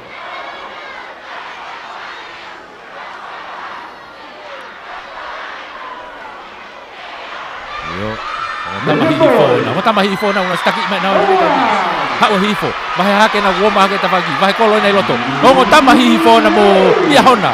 Na unu mai taimini ke ke bita ho flu. Hifo Unanga pe tomo haka hi fo pato hofi hake e hahake mori a hona. Ako masih ipo kona me hi fo ni kata ko chouda tu takau ya. Kage hito pakai yang i he ne tu ko he taimini. Ai nau ko lere mai ko ya. Ko tama hi fo. Mo tama vave au pito. Ko tama hi fo. Yang fefe nau hau ko ya. Ato ki movete ki be me te pi nau lere mai ko ni Nagi taki mai pe mo tamahi fo. Uno ke pe masi haha ke me ka ko ye loto mo tu a. Nau uno ke masi dia hona. Nau una tu ke te pi. Ke ko masi hifo. Ko ngari pe ka te au ko emos. Nga tau ko emos moala ia na ikun hake foi lere ko ia. Kage tau ko foi koula ia hihifo. Tana ke tu ki te pire me tali ko hihifo. Ako loto. Emos moala. Una tau tore tamini ke tau ciunia. Lere maheni a Espania tu enuku me toloa. Divine halaholo me tonga hai. Paia mafi me hona. Siao si mafi me atere. Quinton Foriaki me tonga hai. Silverio me takulau, Alexander Hafoka me atere, Osayas Aisea me toloa. Hingo ako na ko Osayas Aisea. Normali hingo ako ya. Kona lau tuu hitai mini kona ngahi stata anga hitai mini. Keu ke nau tuku mai. Nau kei kuno wai o whakaongongo ki he ui. Nau toi ki tuu kiolunga ka nau toi fotutu whakarere i pe. Koe ngahi taimi ko oerere. Koe taimi erere o koe kia taha e fumawaho. Koe ngo tama kona ko Silverio me takulau. Ko Foriaki me tonga hai. Ko Mafi me atere. Ta tau pe ia pe mo Hafoka me atere pe taha. Aisea me toloa. Pea mo tu ia nuku pe me toloa he taha. Tua tai mini ngau si tu kana ngai tuanga. Te wai kana tuku mai. Hio. Tuku mai tai mini tu pun na mai masih dia handa. Ko ba puta takulau. Takulau ni mo au puta tai mini. Takulau toka hai le toka tere mo toloa. Au te tai mini ke toi mita wano. Toi mita fu na wa ke te pi. Takulau. Pea toka hai. Hio.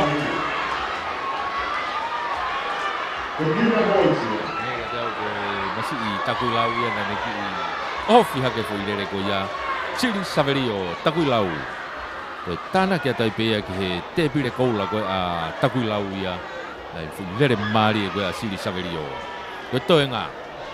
Ko ki veteki pe ia ka ko mahino ene tu takulau. Yo.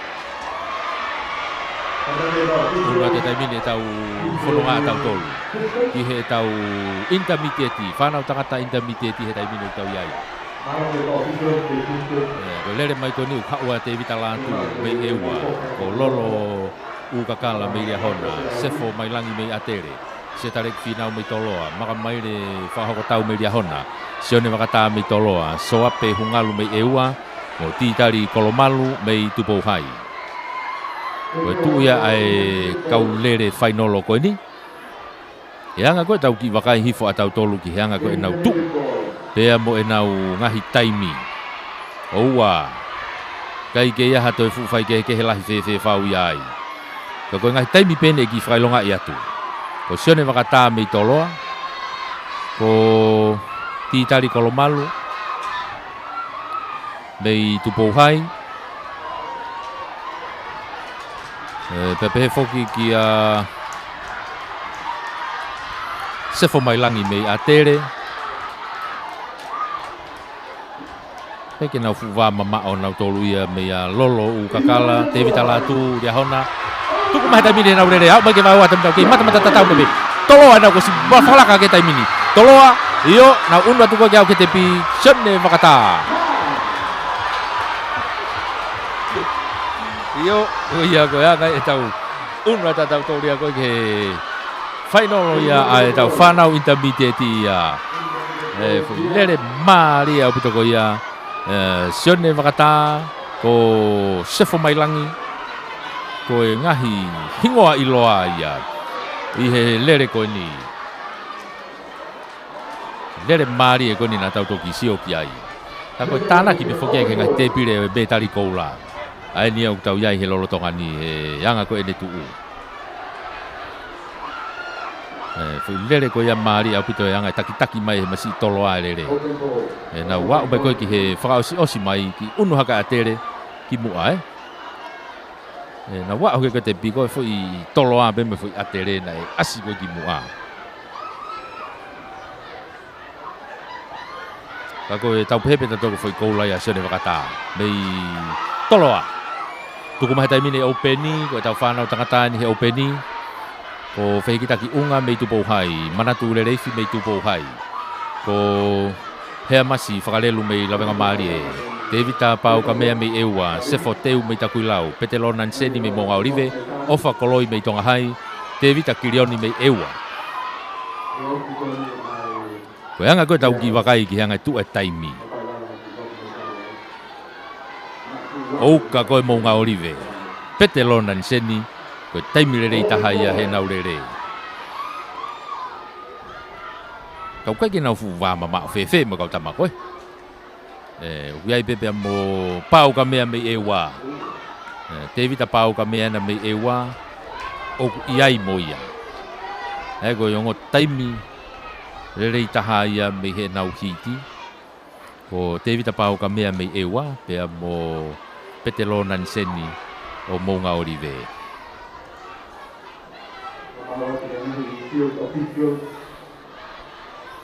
Kai ke fu wa mama o atu ia pe mo se foteu o takui laupe. Ka ko na ulere ko ni hake ko lau e toku mahino pe. Kau ke mo te vita kirioni o ewa.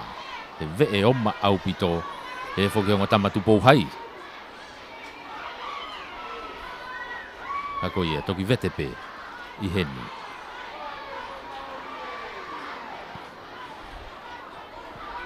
Na osi tulu he taimini ki hona ngahi tuanga.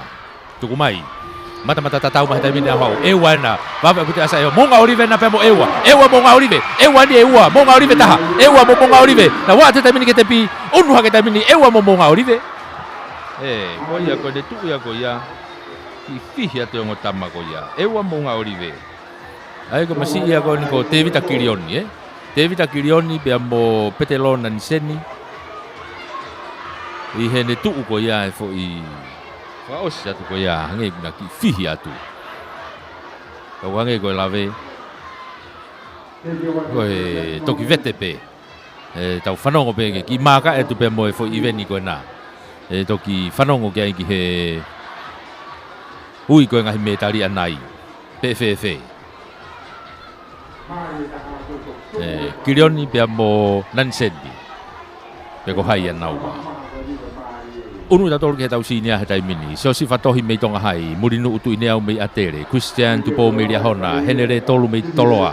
Sami wela lama mei ewa. Lori sio sai losi mei apfo ou. Merino tafuna mei lia hona. Una latiu mei apfo ou. Mita teau wene tau sinia aeni. Kau tau iai hatai mini. Kau tui mahale osen pa lere national. Ka koe ni koe ni tuu koe a kau tama koe ni. Oku hange koe lau. Ange ene fihi anae. I hene fihi atu aeni.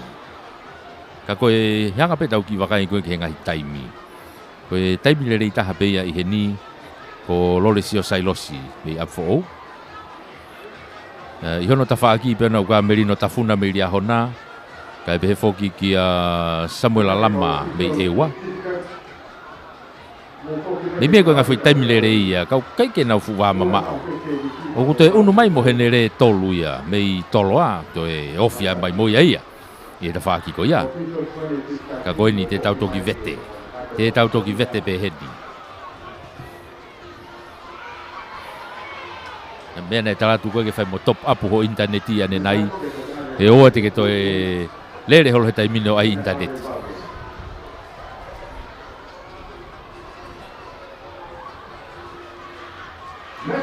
Yop, tuku mai taimini. Ko tau national atau tolo ni no lere mai ko ni. Ko tolo ana ewa. Ko masih na ko tau felunga ki na ia. Io na una na toria ke te pia tai mini. Toloa. Ni tau na toloa pe ko dia honai. Ka ko e ulaki ai pe ia. O sione tau felunga ki pe ia. Me he tau national law. Ne kei whakakakato mai ngahi rere. Tako tau toki unu mai nea tau tolu ia ki he tau sinia. Pea mo tau fo i lere mita te au whakaosia o e aho. Mita te au whakaosia o e spoti hono hiwango fulma ono. O tau whanau tangata lalahi e sinia. Henge kona ulawe ki ai. Ki whailonga e te hingoa koe nā. Koe merino tafuna koe lorisi o sailosi. Samuela lama mo henere tolu. Ka oua e lapasi. Oua e lapai e ngahi toenga koe. Si fatohi mei toka hai. Ko murinu utu ine au mei atere. Christian tupo mei ria hona. Ea mo una lati ume mei afo ou. Ko ngahi hingoa ko ia ia uku nau kei. Kau behe whawheki ki. Kau hange ko lau. Ko e toki vete pe mehe tepi.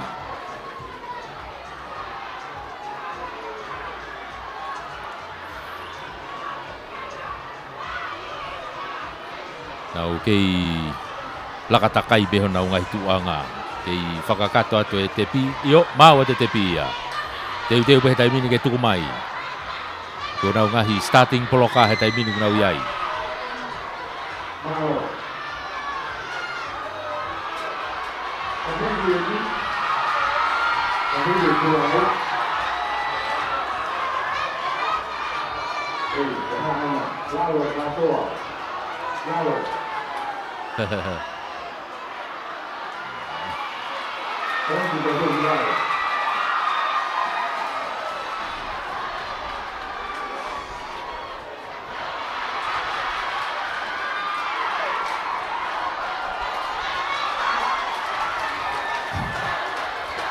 Kai ke he koe ne tuka he taimini nau toi ki whafoki. Ki langarere toi whafoki.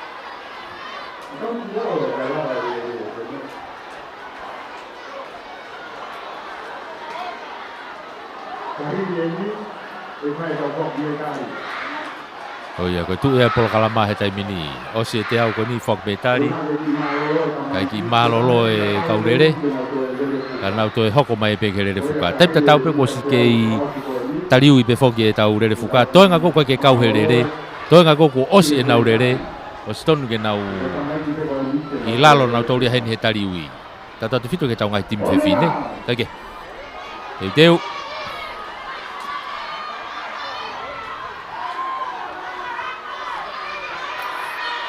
Teu ke nau tuku mai. Nau kei tulu tui pe whakangongo ki he ui. Tuku mai taimini nau mata tatau mai pe.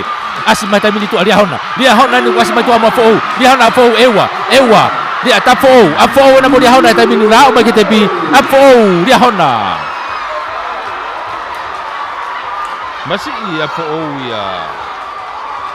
Owa ko lole sio sai losia. Mei a fo. Ko lere i mai ko ia. Bari e mai tau ngahi lere e ne tu ko he taimini.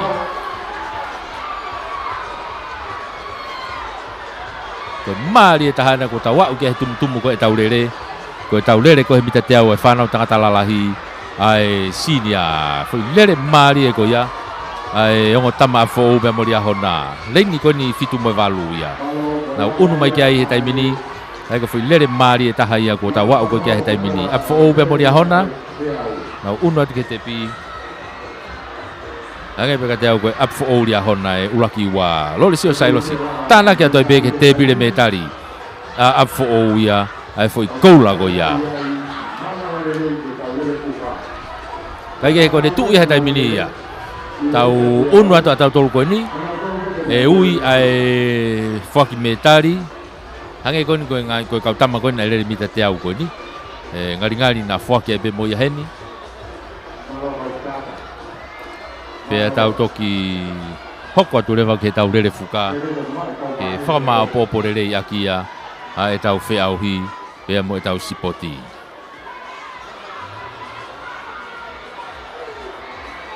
Tu e hatai mini tau ki i taritari ai. Ki he ui mai e tau whaki o me tari. Kai unu mai tau starta ki heni ke tepi. Pea moe starta I pe ai. Unu mai moe tau kau mau metari. E whake ai pe mo ngahi metari he taimini. Oia. Ka koe le tuu ia koe I he taimini. E whakawa o te pe whamalo. Whakawa o te whamalo I he e tau ngahi sponsor whamalo lahi. Tai fie tūku e whamalo I e tau kau sponsor. E whamalo lahi ai peheni. I he office talwhekau lahi ko ia a Australia I Tongani. Whamalo lahi atu. Taki mai me he office ko ni a Ella Scott. Bea moe kau ngawe. Malo au pito e poupou mai. I he tau whamafola. E whoki ki a anau tau wha moe kau ngawe me ai. Evarini. La tu moe kau ngawe. Mapa, malo e poupou mai mi hena. Ko e whamalo lahi heni ki he ofisi. Pea moe potu ngawe tau ngawe whalot whanua. E whamalo lahi ki he CEO. Ia towhawah. Toka tā whotwisi iahi. Ia moe tau ofisi koe na e potu ngawe ngai ngawe whalot whanua e mia. Malo e poupou mai. E whamalo ma ke hebe whoki ki one toto a nisi pia mo e tau waa e sipoti I he potu ngawe ngai ngawe whalot whanua. Malo e poupou. Ko ia ko e whamalo ia. Malo e poupou pia mo e toni mai ki he tau whamafola.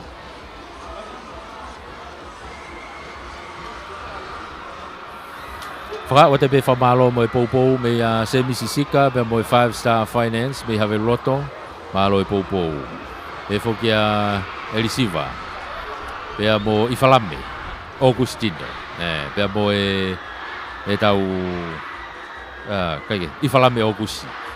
Pea mo e tau Whakatou Mafi. Whakatou Mafi Finance. Pea pe he whoki ki he Whakatou Mafi Cover Trade. I veitongo pepe whoki ki he whunga tuftere ki Mataika, malo e poupou mai.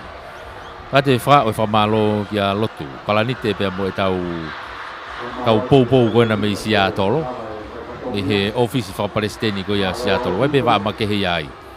Whehotaki pe mo Washington DC, ka koe waa makehe pe nai au ki ai, malo e poupou mai. Whamalo lahi atu.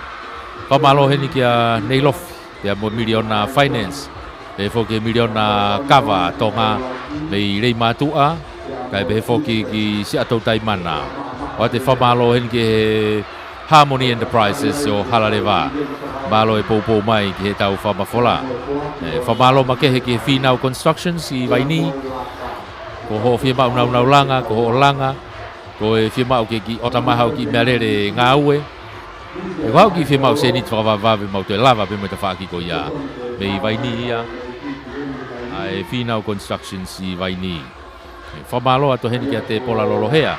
Pea mo e Esiaola Quality Furniture I Havelu Loto. Nau whare mo nau. Malohi ngā I hano teu I maau ki he quality rerei mo oni. Ko e whamalo whakao atu ki a te vitamisa fifita. Pea mo e si I kaiola. Te vitamisa fifita pea mo e si I kaiola. Ai tatau pe si I kaiola supermarketi. Pea behe whoki ki he si I kaiola motor parts. Pea mo e tau whatawanga pea lere.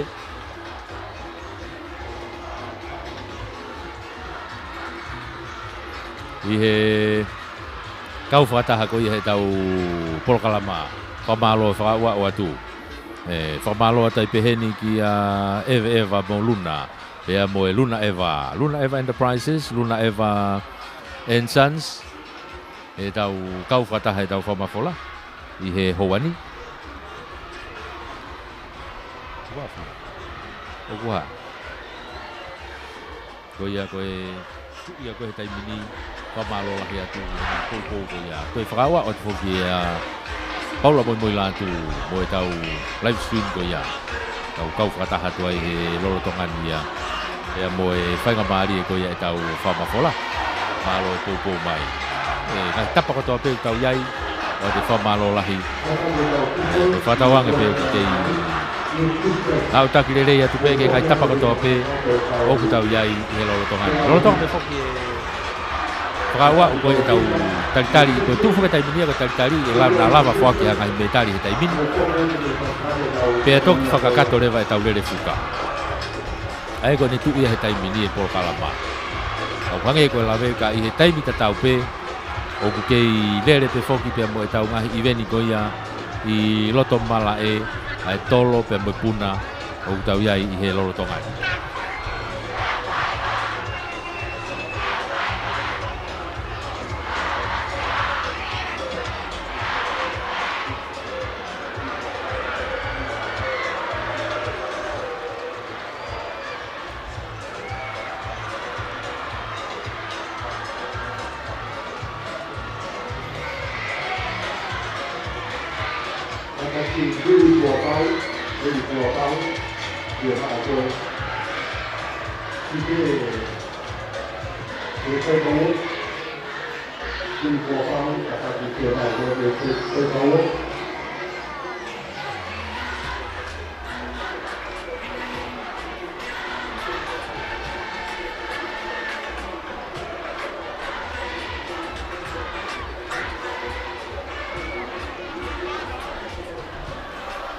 Kai ke he whakaua o tupe whoki e tau whamalo ia e tau kau sponsor ko ia e tau kau whakataha te e tau whamafola i he aho whakao si koe ni mo mea mai he tau live stream e tau Facebook a o ku i heni e tau kau ngau e ko ia e potu ngau e koe ngai ngau e whalo tu whanua ni ia o ku heni e kau ngau e heni ma tui whako e malu o teu whaiwa o ki ai ia o ki hana tokanga i ko teu whaiwa he potu ngau e koe ni ngai ngau e whalo tu whanua ia koe ne tuu koe ni o ki heni be mo e kau ngau e koe ia a mia ngau tokanga i lere i mai e tau malae i he ngau e koe ia whakahoko ai teu i e malae ai ngahi whiau hi koe ni kau whakahoko ai pe hange kono whakahoko mai koe tau kaha u e whetongi lewa e tau rapa koe ni he tureki koe fui tokoni le rei taha ia kono whetongi e tureki ai rapa koe via he taimini e lere anga e whetongi ko toi he tau kaha u ke whoou ke whaprofesionale pia whakatua pure anga mo on pe foki ke mala e koe ni o teu whaiva e te whaipe ki i wharerei ki ai i loto mala e ki heni ke ngahi turiki ko toa peo o teu whaiva ko hi e ku tuu koe taimini o ngari ia e ki whainga maari e i heni e i kare tahi i ngari pe ko sune pe ko siulai ki mua koe panau toki whanonga tu ki he ipo mamani tēnau uraki ki iafe mai heni tēnau uraki ki iafe mai heni e whahanau ki whakariari heni ka koe ia o kui ai teu lahi o whakahoko mei he potu ngau e ngai ngau e whalot whanua e mia i hono teu i koe ia mala e teu whaiva ke whakawhawha apau mo mea mai he tau live streami he ngahi teu koe ni o rotonga teu ia ka teu whaiva teu i mala e potu ngau e ngai ngau e whalot whanua e koe tau sponsor makai koe konau tolu ia konau whakaua ue ngahi teu koe ia koe hi ke whainga maari e lere koe tau sipoti whamalo lahi atu whamalo e bengi i he CEO toka tā Ford Fisi ahi whamalo atu he kau ngau e koe ni te whaki koe ia sipoti ore toto anisi pe mo e kau ngau e koe heni pe ore toto heni tokanga i tau kau ngau e koe he mia ki he kono teu koe ia o teu whaiva i he ngau e Malo pito e ngau e lahi me turiki ko ia. Whainga maari e tau sipoti ko hiko ngai teu koe ni. Te hangai ko lau tau kaha u tau peheni e tau whataha mai ke sipoti ko ia hono hiwango full maafi tu tureki fo ou ia. Maari e. Ka koe tu koe taimini e ngari te tau ki maalari whataha pia momonga olive talitari te tau ki maalari whakataha momonga orive i he osi koe ne sipoti koe ni. Koe poupou fokia e CEO koe ne mia ki mua taha pea monga orive. tu fika ua tu kia taku ilau. Bobo fika tolu ato mahai ia. E fika wha ato ali ahona na kua. E maari au kito e poupou ko ia. CEO e mia ki he. Anga spot e whanau. E tau kau whataha tuai he whainga maari e ko ia. Ko e hoa ni. Malo kito e poupou.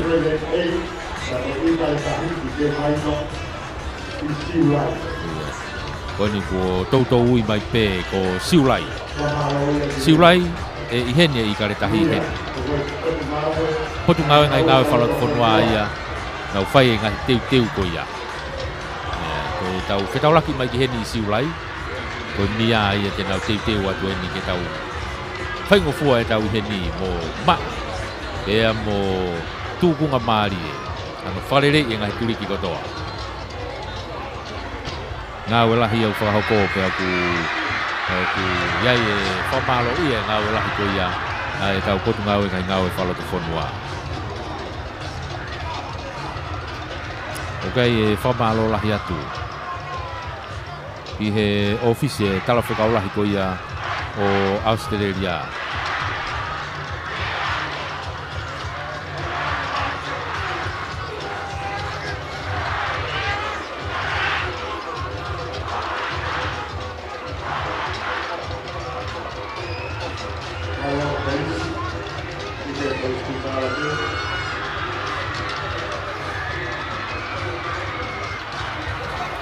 Ai ke he konga kotoa whokia o e anga koe e tau whengau e aki pe mo e kau whataha ki he whainga maari e ko ia. Ko whatonga I ke kau iwi ko ia e Chris Gonzalo te unau laka mai he taimini ki he Queensland. Pau pe whaha whangi whakawaha mapa he ne rere atu koe ni. Ko e tokoni pe whako iwi kau iwi ke a wahe kolo te nau tāpuni e tau whiau. Ko iwhi a wahe uta, ko iwhi ana ni whakawa ko e tau sipoti he laka. Ko iwhi a wahe kolo, ko ia tene tāpuni e tau laka. I he katoanga tāpuni, ko e laka tāpuni, taki he laka tāpuni. Ko e whainga maari e iai. Ko ke henga pe whoki e ngahi tapa kotoha no teu I malai o whakau fōwha. Ka pau mo mea mai ki he teunga ko e tau whanau. Toi ki whakafofa ma kehe. Ai ngahi teunga ko e ngahi ako. Kono uhi ngā ia. E uiai foki ai ngahi poupou ia mei e ngahi tawhaaki kehe kehe. Ia ngā no teu I teu ko e tau whanau. I he tūnga ko e kunau iai. Ko mea ke koe koe ka tau te whito ke ngai timi koe ni. Ko toloa, ko atere, ko tupouhai, ko mounga olive. Ko ngahi teunga, ka pati ke whakatonga I hona o ngahi teunga. O kuki I saila, kehe. Ai, tenau tui hona o whalani kehe haoni, tenau whalani kehe a pongpongi. Nanau whetongtongi mai pe hona o ngahi teunga. I he tau whanonga mai ko ia. I ngahi aho ko tau situa mea. Ka tau tati whito pana ke whakatonga I re he tima mounga olive. Nanau pulu tapaengenga, ko inu nau hina tapa pulu na tole ahoni. Ka koe kimu ato ai, nanau pulu, moe uri. Kako hange koe lau koe konga koto ia, o e ngahi teu ko ia mo ngahi tokoni ku. Tokoni mai mei he kau pou mei tua. Hange koe ni koe teunga koe korisko tu pou. Kau mo whatonga I le reipe, neo ko ku tā ia I he tā motua. Ime koe alu pe stela ta motu a ko ia hona teunga ai whakailonga. Kau toi ki I whakafofa hano teu I o nai. Eke koe ai teunga whakafofa koe ni. Ake koe nau lawe kai ko teunga toloa, ko teunga atere, ko teunga tupouhai, ko teunga mounga olive. Ai whanau. Koe tā mai a me he nasita. Nasita ko tā whalang ko me nusila, Nasita production New Zealand. Pou mai ia tokoni ko he tā whalani e tau whanau. Whawha pito. Ko ngahi ngau e lelei ko ia, ko ngahi ngau e maongonga ko ia. Ko whamalo ia pe ia. I taimi hono katoa pe.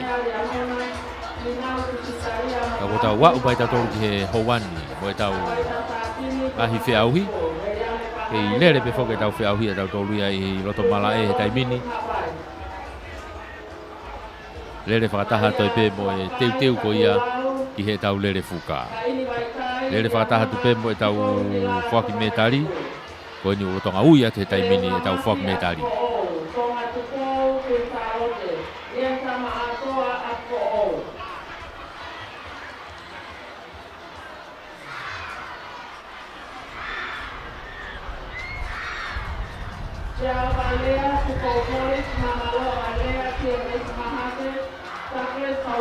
GMS Mahake.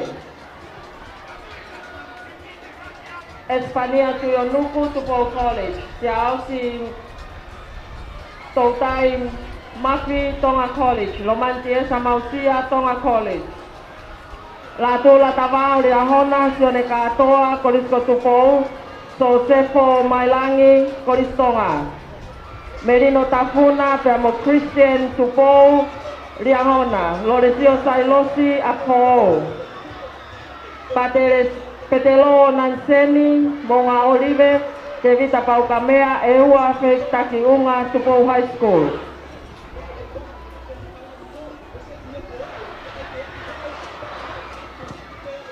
Eni Fekitoa, Riahona, Kurila Velua, Eua, Andrew Tonga, Tupou College. Sela Pese, Quintalote, Resieritai, Tupou High School, Lotomoua Talau, Tonga High School.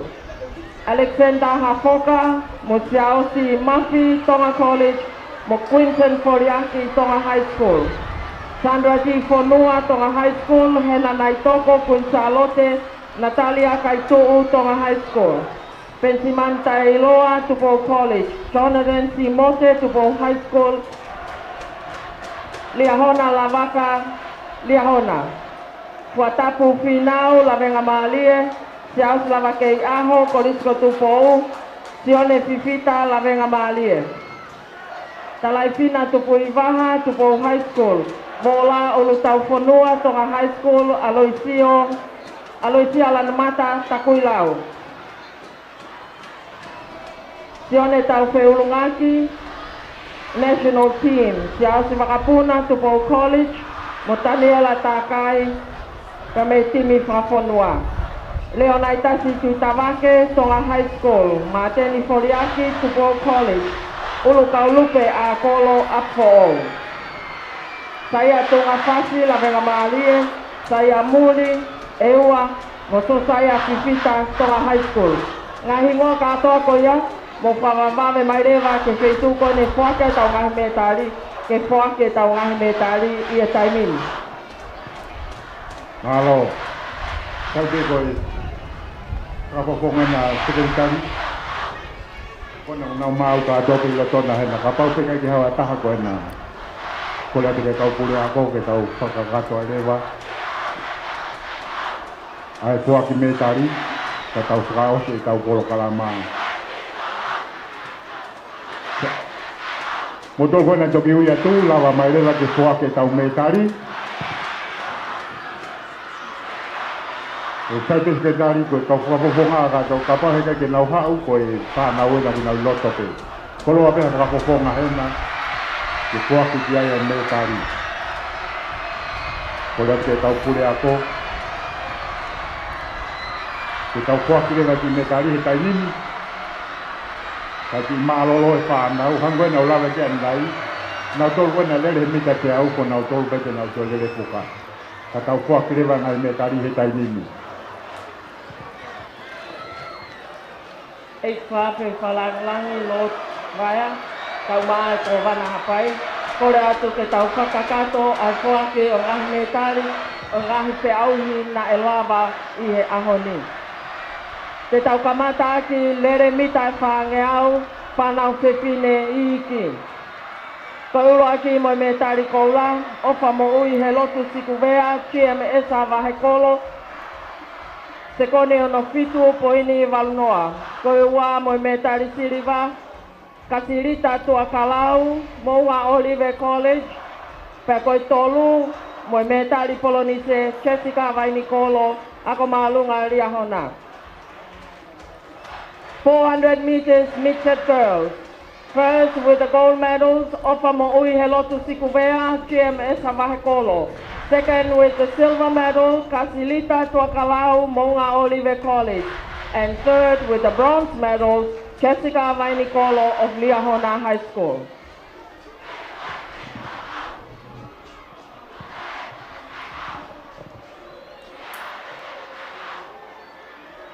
Whamalo atu, koe ofisa pure ngawe na e potu ngawe ako, iskeri oko, tene poaki, ai ngahi metari, me tokoni ke ai CEO ai Tonga Health o Feina, Wilimoihalo.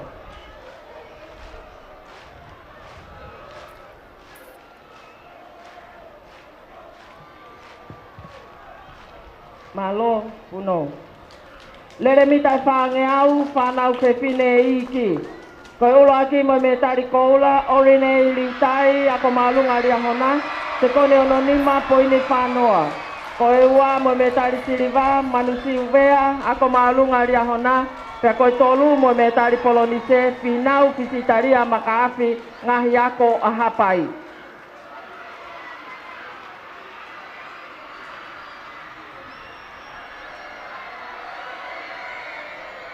Junior girls, 400 meters sprint.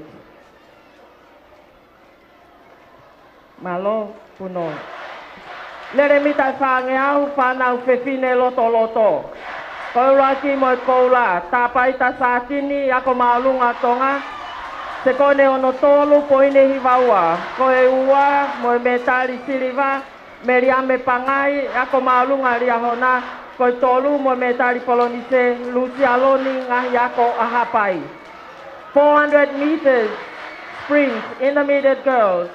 First with the gold medal, Tapaita Satini of Tonga High School. Silver medalist, Meriame Pangai of Liahona High School. And bronze medal goes to Lucia Loni of Hapai Secondary School.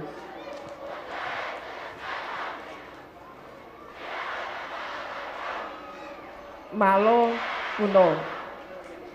Lere mitai whange au, whanau whewhine lalahi. Koe ulo aki mo me tari koula. Maria ha soakai, korista koilau. Se kone ono nima, poine fitu nima. Koe ua mo me tari siriva. Kai ini akapu wai vaitai, ako maalunga ria hona. Pea koe tolu, pa mo me tari polonise. Tupou hiki la, ako maalunga otonga. Senior girls, 400 meters sprint. Gold medalist Maria Hasoakai of Takuilau College.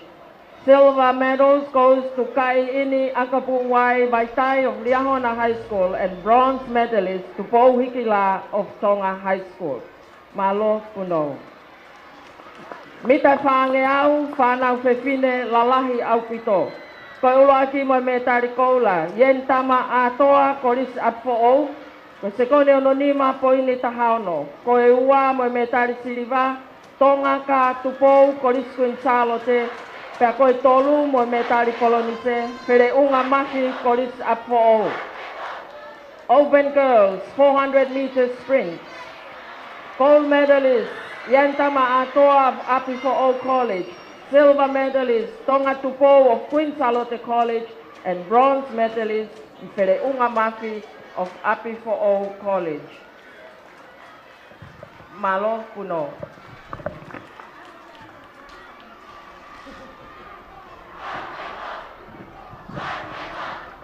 Lere mita sange au whanau tangata iki au pito.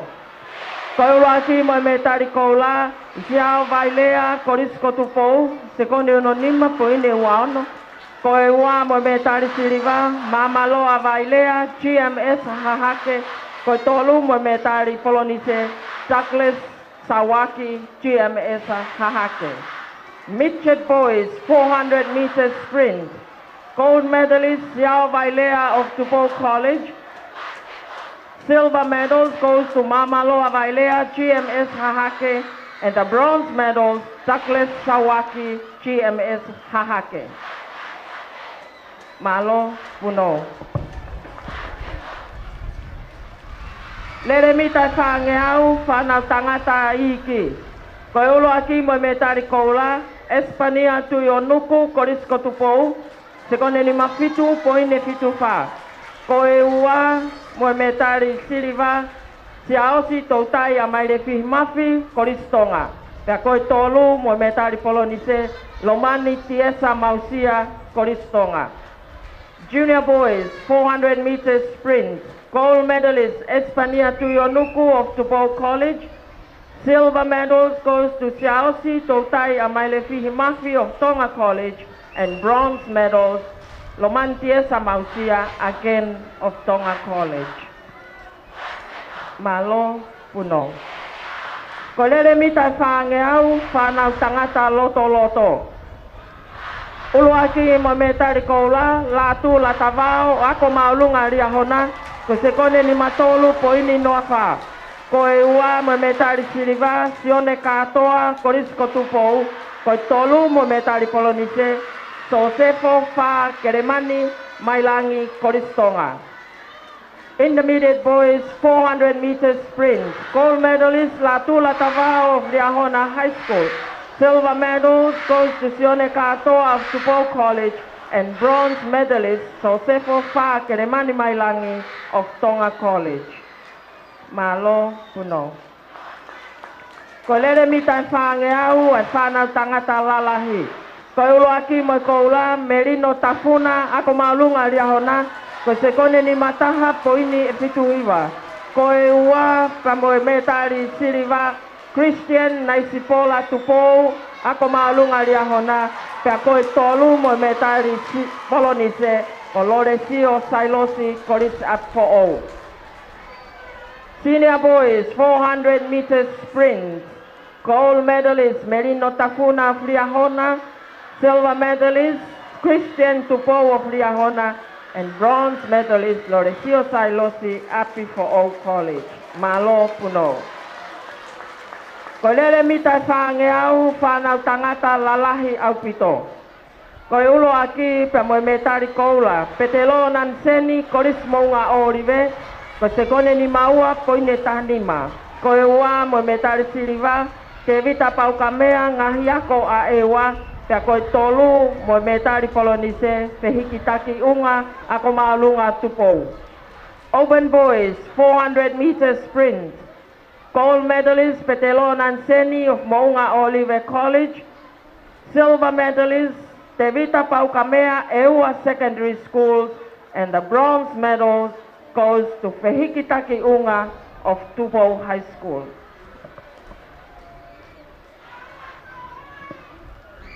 Malo puno.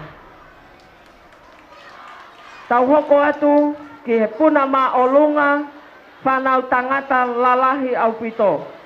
Koe ulo aki pa moe metari koula, eni whekitoa ako maalunga Liahona, koe mita e taha poini e fitunima. Koe ua moe metari siliva, kuri lawe lua ngahi ako a ewa, koe tolu moe metari polonise, Andrew Tonga Korisko Tupou. Open boys high jump. First with the gold medals, Eni Fekitoa of Liahona High School. Second with the silver, Kuri Lavelua of Ewa Secondary School. And third with the bronze medal, Andrew Tonga of Tupou College. Malo puno. Koe puna loloa ai whanau fefine lalahi. Koe ulo aki mo metari koula, se la pese koriskuin salote, koe mita e wha poini e toluhiwa. Koe ua mo metari siriva, le sieri tai ako maolunga Tupou, ka koe tolu mo metari polonise, loto mo ua talau ako maolunga Tonga.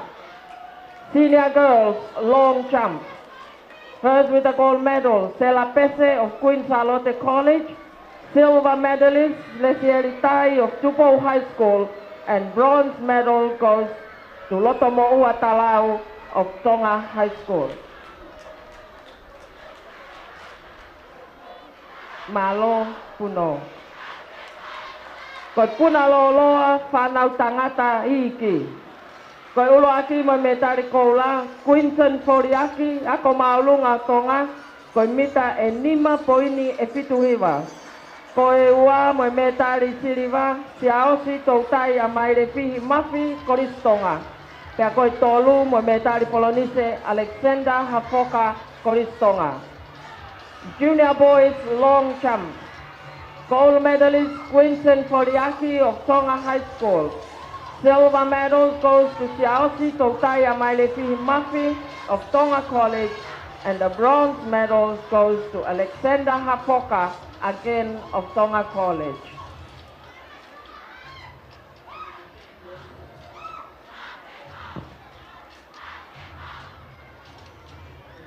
Malo, uno.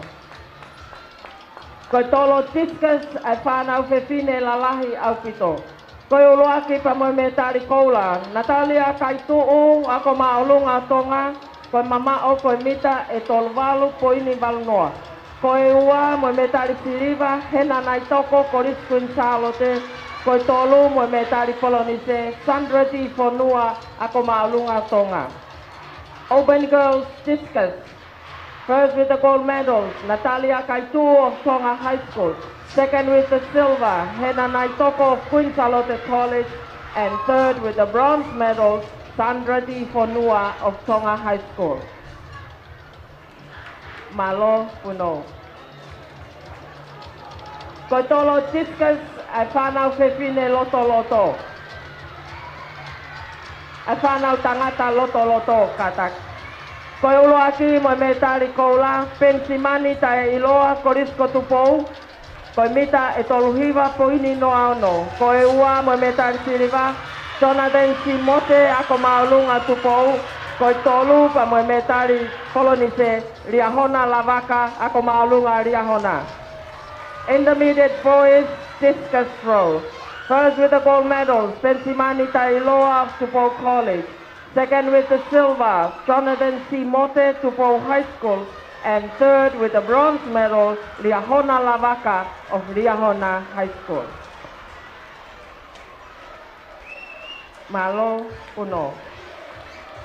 Koe whiauhi puna akau ai whanau tangata lalahi. Koe ulu aki mo me tari koula. Kua tapu whinau ko rislavenga marie. Koe maa olunga, koe mita e ua poini e walunima. Koe ua mo me tari siriva, si o saia lava kei aho ko risko tupou. Pea koe tolu mo me tari polonise, si one fifita ko rislavenga marie. Senior boys pole vault. First with the gold medals, Kua tapu whinau of Lavenga Maria Christian College. Second with the silver, si o saia lava kei aho of Tupou College. And third with the bronze medal, Sione Fifita, again of Lavenga Maria Christian College. Malo Puno. Koe whiauhi tolo mea mamafa ai whanau whiwhine lalahi. Koe ulo aki mo me tari koula. Talai whina tupu iwaha ako maolunga tupou. Koe mamao koe mita hongofulu poini e ua tolu. Koe ua mo me tari siliva. Vola ulu tau whanua ako maolunga tonga. Koe tolu mo me tari polonise Aloisia Lanumata Korista Kuilau. Senior girls shot put. First with the gold medal, Talaifina Tupuivaha of Tupou High School. Second with the silver medal, Vola Ulutau Fonua of Tonga High School. And third with the bronze medal, Aloisia Lanumata of Takuilau College. Malo Puno. Koe lele mita e whaangeau ai ngahi timi whaafonua whanau tangata. Koe ulo aki mo me tari koula, sione tau whe ulungaki, Tonga National Team. Koe sekone ni maua, poini tolua. Koe ua mo me tari siriva, si aosi wakapuna, Tupou College. Koe tolu mo me tari polonise, Daniela Takai, koe timi whaafonua a Tonga. National Men 400 meters sprint. Gold medalist Sione Taufe Ulungaki of the Tonga National Team. Second with the silver medal, Siaosi Wakapuna of Tupou College. And third with the bronze medal, Daniela Takai of the Tonga National Team.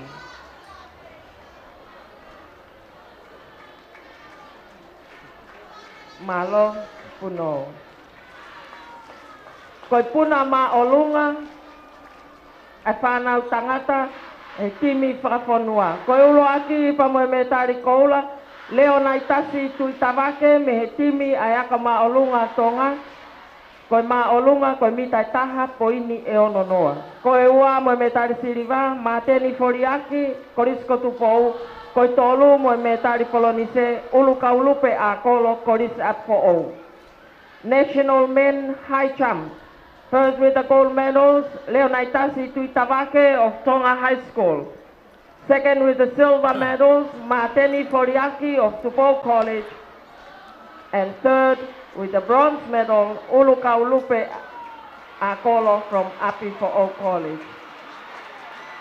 Mau katoa ia Pureako o Api Fo'o. Ko e peauhi tolo shot put, a e whanau tangata whafonua. Ko e ulo aki pa moe me tari koula, sai atu ngā whasi koris lawenga marie.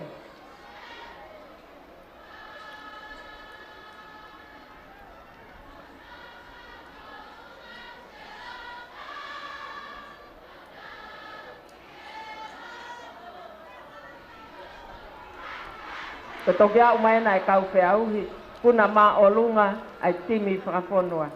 Ko e me tari whakaos te tau whoaki, ko e whiauhi tolo mea mamasa ai timi whakafonua whanau tangata. Ko e ulo aki mo me tari koula, sai atu ngā whasi, koris lawenga marie, ko e mita e tahaua poine hiwanima. Ko e ua mo me tari siriva, sai a muri ngahi ako a ewa, ko e tolu mo me tari polonise, so sai a fifita ako maalunga tonga. National Men Shot Put. First with the gold medal, Saya Tunga Fasi, Lavenga Maria Christian College. Second with the silver medal, Saya Muli of Ewa Secondary School.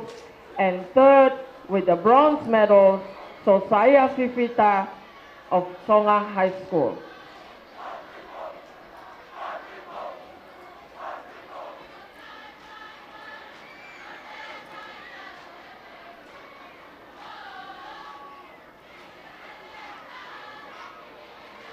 Malo Puno. And that brings us to the end of this medal presentation. Thank you. Ek whakalang ko lava ia ai whoaki o ngahi me tali i ngahi whiauhi ko lava i e whoatani. E tautari atu e taimini kei whakalava mai ai ngahi whiauhi, ne ngahi malae loto malae, ngahi field events ko ne lava peko ia te tau final leva ai Lerefuka mita te au, pe ko Lerefuka motu motu, ka ko ne lava ko ia, ko lava e tau ngahi whiauhi. Hoko atu leva ke tau ngahi polokalama, whakwa o se tau ngahi metari, pa mo ngahi pare, whakalangi langi. Kore ake kau pure spoti, whanau spoti na nau kau ke whiauhi, ko lava nau ngahi whiauhi. Teu lewa he taimini ke he tau laka, mau mo e tau kau wiki e wahe kolo. Ko lava pe e final ai Lerefuka mita te au, ke tau hoko atu lewa ki he laka mo whaosi e tau ngahi polokalama. Malo au pito. Malo, malo taisia, te mauiwi ki whakakata ngai whatongia. Ka malo te weka officials, o mo behebe ke kamata ai tau Lerefuka, ka kuia ai whaampe ke lava ngai field events patoki kamata ai tau ngai Lerefuka. Iku ke he kapau e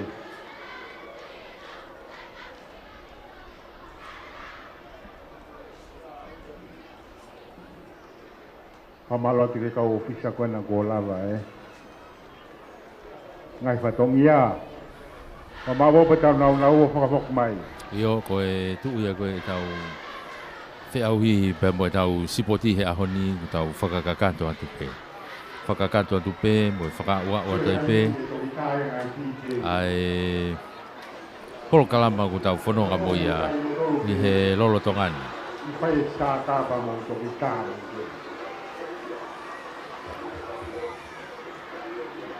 O malo lai atu ki he whakalanglani. ka koe whamalo ki whakaua o taipe whokia ki he tau ngahi kau sponsor maka koe e tau whiauhini e tau whamafola whamalo lahi e pe ki he ofisio e talawhikau lahi koe a Australia i tongani whamalo lahi atu he poupou me mo e tokoni mai ki he tau whamafola whamalo lahi atu ki he ofisi koe e talawhikau lahi Australia i tongani kau ngau e mea i takitau me mea i a Ella Scott i mo e kau ngau e koena me he ofisi malo e poupou mai anau tau wha mo e kau ngau e mea i malo e poupou mai e mo e whakaua o mai toko ni e taimi kotoa peu whai atoa ha whatangtang e tau kau whataha i he sponsor wai whamalo ma ke he pe whoki ki he potu ngau e ngahi ngau e whakalato whanua ai mia whakaua te whamalo ki he CEO toka ta fotu fisiahi e mo e potu ngau e koe ngahi ngau e whakalato whanua malo e poupou e mo e tari mau pe e tau whengau e aki e tau ngahi whamafola ko ia o kutau iai i he taimi hono katoa pe whamalo lahi atu whamalo lahi i koe potu ngau e whoke ngahi ngau e whalato whanua e mia o malu ai e sipoti ke au kuto e malu ai whoki pia mo teu whaiva i ono tokanga i mai ko ia o teu whaiva e ngau e lahi ano teu i a teu whaiva i he ngahi whiau hi koe ne sipoti koe ni au ki heni pe mo e kau ngau e ke tokanga i e ngahi nau ke tokanga i e teu koe ni ke i mau pe o ana a ia ngahi mau whamalo ia e tawhaaki ko ia o ne toto anisi pe mo e tau tawhaaki ko ia kau ngau e he poupou mai he taimi ko toa pe i he ngahi ngau e konu whahoko i teu whaivau ki heni pe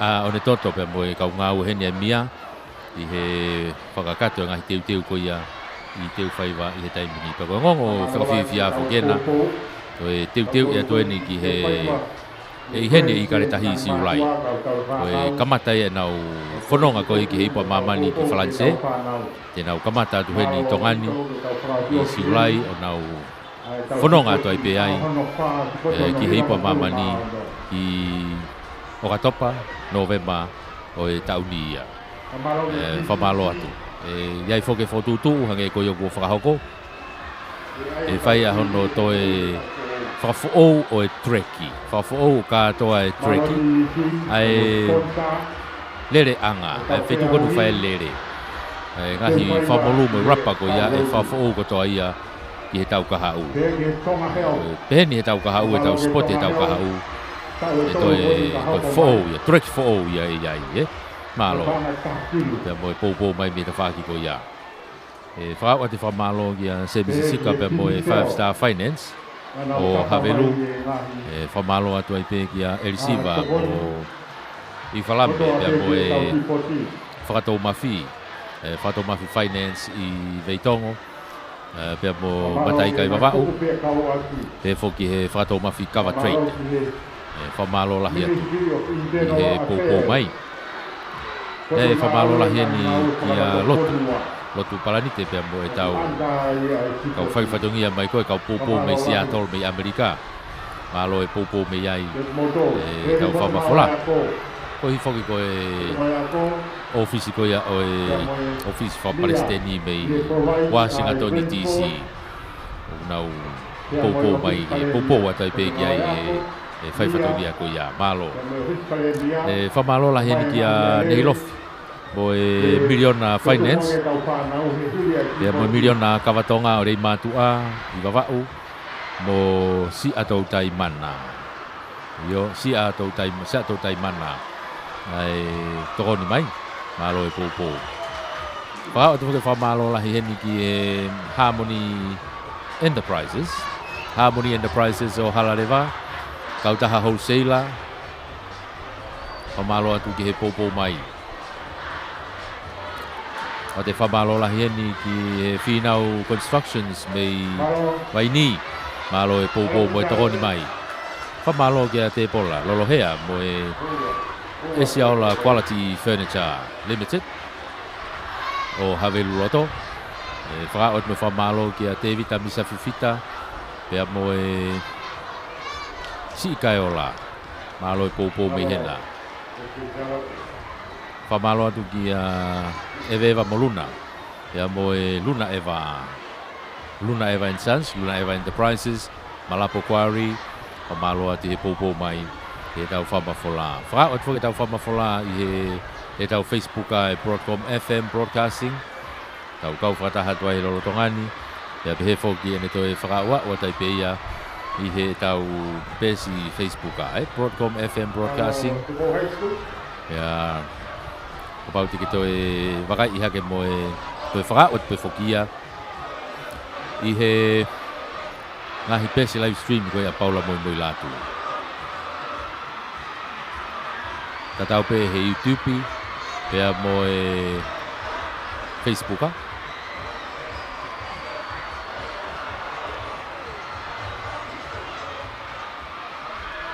Whaka ua tuai.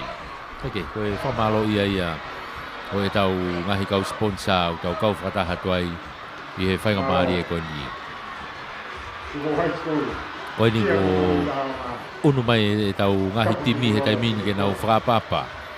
Unu mai e tau ngahi timi ke nau whakapapa he taimini. Koe ngahi timi lere fuka e ni. O kunau whakapapa he taimini. Ka nau tariui. Pea nau whoki mai rewa ki roto malae. Ke whakakato ai a e tau lere fuka whakaosi. Ai koe lere fuka motu ia. Lere fuka mita te au ia. Lere fuka motu. Lava tuku. Lava moe bobo. Lava moe ongo puna ka maalunga haija. Whakakakato mai pe mga hiwhi au hiko i roto malae. Kakato mai pe mga hiwhi au hiko i roto malae.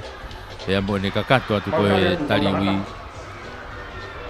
Pea tau kau whakataha tuai i he whainga maari e ko ia.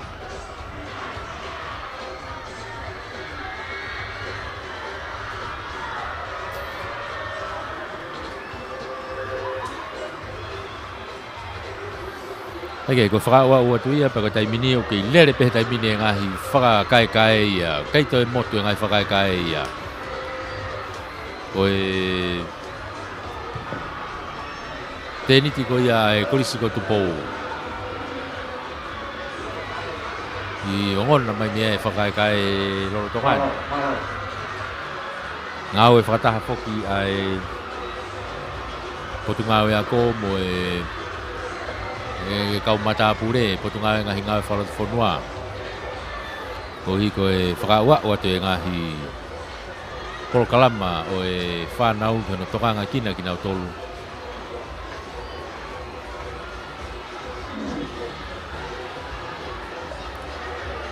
I he tawhaki koe ni.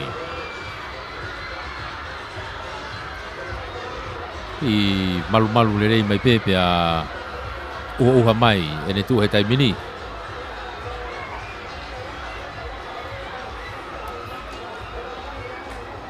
Ka oku whainga maari e pe. Koe whanki i afu pe, fui pe. Ka kono whakaluku fua. O tau wao mai ki he whakaosiose aho. O ku tau kei whainga maari e pe angai tau whanonga. E angai tuu koe ai ea. Koe angai whakakato ato ai pe. Ai aho whakaosi. Pe a pohe whakaosiosi e tau sipoti. Mana tuu i koe whiawhi te tau hokwa te tau poupou ai pe ki he tala. E whiawhi ni koe takai koe takai whainolo ni e whiauhi. Aia koe una tuni ke ngai takai whainolo e whiawhini. Te tau whetaulaki ai pe mo fisi. Anai ia. Koe au kai e poupou anto ai pe meheni. Me he tau timi teu whaiwa ki he tau timi tala. Mei ki he Sunshine Coast, Gold Coast mei Australia. Mari, malo e whaifatongi a mei hena. Ka koe ni ko tau ngahi timi hake ko klawe. Koe ngahi timi lere fuka nia ko nau toki lere mai na tolo whakamā opo.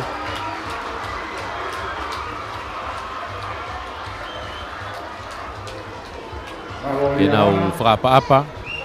Lele mai ngai timi lele fuka ke na to fa pa. Ai e ki fo he tai minia. Ai ne tu koe i he tariwi mo fa pa. Ia mohono whakakato ko ia o e polo kalama o tau iai koe i he taimini mo te teo e rere fuka.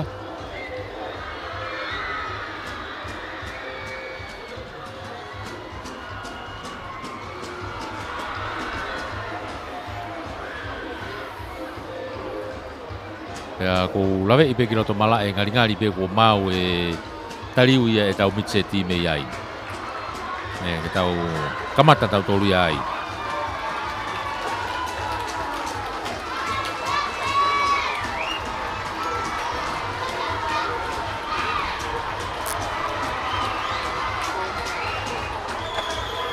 Tim lere fukanya dia hona na apa he taimini. Ngahi tim lere au pita dia hona. Au spot lere au pita dia hona he tauni. Menau fari ari ko ia i he malae ko ia lere. Kai ki ngata pe lere. Ka ko ngahi event ko ia loto puna mo tolo. Ia i be kau tu ki mo me dia hona ai.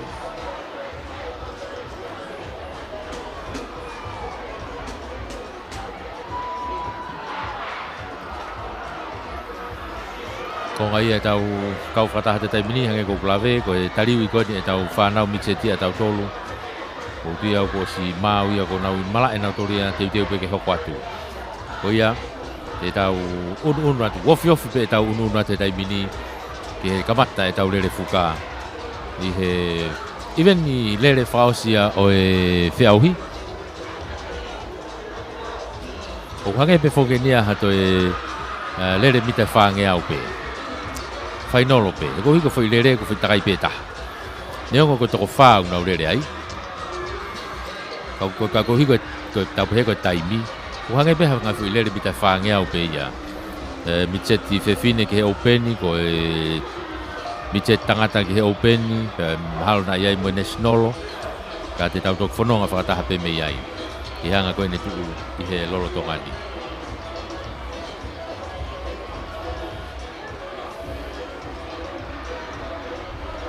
Koe anga koe ne tuu i he taimini. E anga koe tau wakai koe ki ai. Koe ngahi timi lere fuka ko maa opo opo lere i nau teu anau tō. Koe ngahi whakakakato hange koe teu i koe ia o e whetongi. Koe taimi o e whetongi. Koe fo i waha a taimi ke whai e whetongi. Ko tekniki o whetongi. Pe ri fe mai ho ni mā ki mui kai. Hiri ate fuka ai. Ko ngahi whanki i mea i kiki ko ia ia. Pau ke tonu ia. He anga koe ne tuu. I he anga koe ia lere koe tau lere fuka. I he ne tuu ko ia. Pau ke tonu ia. Taimi tonu. Pea toi tonu pe moe taimi moe whetongi. Hange koe lawe hango tekniki. Pe koe poto i koe i he whetongi. Arikari ko tufa mai he taimini e tau ulaki whainolo e tau lere fuka. O e tau whanau michet whewhine. O ki whatoanga e pek he tau whainolo heni. O ki ai a Tailulu. Tailulu ko skin tau lama, ko Eva Paongo, ko Bela ia Hului.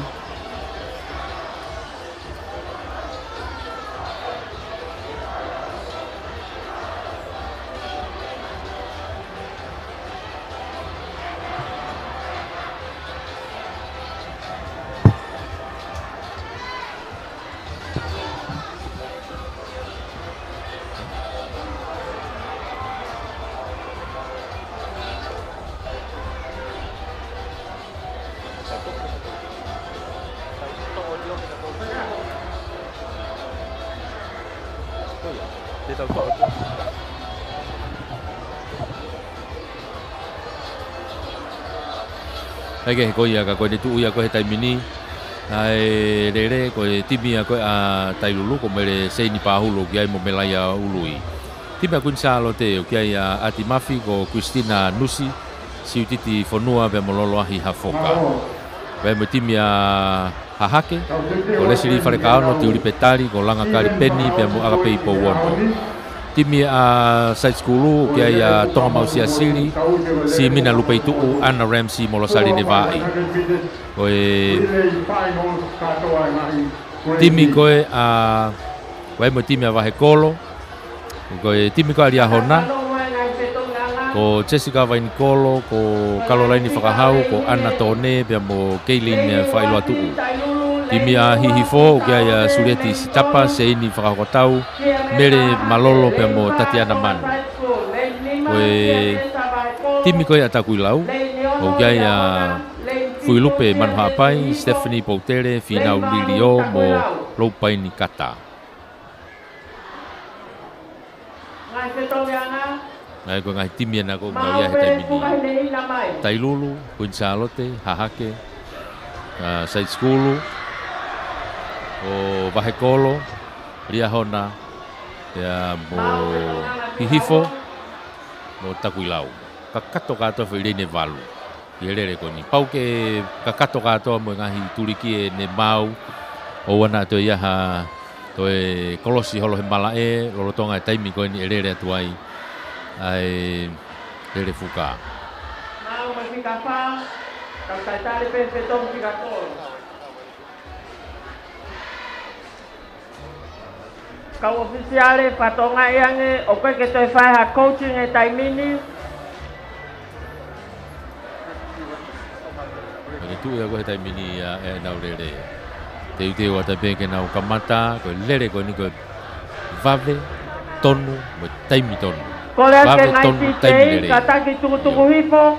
Lere ya ko taimini. O whanongo mai e kau te au e ngai te tongi ana o e puka. Ke ono lawa tu ai ngani pika leini.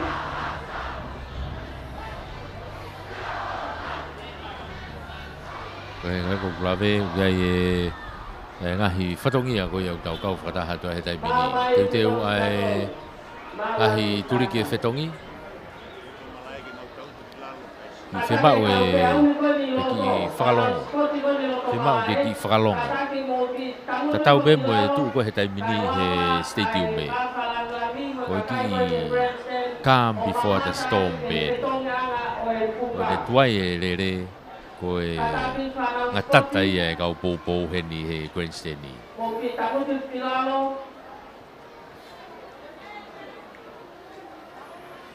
Kau hangai foku koe lawe koe ki he tau polo kalama. O tau sio le rei kota. Ko hinga no ai koe grandstand ni ke step ki olunga. Ke tangutu sio whakalaka he funga ulu e tama. He sea hoko ia koe imu. E ka pate tangutu le rei pe ia. E sio le rei pe toko taha kotoa ia. Ko hangai pe ha fo i mawhana pe ia.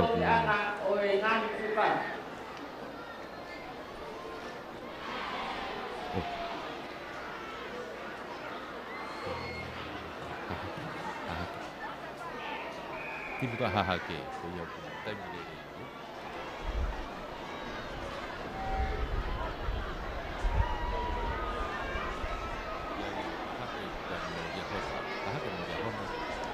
Kimi ang taimini rin taha ko me nau lahi hiti. Kaya tinang ko vete ko toa piha hon. Ya ibe mo Wahekolo kay mo nilau. Ko te taimini lagi mi tatau nau ke mata tatau te taimini ke nau unat ke lak fetongi. Nau frafio fete taimini ke tulik ke fetongi fika lagi be vave asa dia hona. Oma puta asa dia hona ia heleni ko mo fetonga te taimini dia hona ia. Tok fetonga te taimini Hahake, fetonga te taimini ke mo io side school nau alu Hahake taimini ko dia hona nau os over ki mua. Dia hona Takuilau Hihifo ko tonga hai be foki ono tafa aki be ugai be mo Wahekolo ai. Nau fetong fika ua taimini osi motu mano mari hona ia. Ihe turiki ko kiloto. Vave abu mo turi ma tonga hai. Fetonga dia hona ko tonga hai no turi mai heleni ko ia loto. Na wafe mai ko ki ha ki fetong faka se taimini. Na unu mai ke fetong faka si. Fetong faka ma be dia hona mo tonga hai. Na wafe mai ke ha nga tonu taimini. Ke dia hona pe ke tonga hai pe. Dia hona tonga hai taimini ko turi vave mai Hahake be mo mai loto. hau na le taimini kai pe ke te whelawha pea lia hona nai kumua mawea puta turi maha hake pea mo vahe kolo ka kuna wau na toke te piko lia hona tonga hai o vahe hahake lia hona tonga hai sai skulu kata Kole atu te kau ki toku te ale. pea mo e vahe hahake Ka kuia ia pehala. Lere ia koe tai. Ka kula mai e taimi pe koia. Mari E kai ke toi tari halau mange o ki ai lere. ai la ve potu tatau e nau toko wha ko tonu pe mo na wanga e Kai halaunga puka kula mai pe he taimi pe koia. ha tonu mai ko ke te pi Ke maulava o pakaya tulu ki ai. mai ko ki ai Ke whai hanga au e ki ai. sai skulu kai pe ke te whela ve me a Tau te te wa te taimini ki e tiuna girls.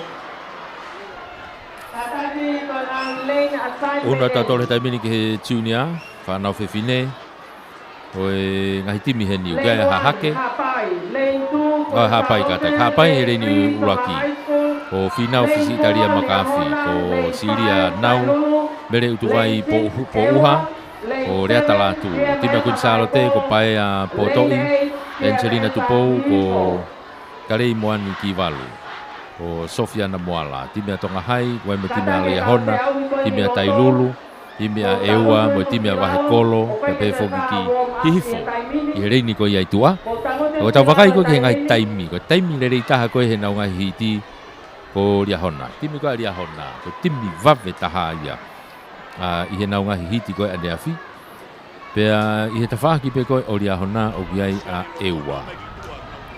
E ko Lea Hona, pea Eua. Koe wawe taha ia ngahi taimi, e? Siofi ango timi ko ia Lea Hona pe mo Eua. Unu hake pe he tawhaki ai, wofi a tai pe ai pea mo Tailulu, ka pe foki tonga hai. I hanga koe e nau tuu. Pea mo timi ko ia a Vahekolo. Apa e whahalawi kei ka ko Lea Hona, koe timi a koe mahino e taimi le rei koe o e nau lere i he nau hiti i he nau ngahi hiti koe nei whahoko Taike unu mai pe tau whanonga tau tolu hange koe timi koe a Eua hoko hake pe e timi koe a Eua he taimi le rei au pito e o tau pepe ko Lea Hona mo Eua ko ngo taimi le rei taha au ki ke hepe foke ne au mai nei ki a honi e ai pe lauia a timi a hifo e lau e timi a Vahekolo e timi a tonga hai mo kun salote mo hapai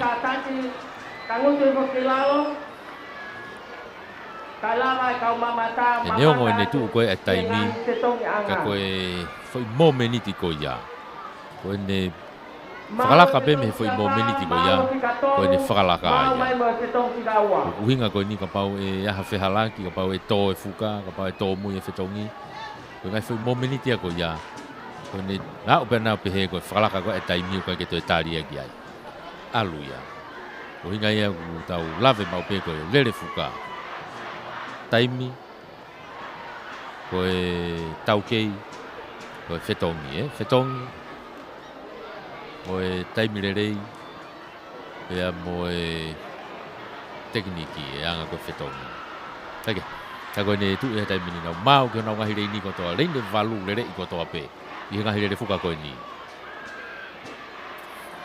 haapai e ni rei ni loto maari e tuku a te taimi ni nau ulaki rere nau mata tatawa tuku he taimi ni nau rere he ulaki mita te au e kau ulaki rere nau unu a te taimi ni ke nau whakawhiawhia tuku he whetongi ulaki he taimi ni nau kei mata tatau pe Lea Hona na whetong whakataha pe Lea Hona taimi ki o wahaka Lea Hona taimi Lea Hona na pe mo Eua i reini ko ia i tua io Lea Hona pe na mo Eua i tua pe na tawhaaki o kia Vahekolo i mua o pito ko Vahifo whetong e taimi na Lea Hona ia vame a puta whetong e mo Eua taimi ki asima taimi na Lea Hona mo Eua Lea Hona pe na mo Eua guna i mua he taimi afe mai ko ki hau ko ke tau ni manoa taimi ki Lea Hona pe mo Eua vame pe mo tuli ma Eua he tua ko Lea Hona na wafe mai ki whetong whakausi taimi Io whetong mai Lea Hona, whetong mai mo Eua. Lau di hanga tonu he taimi, motu manoa mai Lea Hona. Eua pena no tua, vave au puta mo tuli mai tonga hai hele ni ko ia loto. Ka ko si motu manoa mai Lea Hona ia. Lea Hona Eua tonga hai na mo taimulu tena toho mai ke tolu. Ha o ke te pie taimi na Lea Hona. A o te pe mo eua, a o te mo tonga hai mo tailulu ki ai.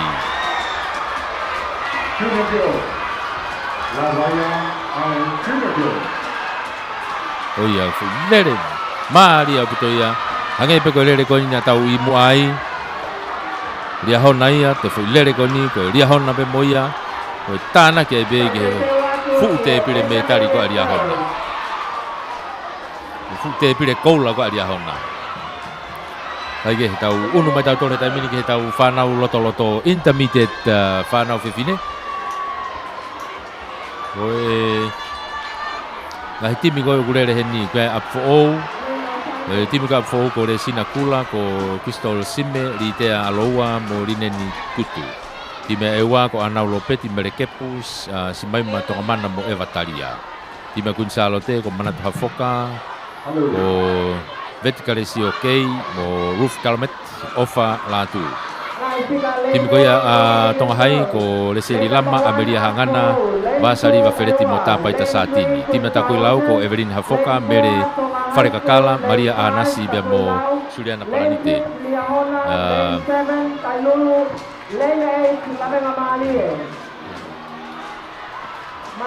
Bagai ko ke ngahi taimi lia hona ko ofa tu ifua meria me pangai Crystal fotu mo tiweti lau hingoa.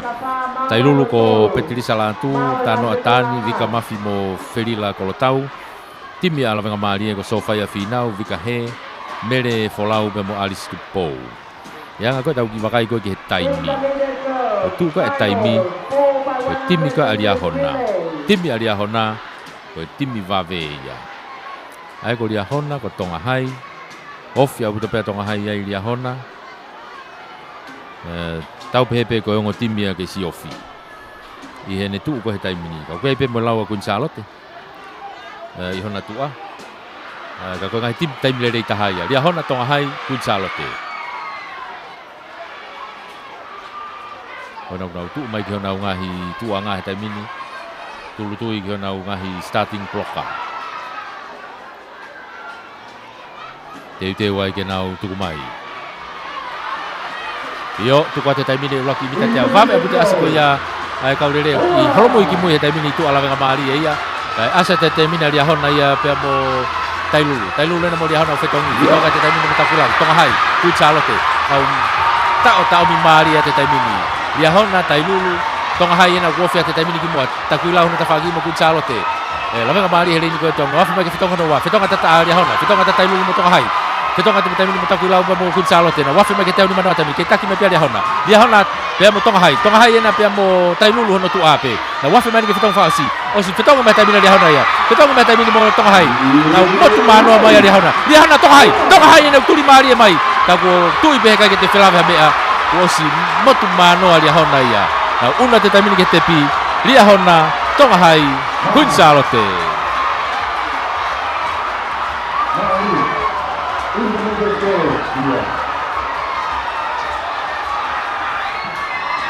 Ya hage pe ko kulave ko taimi le taha be foke timi ko dia hona. Ko ni be ko na te famon ibe na to heni. Ai na le ko ni. Hage ko lau ko te tana ke tai pe ia ki he te pire koula ko ia alia hona. Tau unu he taimi ni ke tau whanau fine lalahi au pito ai open. Ko na to ki final ope foke ni na tolu na ka ke na hiti na tolu. Kau biaya timi ko atakui lau ko Miriana Manumua ko Sangata Fili Maria Vea mo sia mo Uitonga. Timi atu pou hai ko Sela Tuyono ko Motilini Vea Mere Vea mo Otolata Mafi. Timi alia hona ko Lauren Kaufusi Anafisi Laura Taiseni mo Makeresi Vea. Timi alia hona. Timi akun Salo Teo ko Amerikei Florence Hakalo Camille Tangitau ya mo Tonga Tupo. Timi ewa ya Lotononga Epui Soana Tuyone Vinola Tahi mo Nanseloni. Oh iya ko ngahi timi ko ni heni. Nange ko lave ya ke tau lave ya hataimi ko hie nai kai ke nau hiti. Na to final ope. Ko anga pe vakai atu. Ihe hanga ko tu ngahi hingoa. Ihe ngahi timi. Tau pepe ko timi kun Charlotte ko timi lerei. tim lele ya puto tim Gonzalo te. Bebe ke tim tu Pauhai. Tim ya dia hona. Ka koe ya ngai ane tu ko he tai mini. Tim tu Pauhai o tim Gonzalo te. Ngari ki mi pot tatau mai.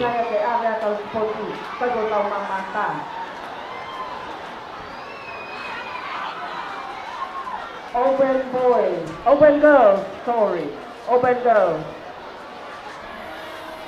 Tau o si ihona ngahi tuanga he tai mini te teu ke nau lele. Fetong siya pa, mawa tu stata.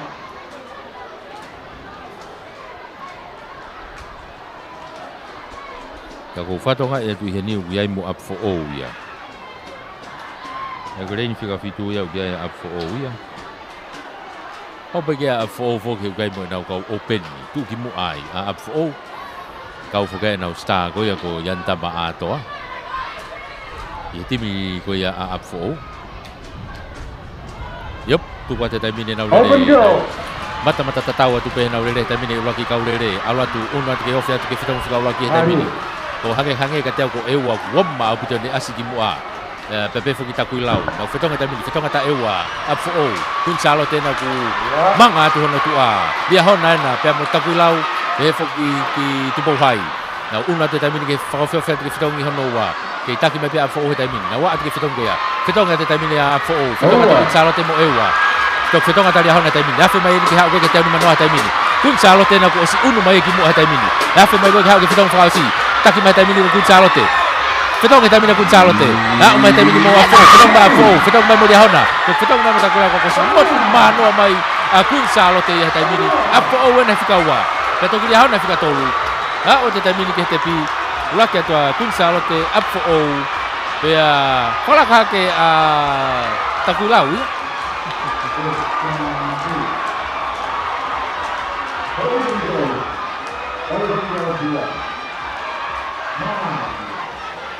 Timia kun salote hangi ko na ulawe ke ani nai potu tatau e nau kau lere ko na hingo iloa ia berekei faun sakalo kamero tangitau be motonga tupo na hingo ko ia mo e oma ko toa tana ke tu ia ke te pile koula ko ia kun salote ia ai nau timi lere fuka ko ia nau umbe au unu pe tau toluia ki he tau whanau whawhine la lahi eni a e Silia. O tau whanau whawhine Silia. O giai a Tailulu. Uke lotu mate alona vika taulua a ti moa kaufusi mere mai lau. Ti mea fōu ko foriak sa kopo e malantu si uti tauwha mo Cesalina aloua. Ti mea tu Pauhai ko mere wakalahi erisi afu. Chairu Chen mo le seritai. Ti ma kun salote kuruvetu vaea iunai se whakahua. Se la pese mo ilaisane tu da faiva. Ti mea lia hona ko whatai kaufusi teresa loto ahea. O foi ahokawa mo ka ini maitai. Ti mea tonga hai mafi whangatua toa ka se hiriau. A rita hufanga mo tu Pauhigila. Ti mea ewa ko Elisabeta Moalalahi, Rahamon Sigareti, Leona Atuake, o silolo vai te kiu. Timea ta kuilau ko Maria Soakai, Luciane Manumua, ko tau siaola, wakauta mo siamu ui tonga. Kahi timia ko nau iloto, ko iki i wakaya tupe ko ki he taimi lere itaha, hangi ka teo ko timi ko aria hona. Timi aria hona ko timi ana ne mao taimi lere itaha me nau ngahi kiti. Ko mo tonga hai. Ngata ko tima tonga hai na de mai taimi le taha. I hono tafa agi be uia ria hona. Uia mo kun salo te ai. Nahi timia. Ya be fo ki tu Pauhai. Kai ki tu ka te taimi tu Pauhai ya hona tonga hai mo kun salo te. Sio fe ngai timi ko ya. Uno te taimi ke na fa fa te fitong ura ki taimi. Okay, mata tatawa tu pe. Fitong te taimi, fitong ya ewa. Io tonga hai na no tafa agi bo. Te le ofe tonga hai ya.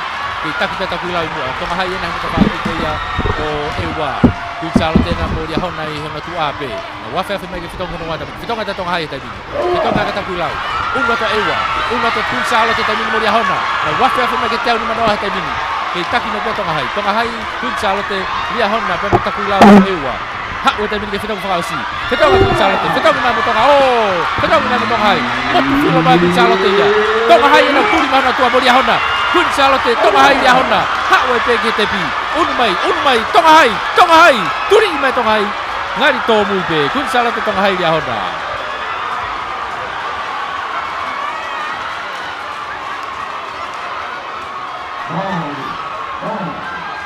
age fukoya ko kulave kana mo fatonga e fitong fa se tonga hai na ki to mu age na ki kai ki fio ngoi e fitong ko ya ilonga ia I he to mamahe mai ai pe a Gonzalote ia.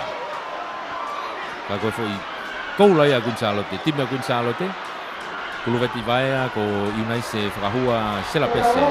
O ilai sane tu ta fai. Tana ke ta be ke te pile koula ko ia a Gonzalote. Uno ati ke ta fana o tangata he tai bini. Ko mitseti a fo ko generous Lolesio Koloa Mahoni. Serefisi hoi mo John Finau. Hapai ko nehumi taulanga ko holiti po uha siao siloni mo makei tutu. Di meria hona salis lautai mi lompeau aripate tevita vakau takakala tali fatafehi. Di mea toloa mariu manuatu takresinau siao vairea maflokopoa. Di mea hihifo lousa ilangana miriami longopoa. Emos moala jouda tu itakau. Di mea vahe kolo Finau Failo atu Junior Halalilo Filipe Lomu mo Evangelio Paongo Timia Sai Skulu Mathias Foriaki Leti Aisake William Langi mo Sione Kalapa Timia Ewa ko Sias Aholerei ko Setikia Vea Havili Finau mo Claftoni Finau Ihe ngahi hiti e nau unu mai koe ki he whainolo koe ni koe taimilelei taha koe timi koe atoloa Timi atoloa koe timi taimilelei taha ia Ihono tafa aki pe ukia ia hihifo Kai pehe foki ki lia hona Ai koe ngahi timi ana nau taimilelei koe mehe nau hiti Taimilelei taha pe a toloa Hoko atoa hihifo pe a mo lia hona Ai koe ngahi timi a e whai heno siofi heni Malong moto wiklono kakato ki Tadi Bilao Timi a koe a hihifo ia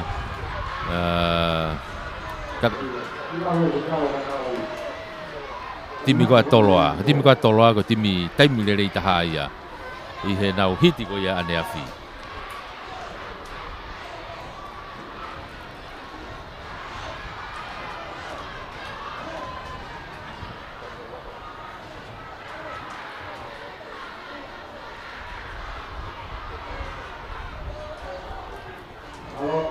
Whanau tangata hiki au pito, Mitchet.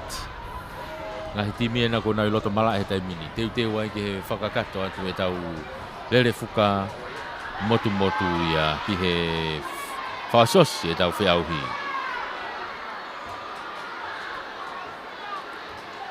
Kulutui he ngahi kuanga tukua te taimini. Raki mita te au e nau kei potu tatau atu pe. Iyo. Whakawhio te taimini ki alu ki whetongi uraki he taimini ki tua o si asia ke taimini tua ia Vahekolo nai tua Iyo Vahekolo nai tua Pe befo ki tua i o ki ai pia Sai school ai pia mo Ewa na pe mo sai school Ko Vahekolo na whakalaka ke taimini Ugai mo Ewa, ugai mo hihifo Pia iho na tafa aki pe ugai mo sai school Ka kona ko tolo ai na kamata ke unu matolo ai taimini Unu matolo ai taimini reini ko ia loto Hihifo pe na tafa aki Pia mo Vahekolo i tua Kau ko unu mai taimini tolo ai ia Afi mai ko ke fetong whakau se taimini Nau fetong mai tolo a mo hake Fetong mai mo hifo Tau mai taimini ko tolo a mo hake Tolo a mo Vahekolo na hano tua Yo, tere hake a hihifo Oua Tolo a hihifo Pea mo Vahekolo Nau una tu ke tepi e taimini Oh Vahekolo toloa Pea mo hihifo katai Hihifo Toloa Vahekolo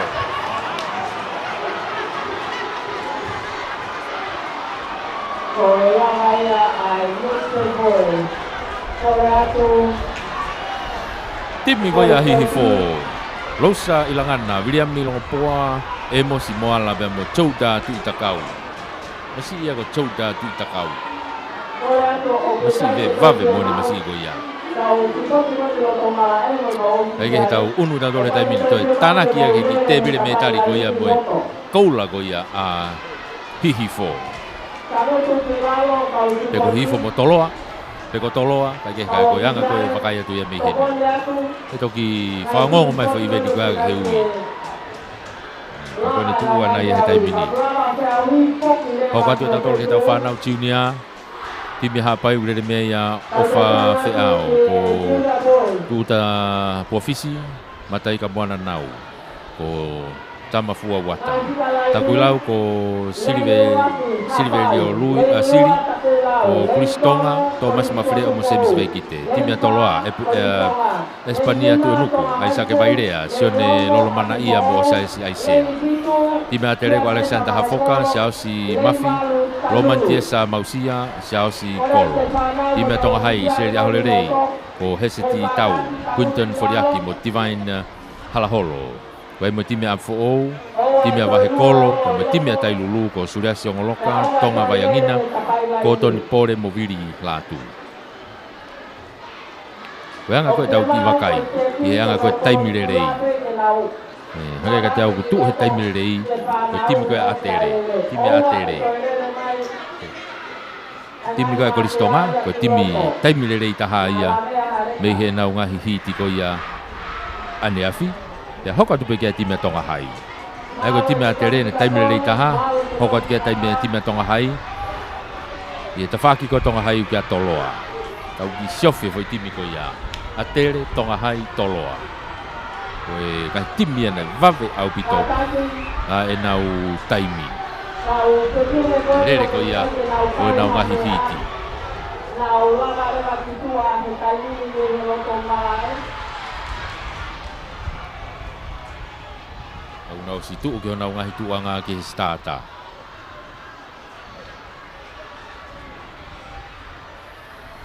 te wai ke nau tukuatu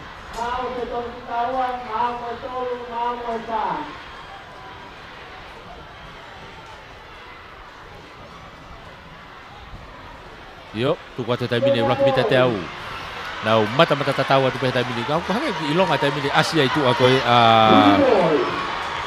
avahe kolo na itu ako si motu mano hakeia hage no fitau fika ula ke ta mili vame au pito tele ofi hake tonga hai loto tonga hai na ia ko skalaka hake ki mo heta mili ap fo obe no tafaki ya mo vahe kolo ai kamata ke turi atu pe mo atere I no tua na wafi mani ke fitau atere na tonga hai mo atere ap fo toloa na pehno tafaki ta bini ke taki me tonga hai atere toloa apo na wafi mani ke hauke fitong fakase ta bini unu mai fitong ta bini tonga hai fitong me mo atere tonga hai mo atere toloa na no tafaki pe atere mo tonga hai ta bini atere tonga hai toloa na unu mai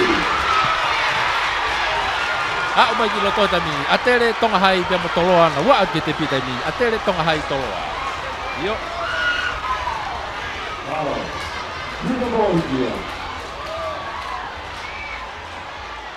timia a atere hange ko na lave ko timbe na taimi le taha ko ane afi ko na tolu pe na ko na to ikuna ahoni Alexander Hafoka Chelsea Mafi ai ko Chelsea toutai a mai le fi Mafi ko Roman Tiesa ofa ki Mausia e a mo Chelsea Peter Junior Kolo timia a atere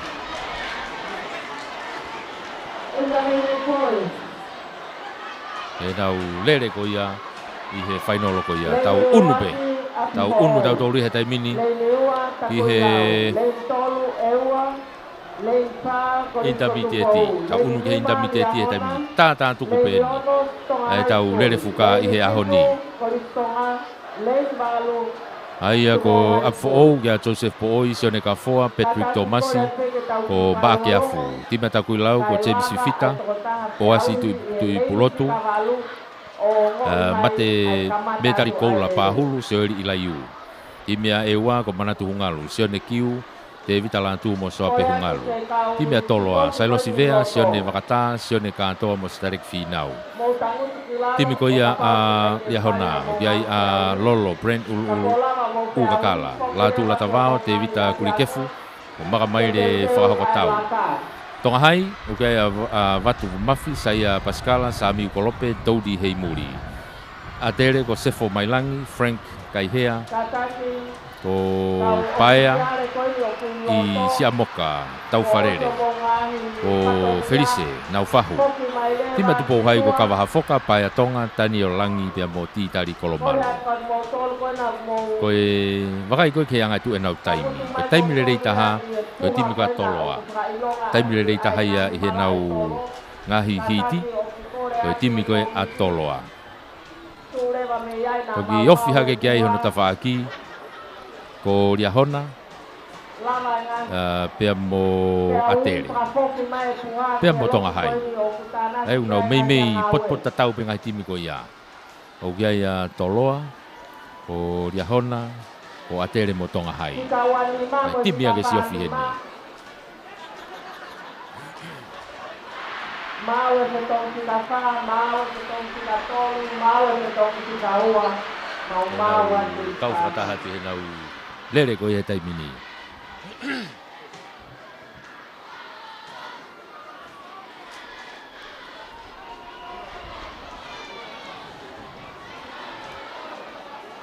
Nau osi honau ngahi tuanga he taimini. Kamata pe me he reine ua. Hange ka te au kai ke iaia up for all. I reine uruaki.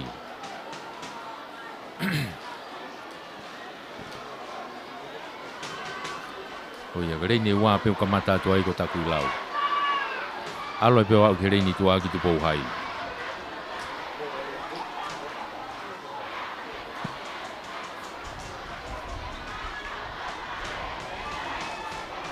Nau o se nga whailonga, hina kato ngai whailonga. Yup, tuku a te taimini, uraki mita te au. Nau, tuku na te taimini ke uraki whetongi. Kei vai ua te taimini ke nau whakaua, o te ke whetongi uraki e taimini nau. Kei mata tatau hake pe taimini. Koena tupou hai he reini tua, a tere tupe i loto. Vame o te asa tonga hai i loto. A tolo ana ko yomma mo de unu hake. Mori haona pe no ta whaaki. Kei taki pe tupou hai, a tere tonga hai, pia mo toloa. Na wafe mai koe ke whetongi whikaua he taimini, hake koe ulave. Time toloa he taimini ko asi mai ki mua. Toloa, tonga hai, mo a tere mo tupou hai. Dia hona na nau tu ape, o si falaka au puto mama he au puto matolo ia. Petong kita mina tolo ia. Petong matong hai bo atele. Mo dia hona mo ewa. Aku si motu mano ma he mina tolo ia. Ko wa ni ta fituli mai kai. O si au te mina ewa ia. Umu ta toloa, fikolaki atele dia hona.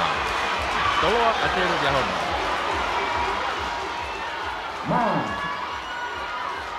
In the middle ball here. Io timia koe a toloa ia. Ikuna me tali koula ko ia. Sailo si vea, sione vakata. Sione katoa mo setareki finau. Ma vahe au pito. Kai ke te aha whelave. Tana ke tai pea ke fu te pire koula ko ia. A toloa. Tau unu tato he taimini ke he tau openi. Unu tato he taimini ke he tau openi.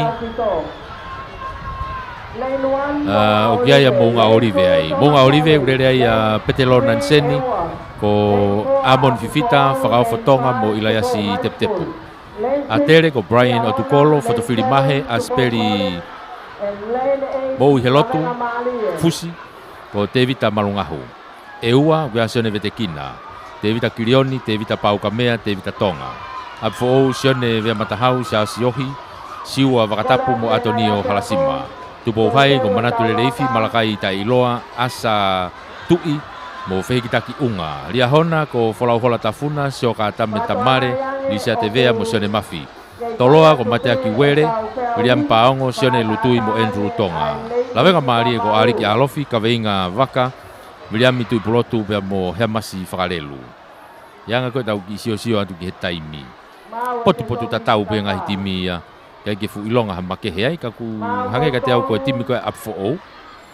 Ko timi ko up for all. Ngali ko timi au ku nai ki vave. Ka ko ke na fu fai ke he. Ai ko up for all mo tupo hai. Kataki kau spoti ko ni loto. Pea mo toloa. Misili ape totonu ke tu loto. E pe foki ki eua. Ai ko ngai timia koe e whai hono si ofi.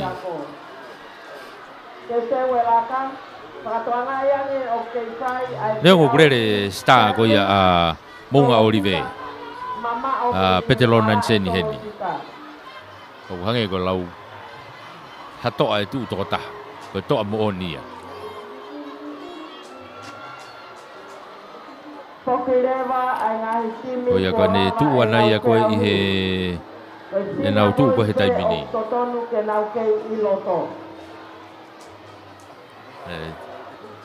Timi a tere hange ka tau koe nei taimi whika nima lere i taha.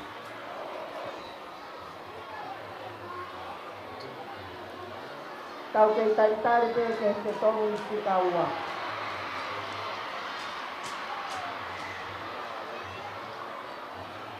Mau e wha, mau e tolu, mau mai se tongu si kaua. Ko ia whamāpopo atu pe he ngai turiki. Whamāpopo atu pe ngai turiki he kai mau maari e kai tuku atu. Ai kaurere.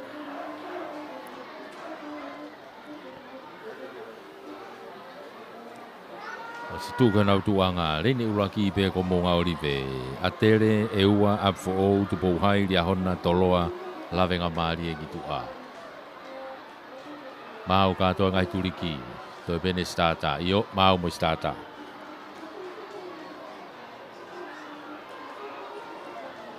tuku ki fall starta to e foki mai ke kamata fo o mai no me foko alu ko ngai klasiko ni ko e ngai klasi e i kata ane no tau yai he tai mini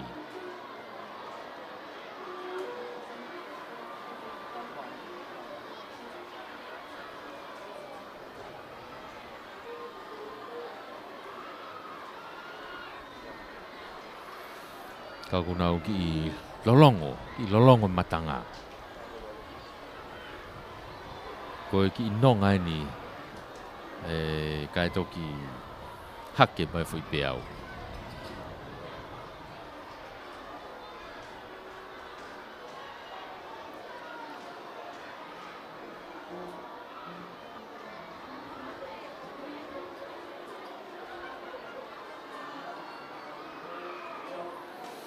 Jadi ko ia ko ki longo noa ko he tai mini ka ko teu atu pe ke tau whakakato e pe tau tolo. Yop, tuku ate taimine uraki mita te au ana. Tuku ate taimine au kei mata tatau atu pe taimine nau wafe ate taimine ke alu ke whetong whikau laki. Mata tatau koe mata lere nau lere.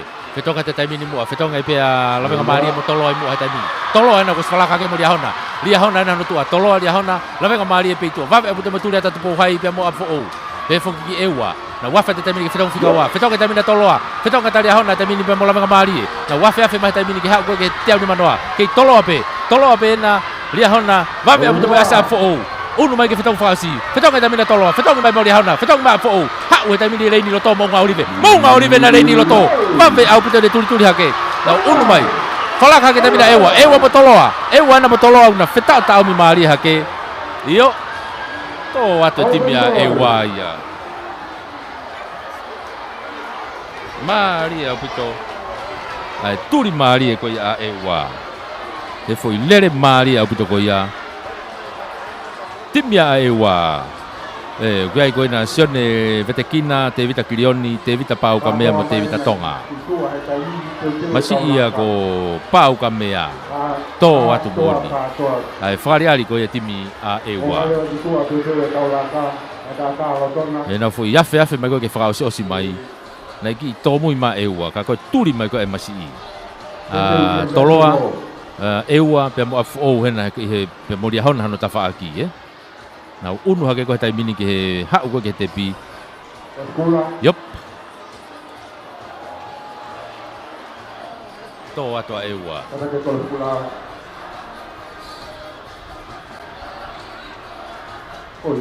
tana ke tepi ke tepi le ko la ewa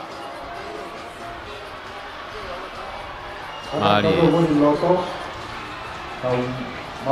Ia e Nesinolo. Vai Nesinolo.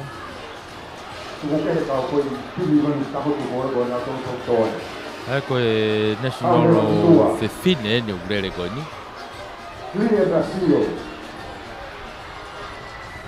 Ai koe foi time e ua. National Women. O eua mo Tailulu. Lentolu Tailulu. Hana te kau ki malolo ko invent ko.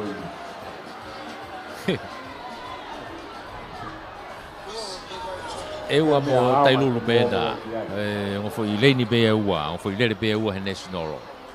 E lere fuka ko ni national Fefine. Ko ngahi timi whakakalapo. Ngahi laka me ngahi tēni ki he taimini. Timi whakakalapo ni ngai he taimini. Officials.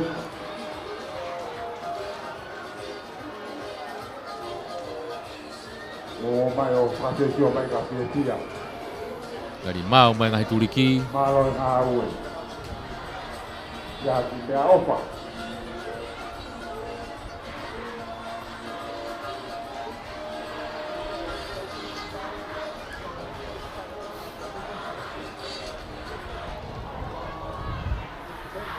Unu atu taimini ki he tau lere fuka ko ia ai national.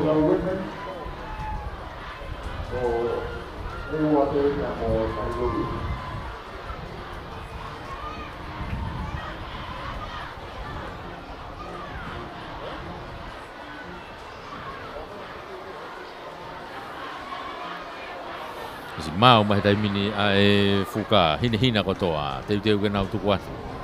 Yep, tuku atu taimini. Ai lere ko ni kai kate ki hange nai fa full starter to foki mai pe lere ai pe hange ko ki tai pau ko mi lere ta tau nu fu lere ane nai Ke mai mua ki heo fa ngea ane nai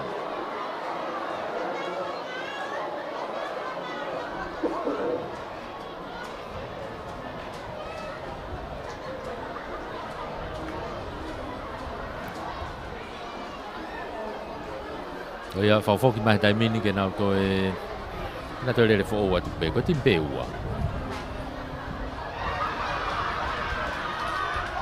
Kamaro atu kia ki motoru ko doa peu kau he French den. Kau he merino moi ofa. Ki he pia merino moi ofa. Moi talango kua. Kau moto ia.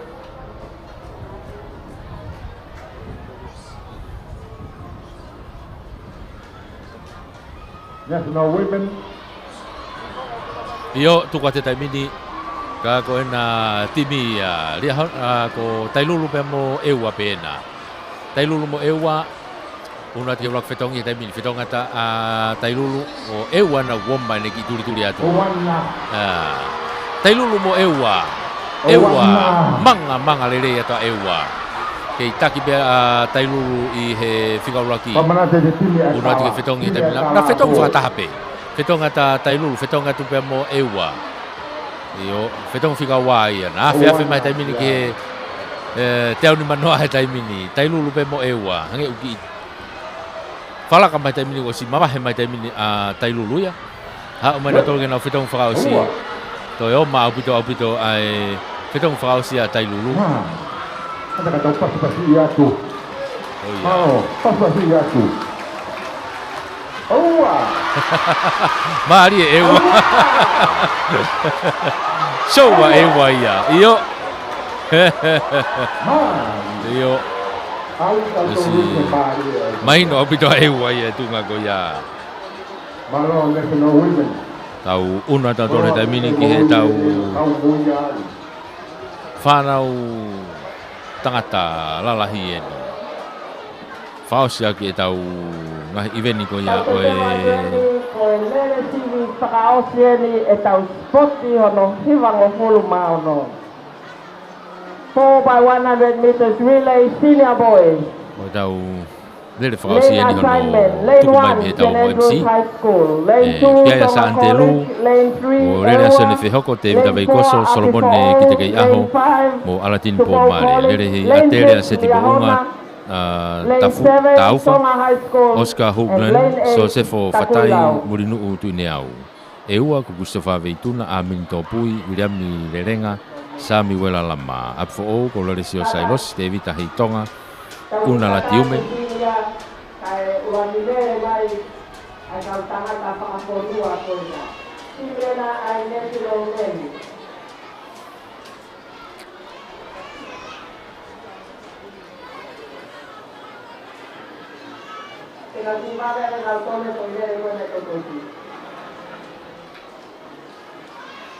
Cái gì tàu mui lele ya tu he tàu lele.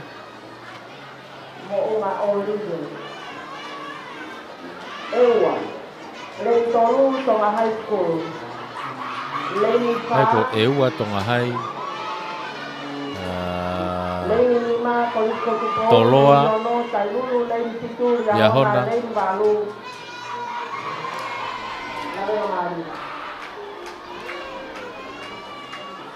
Tai lulu Hai ko eua tonga hai, toloa, eua, Riahona, mo lawenga maari e. National o nia.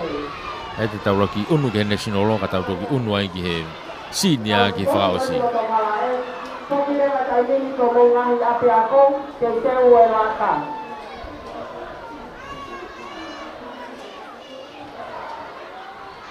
Korea ke kau oficial de lo malae. Bola mai leva ki Quentin.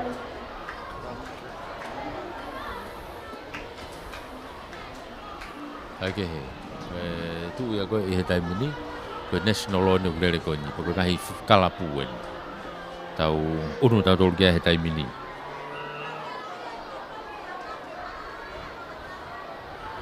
Tu kuat tai mini na okay mata tahu tu petolo ana pe moria hona ilong abu na Asia nawa.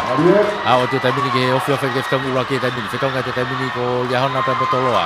Unu atoi pe. Lawe kamari na itu aya nawa. Ai ko ya hona tolo lawe kamari. Va abu tu asa tai lulu le ni ko ya loto. Kai pe foki ki loto mari abu to ai ko ya tonga hai. Wa fe mai ko fetonga tolo tai mini. Ma ki fala ka ma tolo tai mini. Ia hona. Afe mai ko ki ha ko ki hanga tonu tai mini ke fetong fakausi. Unu mai tamini, fetonga tolo aya. Fetonga tamini moria hona. Fetonga mai pia motonga hai he tamini. Ako nau hak wai pena tolu he foi lere peko ya. O si mavahe au puta tolo aya. Lia hona na motonga hai. Unu ate tamini ke tepi. Ha o ta toloa. Ha o ta lia hona motonga hai. Iyo. Ha o tu kai malawenga maari e pia mo tailulu. O ewana o lere peke au. Iyo. Maari au pito. Ai whakawa uko ia. E tau lere I he loro tonga ni national law ia. Tolo aia. E vao ta ia. Tau ki unu marewa ke whakaosi au pito ni. Whakaosi au pito ni tau iai. Hangi kona ulawe ki ai, tima Santelu, ko sone whehoko te vita veikoso, Solomone ki te kei aho mo Alatin po mare. Time atere ko seti taufa, sefo fatai, Oscar Hoagland, murinuu tu neau. Eua ko Gustafa Veituna a minto pui William Lerenga mo Samuel Lama. Apfo ko lore sio sailosi te vita heitonga una latiume mo Frederiki Hausia. Time toloa sone paseka Violet Latu Livai Piukana mo Henere Tolu. Time ariahona kiunga fahulu ti o wasla a Merino Tafuna mo Christian Tubou. Time tonga hai ko mama tonga Anthony Murphy Sefo Stefano mo Sifa Tohi. Time ko ia a takuilau ko Tarikavi.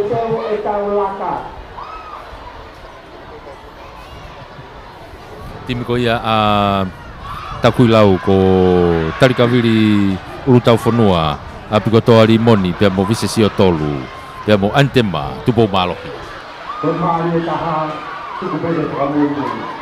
Mali taha.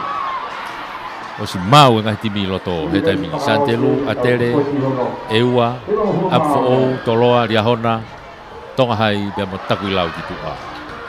Tau unu ko ke ngai taimi O wakai fo taimi le rei pe ko timi ko alia hona. Timi alia hona ko timi na taimi le rei taha. Me he na ngahi hiti. Kau na va fia puto motoloa. Ai ko lia hona ko toloa. Pea mo tonga hai mo apfo. Ko ngai timi au na e vave ko na taimi Ai timi ko na taimi le rei. Ai ko dia hona.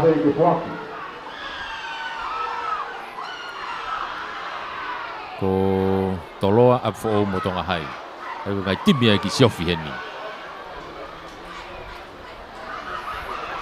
Tuku ke hang e timi atere na na toki fai hamana.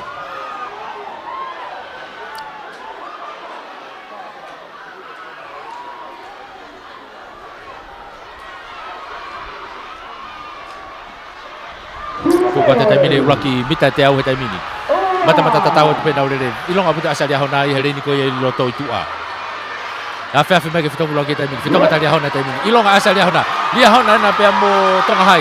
Lia ahona tonga hai tolo ana no tafaki pe mo fo. Hereni ko ya itua ukia takuilawai. Ka kuna wafe mai ke fitongi fikawa. Fitonga te taimini toloa. Toloa tonga hai. Tomo itu fitonga tonga hai. Tolo ana mo dia ahona pe. Tolo ana mo dia ahona. Apo pe ile ni loto. Na wafe mai ke fitongi fakausi taimini. Hau ke fitong fausi. Fitong mata mi tolo mo dia hona. Apo na ki tomo ni fitong mi. Tolo mo dia hona. Tolo mo dia hona tabi na tuku mai. Io dia hona mo tolo tabi. Fala ka dia hona tabi ni. Alu ke tepi. Unwa ta dia hona.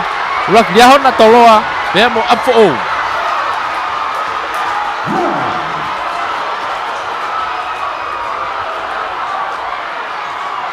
Mari angai ta foi le ko ya. Lia hona, timi lia hona, ko tim bena taimi le taha ia nau hiti. Kiunga o fahulu ko tio wasla ko Merino Tafuna pe mo Christian Tupou. Timia o ikudaya, timi ko lia hona. Pe ko ne lava ia ngai fiauhi lere. Lava ngai fiauhi lere. Malo te tana kia tai pe ia e te pire koula ko lia hona. Tana kia tai pe ke te pire koula ko lia hona. Ia na wahi metali koula.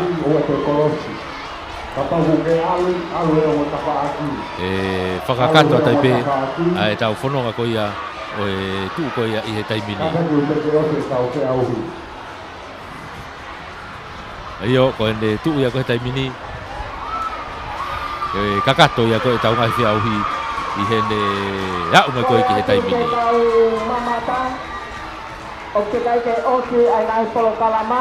Koe lava ia ngahi i veni o e lere. Lava ia ngahi veni o e lere, ngahi veni ka koe ne tu ko he taimini o e toi ate taimini.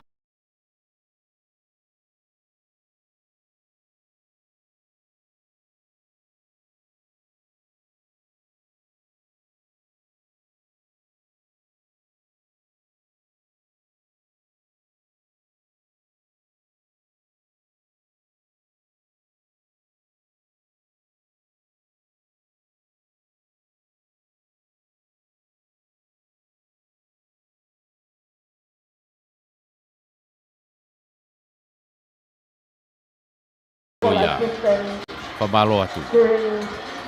Whamalo make hepe foki. Anga koe tau whekau aki mo e tau whepoupo aki. He ngahi kautaha poupou. Koe meita sponsor fokia ai sipoti koe ni. Koe TCC. Hai unau ia e nau ngai whiauhi koe whai he ni. Koe ngai whareare ni mo mea mai pekiai. Hanga koe puha koe i kuna. O kia e whailonga TCC. Mo ngai whuka au kui he ni. Pea mo e whakakae.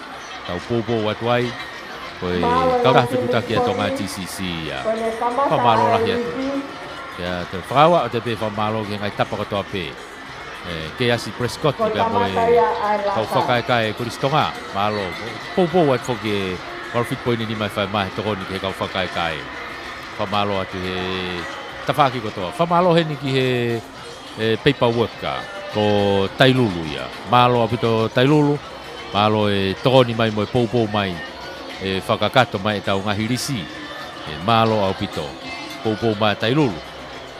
Whamalo atu ki he ngahi ako koini na nau whai e ngahi whanei fua e ngahi aho. Whamalo atu ki he poupou. Mo e toko ni mai. Hange ko ia ko na tau iai pe. E tau whanonga mai. Whamalo lahi atu. Ko e whamalo ia. O pefo ke ta whaki koini e tau MC. O kia ia vilai ilo lahia pe mo taisia mau. Whamalo te hekei whengau e aki koini. Tau whakawau mai e tau katoanga i he ao whakatuku mo e ne tumutumu mai i he lolotonga ni. Koe kau wifi e wahe kolo. Koini unau whotutu pena o tōria i mua i he grandstand i he taimini. Ngari pe e whai e laka, e whakakato mo e whake ngahi metari, mo e ngahi pare, makehe, e whaki ia mo e katoanga tāpuni. Ai koe ne tuu ia koe ai polo kalama i hono whakaua ua tuai pe ia i he taimini ia. Tau iai ko toa pe, whamalo ia tai pe tau ngahi poupou ko ia o ku tau whekau aki ai i he lorotongani. Whamalo tai pe ke tau kau sponsor, malo e poupou mai i he whaifatongia o e aho.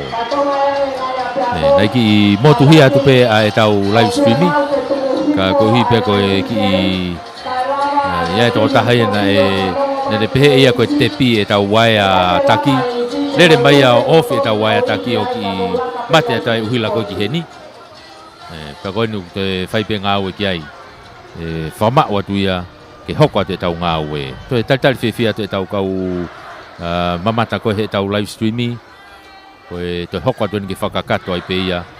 E tau katoanga tuku i he ahoni.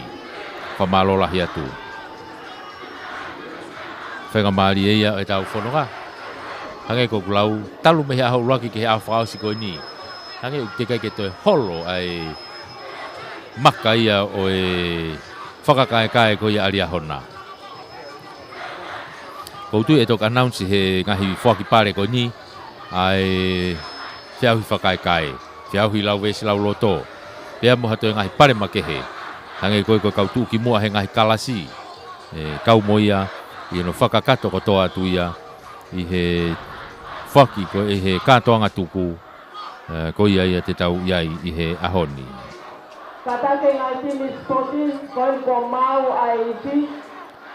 Ko ia ko e whia mau he taimini ke whai mo tuku mai rewa laka. Hako maulunga tonga me turiki koe. Ko nau tōria te nau taki mai.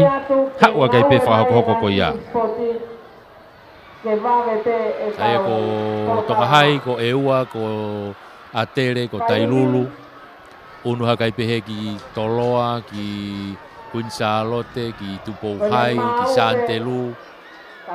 Haua kai pehe ki Nakolotoloto, ai Weisiriana. Unu mai pehe ki Ngahi Akolotoloto ia Weisiriana. Bunga Orive ko Mamaloa. Unu hakai pehe turi ki koe ki Bunga Orive. Haua pehe ki Ahona. Unu hakai pehe ki whaki koe ki lawenga maari. Haua pehe ki Takuilau. Apfo ou. Pehe ki tau Ngahi Akolotoloto e Pureanga. Wahe kolo, wahe hihifo. Pea mo haapai o kui aia. Ai koe timi haapai au ke turi ki koe ni o side school. Pea toki side school rewa. Ai ako wahe kolo, wahe hahake. Pea mo wahe hifo ai e tau Ngahi Akolotoloto Pureanga. Unu mai ki haapai, unu mai ai ki side school o e whaosi atu e Ngahi Laka. Koe ni kamata e whi, tonu ke kamata mai mo Laka he taimini.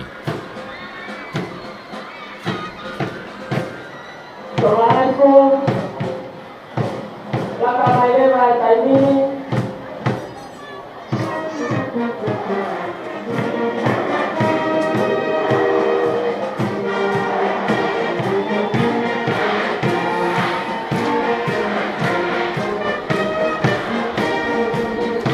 Yo tuku mai he taimini o stone ke kamata mai tau Laka he taimini.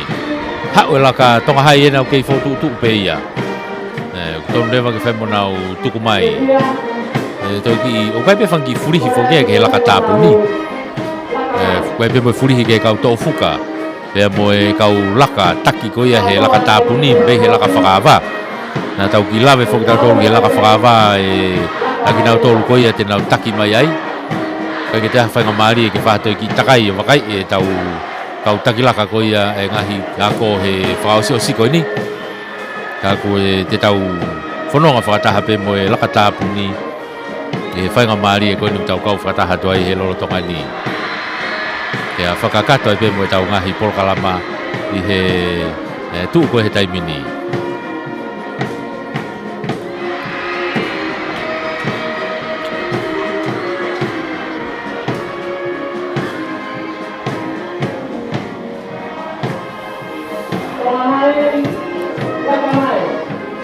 i fi ena ko si wharerea mai bea me loto mala e he ka koe whai mo kamata mai tau laka e koe tu he taimini ku taimile rei pe tau unu atu koe ni mahalo na tau wau pe ki he tai toa la a si e kutui te tau wau ki he toa la a tu ana koe ni koe ngata anga pe he tai toa la a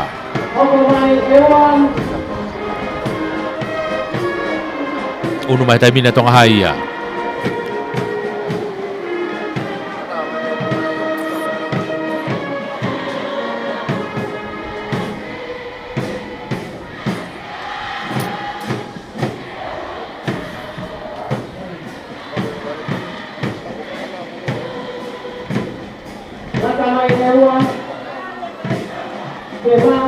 io unu mai taimina tonga hai ia me mo nau kau rere he taimini ia tau whakaua o taipe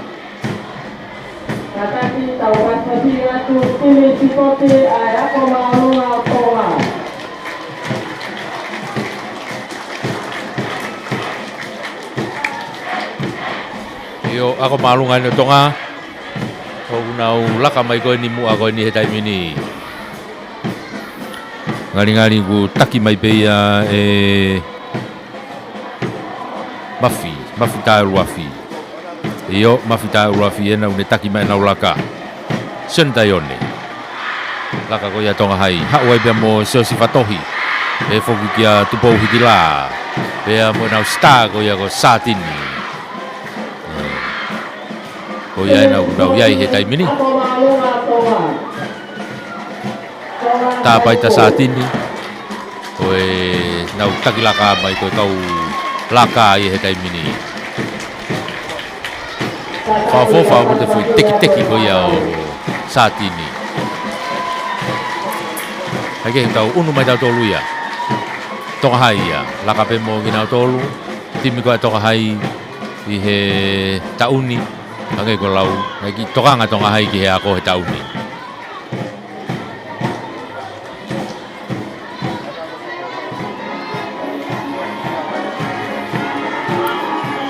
hau mai mo kau hau mo kau tu falo re i mu ye toi pege laku mai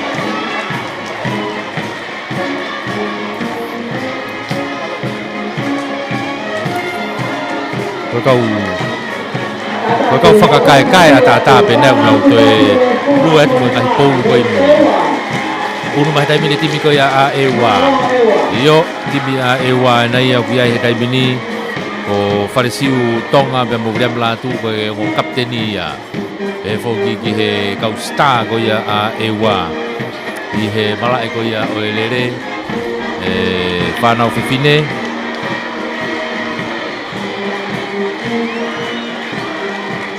o ia e tau ngahi kau feau hilere au pito me timi ko ewa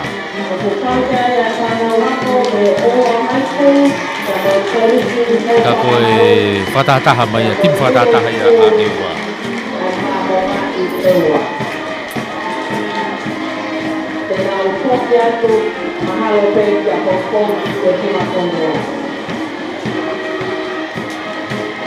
Unu ata e wa tai mini ko na teu nga fa pito ngai ko ku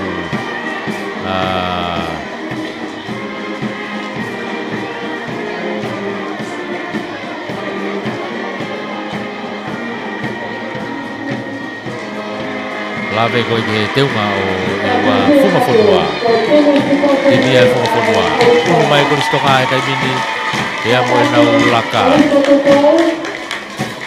iyo koe kaulaka ia e kolistonga he tai mini koe mafito ki mana mo ia taki mai kaulaka unu mai mo kau star e kolistonga e kau ai masi ikoni ko Roman Giesa Mausia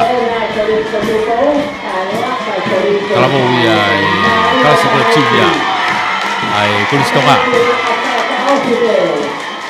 unu mai e kolistonga he tai mini ki mua ya ben mo kau timi bei loto ki fatonga e tu ke pena ko a tere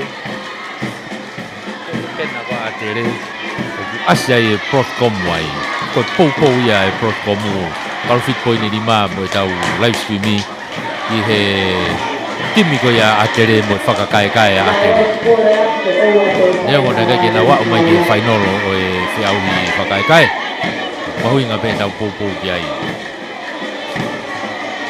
unu mai e pe ai i lau folofola ai timi ko e kolistonga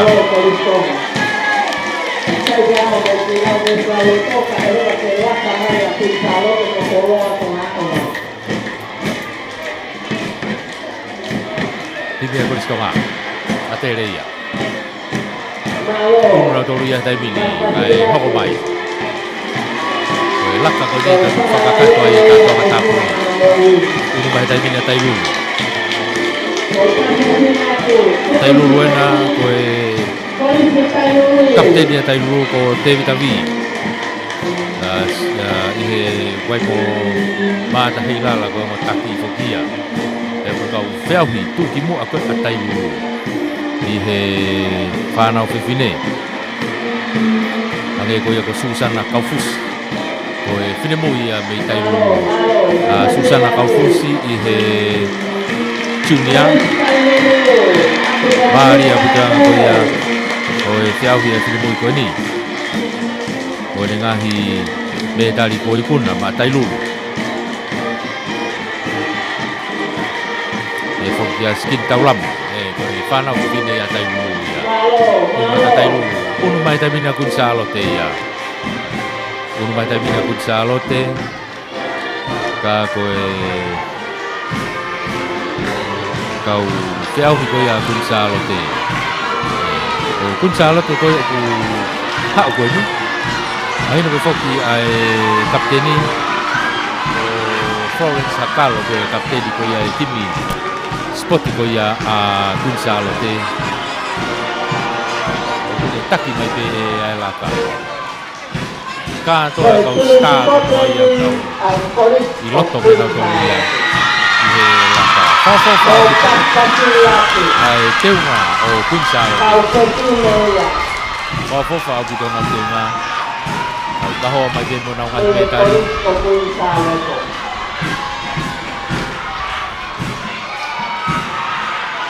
fa ma upe ona ko lau fa ma upe ai teu ia o teunga o polisi kunsalo te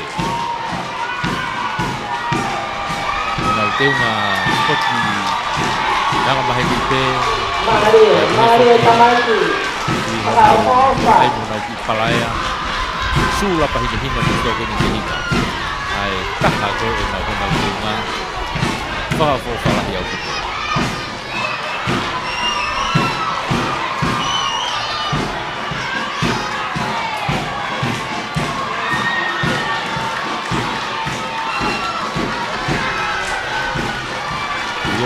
Salote ate iai he tai mini Wawapa ku salote hoko unu mai tai mini ko Mamaloa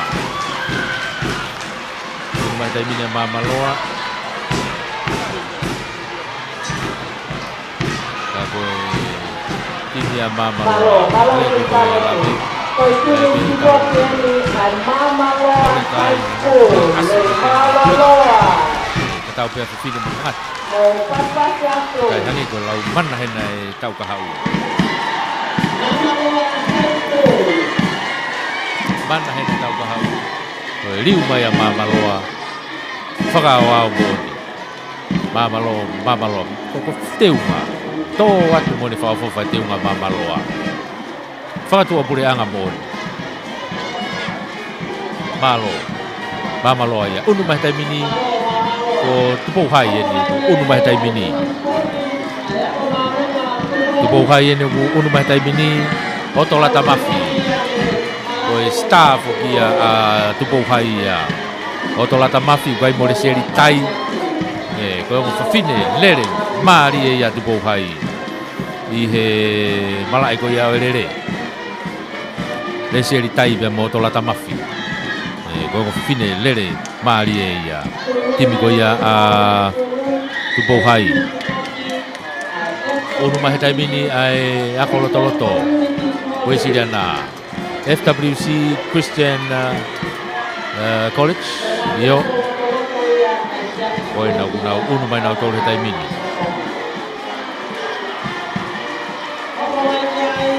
hange ko la lau mana hena tau ka hau unu ma mo nga olive taimini mo nga olive na mo na star mo nga olive hange ko na tau fa lave ko jai masi yo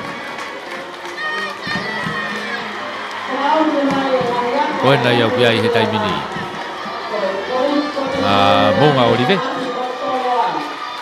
hange ko lave ko foi kai pola pau o pito ia me malaria mo nga olive i he nau tangata lere ko ia ko petelo nansen petelo nansen ia me mo nga olive ko sta ia unu mai taimini toloa takitau mai be toloa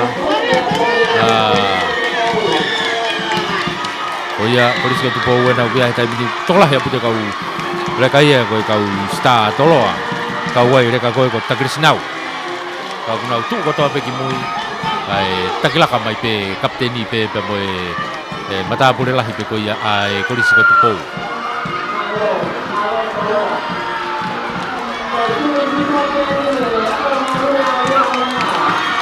ia hona ena ku unu mai koe hita ibini koe nau kau sta na ria hona na nau ha u ko na hetai bini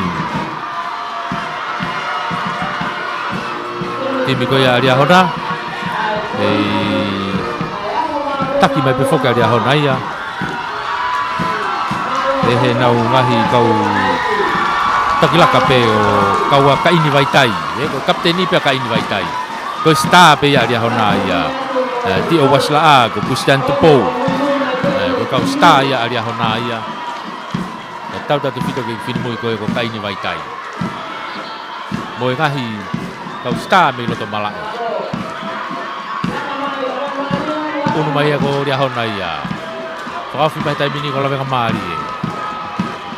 ngamari o kunau unu mai na tole tai mini ke tau fata mai ko tofu kape ko tofu kape ia o kuna to mai fuka ke te ha te la ka make he ya ko kai ka ngahi kau tu ki mo fokia me heti mi ko ala ka mari ya nga ko ta wakai kai ta tau pe tangata mo fafine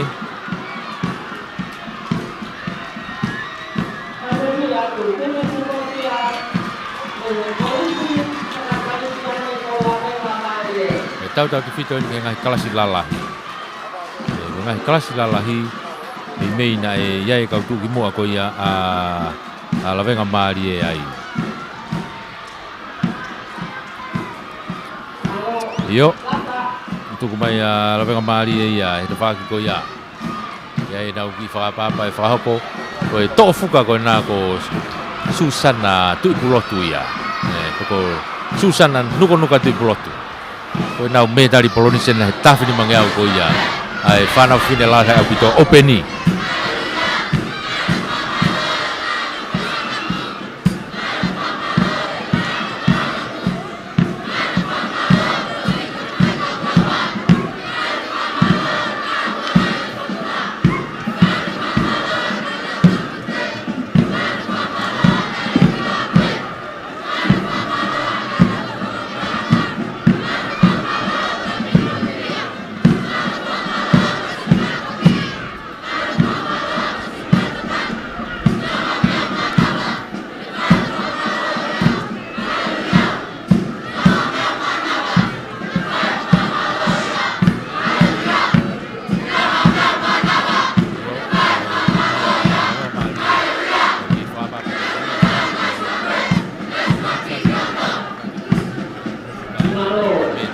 tui. Hoko atu ke ngahi metari loto. Tui mai be whanau nau ngahi metari. Mei he lalahi ki he iki. Whaofofa au pita te unga lawenga maari e ia.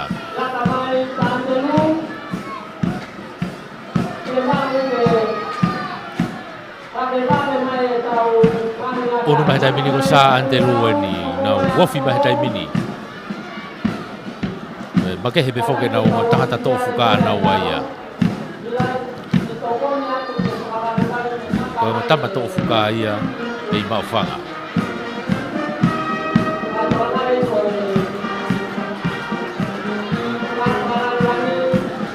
Ia, ko tangata tofu ka ia. Ko tangata ia. Mehikite, me mau whanga. Kako ia ko tofu ka tonga. Ako malunga santelu, whaofofa pute makehe te unga santelu. Hanga ia unau laka na tolha spoti whakawaha pureanga. Spoti whakawaha pureanga international lo. Peheni tofu peanga e nau laka. Wea ia mo te unga to fuka. Fuka o e whonua, fuka o e timi. Wea mo te unga whakatonga. Tawala, o e pure taha e whanau whiwhine mo i kekie. Bueno, te whahako pe mo nau ki i whakapapa mo lau vesi.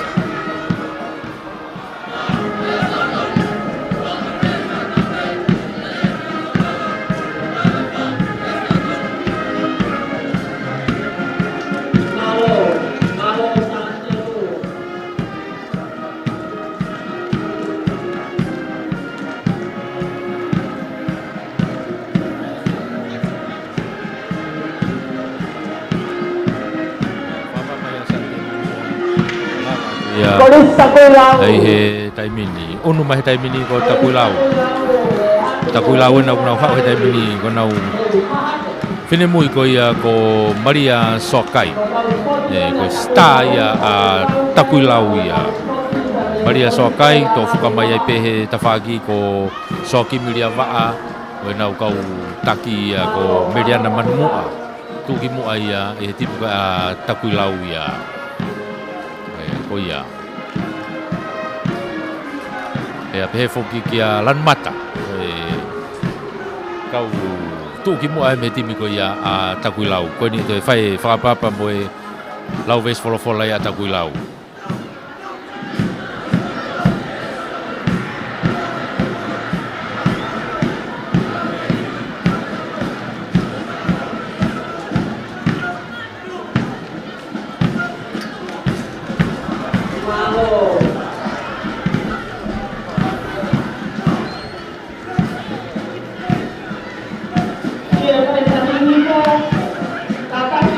Iyo, koe timi na a takuilau ko nau whapapa nau tolu ia.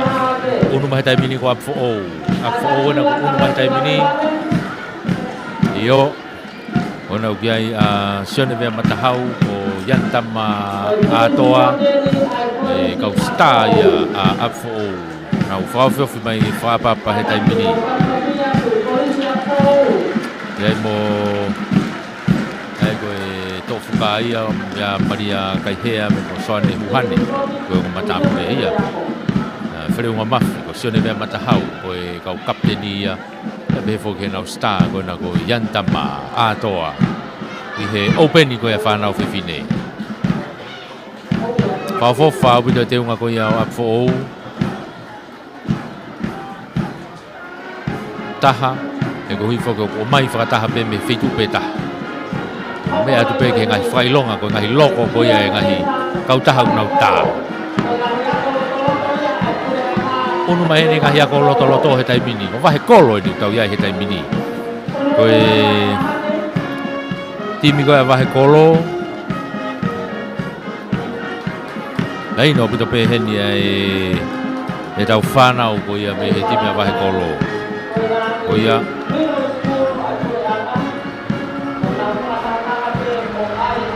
ia Ofa Square ko e taha ia kau whiwhide tuki mua he timi ko ia a wahe kolo a Ofa Square i he ne ngahi whakari ari ko ia na e whahoko wahe kolo e unu mahi tamina wahe hahake vahe hake ia ko nau star anau tolu ko langa kalipeni. Bei he mitseti. Taki mai nau laka he taimini ko langa kalipeni ia. Ko star ia a hahake. Te unga lere ia puto e te unga o hahake. Pataha mai pe fukene ka urere mei hahake uraki mo hahake uana e lere ko he tau lere ngahi yako loto ai pureanga. Un batu e taimini.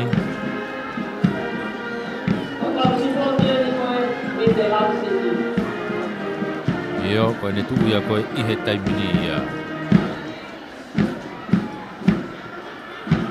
Unu mai taimini a hihifo. Hahake na ko lava tu ko hihifo ni unu mai taimini. Hifo ke na yung star ko na ko emos moala me mo chouda tu takau. Ko ngore kai mitseti ko a hifo. Ko ngore ka mari au bitoia. Ko timi ko ni a hifo. E fo ke na u fana fine. Ka ko hingo ko na yung tama ko ya. Ko tama ya na tu ki mu amai. Stella lue ko ya. Ai timi ai lausi I bei hifo oa. Alfa tafaki. Mari hifo.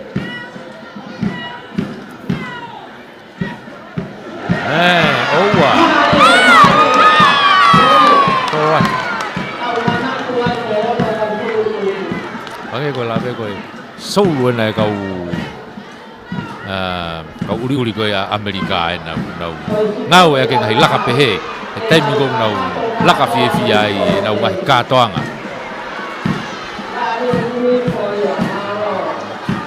unu mai taimi ni ai timi ko ya hapai iyo ko timi hapai ya e kau tu kimua ya I tau timi ko ya hapai mai no ku tu fio mai pe ngahi timi ai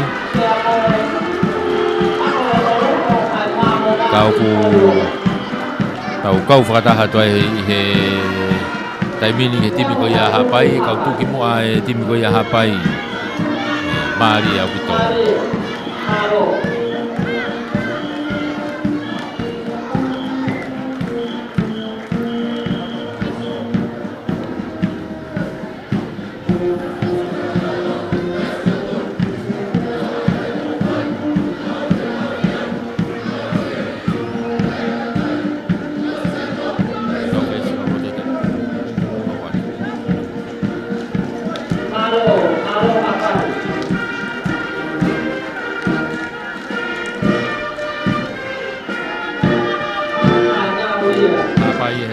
Kalau lain lon, kau tahu tehina loni, hak kau tahu yang mi hapai hena, tahu tim kau ya hapai.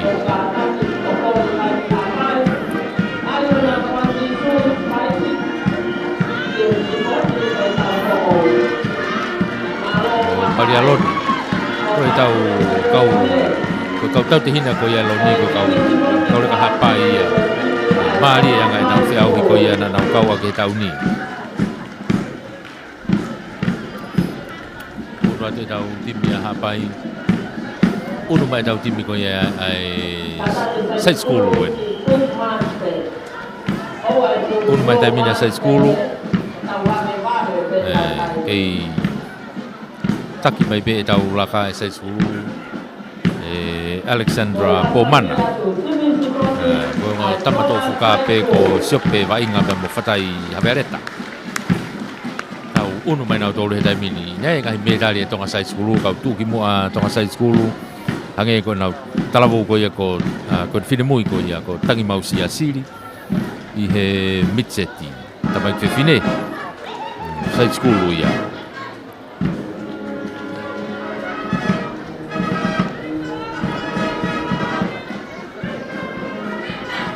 e mo te foki a mere holo ia kau fine mui lere mari ia ai timi ko ia a side school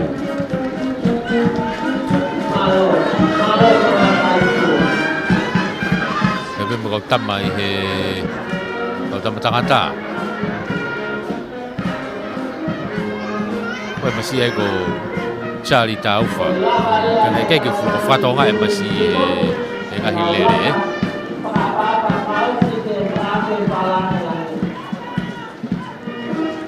Mahal bena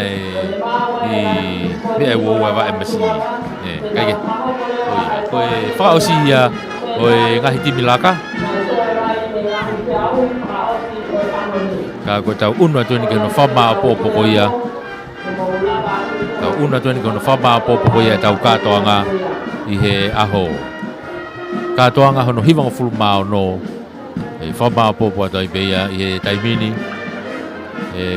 Taimilahi e rea e tuku ki he tau MC. Kia taisia mau. Kene whakakakanto atu e toenga e tau Polokalama o tau iai i he kātoanga tāpuni.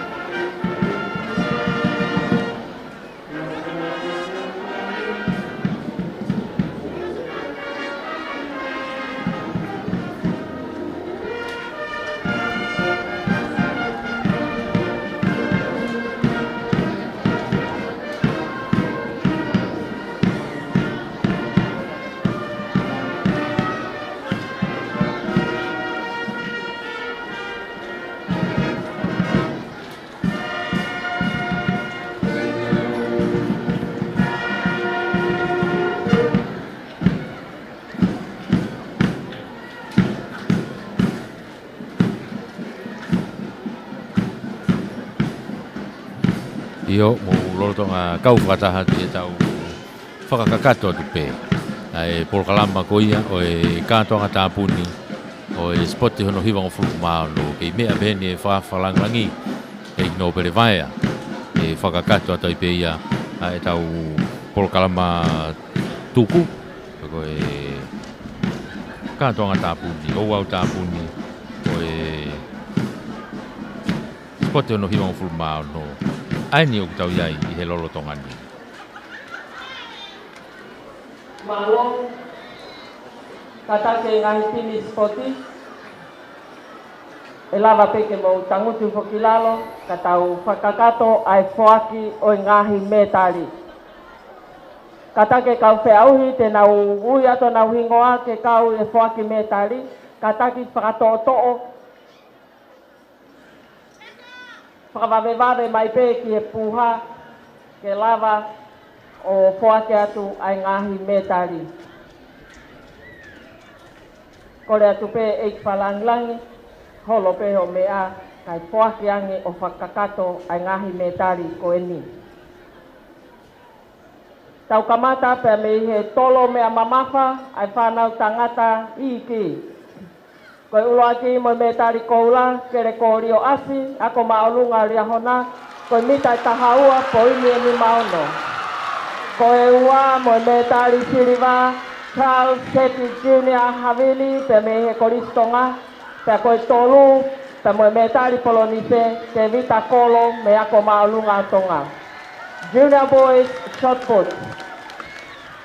First, with the gold medal, Kerekorio Asi of Liahona High School. Second, with the silver medals, Charles Seti Junior Havili of Tonga College. And third, with the bronze medals, Tevita Kolo of Tonga High School.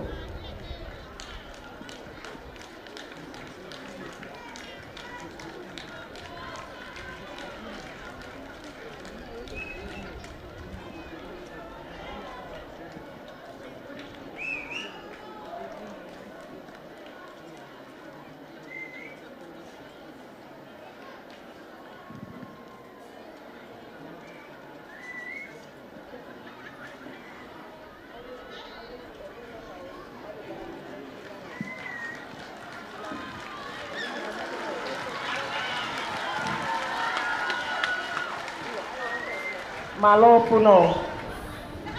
Tawako atu ke puna maolunga whanau tangata loto loto. Koe ulu aki pia moe metari koula. Kerisi mi anga ailangi pinau pia me he kolisko tupou. Koe mita e taha maolunga, koe mita e taha poini ono nima. Koe ua pia moe metari siliva sione takataka me ako maolunga tonga. Pia koe tolu moe metari polonise sai mone mahe me kolisi up for all. Intermediate boys high jump, first with the gold medals, Kerisi Manga Ilang Finau of Tupou College. Second with the silver medal, Sione Takataka of Tonga High School. And third with the bronze medal, Simone Mahe of Up for All College.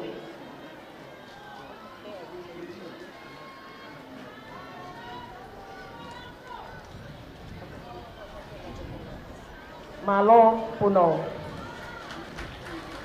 Koe te auhi puna si tepu, ai whanau whewhine loto loto. Koe ua ki moe me tari koula. Ofa tuifua ako maolunga ria hona. Koe mamao, koe mita e hiwa poine ua fitu. Koe ua pa moe me tari siriva, veti kare si okei, korisku i salote. Pea koe tolu moe me tari polonise, manatu hapoka oi korisku i salote. Intermediate girls, triple thumb.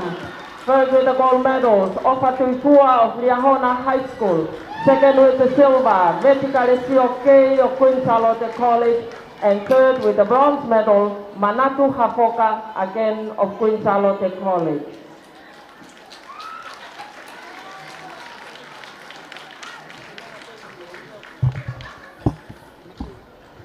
Malo Puno. Koe te auhi puna si tepu, ai whanau tangata lalahi au pito. Koe ulu aki mo me tari koula, kawe inga waka, koris lai venga maarie. Koe maa olunga, koe loloa, koe mita e tahataha poine walu fitu. Koe ua mo me tari siriva, ofa koloi, ako maa olunga tonga. Koe tolu mo me tari polonise, te vita kirioni, e ua secondary school. Open boys triple thumb. First with the gold medals, Kaveinga Vaka of Lavenga Malie Christian College. Second with the silver, Ofa Koloi of Tonga High School. And third with the bronze medal, Devita Kilioni of Ewa Secondary School.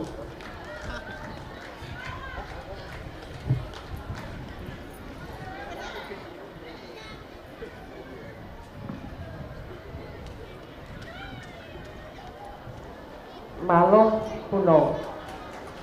Koe puna maolunga ai whanau whewhine loto loto. Koe ulo aki mo me tari koula, ti weti lauhingoa, ako maolunga ria hona. Koe maolunga, koe mita i taha poini e whaua. Koe ua, te mo me tari siliva, Ruth Calmet, College Queen Charlotte.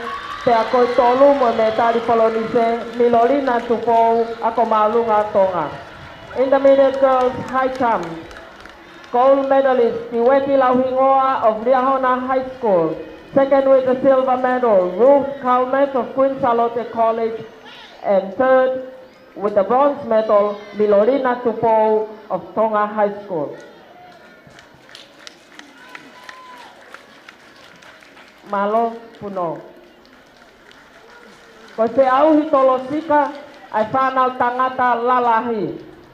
Koe ulo aki, mo me tari koula, Malakai Mafi au koristonga. Koe mamao, koe mita e whanima poini e walnima. Koe ua mo me tari siriva, Samuela Aisea, korisko tupou. Ta koe tolu mo me tari polonise, Viliami hei muri finau, wako maolunga riahona.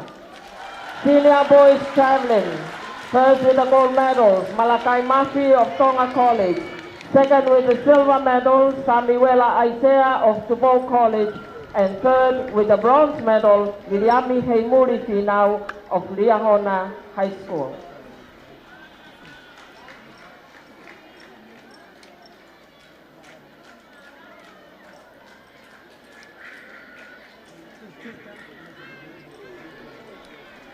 Malo Puno.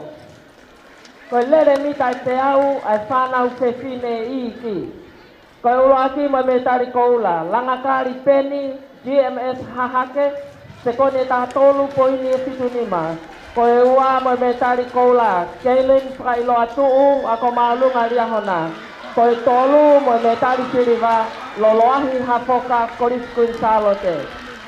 Mixed girls, 100 meters sprint. First with the gold medals, Langasari Penny, GMS Hahake. Silver medalist, Kaylin Whakailo Atuu, Liahona High School. And third with the bronze medal, Loloahi Hapoka of Queen Charlotte College.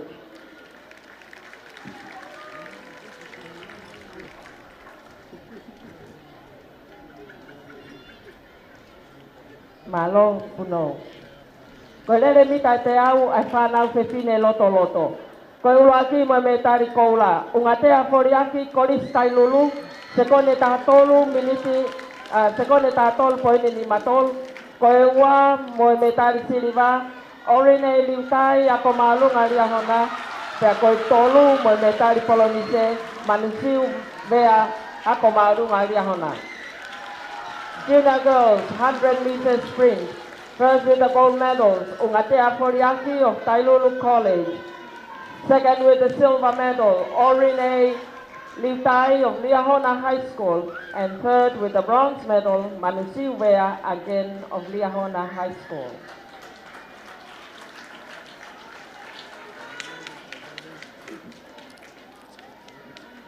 Malo puno.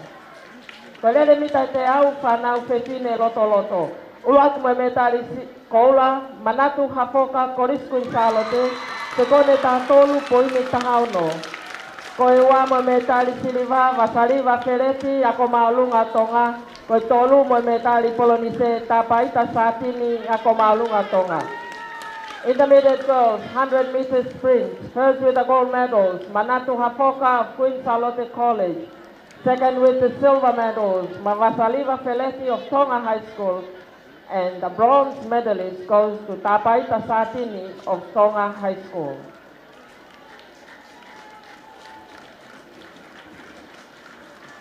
Malo puno. Ko lere mitai te au, ai whanau whewhine lalahi. Ko uaki mo me tari koula, resieri tai, ako maolunga tupou, te kone tātolu poine wano. Ko e wā mo me tari siriva, tupou hitila, ako maolunga tonga. Ko tolu mo me tari polonise, ilai sane tu tawhaiwa koriskuin salote. Senior girls, 100 meters sprint, first with the gold medals, Lesieri Tai of Tupou High School. Second with the silver, Tupou Hitila of Tonga High School. And third with the bronze medals, Ilaisane Tuutafaiva of Queen Charlotte College.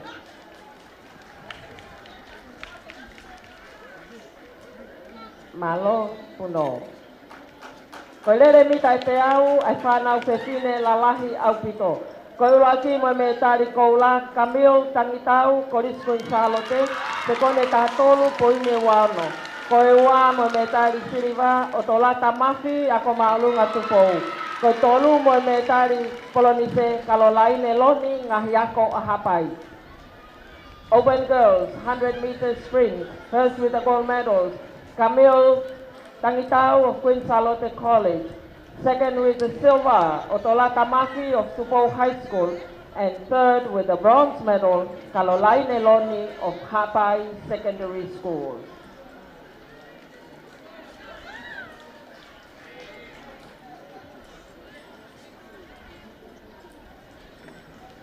Malo puno. Ko lere mita te au, ai whanau tangata I iki au pito. Ko ulo aki mo me tari koula, e mosi moala GMS a hihifo, se kone taha tolu poine ni mataha. Ko e ua mo me tari siriva, tari whatawhehi, ako maalunga ria hona, ko tolu mo me tari polonise, mamaloa vailea GMS a hahake. 100 meters sprint, midget boys. Gold medalist, Emosi Moala, GMS Hihifo. Second with the silver, Tari Fatafehi, Liahona High School. And third with the bronze medal, Mamaloa Vailea, GMS Hahake.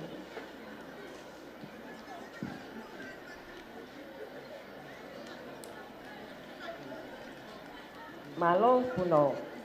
Lere mita te au, whanau tangata iki. Koe ulo aki mo me tari koula, Siri Velio, Korista Kuilau, se kone taha ua poini e taha walu. Ko e wā mo metari siliva Quinton Foriaki. Ako maalunga tonga pe koe tolu mo metari polonise Alexander Hafoka Koristonga. Junior boys 100 meters sprint. First with the gold medal, Sili Silivelio of Takuilau College. Second with the silver, Quinton Foriaki of Tonga High School. And third with the bronze medal, Alexander Hafoka of Tonga College. Malo, puno. Kolere mita te au, whanau tangata loto loto. Olo aki mo metari koula, sione wakata, korisko tupou, sekone tahataha, poine ni matol. Koe ua mo metari siriva, Tosefo, Fa, Keremani, Mailangi, Koristonga. Koe tolu, pea moe metari polonise, Lolo Brent, Ukakala, ako maalunga rihona. Intermediate boys, 100 meters sprint. First with the gold medal, Sione Wakata of Tupou College. Second with the silver, Tosefo Fa, Keremani Mailangi of Tonga College. And the bronze medalist, Lolo Brent Ukakala of Riahona High School. Malo puno. Kolere mita te au, ai whanau tangata lalahi. Uluaki mo metari koula, Loresio Sailosi, korisa po'ou, sekone tahataha poini noaua. Koe wā metari siriva, Merino Tafuna, ako maalunga riahona, pea koe tolu, pa mo metari polonise, Christian Naisipola Tupou, ako maalunga riahona. Senior boys, 100 meters sprint. Gold medalist, Loresio Sailosi of Apifo'ou College. Silver medalist, Merino Tafuna of Riahona High School. And the bronze medalist also goes to Riahona High School, Christian Naisipola Tupou. Malo puno. Kolere mita te au, ai whanau tangata lalahi au pito. Koe uloaki mo metari koula, petelo nan seni, korismo unga orive, sekone tahataha poine tol. Koe wā mo metari siriva, te vita kirioni, ngahiako a ewa, koe tolu, pe mo metari polonise, te vita pau kamea, ngahiako a ewa. Open boys, 100 meters sprint. Gold medalist, Petelo Nanseni of Mounga Olive College. Second with the silver, Tevita Kilioni of Ewa Secondary School. And third with the bronze medal, Tevita Pau Kamea, again from Ewa Secondary School.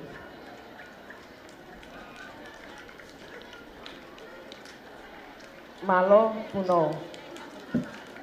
Koe lere mita e tahafe ni mangeau, ai whanau tangata lalahi au pito. Koe ulo aki pa moe metari koula, teini ol koka, ako maolunga riahona, mini te wha, te kone wha fitu, koine tahaua. Koe wā moe metari siriva, fotofiri mahe koristonga. Koe tolu pa moe metari polonise Andrew Tonga, korisko tupou. 1,500 meters sprint open boys. First with the gold medal, Daniel Koka of Riahona High School. Second with the silver, Fotofiri Mahe of Tonga College. And third with the bronze medal, Andrew Tonga of Tupou College.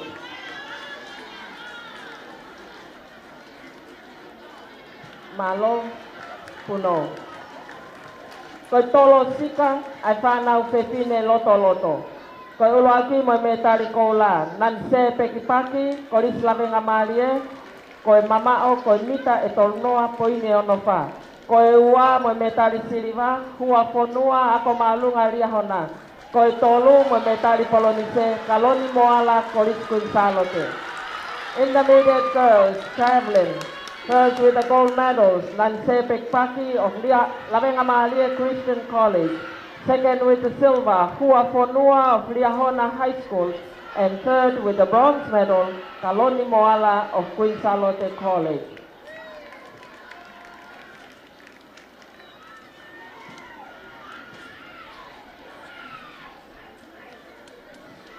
Malo puno.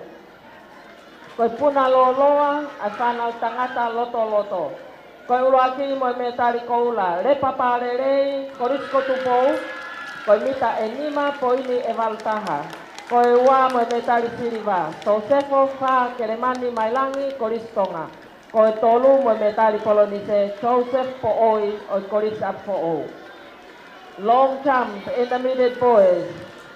First with the gold medals, Le Papa Lele of Tupou College. Second with the silver medal, Sosefo Fa Keremani Mailangi of Tonga College. And third with the bronze medal, Joseph Po'oi of Api Po'o College.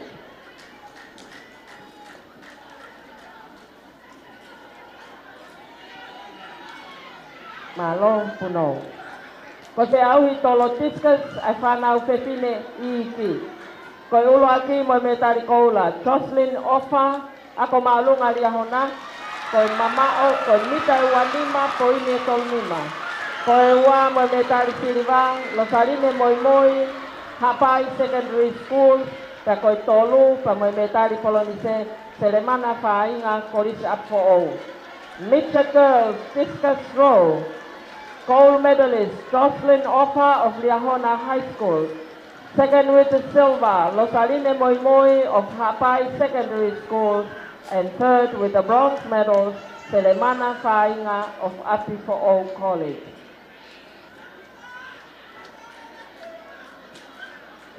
Malo Puno. Ko te auhi puna si tepu, ai whanau pefine lalahi au pito. Koe ulo aki mo koula, Laura Taiseni, ako malunga ria hona. Koe mita e hiva, koe ini e tolnima. Koe ua mo e siriva, kalolaine loni ngahi ako hapai. Ta koe tolu pa mo e metali polonise, Florence Hakalo Koriskin Salote. Open Girls Triple Champ. First with the gold medals, Laura Taiseni of Liahona High School. Second with the silver, Caroline Eloni of Hapai Secondary School. And third with the bronze medals, Florence Hakalo of Queen Charlotte College.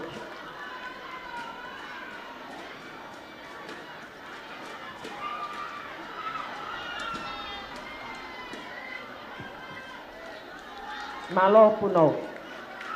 Tauhoko atu, ki he rere fuka mita te au, ai whanau whewhine I ki. Koe ulo aki mo I koula, koris, koe ako maulunga ria hona, koe sekoni e lima fitu, poini fituka. Koe ua mo metali siriva, koe Tonga Side School, koe tolu mo metali polonise, koe GMS Hahate. Mixed girls, 4 by 100 meters relay. First with the gold medal goes to Liahona High School. Second with the silver medal, Tonga Side School. And third with the bronze medal goes to GMS Hahake relay team.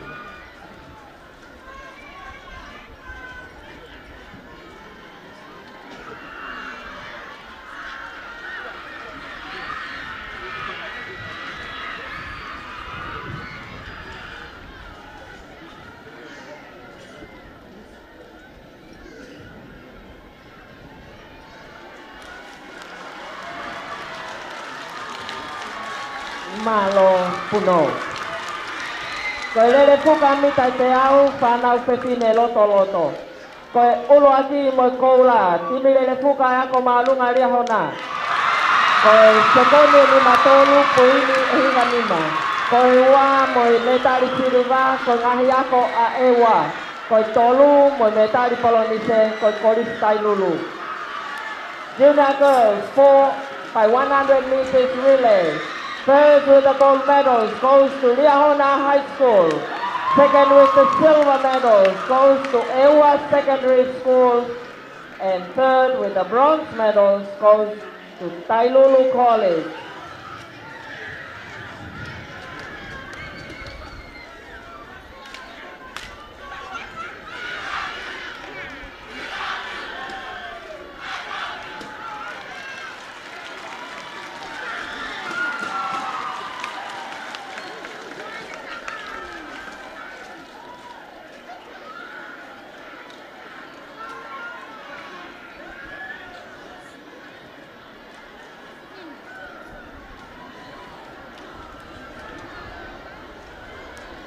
Malo puno. Koe lere puka mita te au whanau whewhine loto loto. Koe ulo aki mo me tari koula. Ako maalunga ria hona, koe se kone ni maua koe whahiva. Koe ua mo me tari siriva, ako maalunga tonga. Koe tolu mo me tari polonise, koriskun salote. Intermediate girls, 4 by 100 meters relay.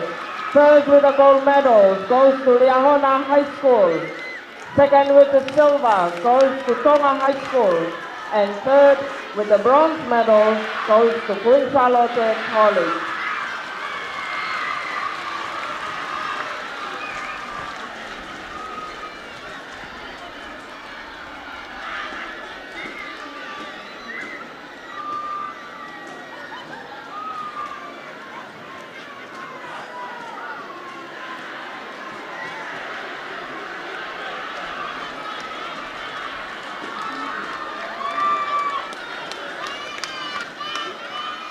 Malo puno.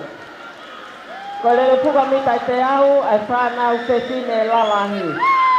Ko ua ki mo me tari koula. Ko riskun salote, ki te kone ni mawha po ine kitua. Ko ua mo me tari siriva, ako maalunga tonga. Ko tolu mo me tari polonise, ako maalunga riahona. Senior girls, 4 by 100 meters relay. First with the gold medals, Queen Charlotte College. Second with the silver medal, Tonga High School. And third with the bronze medal, Liahona High School.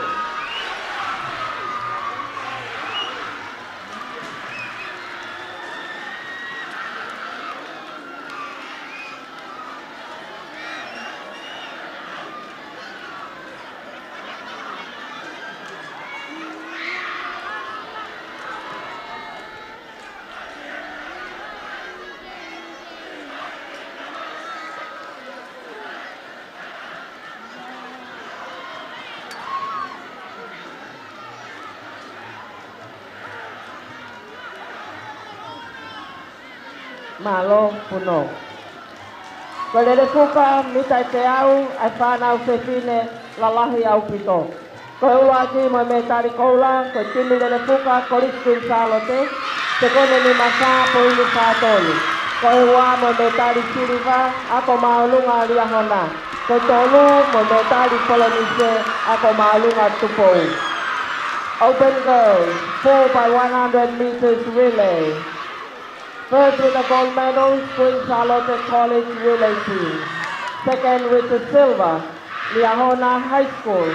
And third with the bronze medal goes to Tupou High School relay team.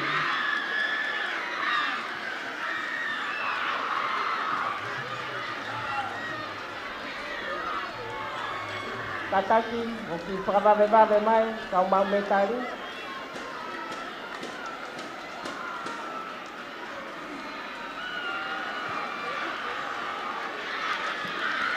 Koi tolu Tupou High School. Tō mai te hatoko whā Tupou High School.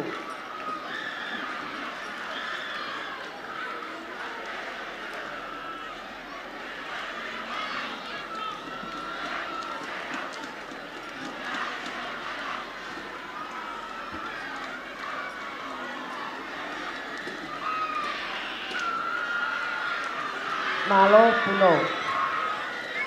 Ko lere puka mita te au, ai whanau tangata I iki au pito.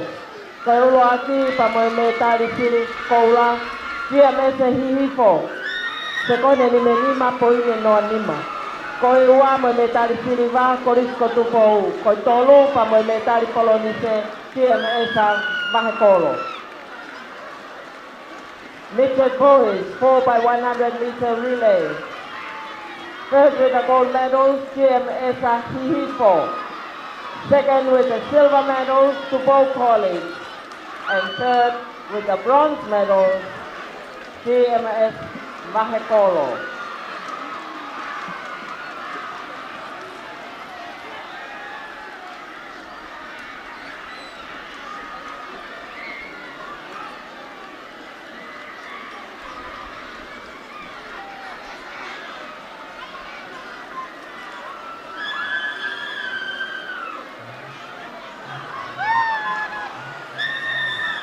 Malo puno.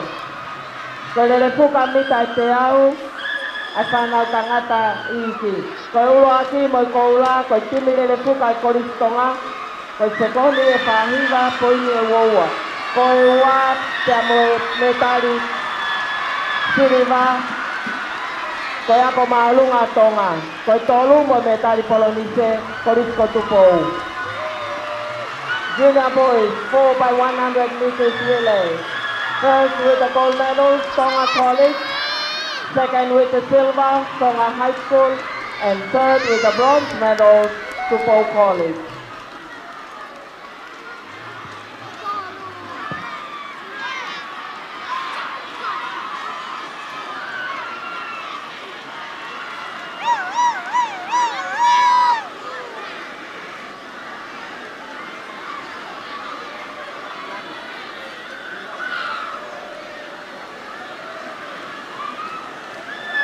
Malo puno. Tau ki whakauhai lema. Lere puka mitai te au, whanau tangata loto loto. Koe ulu aki mo koula, korisko tupou, te kone whawha, poine hive hiva. Koe ua mo siriva, koristonga, koe tolu mo polonise, ako maalunga riahona. In the minute boys, 4 by 100 meters relay. First with the gold medal, Tupou College. Second with the silver medal, Tonga College. And third with the bronze medal, Riahona High School.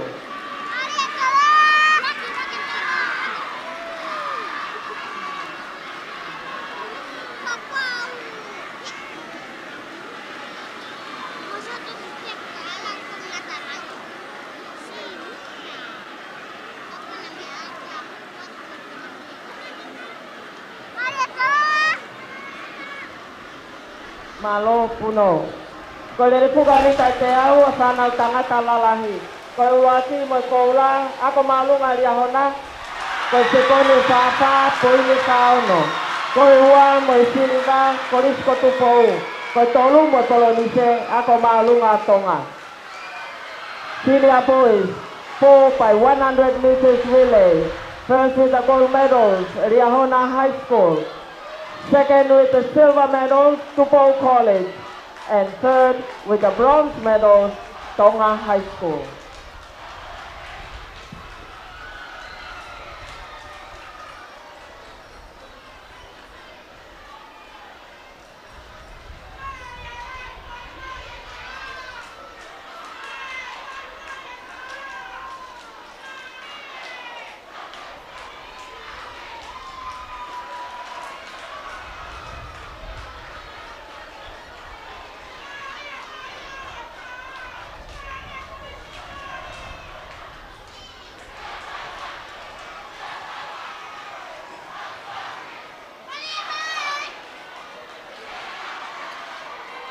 Malo puno.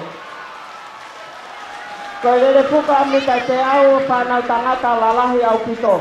Koe ulu aki mo metari koula, ngahi ako a ewa, se koni e whaono poini noa tolu. Koe ua mo metari siriva, korismo ngā orive. Koe tolu mo metari polonise, korisko tupou. Open boys, 4 by 100 meters relay. First with the gold medals, Ewa Secondary School. Second with the silver medals, Mounga Olive College. And third with the bronze medals, Tupou College.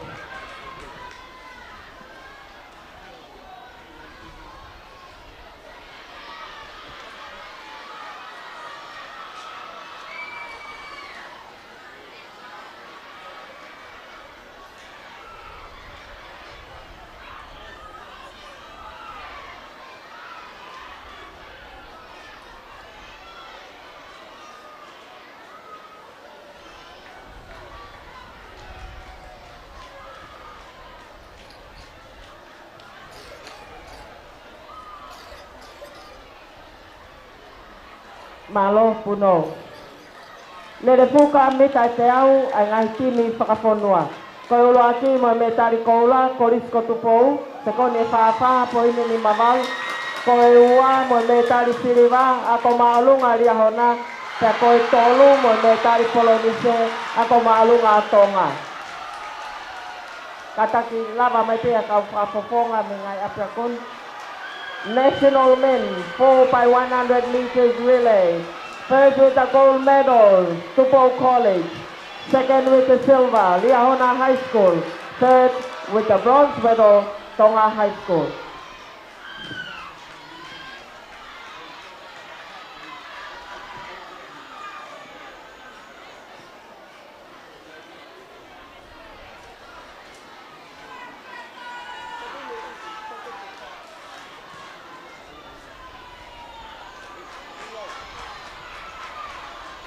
Malo Puno Lere mita te au Whanau tangata whakaponua Koe ulo aki Mui ko ula Sione tau whiulungaki Korisko tupou Te kone tātanga poine uoua Koe ua mo me tari siriva Si ausi whakapuna Korisko tupou Ta koe tolu mo me tari polonise Maafulangi ako maulunga Liahona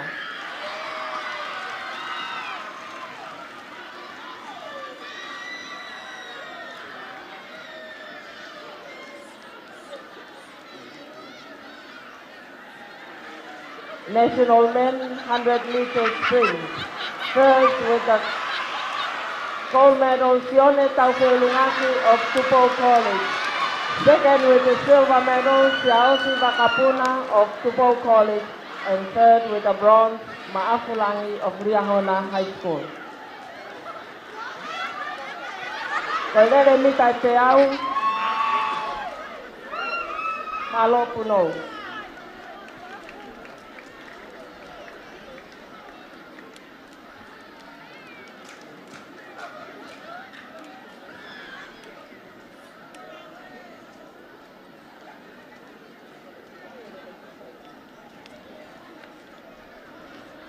Lere fuka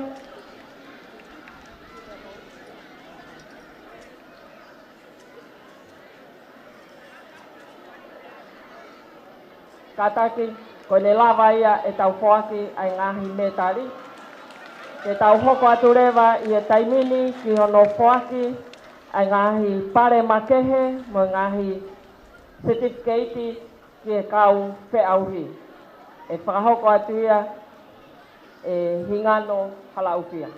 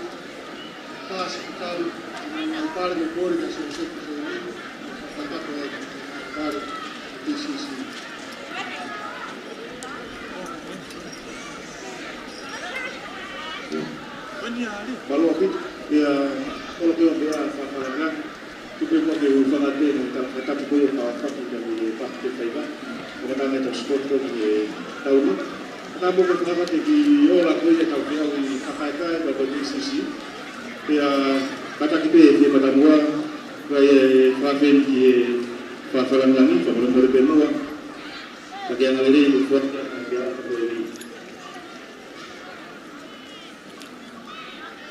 kamata beba peke ngahi pare whakahonga pakibua ia koe whakamalolang ki ngai apiako na kau mai i e tau pōkarama whakakai ko tui koe kokou rene tisisi whakalahi ki mautolu ko iwe paunga koe mo kei kau ke ako whako mautareni sikoti Bobo mai ki sisi ki mai to kalama ko ni. Ko na tolu ko ia na ke na place ko ia he ula ki wa tolu. O ku na tak pa anga tolu ngiau. Pia korea ki kapure ako. Tui me to e si ke wa ki ko ni na ola bota. Ke mo kata ki be mo o na ba mai o fa ko kai ko pia ko. Ko fika ula ki i pare fa homa. Pangai tolong niau, angin mai Kristona ya dere.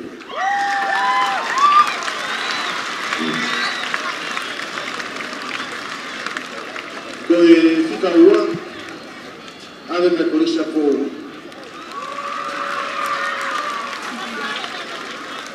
Koi fika tolu, i pare fika homa pangai tolong niau, angin mai Tipo College toloa.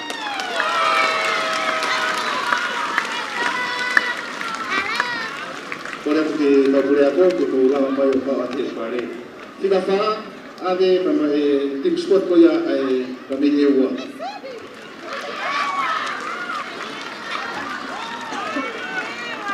Si la nimba, ave que toma high school. Si la toma high school. Pues si la fitu Kalamen Middle School Hihifo. Ketika baru beristai dulu. Ketika hiba, aku malu aku tunggu. Ketika hamu fulu, saya kalau asyas kusirian. Ketika tahan-tahan, beristai pulau. Ketika tahawa, penting skoti ahabai. Ketika tahatoru, boleh yang kemalu masak dulu. Ketika tahafa, boleh middle school boleh mahoribe. Kita tahu kata itu, dia tahu nahi pare makihe.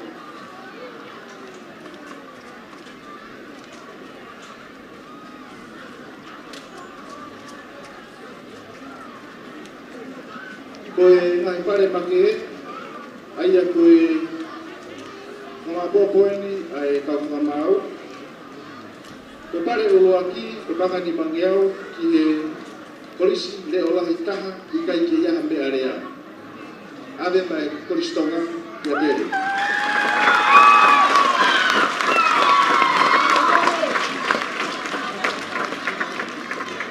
Koe pare make he whikaua panga ni mangeau ave ki korisi to mola itaha ya fuaki ya malo ali ahona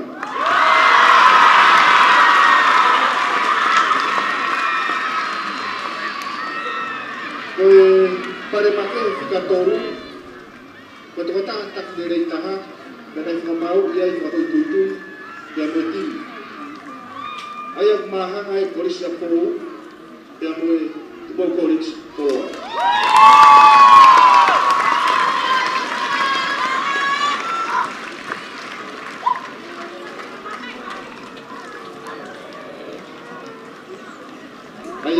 pare ko ya o tapanga ni mangia wa fo de banga ni mangia do do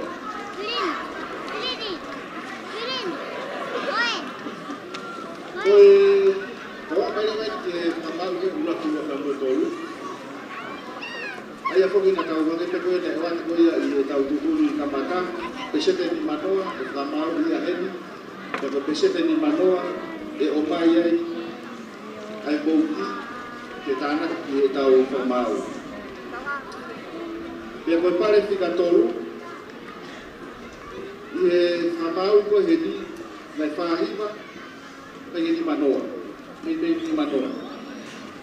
Pia moe bouti, koe bouti ki tu kia mawau, koe pare panga toru waki, waki a kia whamau ngari ahona.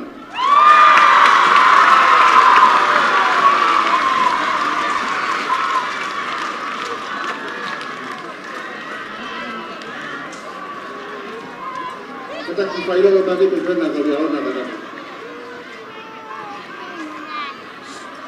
tau pare ki kaua.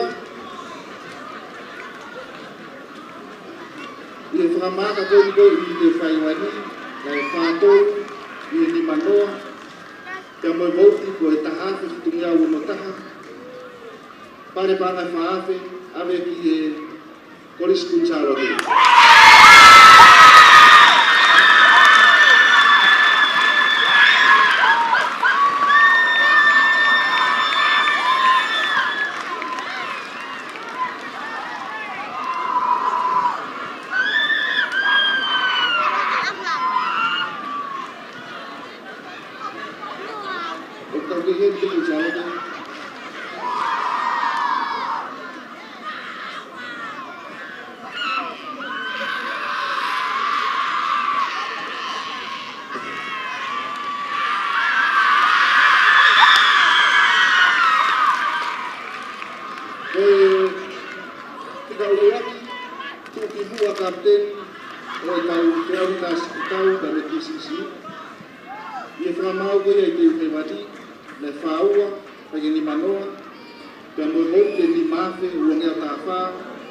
Pare panga ni mafe, fuakia ki e Koris la minga Marie.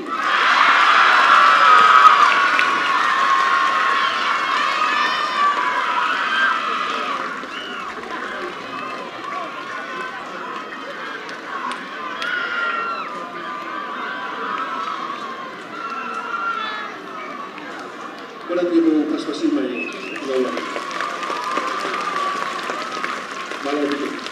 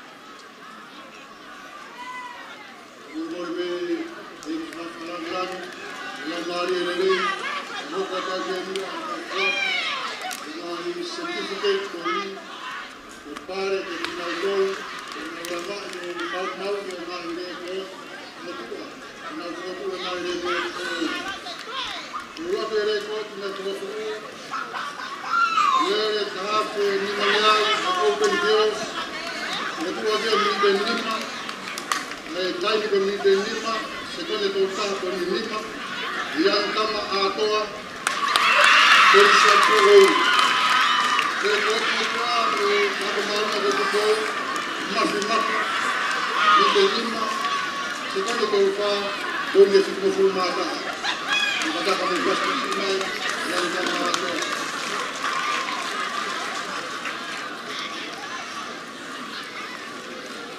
E qua l'anno che il poi break mi record mi sta trovato a conventio a che mi diventato poi ne no aula secondo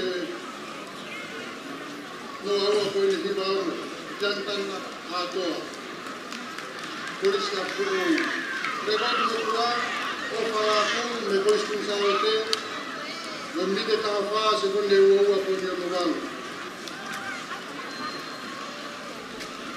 Let us break from Dimilare Fuka 4x400 meters relay and open girls and up before college.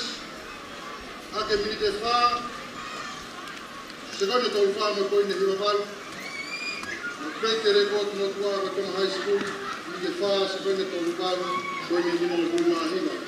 Correct Dimilare Fuka, up before college, open girls, no mama mutomo.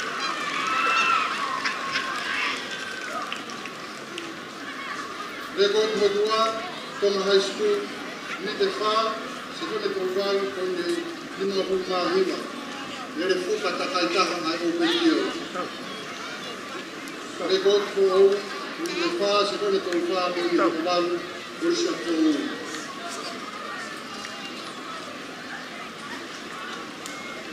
Record House, na Mumu, na Bremor, na Mau, e já escuta no Rio Pulma Amor. Now, it was secondary school, was sita I open boys. Nita lima mafu maua, koine ni maano. Record motua, Kristiana Maria, swake toltere, nita lima mafu maua, koine tantou.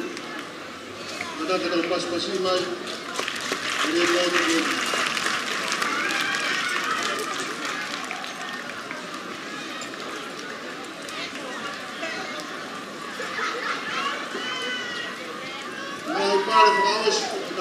Mas spot, eu entendo, o foco o caldo de rua, o nice weight, takta.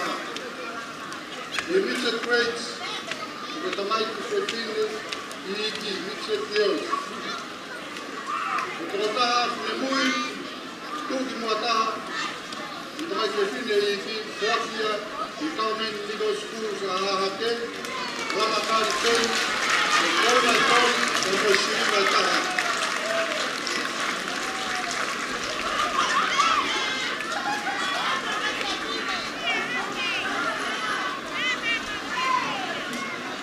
Lama kali den, ora todo, no siri mata, betul betul.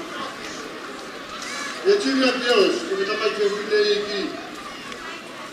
O fuati di Kahana High School, ora ora, no siri mata, ora ni kai.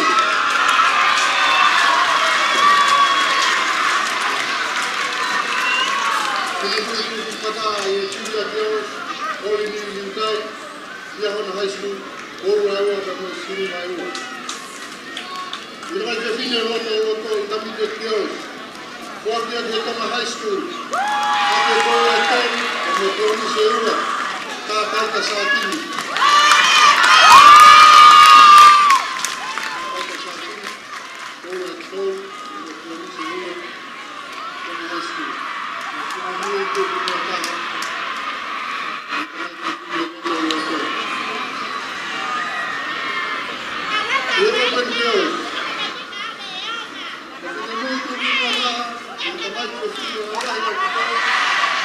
Malah dia tak tahu apa, terus aku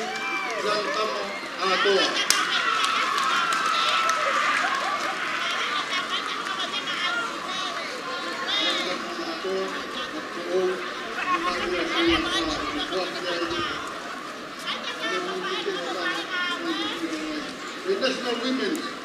What we have Pakeres, Samuko, Ravena Maria, at the military cover, I told, I'm receiving like that.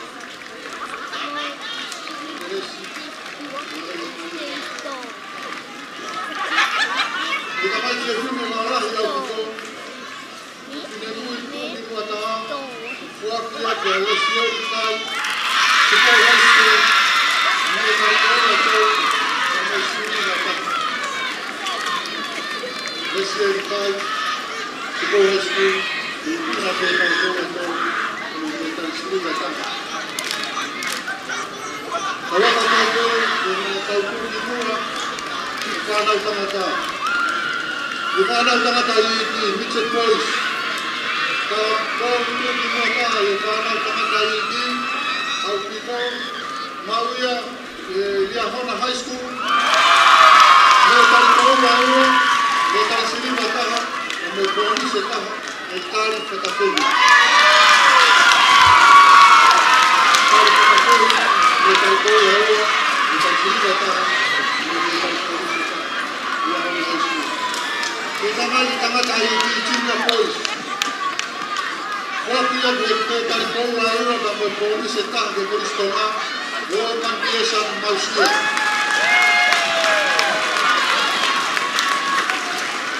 Biasa manusia, kalau polis setang lalu, mana tengah cari.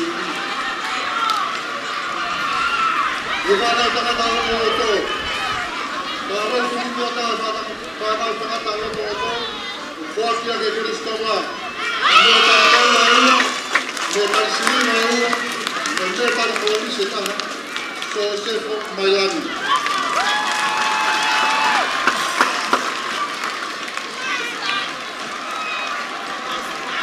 Dia bentos, kalau kita kata, mana tengah tahu lah yang kita, waktu yang kita polis mau lihat. Mereka tahu lah tahu, tapi mereka tahu setah petelo nanseni.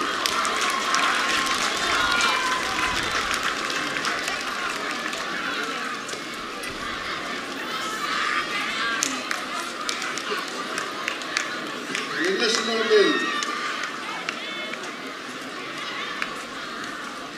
Kalau kau tu dimata, ini semua bel. Kuatnya dihitung ada semua ti. Mereka tahu lain orang, mereka tahu ini setah siapa tahu dulu mati.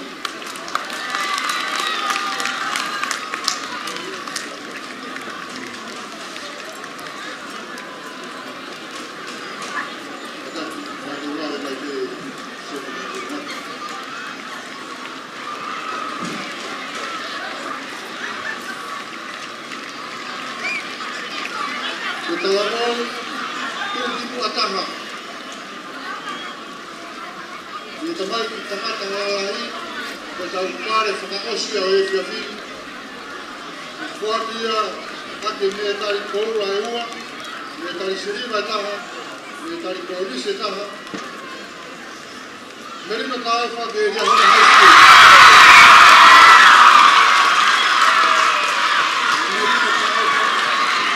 High school, tahu mereka ayo sana sangat waktu dia mereka keluar, mereka sini mereka polisi.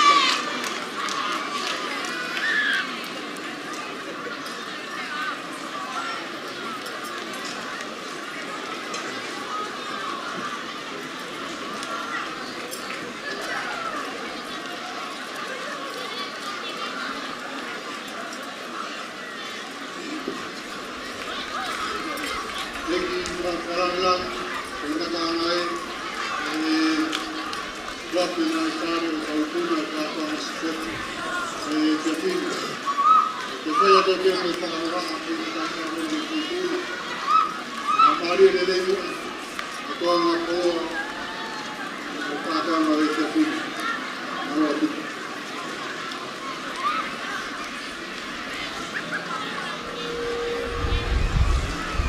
Tāpia moe tō māwha mawhi. Tāpua tu hen pia moe kpare mia o tōnga. Koe a koe ek mi stāk i a kō mua kua ngā ue. Hoka merik. Pada buat hen ke ko wana o hapai. Toda pita ta fotofua. Pada buat tu ki he patere e kwas. Kau ma foka fai fikau. Fiva. Ta moha tak lot. Pada mawahea tu ke ngai purea ko ngai korisi. Kaya ta ke whai ha whakawhitai mo whakamalo. Me pureanga tonga ki he ngai korisi kau mā ai whanau ako.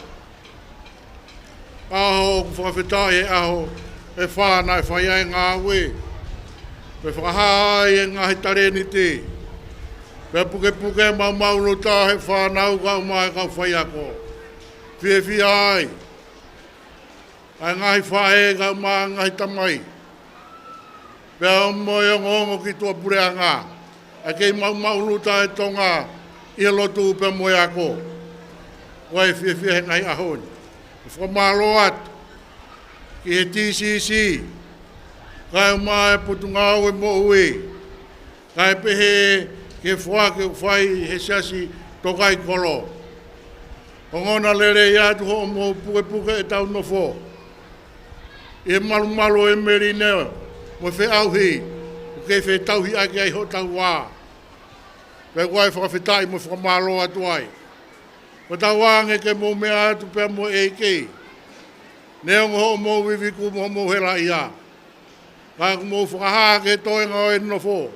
Ko kahau ki mo tolo e spoti. Kai pehe ki he ako. Pe wai e fia mo tala mono wat. Ai pare mea ka mai pure anga. Ke whanonga le reina tau au sia he weekend ni. Nere malanga au tau wat.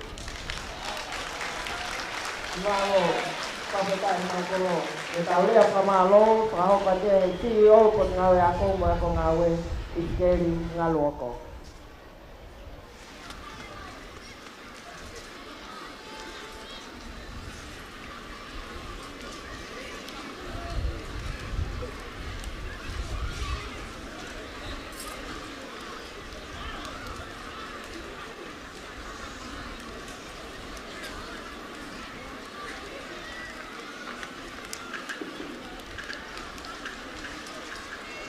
Kapu mo kaya. Ini sa kau kau aku masalah lagi ada aspek mau polisi. Kata Allah oleh kedua aku fakir kata pun baru pernah kalau kata tu kamatan katakan awak tu kata Pahalo. Buka ya tueni. Kalau tali kita aku, itu bisa kau kawe, kau kuliah, kau kuliah siput. Jadi dengan kau siput dengan aku, kau bayar, kau mai fanolak. Kau tahu fanal. Memang dia, memang bawa ia, memang malu. Lamari ini yang dituna. Buaya, harus lagi, harus pun yang beli tahu ada polisi, kalau kembali kita ini ada satu dia, tahu kembali lagi, apa tu yang dia, tahu ni amai, kita tahu pelatahan, tahu pelakon, sebut dia faham lalu. Ini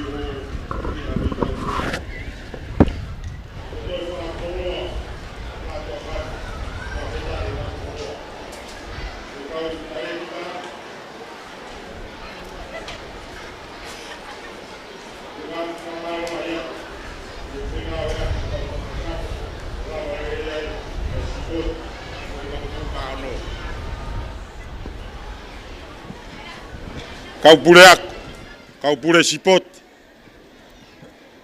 Wato e whakamalo la. I he teu na mou whai o whakaha ia i he whanau. Hau nau tare ni ti. Whanau spot. Malo la he kātaki. He hela ia. Mo i moko sia. fie kaia, mo ngai ha kotoa ni mo fekuki. Ono teu ia i mo tolu ki hea honi. U pau ke fou he whaingata, kai mau harerei. O me tari, o mau he kātaki lahi.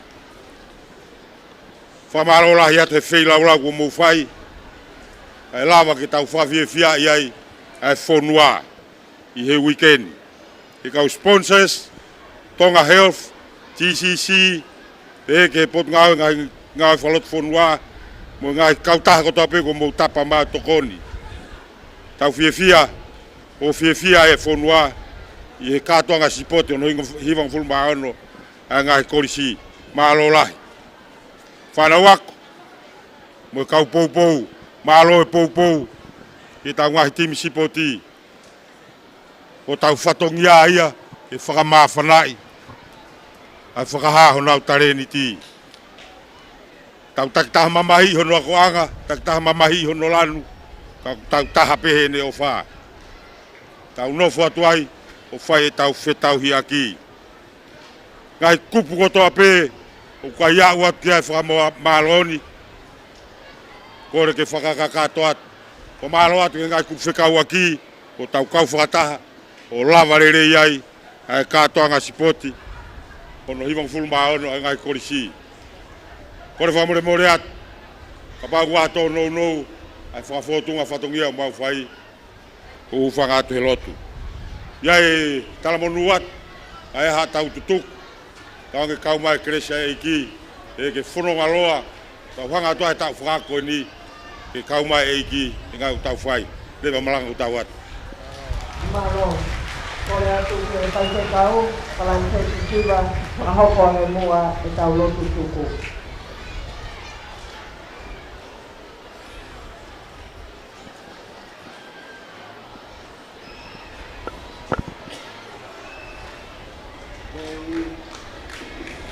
Pada poet ke falak lagi ke alot vaya bo ho week kau hu faga be bo I he ga fata po so do fai ka fai bo ha tau lot tu fagao si o sipot o do hiva fulu mahando o ga ko disi tau ai tau hiva ha ve seua e tolu ke au hiva ko fulu ma taha tolu hiva taha o kuia ia fodua o kutu o sedi nai kai ke mau tua nai masiwa I helelei haleluia ko monu ia edi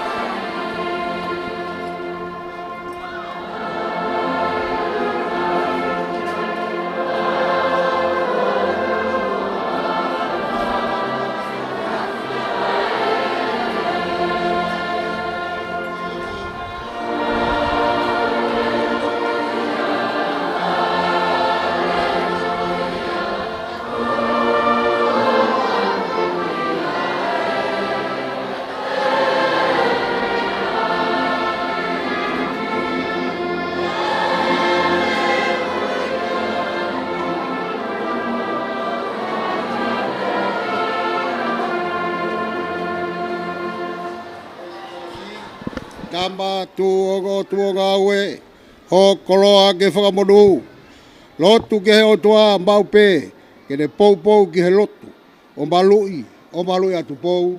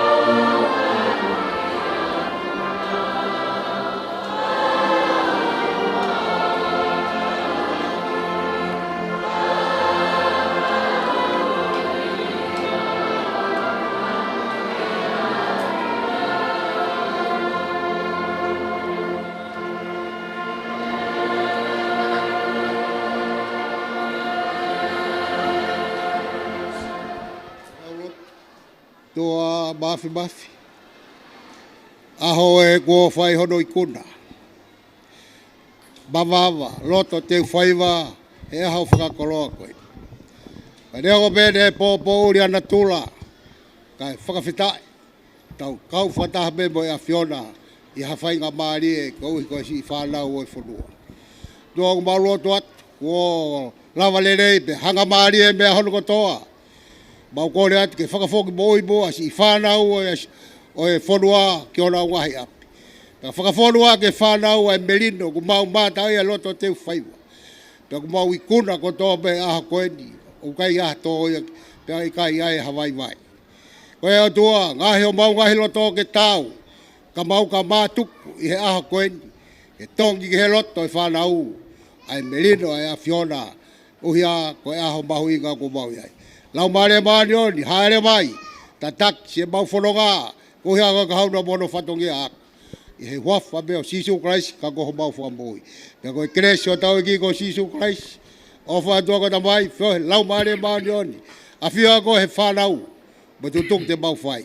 O nā hiri, kai whai meo tai kata. Amen.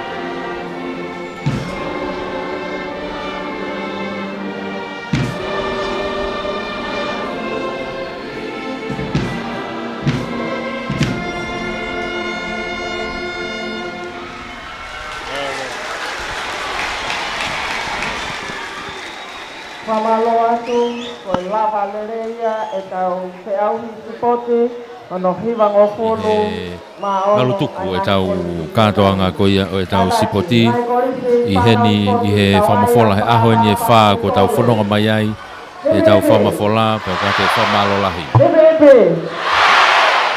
Hebe! Malo. O ia, whamalo lahi atu ai pe e tau ke I kau whataha mai I he tau whamafola koe ni aho whā ko ni ko tau whanonga mai ai he tau kau sponsor ki he office e tala whakaulahi a Australia I tonga whamalo lahi atu e poupou. Whamalo lahi ni ki he potungawe ngawe whalot whanua. Toka tā whotwhisi ahi pia mo e waa e sipoti. Ia one toto anisi pia mo e teu e malae pia mo e tau sponsor malo e poupou mai. I he tau whamafola. Whamalo ka se misisika pia mo 5-star finance. Whamalo ka elisiva mo I whalame pia mo e tau whatou mafi. Finance pia mo e cover trade. Pei tongo pia mo mataika I wawao. Whamalo atu lotu, mahalo o pito e poupou mai mihena. Toka ngai rei pe tau ofisi whaka Palestini mei Washington DC te lia na whai atu hangahi ahi, mahalo. Kei tau maringi mai pe ngahi monu. Mahalo o pito. Whamalo kia nehi lofi pia mo milion na finance, milion na kavatonga. Rei matua wawao. Pia mo seatou tai mana. Whamalo ki he Harmony Enterprises o Halareva. Whamalo ke Whinau Constructions o Vaini, nau langa, ke o tamai hao mea rere ngā ue, pe ko whia mau se niti, whawawave. Te pola lolohea mo e kautaha e Esiaola Quality Furniture, o hawe loto, malo e tokoni, pe whokea te vita misa fufita, pe mo e siikae ola supermarketi, I loto nukalofa, malo a te poupou mai, ke he tau whamafola. E kia viri pia mo e kau ngā ue me iai, e toka ngai mai e tau kau ngā ue me iai.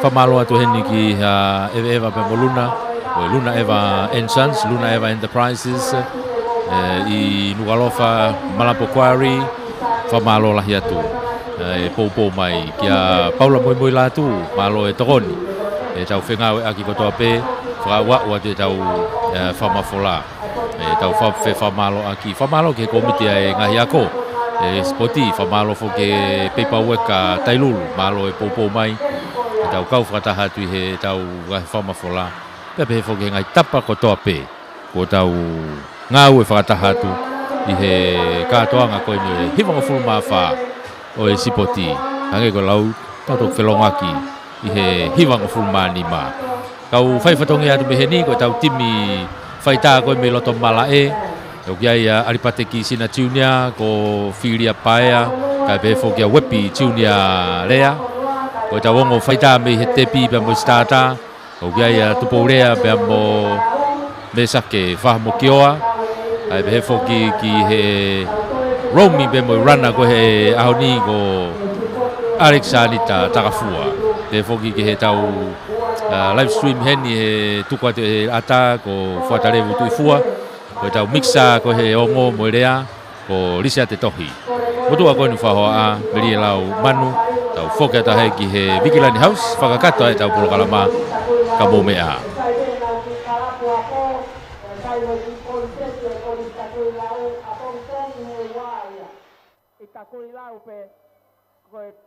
Tatanaki haki mea ofa ke whanawa ko me koriskela na ok na ulava mai